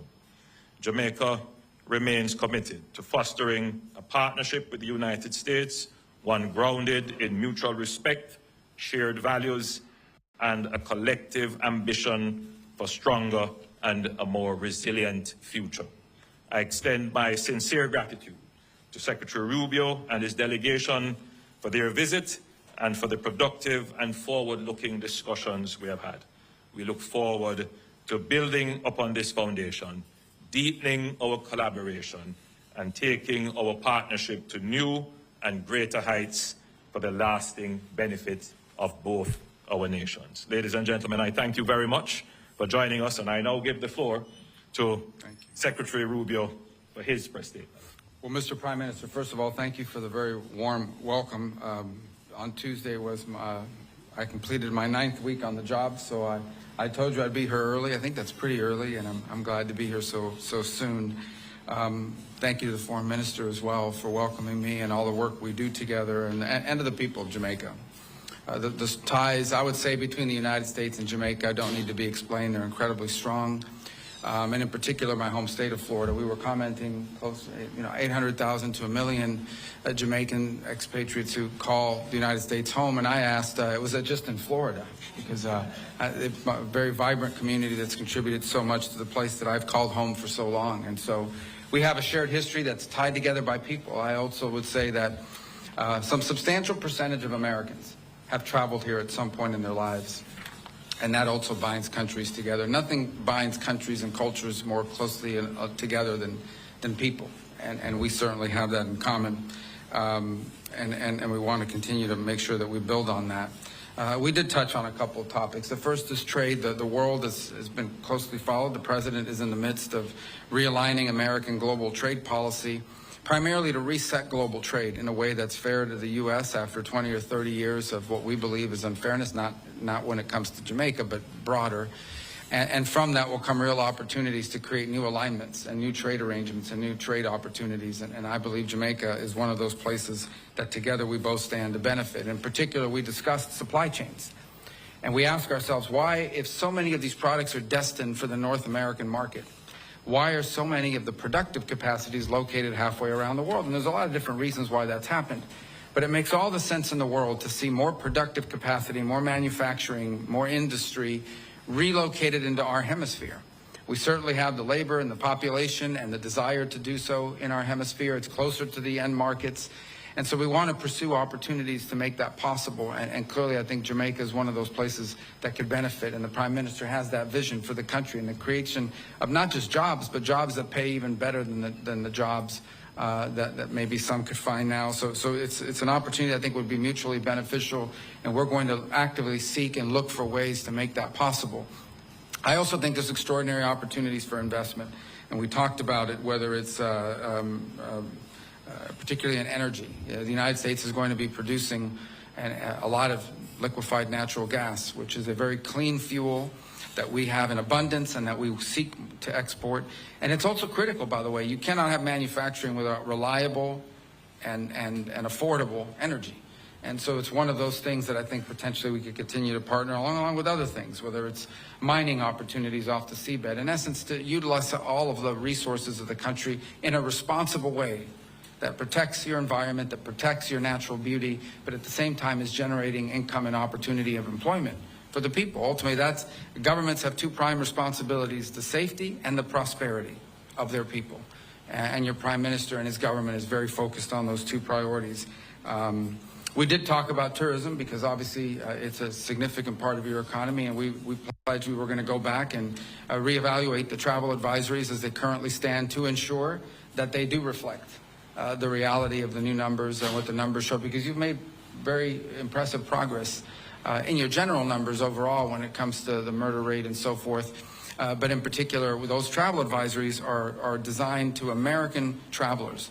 And I think we need to analyze that and just ensure that the status we're currently in accurately reflects the status quo and takes into account the progress you've already made this year and made last year, year over year, which I think is one of the highest numbers in terms of reductions that we've seen of any country in the region. We have to talk about security, and I think that the Prime Minister has phrased it in a way that I think is very beneficial, and that is, he used the term global war on gangs. Maybe we'll find some other phraseology in the United States to describe it, but we're talking about the same problem. It's amazing if you look across the region and really many parts of the world, how many of the threats we face in the world now that once came from a ideological terrorist organization or from a nation state are now coming from non-governmental criminal organizations who in some cases are more powerful than the governments in some of these countries. And we've confronted this issue. It's a challenge in Mexico. It's a challenge on the border between Venezuela and Colombia. It is the challenge in Haiti. And it's been a challenge here. And it's a multifaceted challenge. They are transnational for a number of reasons. One, as an example, is, and we've acknowledged this in our conversations that lead back to my time in the United States Senate, how many of the guns and the weapons that are being used by gangs to commit acts of violence here in Jamaica are purchased in the United States and then shipped here. And we want to commit to doing more to stopping that flow at the same time as we do more to commit to increasing your capacity. That's the other thing I underline. What we're talking about here when we talk about American assistance is America helping Jamaica build its own capacity, its own ability to confront these challenges and solve these problems. Because security is a baseline for everything. And to that end, we have some good things to announce today here. We've the Jolt Fusion Center that is starting up again, and that's been even further strengthened. That's going to help address lottery scamming. We can announce this synthetics detection equipment for Jamaica's forensic labs. Another counter-gang recruitment program that we seek to launch as a result of our visit here today. And announce something that I think is really important, and that is software, intelligence software for the law enforcement here in Jamaica to combat gangs, things like night vision goggles as well, technology, and we look to do more. And on that end, let me touch on a topic that we talked about just a little bit. Well, I'll touch on one other topic, then I'll get to this final one. On you mentioned upskilling and helping. How can we?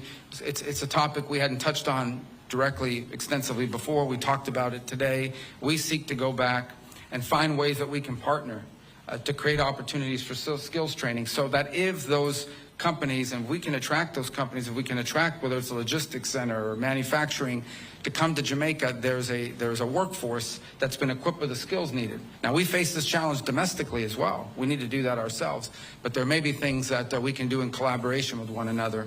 And this touches on the issue of aid, very controversial in the United States, but it's one of the reasons why I wanted to come here today, because it in many ways highlights exactly what our vision for aid moving forward is. The United States is not getting out of the aid business. We are going to be providing foreign aid. The difference is we want to provide foreign aid in a way that is strategically aligned with our foreign policy priorities and the priorities of our host countries and our nation states that we're partners with. In essence, how that would work, how it has worked in the past, is USAID or some other entity would come into a country and say, this is what we think you need. And then they go out and hire an NGO that maybe are the ones that convinced them that that's what you need, and they give them a bunch of money, and they come into the country and they do things. Some of these programs are fine. They're nice things. Other times, not so much. Nonetheless, that's how it used to be. How we want it to be in the future is that our embassies are involved with the host government, our hosts, our partners, and we ask them, what are your needs? And we provide assistance geared towards the needs of the nation states that are hosting us and that we're partnering with. At the end, our partner in Jamaica, our partner all over the world, is the government. It's the host governments who have a clear vision for the future. And to the extent that our foreign aid can be helpful, it is in furtherance of what the people of your country have elected you to carry out. Here, there are a lot of things. We've just described some of them. What should our foreign aid be geared towards? It should be geared towards looking for opportunities to increase skills training, looking for opportunities to attract investment and business and trade, and looking obviously for opportunities to expand on your own domestic intelligence capabilities. We are going to have foreign aid that is aligned to our foreign policy, and our foreign policy is going to be aligned to our mutual shared interests with the partners that we have all over the world. And I can tell you, Jamaica is an incredible partner to the United States. It's very cooperative on a number of fronts, and we will continue to work together, and we're going to work closer than we've ever worked before, because we are now going to have U.S. programs for foreign aid that are going to be aligned with the vision that you've elected your leaders to carry out for your country, and that benefits us both. And so I thank you for the opportunity to visit with you here today and talk about these things. I'm excited that we're going to be able to follow up on a lot of them and show real progress. The message that I've wanted to send in my travels, I've had to travel a couple of other places, but I've been to the hemisphere now twice, is very simple, and that is that the United States wants to ensure that when countries are cooperative and work with us and partner with us and constantly seek ways to engage us, that leads to positive results and outcomes. It's not, you can call it rewarding, but what it really means is it has to be a mutually beneficial relationship. And we want countries in the world and we want countries in the region to identify being close to the United States as something that is beneficial and helpful to develop, helpful to grow, and frankly helpful so that one day many countries can serve, and I think Jamaica is already doing this, as a model of what other countries would seek to emulate, whether it's on security, on trade, on investment, on skills acquisition and improvement. These are the things that we want America's relationship with our partners to look like. And I can think of no better friend in the Caribbean and frankly in the Western Hemisphere than Jamaica and your government, Mr. Prime Minister. And so we thank you for this chance to visit with you so early. And as I joked a couple times, but I'll say it again, I think I told it to the cameras already, I wanted to come here early so when I come for the second and third time, they don't accuse me of only wanting to go to Jamaica. And it in many ways it really truly feels like home and where I am in South Florida, and I thank you for your hospitality and this opportunity.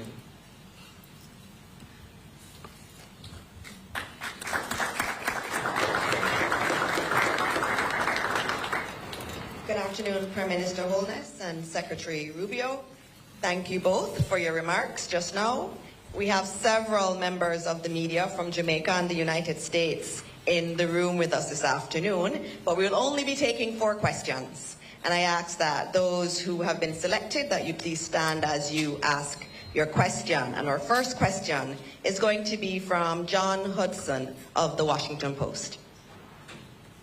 Thank you very much. Mr. Secretary, Republican Congressman Don... He came with me. Don't say I don't take you to nice places. Thank you for the hospitality. Beautiful weather, beautiful country. Much appreciated.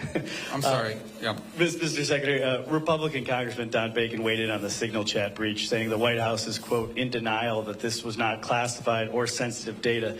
They should just own up to it and preserve credibility. You think that's true?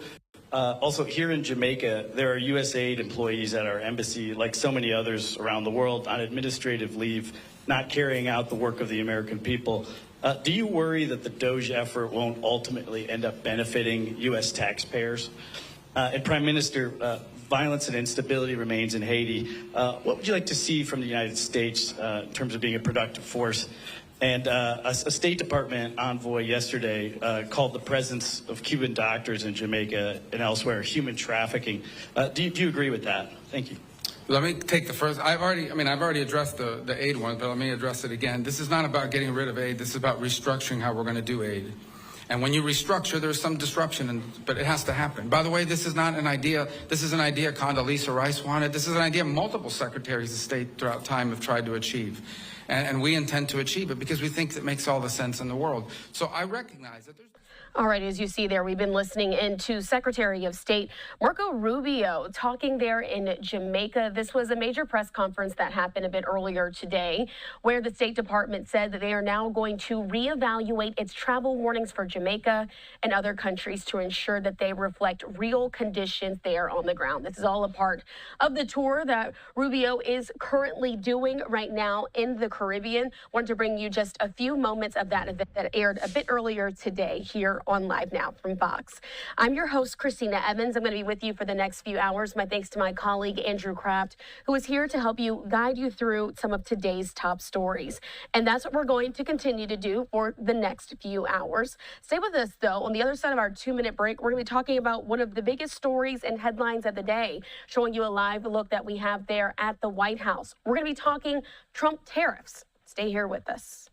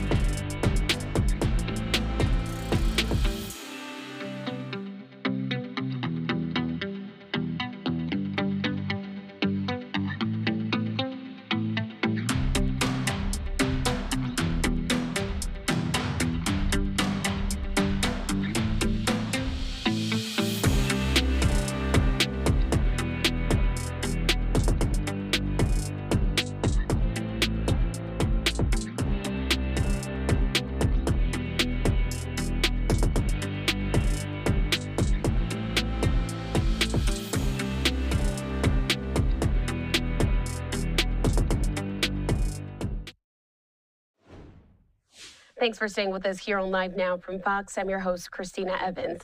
As promised before we went to that 2-minute break, we're going to continue to talk about some of today's top stories, showing you this live look that we have there at the White House. Big news coming today from our nation's capital.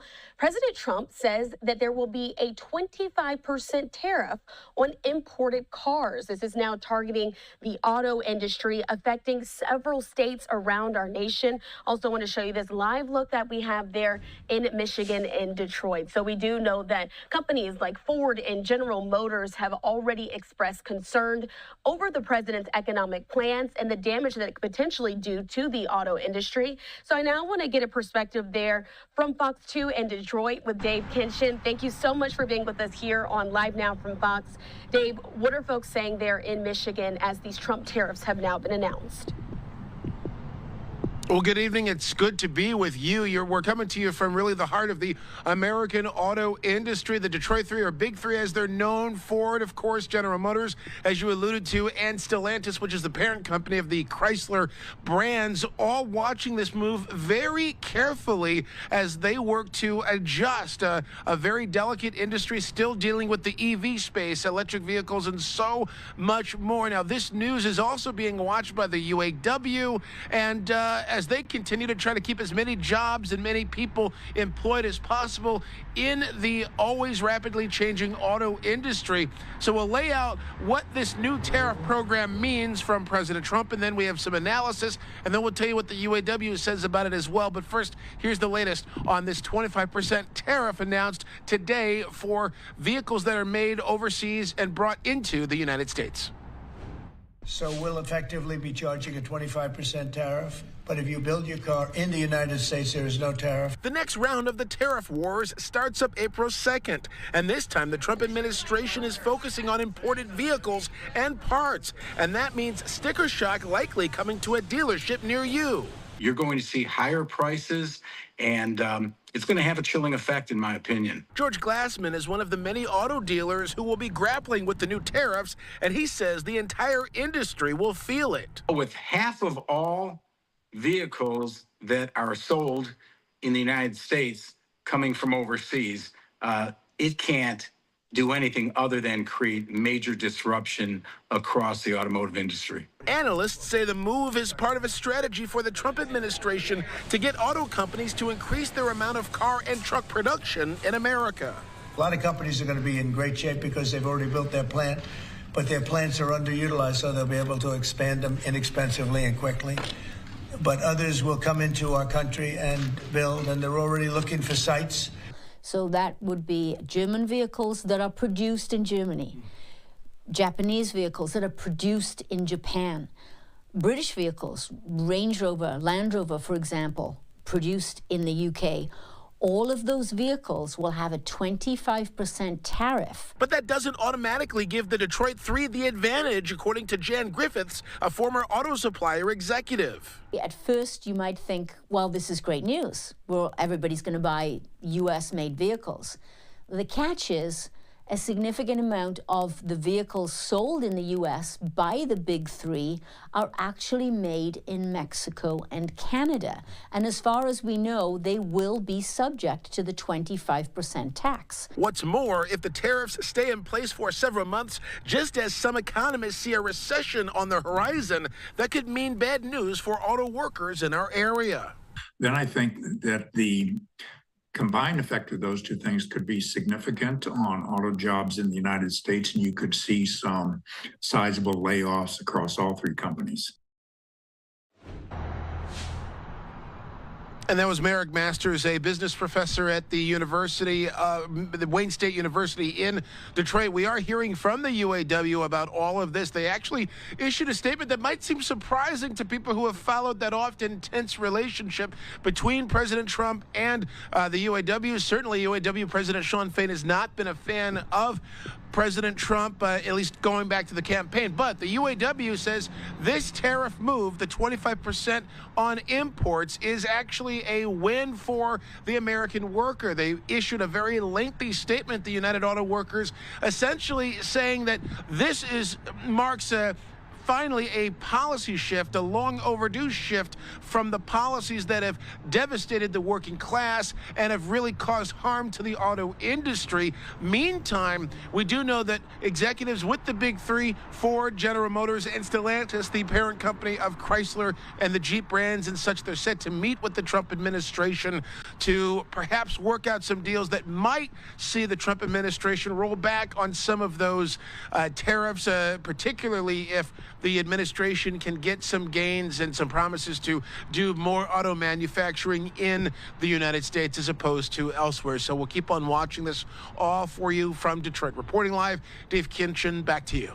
And Dave, before I let you go, I have to ask you, you also covered the UAW strike that happened at the end of 2023 pretty extensively. How has the auto industry since then been doing there in the state of Michigan, in Detroit area? Like you're saying, the tariffs are going to affect them, but in a whole, how's the auto industry been doing? Well, it's been fragile, really, as it relates to the EVs. You know, the UAW had gone after, in particular, Stellantis over what they called unfair labor practices. One of the big things that the UAW has been trying to get is for all of the big three to keep honoring the agreements made, especially as it relates to the work in that contract that ended that historic strike. Remember, that strike was the first time the UAW walked the picket line against all three of the American automakers. That had never happened before, and a big part of that agreement was getting work secured as it relates to electric vehicles, battery production, making sure that all of that work goes into that master agreement so that they can save those jobs. But there's been fluctuations. Stellantis, most notably, even with their leadership changes at the top, they've had fluctuations that have led to some layoffs here and a reorganization of what vehicles are produced and where. So it's a bit fragile, especially for the suppliers as well. But overall, everybody watching this very closely, because there is the concern with economic instability out there. As some economists are saying, there could be a recession. There is very much the fear that there could be some layoffs here. So still very fragile. I'd say somewhat fragile since the strike, but everybody moving along as best as they can. All right, again, Fox 2 in Detroit, Dave Kinchin, help us to break down the very latest as it relates to these Trump tariffs. We appreciate you for joining us on Live Now. All right, we did want to bring that story to you, and as Dave did just allude to there, we do have that statement from the UAW in full. I want to put it up there on your screen. As this is, again, something that was released today. In the wake of those Trump tariffs, they say, we applaud the Trump administration for stepping up to end the free trade disaster that has devastated working class communities for decades. Ending the race to the bottom in the auto industry starts with fixing our broken trade deals. And the Trump administration has made history with today's actions. These tariffs are a major step in the right direction for auto workers and blue-collar communities across the country. And it is now on the automakers, from the big three to Volkswagen and beyond, to bring back good union jobs to the United States. Again, wanted to bring that to you here on Live Now from Fox. In the meantime, let's listen in, because earlier today we have audio, we have video from that time when President Trump was there in the Oval Office signing this executive order to bring this 25% tariff. Let's listen in to those comments here on Live Now. By a lot of great women, all women are great. So this is the beginning of Liberation Day in America. We're going to take back just some of the money that has been taken from us by people sitting behind this desk or another desk that's not quite as nice, but they have their choice of 7, as you know. And we're going to charge countries for doing business in our country and taking our jobs, taking our wealth, taking a lot of things that they've been taking over the years. They've taken so much out of our country, friend and foe, and frankly, friend has been oftentimes much worse than foe. And this is very modest. And what we're going to be doing is a 25% tariff on all cars that are not made in the United States. If they're made in the United States, there's absolutely no tariff. We start off with a 2.5% base, which is what we were at, and we go to 25%. And basically, as you know, and as you've been seeing, not reporting as accurately as it should be reported because it's a massive story. Business is coming back to the United States so that they don't have to pay tariffs. And I think also because of November 5th, the election, they're very happy. AI is coming back to levels that nobody's ever seen before. It's a new, sort of a new business, I guess, when you think about it. But it's plants are going up all over the United States, and many of them have already been started. We're getting early electricity taken care of. We're getting permits very quickly for them, and we're going to make their life very happy. They're coming in with tens of billions of dollars. Individual plants will cost 10, 15, even $20 billion. We're going to let them build electricity generating plants along with their plant, and they can't even believe it. And we're going to get them very quick permits, as I've done always. I did that in Louisiana with 2 LNG plants. I got them one permit in 1 day after waiting 14 years, and the other one in 1 week after waiting for 12 years. But this is very exciting to me. This is the automobile industry, and this will continue to spur growth like you haven't seen. Before I was elected, we were losing all of our plants. They were being built in Mexico and Canada and other places. Now those plants largely have stopped, and they're moving them to our country. In Indiana, the great state of Indiana, I love Indiana. Honda is building one of the biggest plants anywhere, and they've just started. They wouldn't have done it without this. In all cases, they wouldn't have done it without what we're doing. So we'll effectively be charging a 25% tariff. But if you build your car in the United States, there is no tariff. And what that means is a lot of foreign car companies, a lot of companies are going to be in great shape because they've already built their plant, but their plants are underutilized, so they'll be able to expand them inexpensively and quickly. But others will come into our country and build, and they're already looking for sites. They're looking for mostly sites. They don't want to take the old buildings that are empty and falling down. They want to build new, and there's tremendous action. There is likewise for other companies and countries, like the chip making process. Your chip bill was a disaster done by Biden. All he does is give tremendous amounts of billions of dollars to chip companies that will do nothing with the money. They're not going to use the money here. They're going to just keep it. They have plenty of money. The one thing they have is they have a lot of money. In our case, all we're doing is saying you can't come in unless you build here. And the largest chip company by far is manufacturer from Taiwan is building here, and it'll give us almost 40% of the chip market just with that. They're spending almost $200 billion in the United States to build a plant, and they've almost started. They'll be doing much of the work in Arizona. So we have a lot of exciting things, but to me, this is one of the most exciting. Now, outside of one specific day, and that's Liberation Day. That's the real Liberation Day of America, and that's going to be in April 2nd, and I look forward to it. We'll have a little news conference. We'll talk about it, but this is very exciting. So we're signing a executive order today that's going to lead to tremendous growth in the automobile industry. As you know, the electric mandate that we did allows you to buy a car now, electric or gasoline-powered or hybrid. You can buy any car you want. We had it so that within a short period of time, you had to buy all electric, and the country could never provide the money necessary to build all of those power plants that you would need all over the country. As you know, in the Middle West, they built 8 power stations. That's like the size of this desk or smaller. And they ended up spending $9 billion on 8. And of the 8, 4 of them didn't work. And we're not doing that. So you can buy electric, or you can buy gasoline, or you can buy hybrid, or you can buy whatever you want to buy. And that's the way it should be. The market's going to determine that. And you're going to see prices going down, but it's going to go down specifically because they're going to buy what we're doing, incentivizing companies to, and even countries, but companies to come into America and build.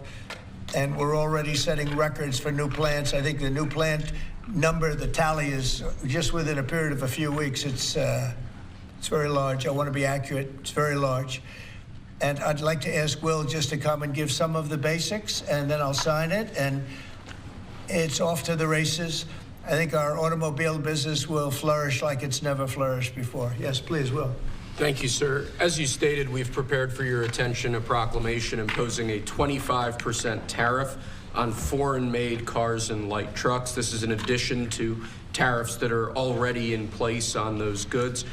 In addition to, as you said, spurring increased domestic manufacture of cars and trucks, we expect that these tariffs will result in over $100 billion of new annual revenue to the United States of America in tariff revenue. I think ultimately we could probably anywhere from $600 billion to $1 trillion will be taken in over the relatively short-term period, meaning a year from now, but starting right away. I think we'll go from 600 to $1 trillion within 2 years.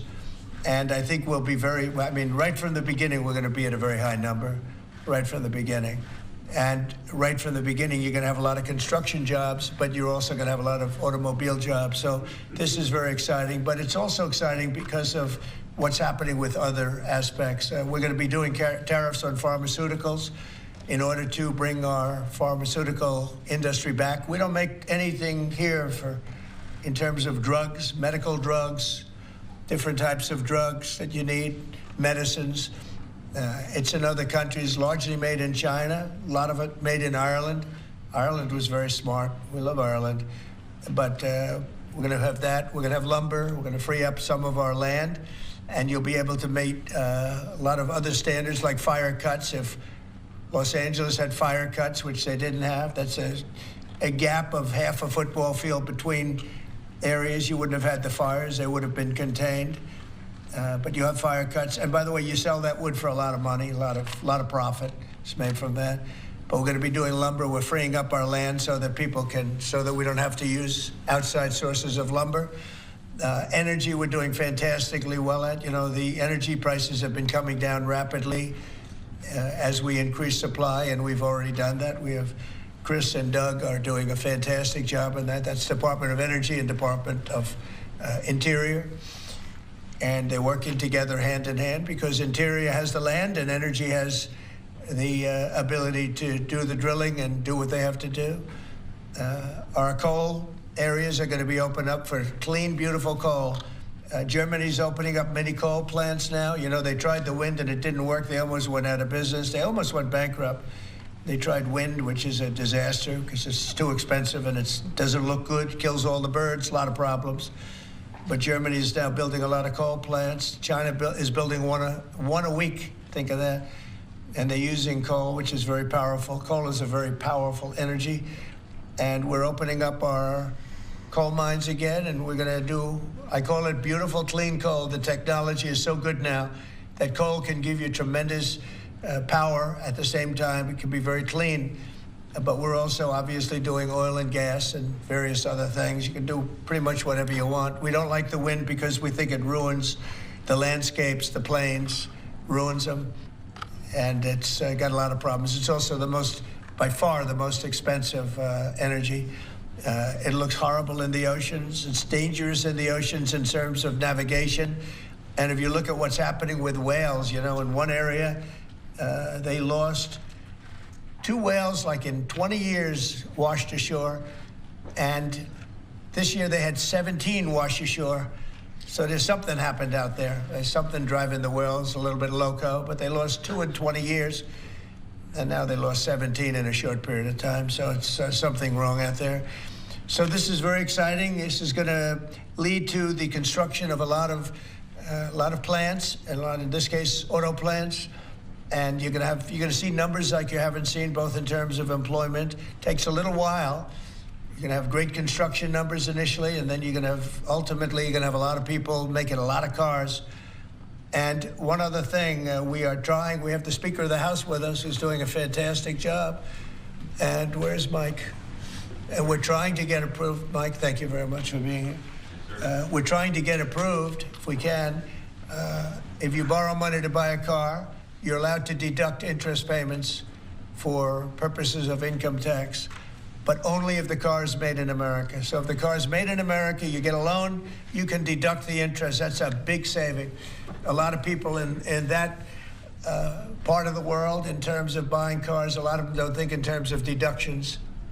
People that think in terms of deductions are very wealthy people, but people are going to start understanding what a good deduction is all about. So when you get a loan to buy a car, and I think it's going to pay for itself. I don't think there's any cost. I think that's you're going to have so many cars built, but you're only going to get that deduction of interest if the car is made in the United States of America. So I'm going to sign this, and Mike, I hope you can get that, because I think it's going to be amazing in terms of the number of cars that are going to be made because of it. And I want to thank Howard Lutnick, our fabulous commerce chairman. That's what he is. He's a chairman. He's a very successful guy, a great guy. And we have a big day, Howard, coming up next week. It's going to be good. That's Liberation Day. That's going to be on the 2nd, and that's going to be reciprocal. And I think people will be impressed. We're going to be very fair. We're going to be very nice, actually. We have not been treated nicely by other countries, but we're going to be nice. So I think people will be pleasantly surprised, but it's going to make our country very rich, because we're the piggy bank that everybody steals from, and they've been doing it for many years, for decades, so we're not going to let it happen. So, but we're going to treat people very nicely. We're going to treat other countries very, very nicely, and I think it's going to have a very positive effect on everybody, including those other countries. So I'll sign this, and we will see you again on April the 2nd. In terms of this, it's going to be another round, and it's about making America great again, making it strong and prosperous again. Thank you very much. So, Mr. President, on tariffs. Can I ask you about tariffs, Mr. President? On the car tariffs, how do you assure that a car coming into the country is fully built? Could an automaker in Germany say, leave the tires off a car? All right, as you see there, President Trump signing that executive order there in the Oval Office. He does continue to go on to answer some questions there from reporters. We'll play out a portion of that in just a little while, but we're going to step away now for a 2-minute break. On the other side, though, more of today's top stories.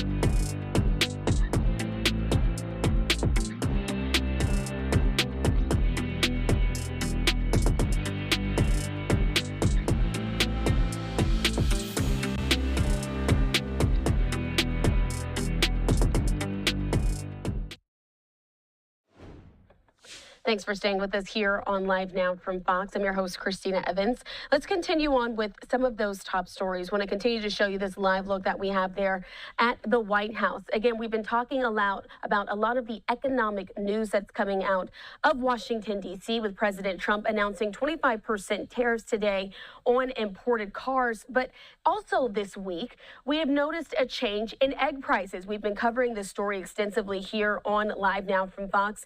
And according to officials, egg prices are going down, but consumers still, though, aren't happy with the way that things are going. Now, Congress is going to be addressing the nationwide egg shortage. Fox News correspondent Connor Hansen has much more. As shoppers continue to feel shell-shocked by egg prices, both the Trump administration and Congress say they're working to solve the problem.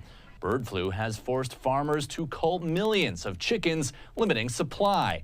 Now, a bipartisan bill in Congress has been introduced aimed at rolling back regulations. Lawmakers say red tape forces farmers to toss out hundreds of millions of pasteurized eggs that aren't refrigerated quickly enough, saying they are safe to eat. We're only talking about 400 million eggs a year here, but it's still 400 million eggs a year, and it impacts both consumers and farmers. The Trump administration has been trying to pin the blame on Biden-era policies and says their new plan is working. We brought eggs down at a level that nobody thought we could get at. I inherited that situation, and I inherited a grocery situation. The groceries went way up. Despite the break in egg prices, worries over tariffs and inflation sent consumer confidence down for the fourth straight month, and Americans' outlook for the future plummeting to a 12-year low. They're crashing the economy in real time, driving us to a Republican recession, have done nothing to address inflation. The U.S. is also importing millions of eggs from other countries like Brazil to help with the current shortage. In New York, Connor Hansen, Fox News. Our thanks to Connor Hansen for that story. Of course, again, we've been covering the prices of eggs extensively here on Live Now. We'll continue to do so and keep you updated with the very latest. So on the other side of our 2-minute break, we're going to be diving deeper into the conversation about consumer confidence around the nation and how it's now affecting how people are shopping, how they're interacting in this economy. Stay with us here on Live Now.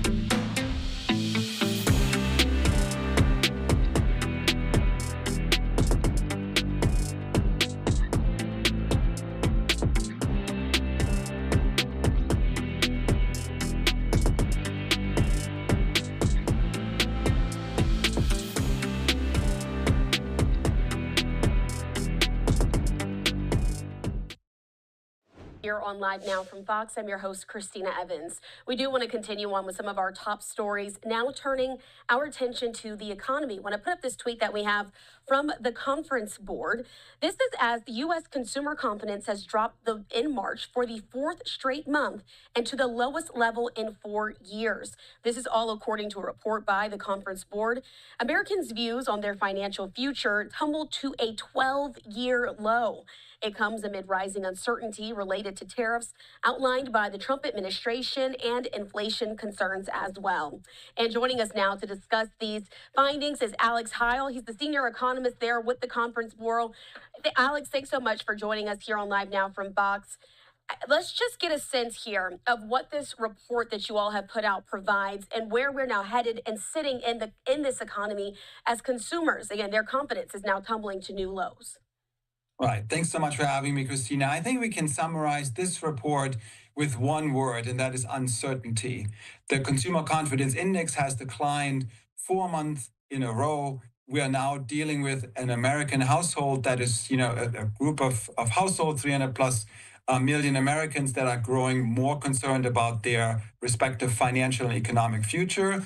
That is especially, manifesting itself in the expectation index. The expectation index, which is a related measure that we put out along with the same report, has plummeted as well. It's now at about 65 points, index points. And what that indicates to us is the outlook has now dimmed in terms of how households in this country view the future for the economy going forward. And in this report, it indicates that consumer optimism is also dwindling. Is there a domino effect that's within there that's going to then spread to other areas as well?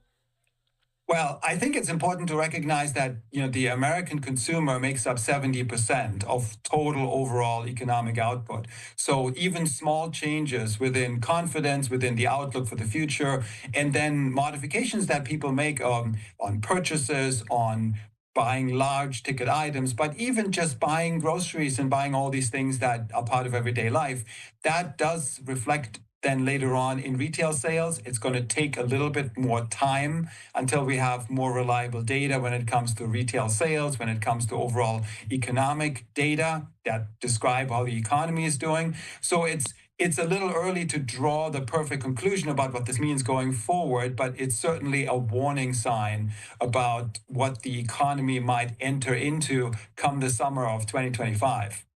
And Alex, I want to focus on this chart that you all put out, the Consumer Confidence Index. It shows over the last 20 years or so, almost at this point, showing where consumer confidence has been. Obviously, what sticks out the most on this chart is that 2009 recession. Is it possible that we could see any of these numbers falling that low again for so many families when the recession hit back in 2008? It really took a toll. It took a long time for people to recover. Again, the chart looks scary. Can you talk us through what that looks like and why we're sitting at this point right now?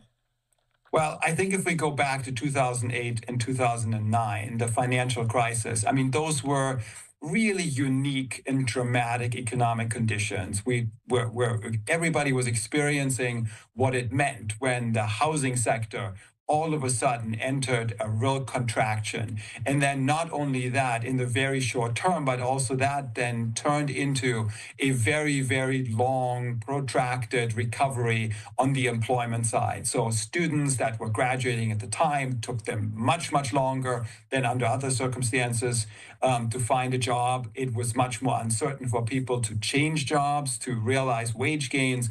This took years. It took multiple years for the employment situation to come back to what it had been prior to the financial crisis. So we're by no means at a comparable point right now, especially if you sort of reference some of that data on the graph. What we're really dealing with right now is a period in which American consumers feel uncertainty. They have experienced higher than average inflation, meaning price increases over the last couple of years. They are still remembering the uncertainty that came during the pandemic, which also is indicated on the graph as a decline in consumer confidence. And so we're really talking about families and households that are looking at the future with much less optimism. Future expectations are muted. There's much more concern about, will I be able to retain my job? Will I be able to, go back into the workforce if I choose to do so? And ultimately, this is really the sensitive, the real soft spot for a lot of households. What's going to happen to prices? Some of the tariffs that have been much documented have a real impact on prices for average goods as well as large goods like automobiles and so forth. And that is something that very, very directly does affect U.S. consumers and their outlook for the future. I'm so glad that you brought up tariffs, because that's where we're headed next. I want to put up this tweet that we also have from Bloomberg showing that U.S. consumer confidence, again, fell in March to the lowest in certain years, but also pointing out at the end of this tweet, talking about the economic outlook amid the Trump administration's escalating tariffs. Again, President Trump today announced 25% tariffs on all cars that aren't made in the U.S. Those reciprocal tariffs are set to go into effect next week.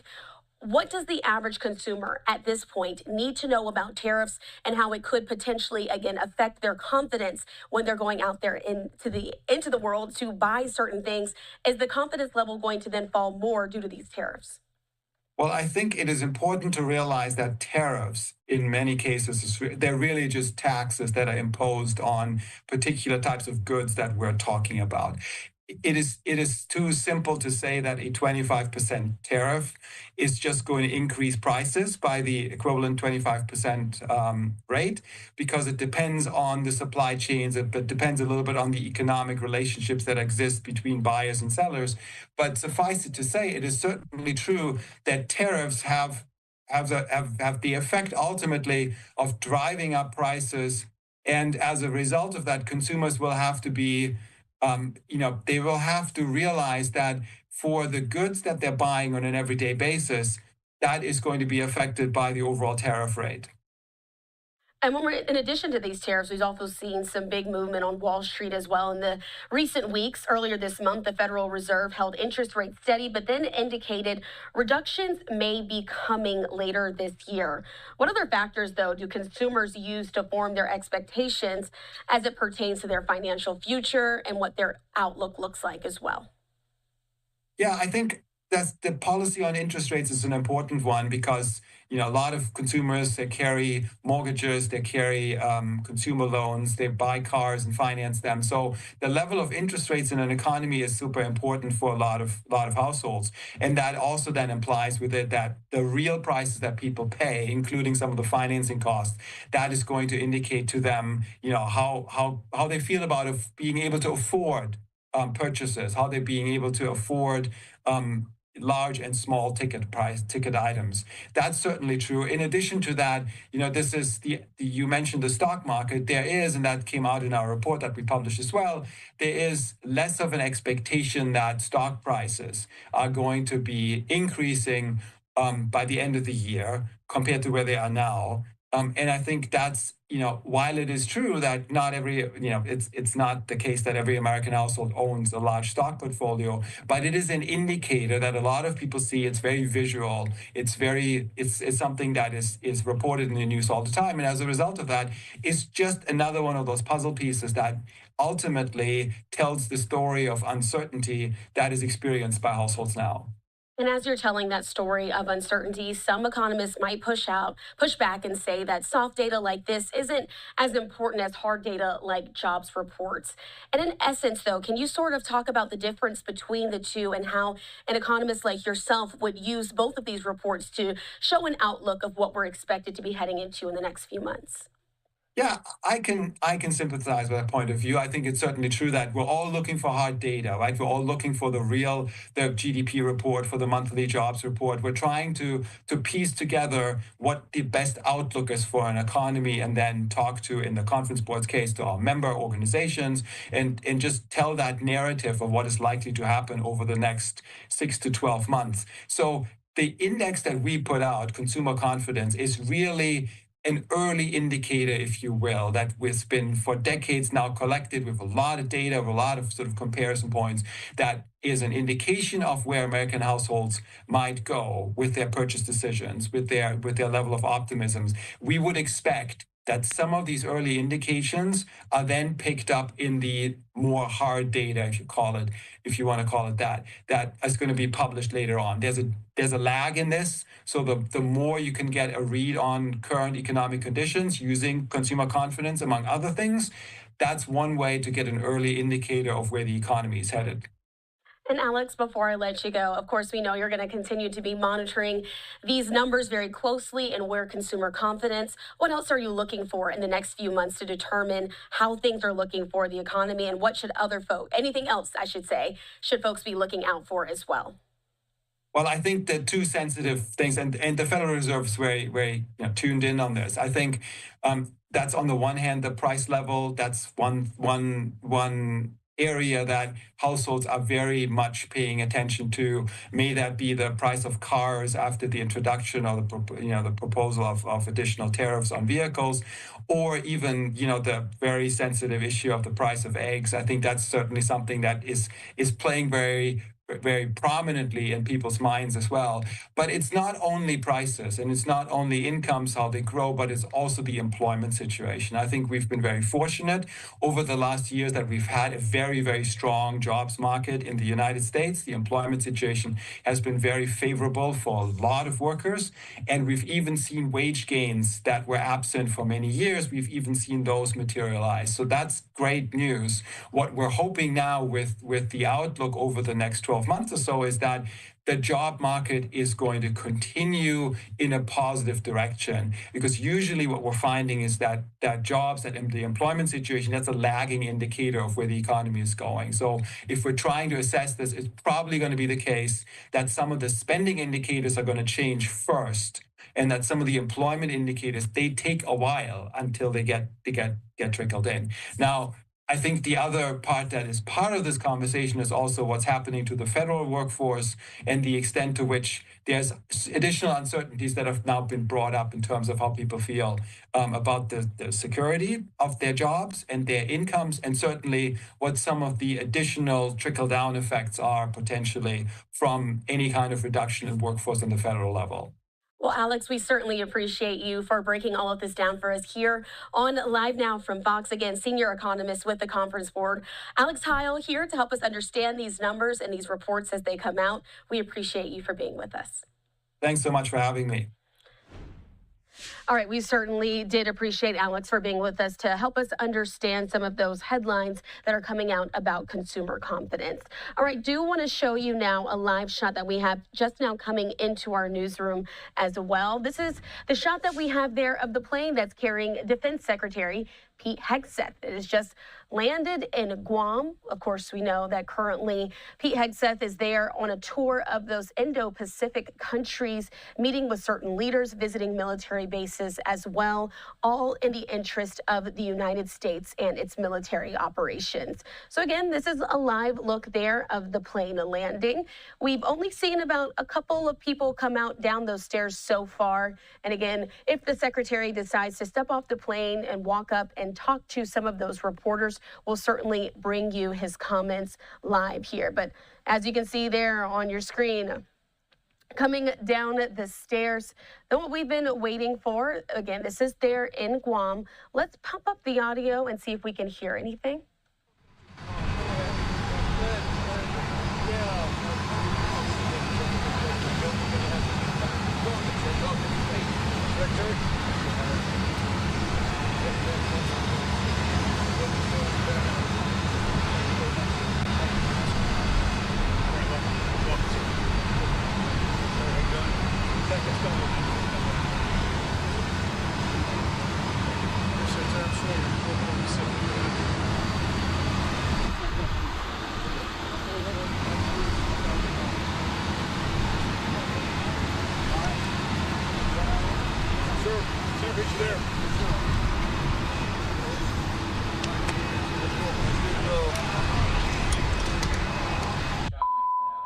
All right, as you see there, Secretary of State Pete Hegseth, he just landed there in Guam. At that time, if you were wondering what it is locally there, it's 1 p.m. on Thursday, so they are ahead of us here in the United States. But again, he's crossed the international date line from Hawaii into Guam, and we were able to bring you those moments as he stepped there live off of the plane.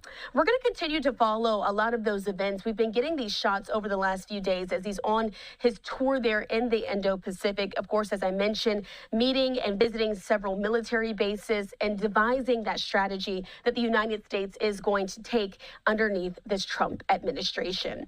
And speaking of the Trump administration, earlier today, Vice President JD Vance, he visited Quantico base, the Marine base there in Virginia, and talked about there with those Marines about the strategy that they now have going forward. This is all ahead of his big international trip as well. He's expected to be in Greenland with the second lady as well there on Friday. But let's listen in to some of those comments that JD Vance made a bit earlier today.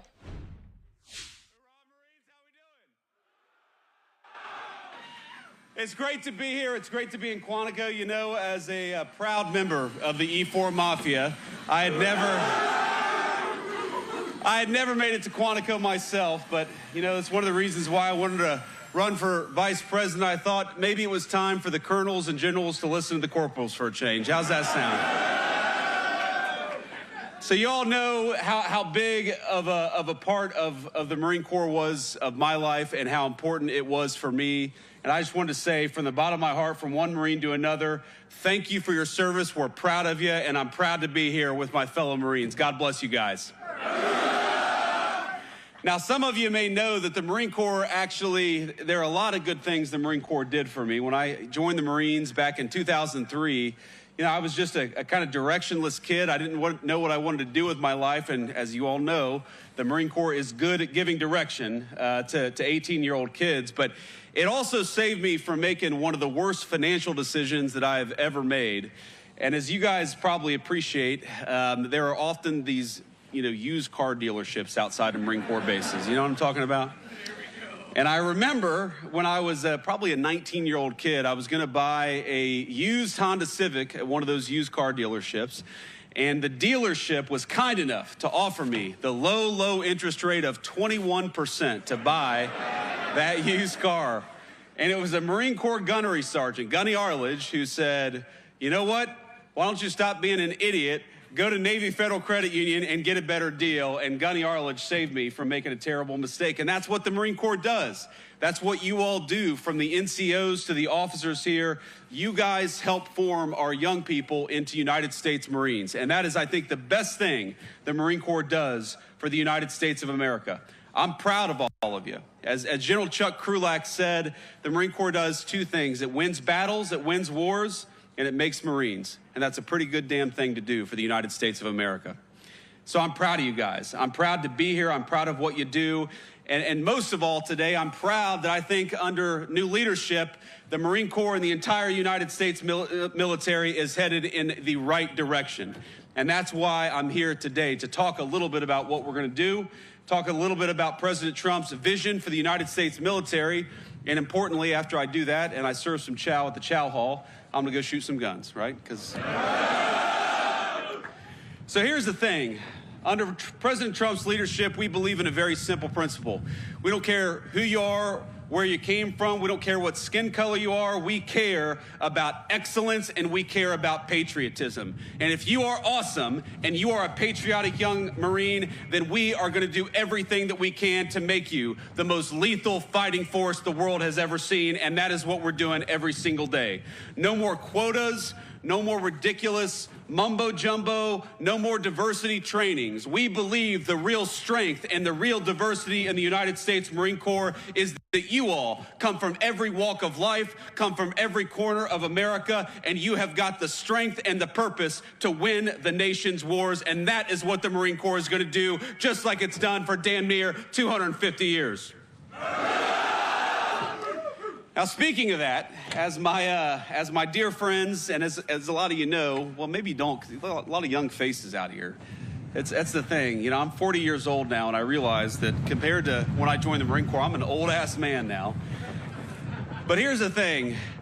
The best friends that I've ever made in my life, I've made in the Marine Corps. People who came to my vice presidential inauguration and the president's inauguration just a couple of months ago are people that I first met in boot camp or first met in follow-on school, first met at my first duty station.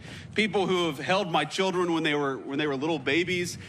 People who I've helped welcome new children into the world. You guys have no idea that the people standing to your left and to your right, these are lifelong friends. They're going to follow you around, whether you want to or not, for the rest of your life. And I think that's one of the great blessings of the United States Marine Corps.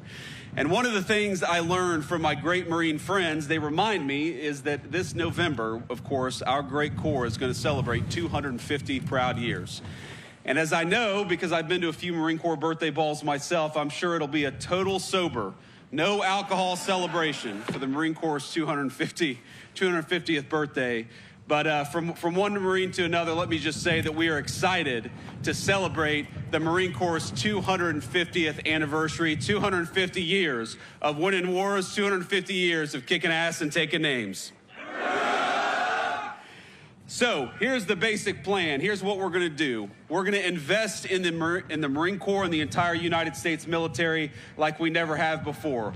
Over $1 trillion we're going to invest in building up the manufacturing base of this country so that you guys, when you do go to war, when you have to go to war, you've got the best weapons anywhere in the world. We know from the long history of the United States of America that while the leading edge of American power is you all, it really matters what you guys have in your hands and what you guys have on your backs when you go to war.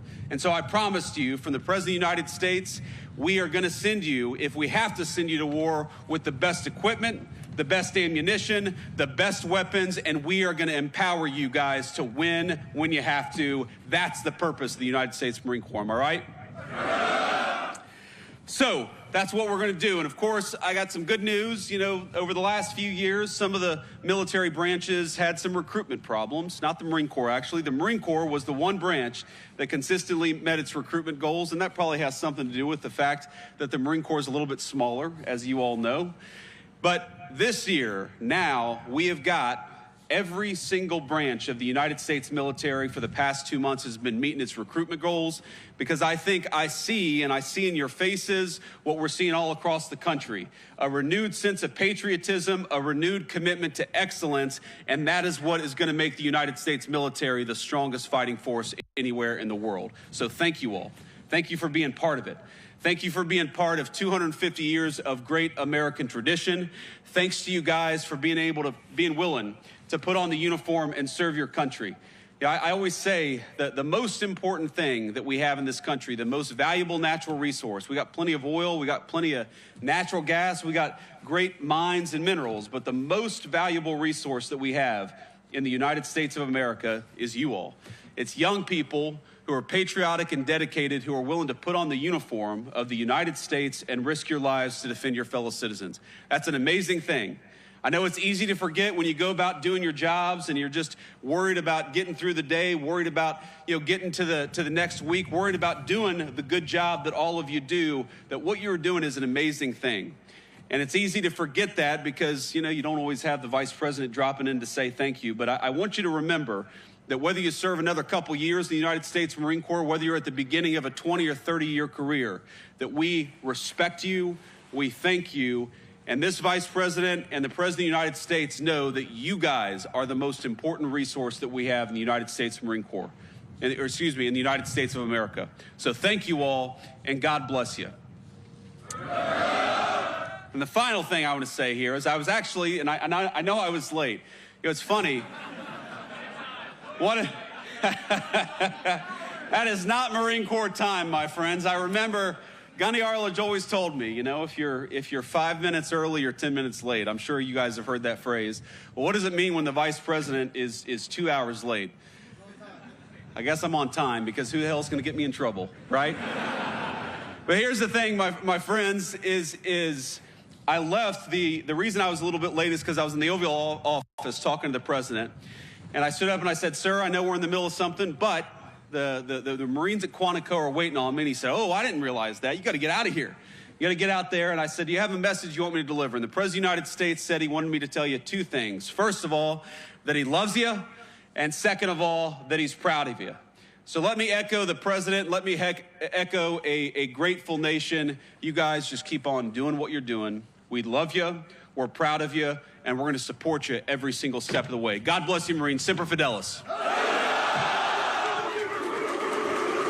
We'll put a boot in your ass and say...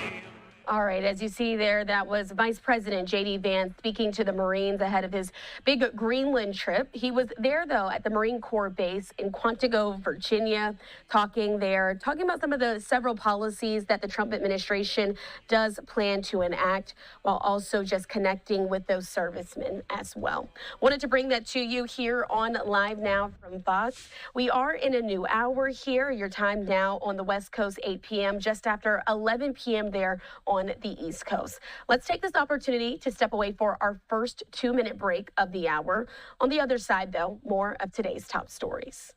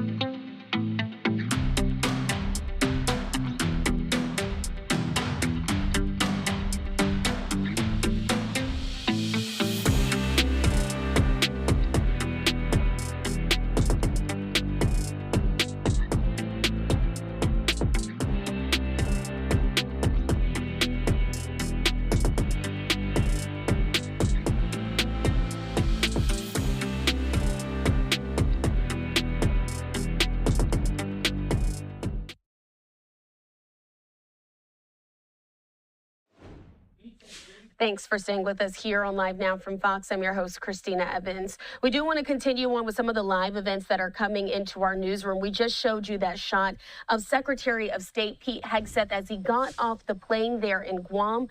Again, it's tomorrow afternoon if you are here in the United States. It's about 1:15 p.m. there in Guam on Thursday. And as you can see there, he's meeting and greeting with several different service members and retired members as well. Let's just pump up the audio and listen in for a second.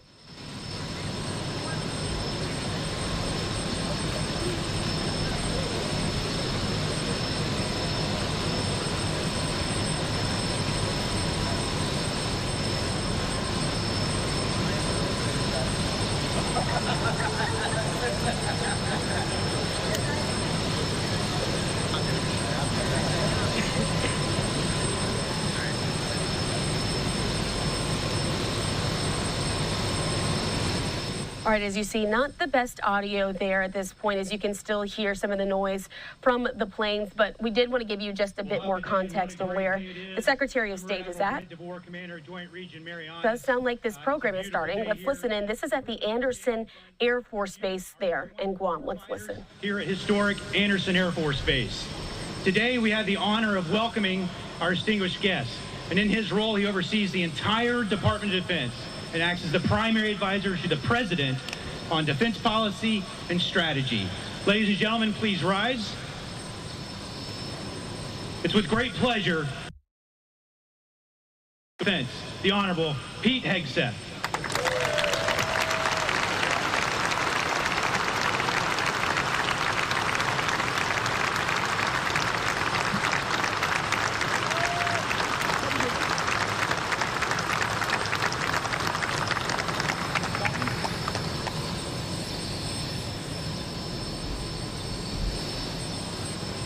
You got me? All right. How we doing here? This is a beautiful picture of America right here, if I've ever seen one. Take a seat, please. What an absolute honor it is to be here. On behalf of a grateful nation, on behalf of the President of the United States, who knows I'm here right now, who knows you're here right now, and sends a very clear message from the Commander-in-Chief. We have your back in every way you can imagine. I understand the depth of what you're giving to the country because not that long ago, I was sitting in a seat just like you, wearing the uniform of our country, doing everything I can to ensure that those I love thousands of miles away are safe and free. The basics of why we put the uniform on. But to be out here with these men in the front row, in case you don't know, veterans of Iwo Jima, who in just a few days we're going to honor. Is that better? You couldn't even hear me and you were faking it. I was trying to sound off as best I could. Now that sounds better. In the front row, we have veterans of Iwo Jima, who 80 years ago gave more than we could even conceive. And in a couple days, we're going to honor what they did 80 years ago. Something those Americans thousands of miles away understood in some sense was going on. They knew there was a dangerous conflict halfway around the world that needed to be fought against vicious enemies to preserve freedom at home. And there were young men, and I look at this row and I see young men who answered that call, stood up and said, I will defend my nation in far-flung places, taking on impossible missions that average, everyday Americans cannot even conceive of. I look at this row, and then I look out at this group, and I see young men and young women willing to answer the exact same call 80 years later. I see soldiers, airmen, Marines, sailors. It's always Marines that sound off.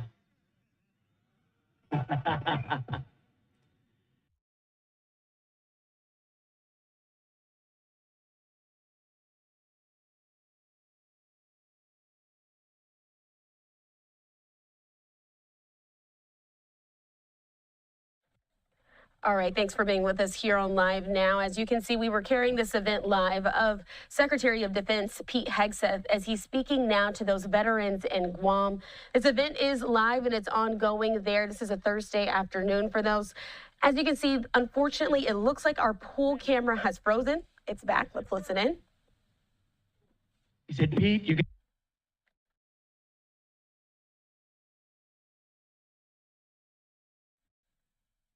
It's proven to be true.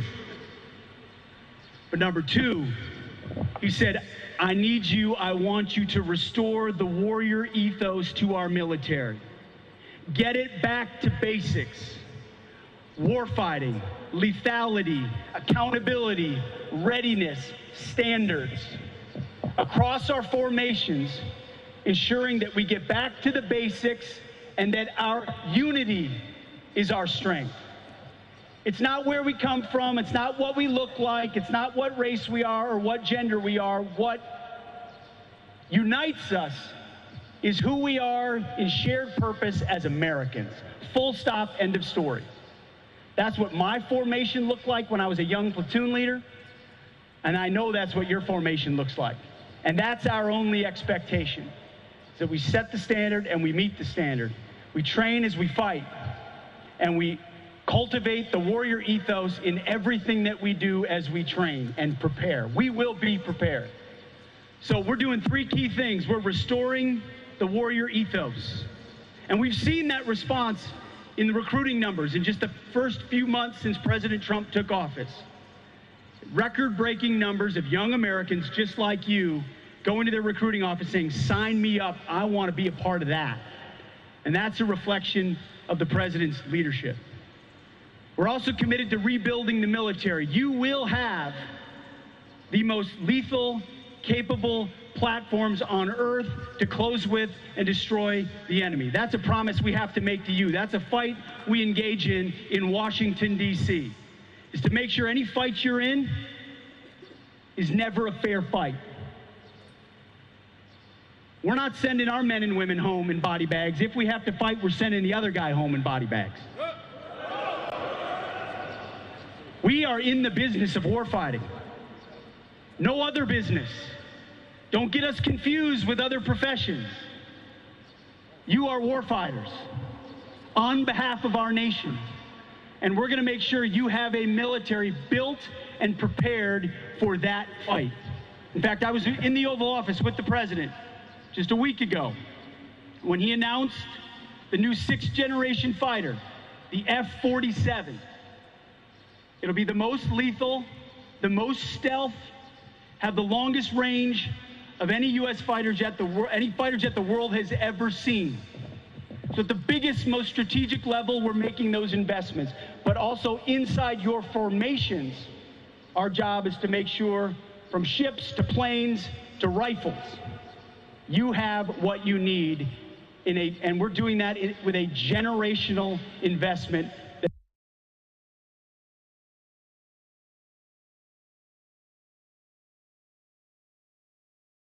Reviving the warrior ethos, we're rebuilding our military, and we are re-establishing deterrence. Unfortunately, for far too long, America did not look as strong as we should. We sent the wrong signals to both our enemies and our allies. So when President Trump took office, he said, that ends now. Our word means something, and that starts now. It started where? On our home front. Like you, I spent 2 decades fighting wars a long way away, defending other people's borders. And President Trump said, we're first and foremost going to secure our border. Border security is national security. And that's why the DOD snapped to right away to ensure we're prepared to lock down and get 100% operational control of our border. The American people deserve the safety and security of knowing who's entering our country and ensuring we understand where they're coming from. We welcome people coming to America. We want them coming legally. Otherwise, as the president has said, the border is closed to anyone who seeks another way of entering our country, because we need to know who's in our country. That's central in a dangerous world with adversaries who'd like to find a different way in. But reestablishing deterrence also means, I don't know, if you're going to shoot at our ships in the Middle East, we're not just going to take it and take another route. We're going to say that's unacceptable. Freedom of navigation is a core national interest. And we're going to ensure that you pay for shooting at our warships or our commercial ships. And we're going to reopen freedom of navigation. That's what's happening right now in CENTCOM with the leadership of courageous military leaders and folks just like you. Reestablishing deterrence. But nowhere is it more significant than right out here in the Indo-Pacific, where you are at the tip of the spear. You are at the front of the formation. I don't have to tell you that. You know that. You're living in history. You're living in reality. You're living in a dangerous neighborhood. You are America's power projection platform. The American people rely on you.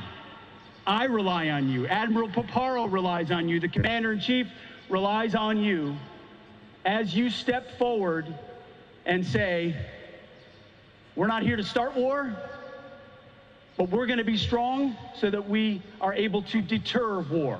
My first platoon motto ever was, those who long for peace must prepare for war. We don't seek war. We don't seek confrontation. But by being strong, our belief is that we will deter it. And our allies in this neighborhood see the encroachment of communist China with very different intentions. And again, we hope to have a peaceful relationship with them. but we also stand with our allies to defend against that encroachment and defend American interests. This group very much at the front lines understands that each and every day. And our vow to you in the Pentagon is to share the urgency that you have to be prepared for a fight should that day ever come. But you know you have a president, a commander-in-chief, a president who has no desire to start new wars or nation build or be an interventionist. It's truly a belief in peace through strength. A strong America deters conflict. American leadership ensures the free world is protected to advance American interests and the interests of our allies. You know, I've spent some time overseas like so many of you have, like you are right now, and I tried really hard when I was overseas and elsewhere to get as far away from the flagpole as possible. Well, now it seems I am the flagpole. But my job is to understand where you sit, to understand what's going through your mind, what you're thinking about, anticipating, what you need to train, to prepare, to have the guidance necessary for a future fight. And I can promise you with each and every day, the staff that's here with me, those in Washington, are committed to having your back. It was beautiful to fly in, sat up in the front with the cockpit with the pilots, watch us descend on this island, realizing that it's an enclave of American power. And I'm going to get a chance to tour it today and see what you all do. But it brought me back to World War II to close. Because my grandfather, on my mom's side, on my dad's side, my grandfather was a corporal in the Army. He was a tanker in Germany, post-war. On my mom's side, Grandpa Milton, a man I never met, he died before I was born, was an ensign, a Navy ensign, right here in Guam, from 1945 to 1946. In fact, he ran the commissary. He made sure people were taken care of. He did his job. He played his role. He came from a small town, Wanamingo, Minnesota, of 300 people. Blink and you miss it. And he had 3 other brothers that went to the war with him. Like I said, I never met him. He was on his way. He traveled from Norfolk through the Panama Canal out to Hawaii and then to Guam. And during his transit, the war ended with Japan. He came to Guam after the war was over. But it's a recognition of the legacy of Americans who have held the line out here along with our allies. Milt Haugen could have been sitting in a seat just like this. And he would be proud to look out at the men and women in this formation who carry on that legacy. So I don't come here with some complicated, sexy, strategic message. Our message is we're getting back to basics. We're going to do what we do best. We're going to push the decisions out to the commanders. We're going to untie the hands of warfighters. We're going to close with and destroy the enemy. We're going to train as we fight. We're going to do what warriors do. Full stop, end of story. This is not a social experiment. We're not here to pontificate with studies about climate change. We're here to deter our enemies and, if necessary, defeat them decisively on the battlefield. That's it. And in the process, the president has your back, and I have your back. So it is an honor to be here. Thank you for what you do, and Godspeed to all our great warriors. Thank you very much.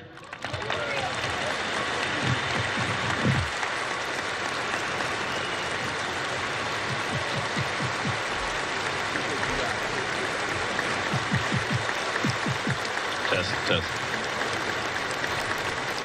All right, as you see there, wanted to bring this event to you live as it just came into our newsroom. Secretary of Defense Pete Hegseth now speaking to veterans and other active military members there at Andersen Air Force Base there in Guam. We have been getting several shots over the last few days as Secretary of Defense Pete Hegseth is currently on this tour. It does appear that they're still on stage now with some more of this event going on. Let's listen back in.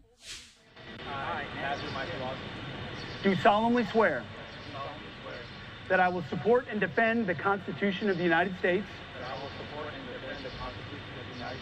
against all enemies, foreign and domestic.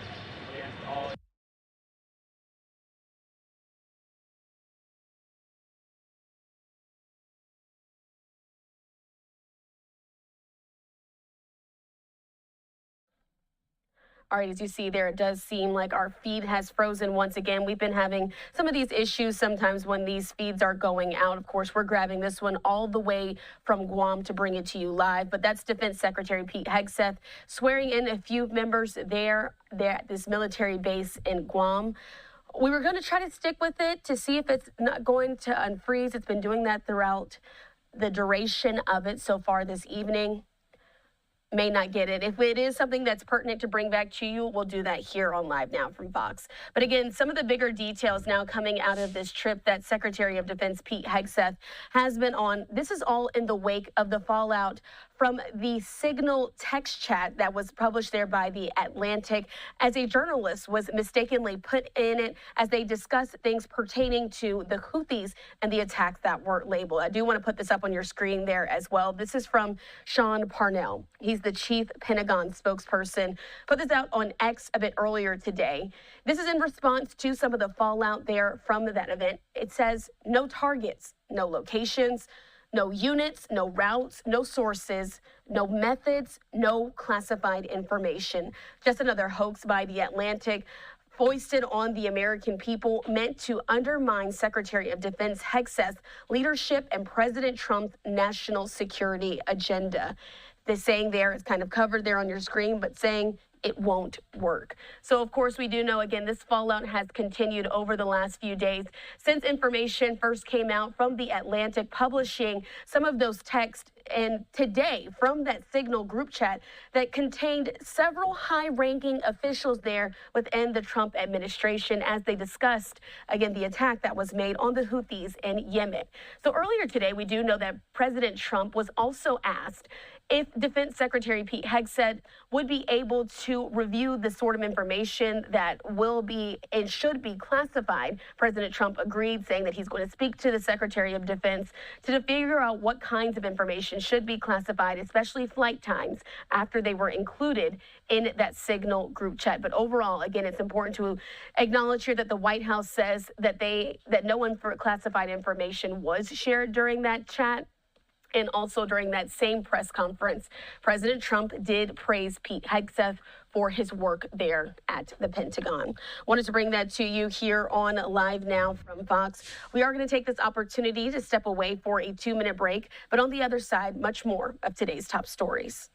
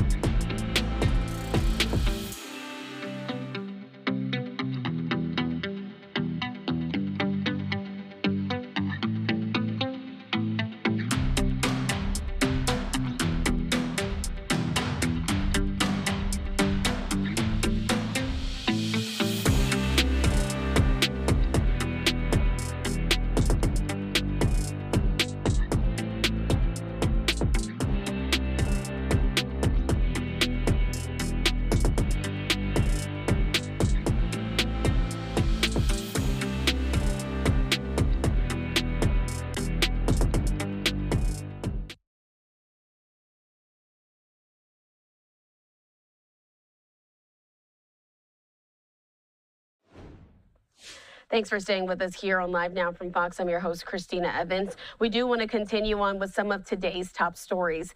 And this next one is going to be talking about something that you may be interested. If you're a sports fan, of course, you may have your hands full with March Madness, but that's not the only thing on the horizon. As we are quickly approaching midnight there on the East Coast, I want to put up this tweet that we have from the MLB.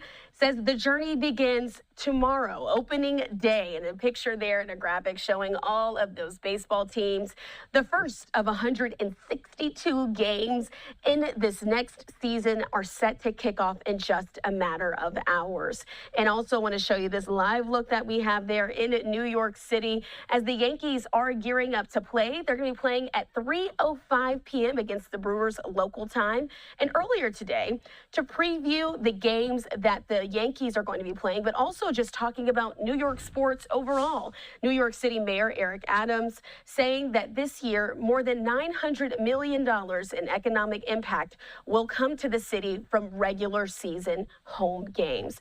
We do want to play out some of those remarks that we heard earlier today from the New York City Mayor right here on Live Now. You root for the Yankees, as obviously I do, or you root for the New York Mets, which we love. We are all rooting for our hometown, for New York City. You should know that we've broken all-time jobs records since the start of this administration, 10 times over. We've reached 4.8 million jobs, and our population continues to grow. We are now at 8.5 million people who call New York City their home.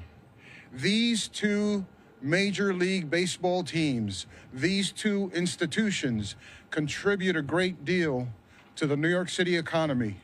It is my pleasure to be with the mayor and with the heads of these organizations here at Yankee Stadium today, and it is my distinct pleasure to introduce the 110th mayor of the city of New York, Eric Adams. Thank you, DM. And I guess this is a peek into the World Series, the Mets and the Yankees. We're excited about that, and baseball is back, it's alive, and it's more than just a game that you sit in the bleachers and enjoy. It is really a place of bonding, family members sitting together. I don't know that one could really fully appreciate how it plays a major role in bringing families and communities together to sit in the park, to enjoy moments that you would think about forever. I still think about the Piazza's home run. I still think about the World Series independent races as I sat in the stand and in the bleachers. I think about 1969 and 68 and 67. Think about the days of Strawberry, the days of Doc Gooden. All of these things become the precursor to your life. When you down in the ninth inning, there's always a comeback, and that's representative of what these teams mean for New York City. But I do want to say this, that at every moment of life, there's come a level of pain. And our hearts goes out to the family of Brett Gardner and his family following the loss of his 14-year-old son. I can't imagine that pain, so we're thinking of you and your family, and you are in our prayers. But we are clear today. Today we want to say baseball is back. Tomorrow is opening game for the Yankees. And whether you are a Yankee or Met fan, when our teams play in New York City, we all win. Major League Baseball season will continue to hit our economy out the park, as Deputy Mayor Carrion pointed out. It is projected to generate over $900 million in economic impact for the 5 boroughs this year alone. And that includes the restaurants, those who are in the area, the joy that comes with this game, and it helps our record-breaking job year. As we said it 2 years ago, it was going to be our Aaron Judge year, and we accomplished that task. New York Mets home games are expected to generate $315 million. Yankees home games is expected to generate $594 million over the course of the 2025 season. creating good paying jobs, good experience, and just an opportunity for us all to enjoy the prosperity of this amazing city. And so today's numbers shows that our hometown teams continue to be a home run for our local economy. And New York City is America's biggest economic engine. And these two teams bring tens of thousands of visitors to flock to the games each time they take the field, and is going to continue to expand this season. So each time someone spends money in a restaurant, a stadium, in a retail store, by buying apparel, or at a hotel, it infused money into our economy and played a major role of the recovery of our economy, as bond raters have clearly shown that this is a great investment to city called New York. So we want to make sure that all of our chefs, our bartenders, our waiters, our retail workers, our cleaners, all New Yorkers are here to appreciate and take home a paycheck because of these two great teams. It puts money back into the pockets of working class New Yorkers and into cash registers at local businesses. And it helped with our tourism. Last year, 65 million tourists hit our city, the fourth largest in our city history. It continues to state that this is an attractive place to do business and to enjoy our sports team. New York City economy continues to hit home runs like Aaron Judge and Juan Soto. It's a real winning combination of both these teams. So when you look behind us and you see the Brewers on the field, it just goes to show you they need extra practice to be able to compete with our team here. And so really want to thank both these great franchises for just the economic boost and the memories that go with it. So for New Yorkers, this baseball season, visit Yankee Stadium and Citi Field. Get to a ball game, start your own memories, allow your children and families to understand how this is still America's game, baseball. Thank you. Thank you, Mr. Mayor. Just to be clear, I come from a divided family. Some of us are Yankee fans and some of us are Mets fans. Very difficult discussions at the dinner table. It is really a great pleasure to introduce my longtime friend, and we've collaborated when he was in government, and of course as the president of the New York Yankees, Randy Levine. Thank you. Mayor, welcome. It's always great to have you here. Mr. Deputy Mayor, I'm happy to say that. Scott, welcome everybody to Yankee Stadium as we stand on the verge of another opening day. Mayor has been nothing but incredibly helpful to us and supportive of the Yankees since his time as mayor. He has helped drive these economic numbers.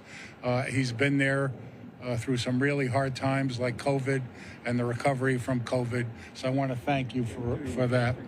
And Adolfo, when he was borough president of the Bronx, this stadium wouldn't have not been built except for his leadership. He is a remarkable government official, and we're very grateful to have you here today. The Yankees are part of the fabric of New York City. We're identified with it. We are so proud of it, and anything we can do to help this city give people a better life. We try and hire people from the city, people of all backgrounds. We do whatever we can when called upon, when asked to contribute in every way, whether it's the Yankee Foundation, helping people in need of help, whether it's providing our brand for support in all aspects. So I'm very proud to see those numbers.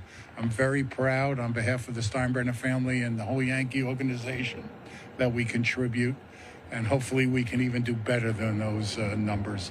And I'm so happy to have Scott here.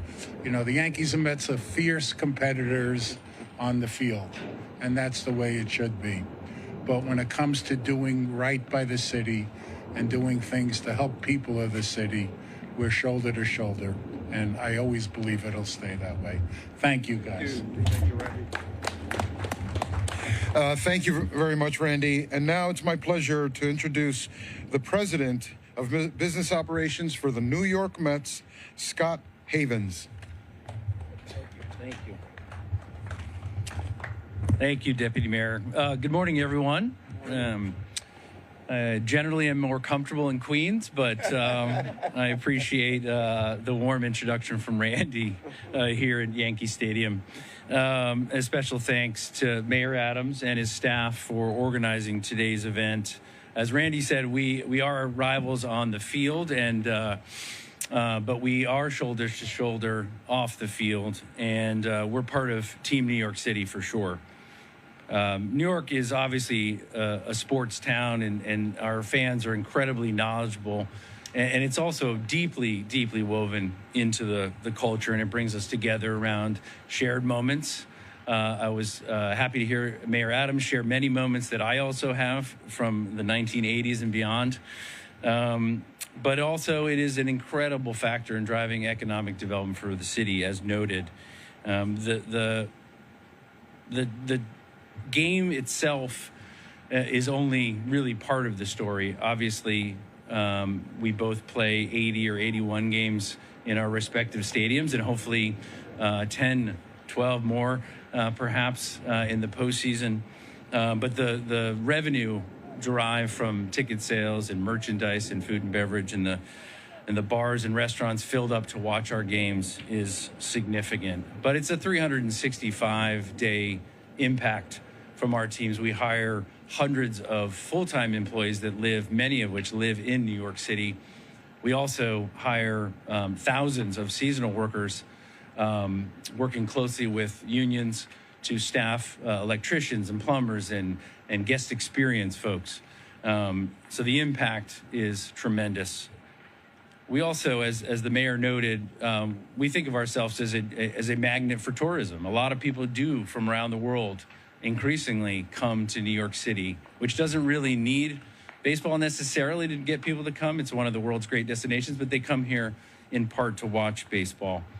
I'm also very proud of the work that the amazing Mets Foundation does within the community, run by our owner, Alex Cohen, generating awareness and providing funding for local sports, for schools, for a lot of nonprofits and health facilities in the communities. Since 1962, we played a critical role here in New York, and the revenue generated obviously has helped fund some of the public services, infrastructure, and economic development projects. Our ambitions are high in Queens, and we expect our contributions will be higher going forward. So tomorrow we have opening day. We're on the road, of course, in Houston, but we're really excited about this season. We have 6 games with the Yankees, only 4 last year. We have 6, which is great. The city comes alive during the Subway Series, and if we're lucky, this happens to be the 25th year since year 2000, and I think we would like to have another shot. It was close last year, but we are honored as New York Mets, and on behalf of Steve and Alex Cohen, to represent the city and help drive it forward. So thank you, Mayor. Thank you, Randy, for being generous hosts here at Yankee Stadium, and let's go Mets. He snuck that in, huh? He snuck it in. He snuck it in. Thank you, Scott. And as Scott mentioned, New York baseball is also a driver of New York City tourism. And we have broken records in tourism, the highest growth that we've ever seen, the highest numbers we've ever seen in just this past year alone. As I said earlier, the population growth, the number of jobs, the support for small businesses, the ripple effect that these institutions have with their presence here is very important, and that's why we're here today, to celebrate that and to open up baseball season. Now I will bring the mayor back, and we will take on-topic discussions about the start of baseball season. Great. Surely, yeah. Well, you got it. Before asking a question, you have to say you Yankee or Mets. I'm Yankees fan. She's a Bronx girl. I'm a Bronx girl. Oh, I didn't know that.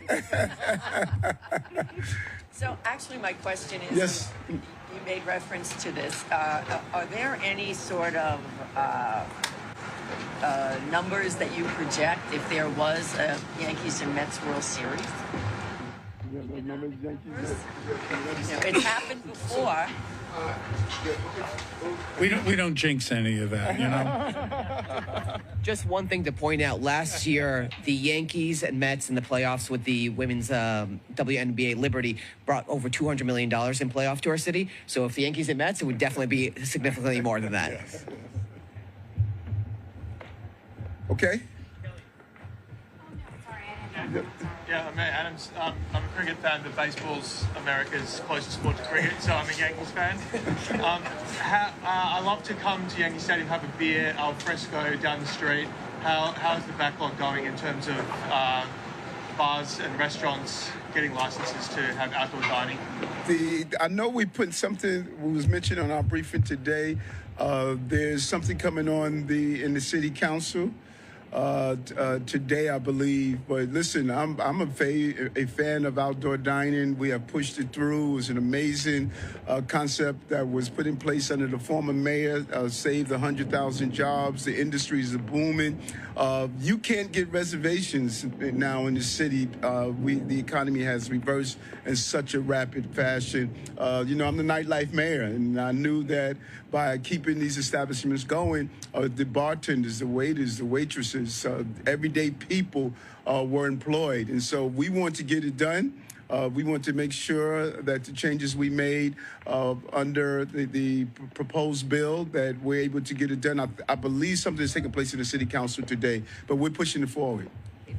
April 1st? April 1st. All right, thank you. How's it going?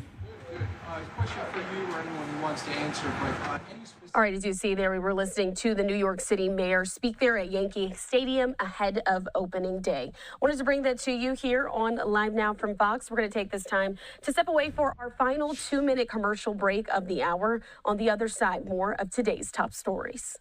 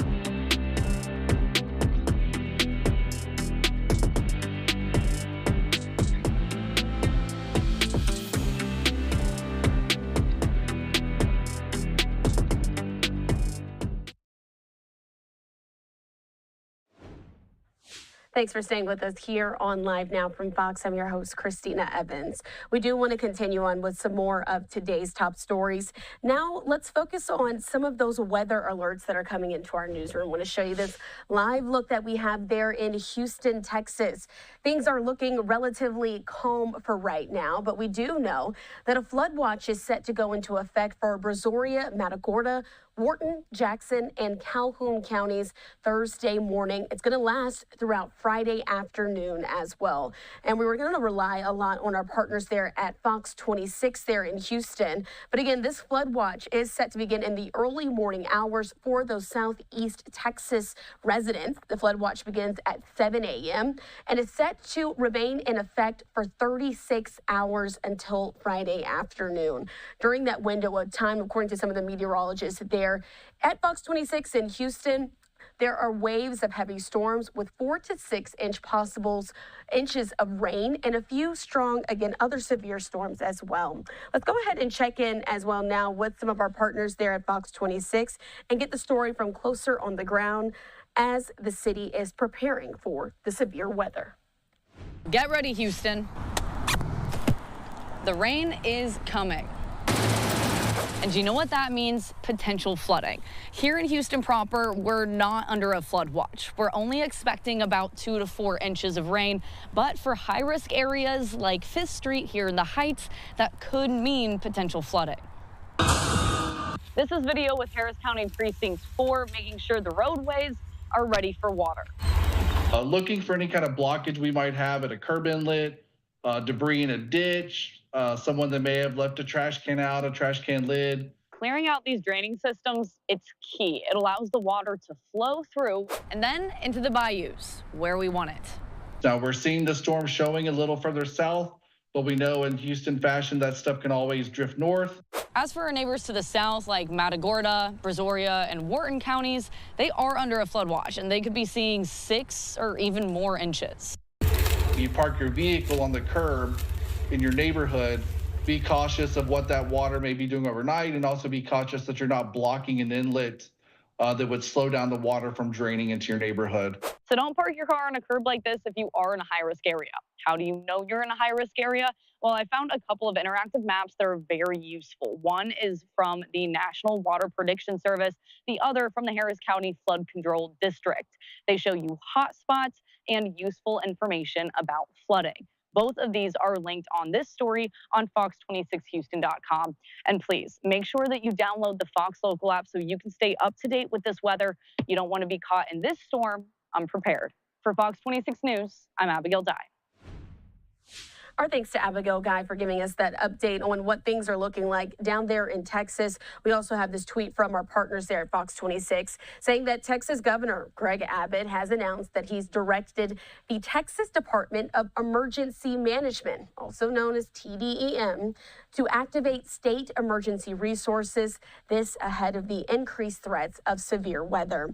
Flash flooding is also expected, as they said, in large areas throughout the state through the weekend. So, of course, that's going to be something that's staying very close here on our radar here on Live Now from Fox. And that's not the only area that's been dealing with some of this severe weather. I want to show you a live look that we also have there in Seattle, Washington. Taking a look there as the time there on the West Coast is just after the 9 p.m. hour. So again, we've been keeping up with some of the latest as they're also facing pretty decent storms. In fact, a meteorological rarity could be unfolding across the Pacific Northwest with large hail, damaging winds, and the possibility of a tornado. This is forecasted across Interstate 5 corridor. This is the place where those severe thunderstorms are rarely heard of. So what's happening there, from what we understand from some of our partners there at Fox Weather, warmer temperatures are now helping to fuel thunderstorm development across different states there in the Pacific Northwest, prompting that rare severe weather outlook for the region, all according to NOAA. Also want to put up this tweet that we have there from the National Weather Service in Seattle, saying that the potential for severe thunderstorms, 1 inch of hail or wind gusts of at least up to 58 miles per hour are continuing to decrease. As a result, the severe thunderstorm watch for King, Thurston, Pierce, and Lewis counties will be allowed to expire at 9 p.m. So that was what we were waiting for, to see if these severe storms would be expiring. Again, we've been tracking some of this severe weather across several areas there of our country. Wanted to make sure that we brought you that update here on Live Now from Fox. All right, let's take this opportunity now to go ahead and continue on with some of our other top stories as well. We're going to be turning our attention back to our nation's capital now, showing you a live look that we have there of the White House. Again, a lot of news coming out today, and it was a pretty interesting White House press briefing, the first one since that bombshell report broke from The Atlantic, signaling and detailing some of the conversations that were held in the Signal group chat. Let's go ahead and check in there with the White House press briefing, listen in to as they answer some of those questions that many reporters had. President Trump is truly turning America back into a manufacturing superpower. Yesterday, President Trump marked National Medal of Honor Day by meeting with 21 of our nation's bravest heroes and incredible patriots who have been awarded the highest military honor. Beautiful picture. The president also signed a historic executive order to protect the integrity of American elections by strengthening voter citizenship verification and banning foreign nationals from interfering in U.S. elections. These are the common sense solutions that only Democrats could oppose. But voters deserve elections they can trust, and critical confidence is being restored thanks to President Trump's leadership. Later this afternoon in the East Room, President Trump will mark Women's History Month by honoring the exceptional women around our country, including the highly talented women in his administration and his cabinet. And on an additional scheduling update, the president will hold a press conference in the Oval Office today at 4:00 p.m. to announce tariffs on the auto industry. And I will leave that to him to make that announcement later. Unfortunately, all of this good is happening for our country. This administration is working hard on behalf of the American public every day, but the mainstream media continues to be focused on a sensationalized story from the failing Atlantic magazine that is falling apart by the hour. Here are the facts. The National Security Advisor has taken responsibility for this matter, and the National Security Council immediately said, alongside the White House counsel's office, that they are looking into how a reporter's number was inadvertently added to this messaging thread. We have said all along that no classified material was sent on this messaging thread. There were no locations, no sources or methods revealed, and there were certainly no war plans discussed. The Atlantic has even admitted this themselves. Their release of these internal messages validates the truth, which we have been saying all along. If this story proves anything, it proves that Democrats and their propagandists in the mainstream media know how to fabricate, orchestrate, and disseminate a misinformation campaign quite well. And there's arguably no one in the media who loves manufacturing and pushing hoaxes more than Jeffrey Goldberg. Goldberg is an anti-Trump hater. He is a registered Democrat. Goldberg's wife is also a registered Democrat and a big Democrat donor who used to work under who? Hillary Clinton. This is the same Jeffrey Goldberg who infamously lied about weapons of mass destruction to get us into the Iraq War, which cost trillions of dollars and thousands of American soldiers. And how else has Goldberg discredited himself? By absurdly claiming that President Trump was Vladimir Putin during the 2016 campaign, by peddling the Russia, Russia, Russia hoax that tried to hijack President Trump's first term, by inventing the suckers and losers hoax to help Joe Biden in the 2020 election, by peddling a hoax about President Trump involving Gold Star families to help Kamala Harris in the 2024 election, which our campaign at the time vigorously denied. Jeffrey Goldberg didn't care. There's more, but we don't have all day, and we can now add this Signal hoax to this very long list. The real story here is the overwhelming success of President Trump's decisive military action against Houthi terrorists. On March 15th, President Trump ordered a series of military operations against the terrorist Houthis to defend U.S. shipping assets in the Red Sea, restore freedom of navigation for international shipping, and defend the United States from enemy threats. United States forces successfully struck dozens of targets across Houthi-controlled territory. And as a result of these actions, several Houthi leaders were killed, including the Houthi drone chief, his deputy, and several of their drone experts and other key leaders. We also destroyed command and controlled facilities, weapons manufacturing facilities, and advanced weapons storage locations. And it's important to remember why this powerful action took place in the first place. Because of Joe Biden's incompetence and pathetic weakness on the world stage for years, the Houthi terrorists grew emboldened. Immediately after taking office in 2021, Joe Biden removed the Iran-backed Houthis from the foreign terrorist organization and specifically designated global terrorist list. Did anybody in this room ask the Biden administration at the time why they made such a stupid mistake?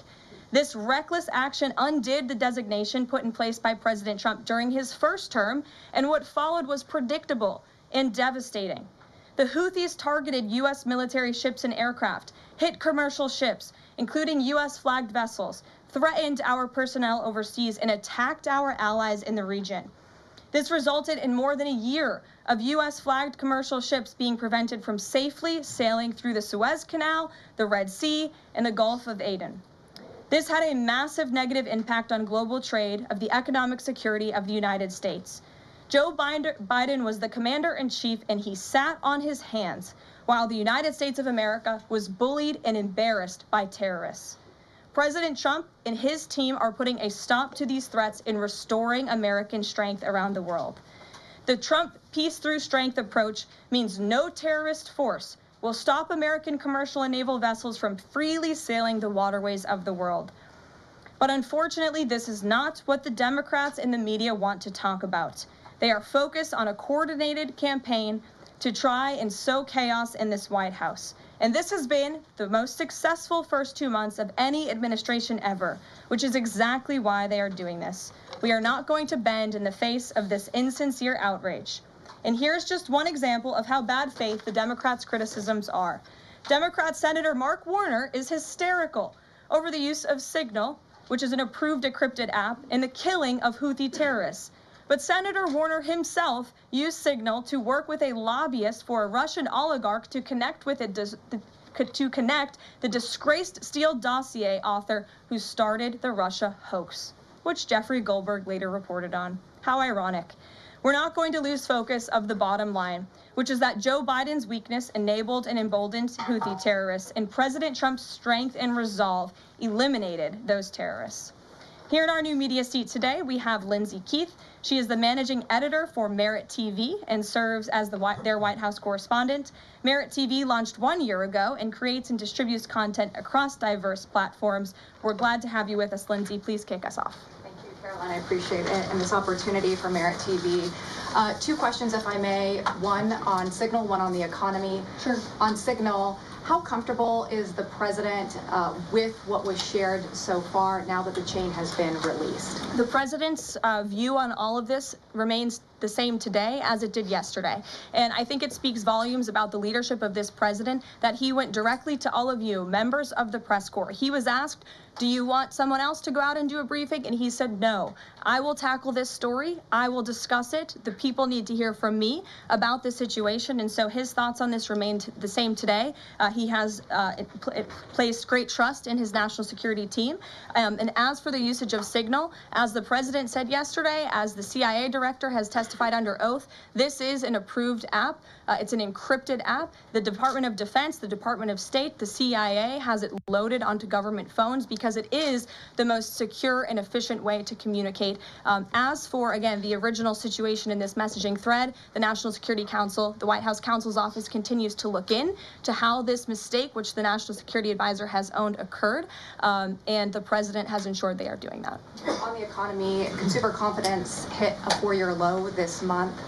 Can you help explain to the American people how tariffs will help them in the long run? Yeah, absolutely, and I'm grateful for the question. The American public will hear later this afternoon from the president directly on the topic of tariffs. And as you all know, April 2nd day, President Trump has proudly dubbed it Liberation Day for our country. What he means by that is it will be a day where the United States of America will no longer be ripped off by nations around this world. It will be a day where Americans finally see free and fair trade practices restored. We are no longer going to allow our allies, our competitors, and our adversaries to take advantage of American workers. And if you think about your hometown in the state that you grew up, Main Street looks a lot different today than it did many years ago. And President Trump wants to restore America as a manufacturing superpower around the globe. He wants products to be made right here in the our great country with great, hardworking American hands. That will ultimately result in higher wages and more money in the pockets of the American people. And he's also, in addition to tariffs, also determined to pass tax cuts later this year, as he did successfully in his first term, to put even more money back into the pockets of hardworking Americans. Peter. Caroline, if I can ask you very quickly about the information we've seen, just to set the predicate to all this. Has the president been briefed and physically seen he's seen all the details of the chat as printed by the Atlantic? I just spoke to the president about it, yes. Then let me ask you, if I can, very quickly. In the chat, Pete Hegseth, the defense secretary, details F-18s, Tomahawks, so some of the weapons that were used. He details the timing involved for this, all of which occurred 31 minutes before, as he says, F-18s would launch. The DoD manual details classified information as significant military plans, saying that is secret, that's classified. So what about, there are no methods, there are no sources, but that's not what determines what's classified. So what is it about what Pete Hegseth wrote that makes you say this is not classified? Well, it's not just me saying that, Peter. It's the Secretary of Defense himself who is saying this as well. And he put out a very strong statement earlier today listing all of the things that were not included in that message that he sent to the group. And again, this message, there was no classified information transmitted. There were no war plans discussed.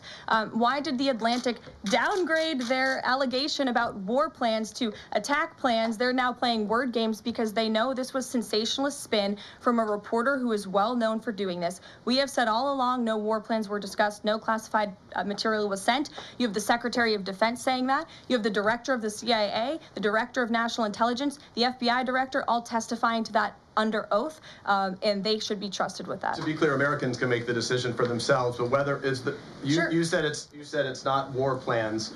Would you characterize these as military plans, military operation plans? I would characterize this messaging thread as a policy discussion, a sensitive policy discussion, surely, amongst high-level cabinet officials and senior staff. And I'm so glad, Peter, that you said the American public can decide for themselves, because I think the American public should decide for themselves based on the outcome of this operation. And what happened in this operation? Terrorists that were allowed to run wild by the Biden administration were killed because of the direction and the determination of this president and his team. And this message also shows, this messaging thread also proved that President Trump has an incredibly dynamic team who is working incredibly hard, flying all over the world to secure world peace and to fix up the foreign policy crises that the previous administration left for this team to inherit. So to be clear, we all in this room and around the country would agree that we're glad no American service members were harmed, and we're glad that the mission was a success. We'll stipulate that. But the president said that Pete Hegseth said none of this was classified. So given the president has seen it now, and given the president understands that significant military plans are deemed classified as secret, how does the president view none of this, which details times and weapons and more, as being not classified? I've already been asked and answered this question. The president's thoughts on this remain the same today as they were yesterday, as well as the Secretary of Defense. This question has been asked and answered. There was no classified material discussed. Jackie. On what basis I was asking? Go ahead, Jackie. Thank you, Caroline. So why aren't launch times on a mission strike classified? Again, I would defer you to the Secretary of Defense's statement he put out this morning. There were various reasons he listed, things that were not included in that messaging thread that were not classified. And again, going back to the American public, do you trust the Secretary of Defense, who was nominated for this role, voted by the United States Senate into this role, who has served in combat, honorably served our nation in uniform? Or do you trust Jeffrey Goldberg, who is a registered Democrat and an anti-Trump sensationalist reporter? This president and this national security team are putting our national security and the American people first. We are restoring American strength around the world, and the results of this operation speak for themselves. Putting aside Jeffrey Goldberg, though, just for for American service members who are going to have to carry out these missions in the future, what I guess the message that's coming from the response to all this that we're hearing is that nothing sensitive happened. And I guess the logical conclusion of that is that if these messages had gone out publicly prior to the launch, that wouldn't have been a risk to service members. I don't know that they're comfortable with that. So can you explain, had these messages been published, would the plans have moved forward? Would the launch have still taken off? What I can tell you is that the President, as the Commander-in-Chief of our United States Armed Forces, and Secretary Pete Hegseth, who is an incredible man and a warfighter himself, take the lives of our American service members with the utmost responsibility, and they would never do anything intentionally to put their lives at risk. And again, they are working hard on that every single day, and we are protecting our service members while also restoring peace throughout this globe. It's something the previous administration has not done. And I would just add one more point. We are not going to be lectured about national security and American troops by Democrats and the mainstream media who turned the other cheek when the Biden administration, because of their incompetence, left 13 service members dead in Afghanistan, and not a single person in the previous administration was held accountable for that botched withdrawal. Joe Biden said, in fact, it was a great operation. That is despicable. It's unacceptable to this president and this Secretary of Defense. The National Security Advisor has taken responsibility for this inadvertent number being added to the messaging thread. But above all, we take the lives of our troops, safety, security, prosperity around the globe with the utmost seriousness. Goldberg's intentions, do you believe that he would release that to embarrass the administration ahead of the worldwide threats? Jennifer, go ahead. Given what you've said about the president's trust in his national security team, can you say definitively that no one will lose their jobs? No one will lose their job at all because of this signal situation? What I can say definitively is what I just spoke to the president about, and he continues to have confidence in his national security team. One more, can I ask one more, Karen? On the targets in Yemen on March 15th, can you say were 100% of the targets that were planned for March 15th, were they all destroyed? Because that would be an indication if some of them were moved or they were not all hit, that maybe perhaps some of the enemies were able to get some of the information in that signal strength. What I can say about the operation is what the Department of Defense has put out there. I would refer to them for any further operational details. But there have been more than 100 strikes conducted against Houthi targets, and they have hit key Houthi leaders, air defense systems, command and control nodes, headquarters, weapons manufacturing and storage facilities, and these operations will continue until the freedom of navigation in our seas is restored and U.S. shipping can safely transmit without the fear of attack. And again, we believe that this has been a very successful operation thus far, and it will continue until this administration feels it no longer has to, and these terrorists have been taken out, which again is something the previous administration should have done, but they didn't, and now we've inherited this crisis. Stephen. Thank you, Caroline. I'd like to clarify something about the investigation and also ask about some conservative commentary. On the investigation, Mike Waltz said last night that he had spoken to Elon Musk about figuring out how Jeffrey Goldberg's number got in his phone. You mentioned the NSC and the White House counsel's office investigating. Can you just clarify who is investigating, who's leading that, and also Dave Portnoy, who endorsed President Trump, said today that he thinks that Mike Waltz should leave. Could you respond to that? Sure. Great respect for Dave Portnoy, but I just answered that previous question from Jennifer. As for your original question about who's looking into the messaging thread, the National Security Council, the White House counsel's office, and also, yes, Elon Musk's team. Elon Musk has offered to put his technical experts on this to figure out how this number was inadvertently added to the chat. Again, to take responsibility and ensure this can never happen again. I have two questions. One on a follow-up on something you just said, but since we have these messages released and you said that the president has now personally reviewed them, at the chat at one point Pete Hegseth wrote 1415 strike drones on target, and in all caps he said, "This is when the first bombs will definitely drop." Does the president feel that he was misled by his national security advisors, whoever it was that told him there was no classified information in there, now that he's seen these messages? I've now been asked and answered this question 3 times by the both of you, and I've given you my answer. The president feels the same today as he did yesterday. Okay. Philip. And on my follow-up on what you had just said. Go ahead, Philip. Caitlin, I'm not taking your follow-up. I have a follow-up on something you just said, though, Caroline. That's Caitlin, regarding I'm not Jeffrey taking Goldberg. your follow-up. Philip, go ahead. I've called on Thank you. The vice president seemed to express some frustration that Europe wasn't doing more to police waterways in their backyard, noting in that signal thread that 40% of European trade goes through the Suez Canal. Does the president share that opinion and frustration? And then going forward, should the Europeans be responsible for policing that waterway? Well, the president was asked this question yesterday by the pool in the cabinet room, and he answered this question. He said yes, he believes that Europe has been, as the vice president put it, freeloading on the backs of American taxpayers and off the backs of the United States of America, and he wants to ensure that Europe pays their fair share. He's always been very honest and upfront about that, and I think the vice president shares those concerns with him as well. And then one more. Sure. Enlisted soldiers, sailors, and Marines would face consequences if they shared this type of information inadvertently with a reporter.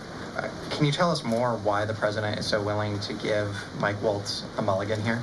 Again, I have now been asked and answered the same question using different language multiple times. If anybody has another question, there's a lot of different things going on in the world.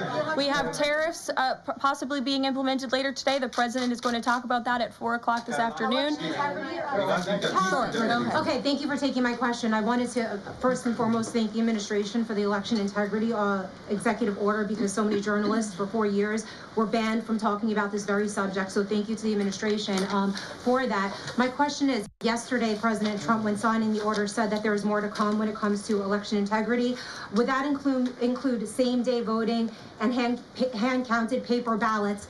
And why are Democrats so against election integrity measures like obviously proof of citizenship when it comes to voting in a United States election? Well, it's a very good question. You'll have to ask the Democrats why they're against so many common sense things, not just mandating voter ID. Why are they against men and women's sports? Why are they against deporting foreign terrorists from American soil who have been designated a foreign terrorist organization? I'm referring to Tren de Aragua. As for the election integrity executive order that the president signed yesterday, this is in an effort to restore trust in American elections.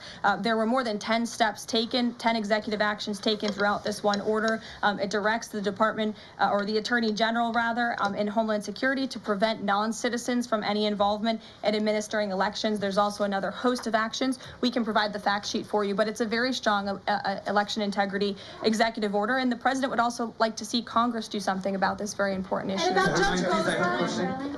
Sure, go ahead. Caroline, the Republicans and Democrats alike have been expressing some concern about the frequency with which senior Trump officials have been using this Signal app. Has there been discussion, or will there be a review about how often they use Signal, and if you could explain to us how they might be considering other applications to get away from something like this happening again? Sure. Well, again, first of all, Signal has been an approved app for government use. It's an encrypted app, and as I said, it's the most safe and efficient way of communicating, especially when people can't be in a skiff or inside a room physically together. I think, as the president said yesterday, he wishes that everybody could be in the room, and it's our goal to ensure that everybody can be. But again, no classified information was discussed in this chat, and any time classified information is discussed amongst high-level officials across this administration, secure lines of communication are used, including, by the way, our special envoy, Steve Witkoff, who I understand the Wall Street Journal erroneously reported that he was on this Signal chat on a personal device while in Moscow. That is absolutely false.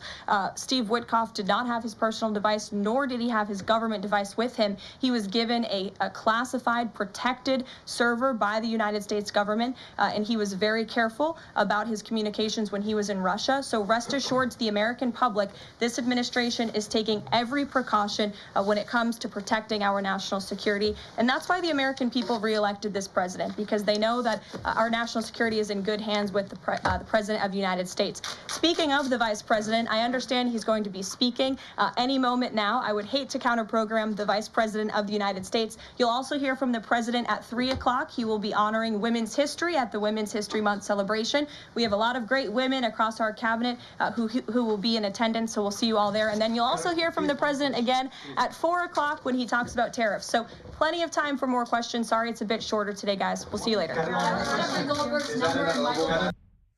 All right, we were just listening into White House Press Secretary Caroline Leavitt as she took questions there.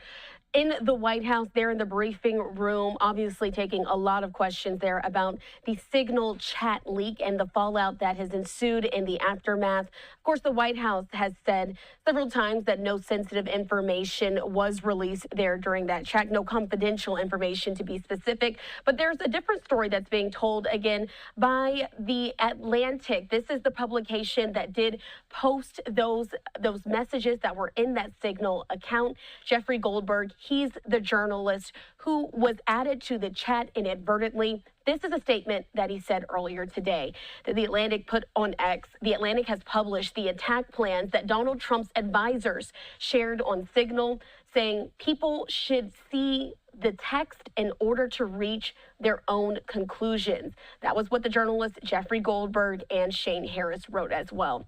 This is what's also there, quoted there on the screen. It says, there's a clear public interest in disclosing the sort of information that Trump advisors included in non-secure communications channels, especially because senior administration figures are attempting to downplay the significance of the messages that were shared. Wanted to make sure we got that in for you here on Live Now from Fox. Of course, this story continues to have legs. I'm sure there'll be more developments, and as they come out, we'll make sure to bring them to you on Live Now from Fox. All right, we are going to take this time to step away for a 2-minute break. On the other side, you'll see coverage from our overnight playlist. Thanks so much for being with us here on Live Now.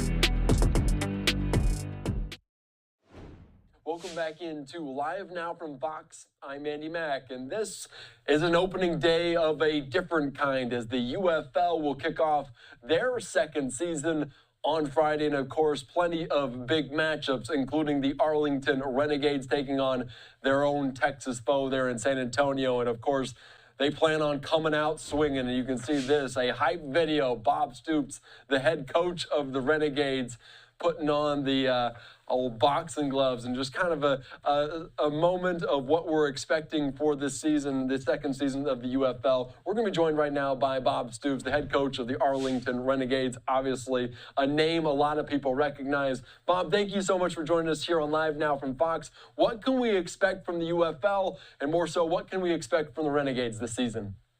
Yeah, the UFL is it's a league of great players. These guys are all right on the edge of being in the NFL. Some of them cut in the last week, but really good guys, easy to coach, a lot of talent on the field for everybody. So anyway, it's the ownership, the leadership of the UFL has been incredibly strong. It keeps improving. So I'm excited to be a part of it. And hopefully watching the Arlington Renegades here this year, you see a better football team. We weren't nearly as good last year. We won the championship in the XFL 2 years ago, but that was then. So we've got to hopefully put a better product on the field here to.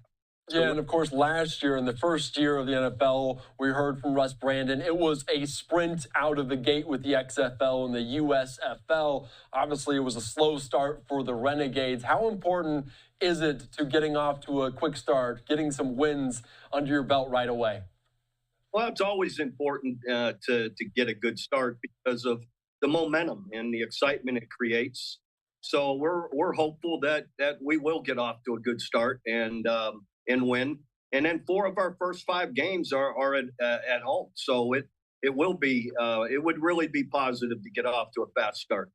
And of course, we know the guy that was just throwing the pass there, Luis Perez, led the league in passing yards last year. Also the oldest player, I believe, in the UFL. How much will you rely on that experience, and what do you see him doing this season?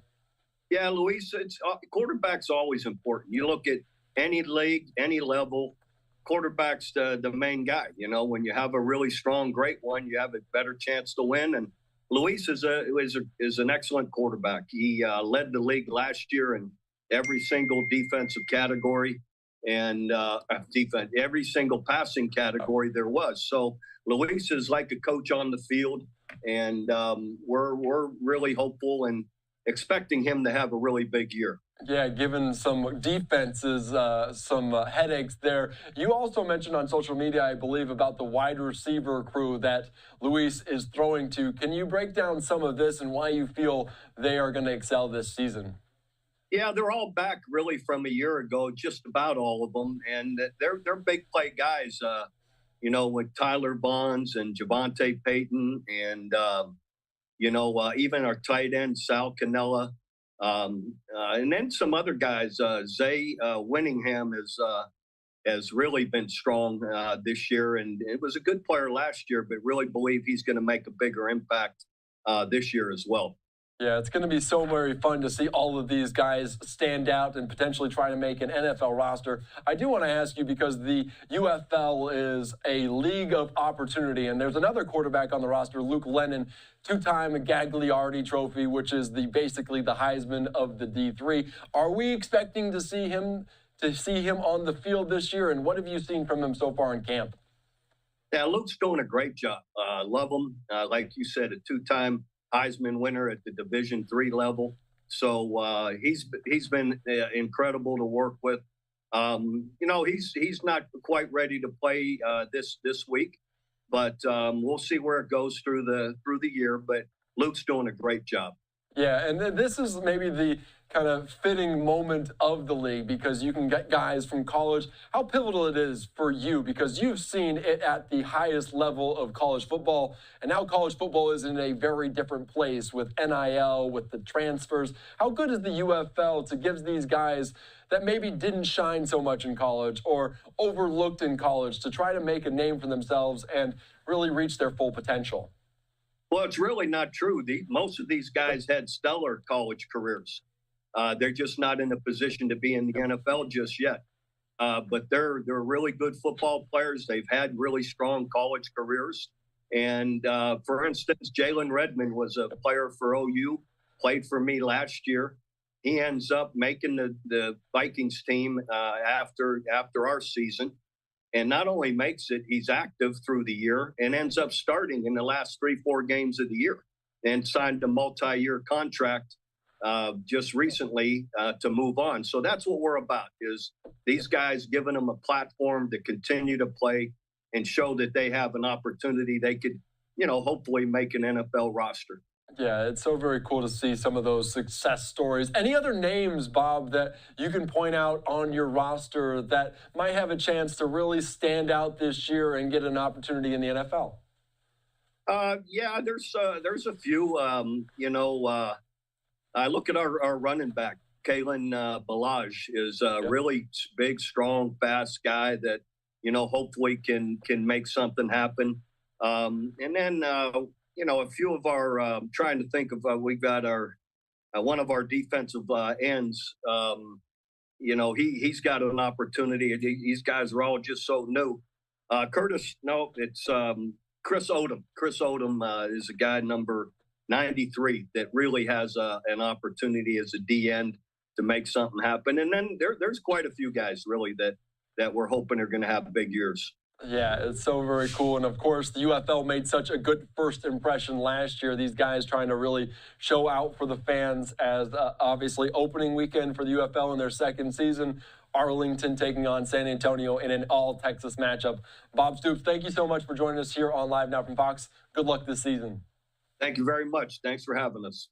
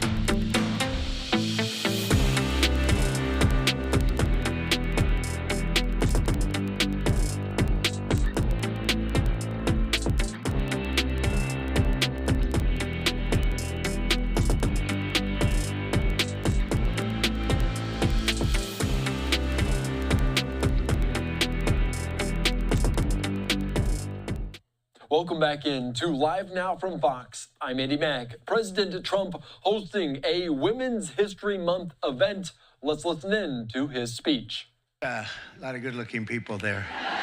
This is great. It's a great honor to be with you, and I want to thank everyone and welcome you to the most spectacular place, the White House. It's just an amazing place to live and to work in, and you know, I've seen a lot of good places, but believe me, there's nothing like this. It's just very special, and it's great to have you here to celebrate Women's History Month. That's a big deal.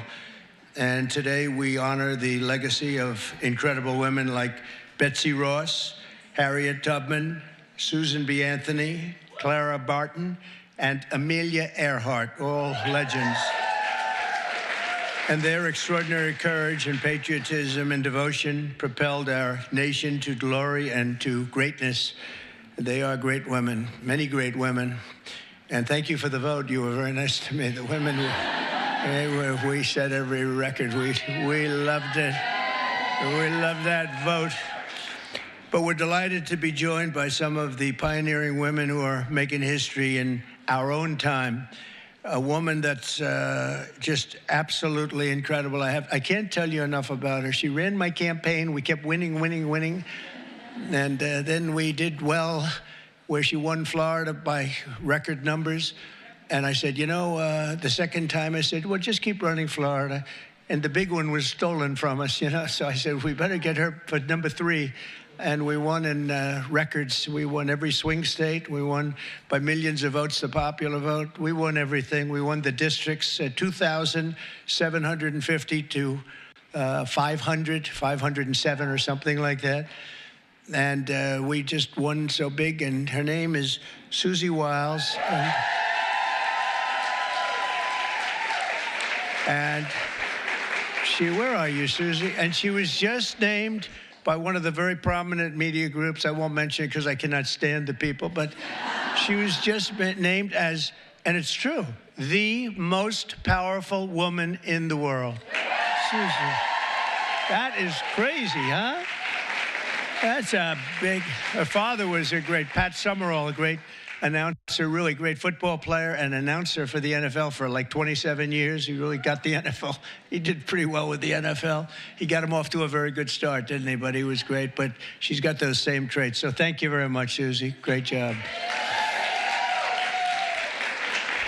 Also, we're going to go to somebody that's really the rage right now. She's the youngest ever White House press secretary, Caroline Levitt.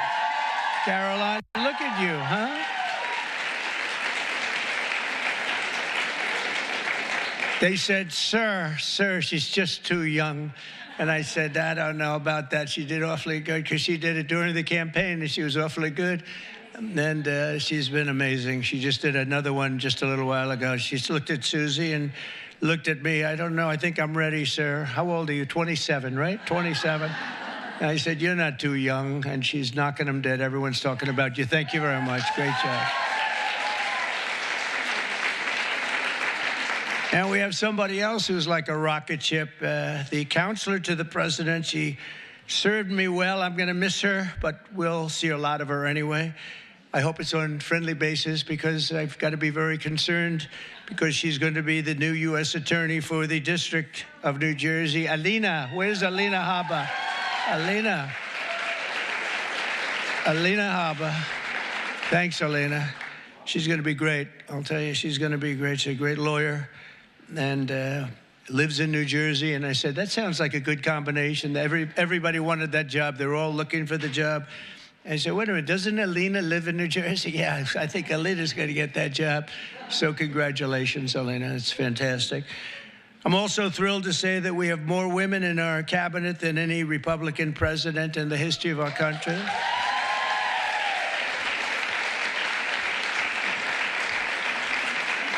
And joining us today is a woman I've known a long time. You talk about strong women. This is a strong woman. Remember, they were saying, he doesn't like strong women. That may be true, but if that's true, I'm in deep trouble because I'm surrounded. I got the strongest women. And this is a beautiful, strong, wonderful woman. Attorney General Pam Bondi.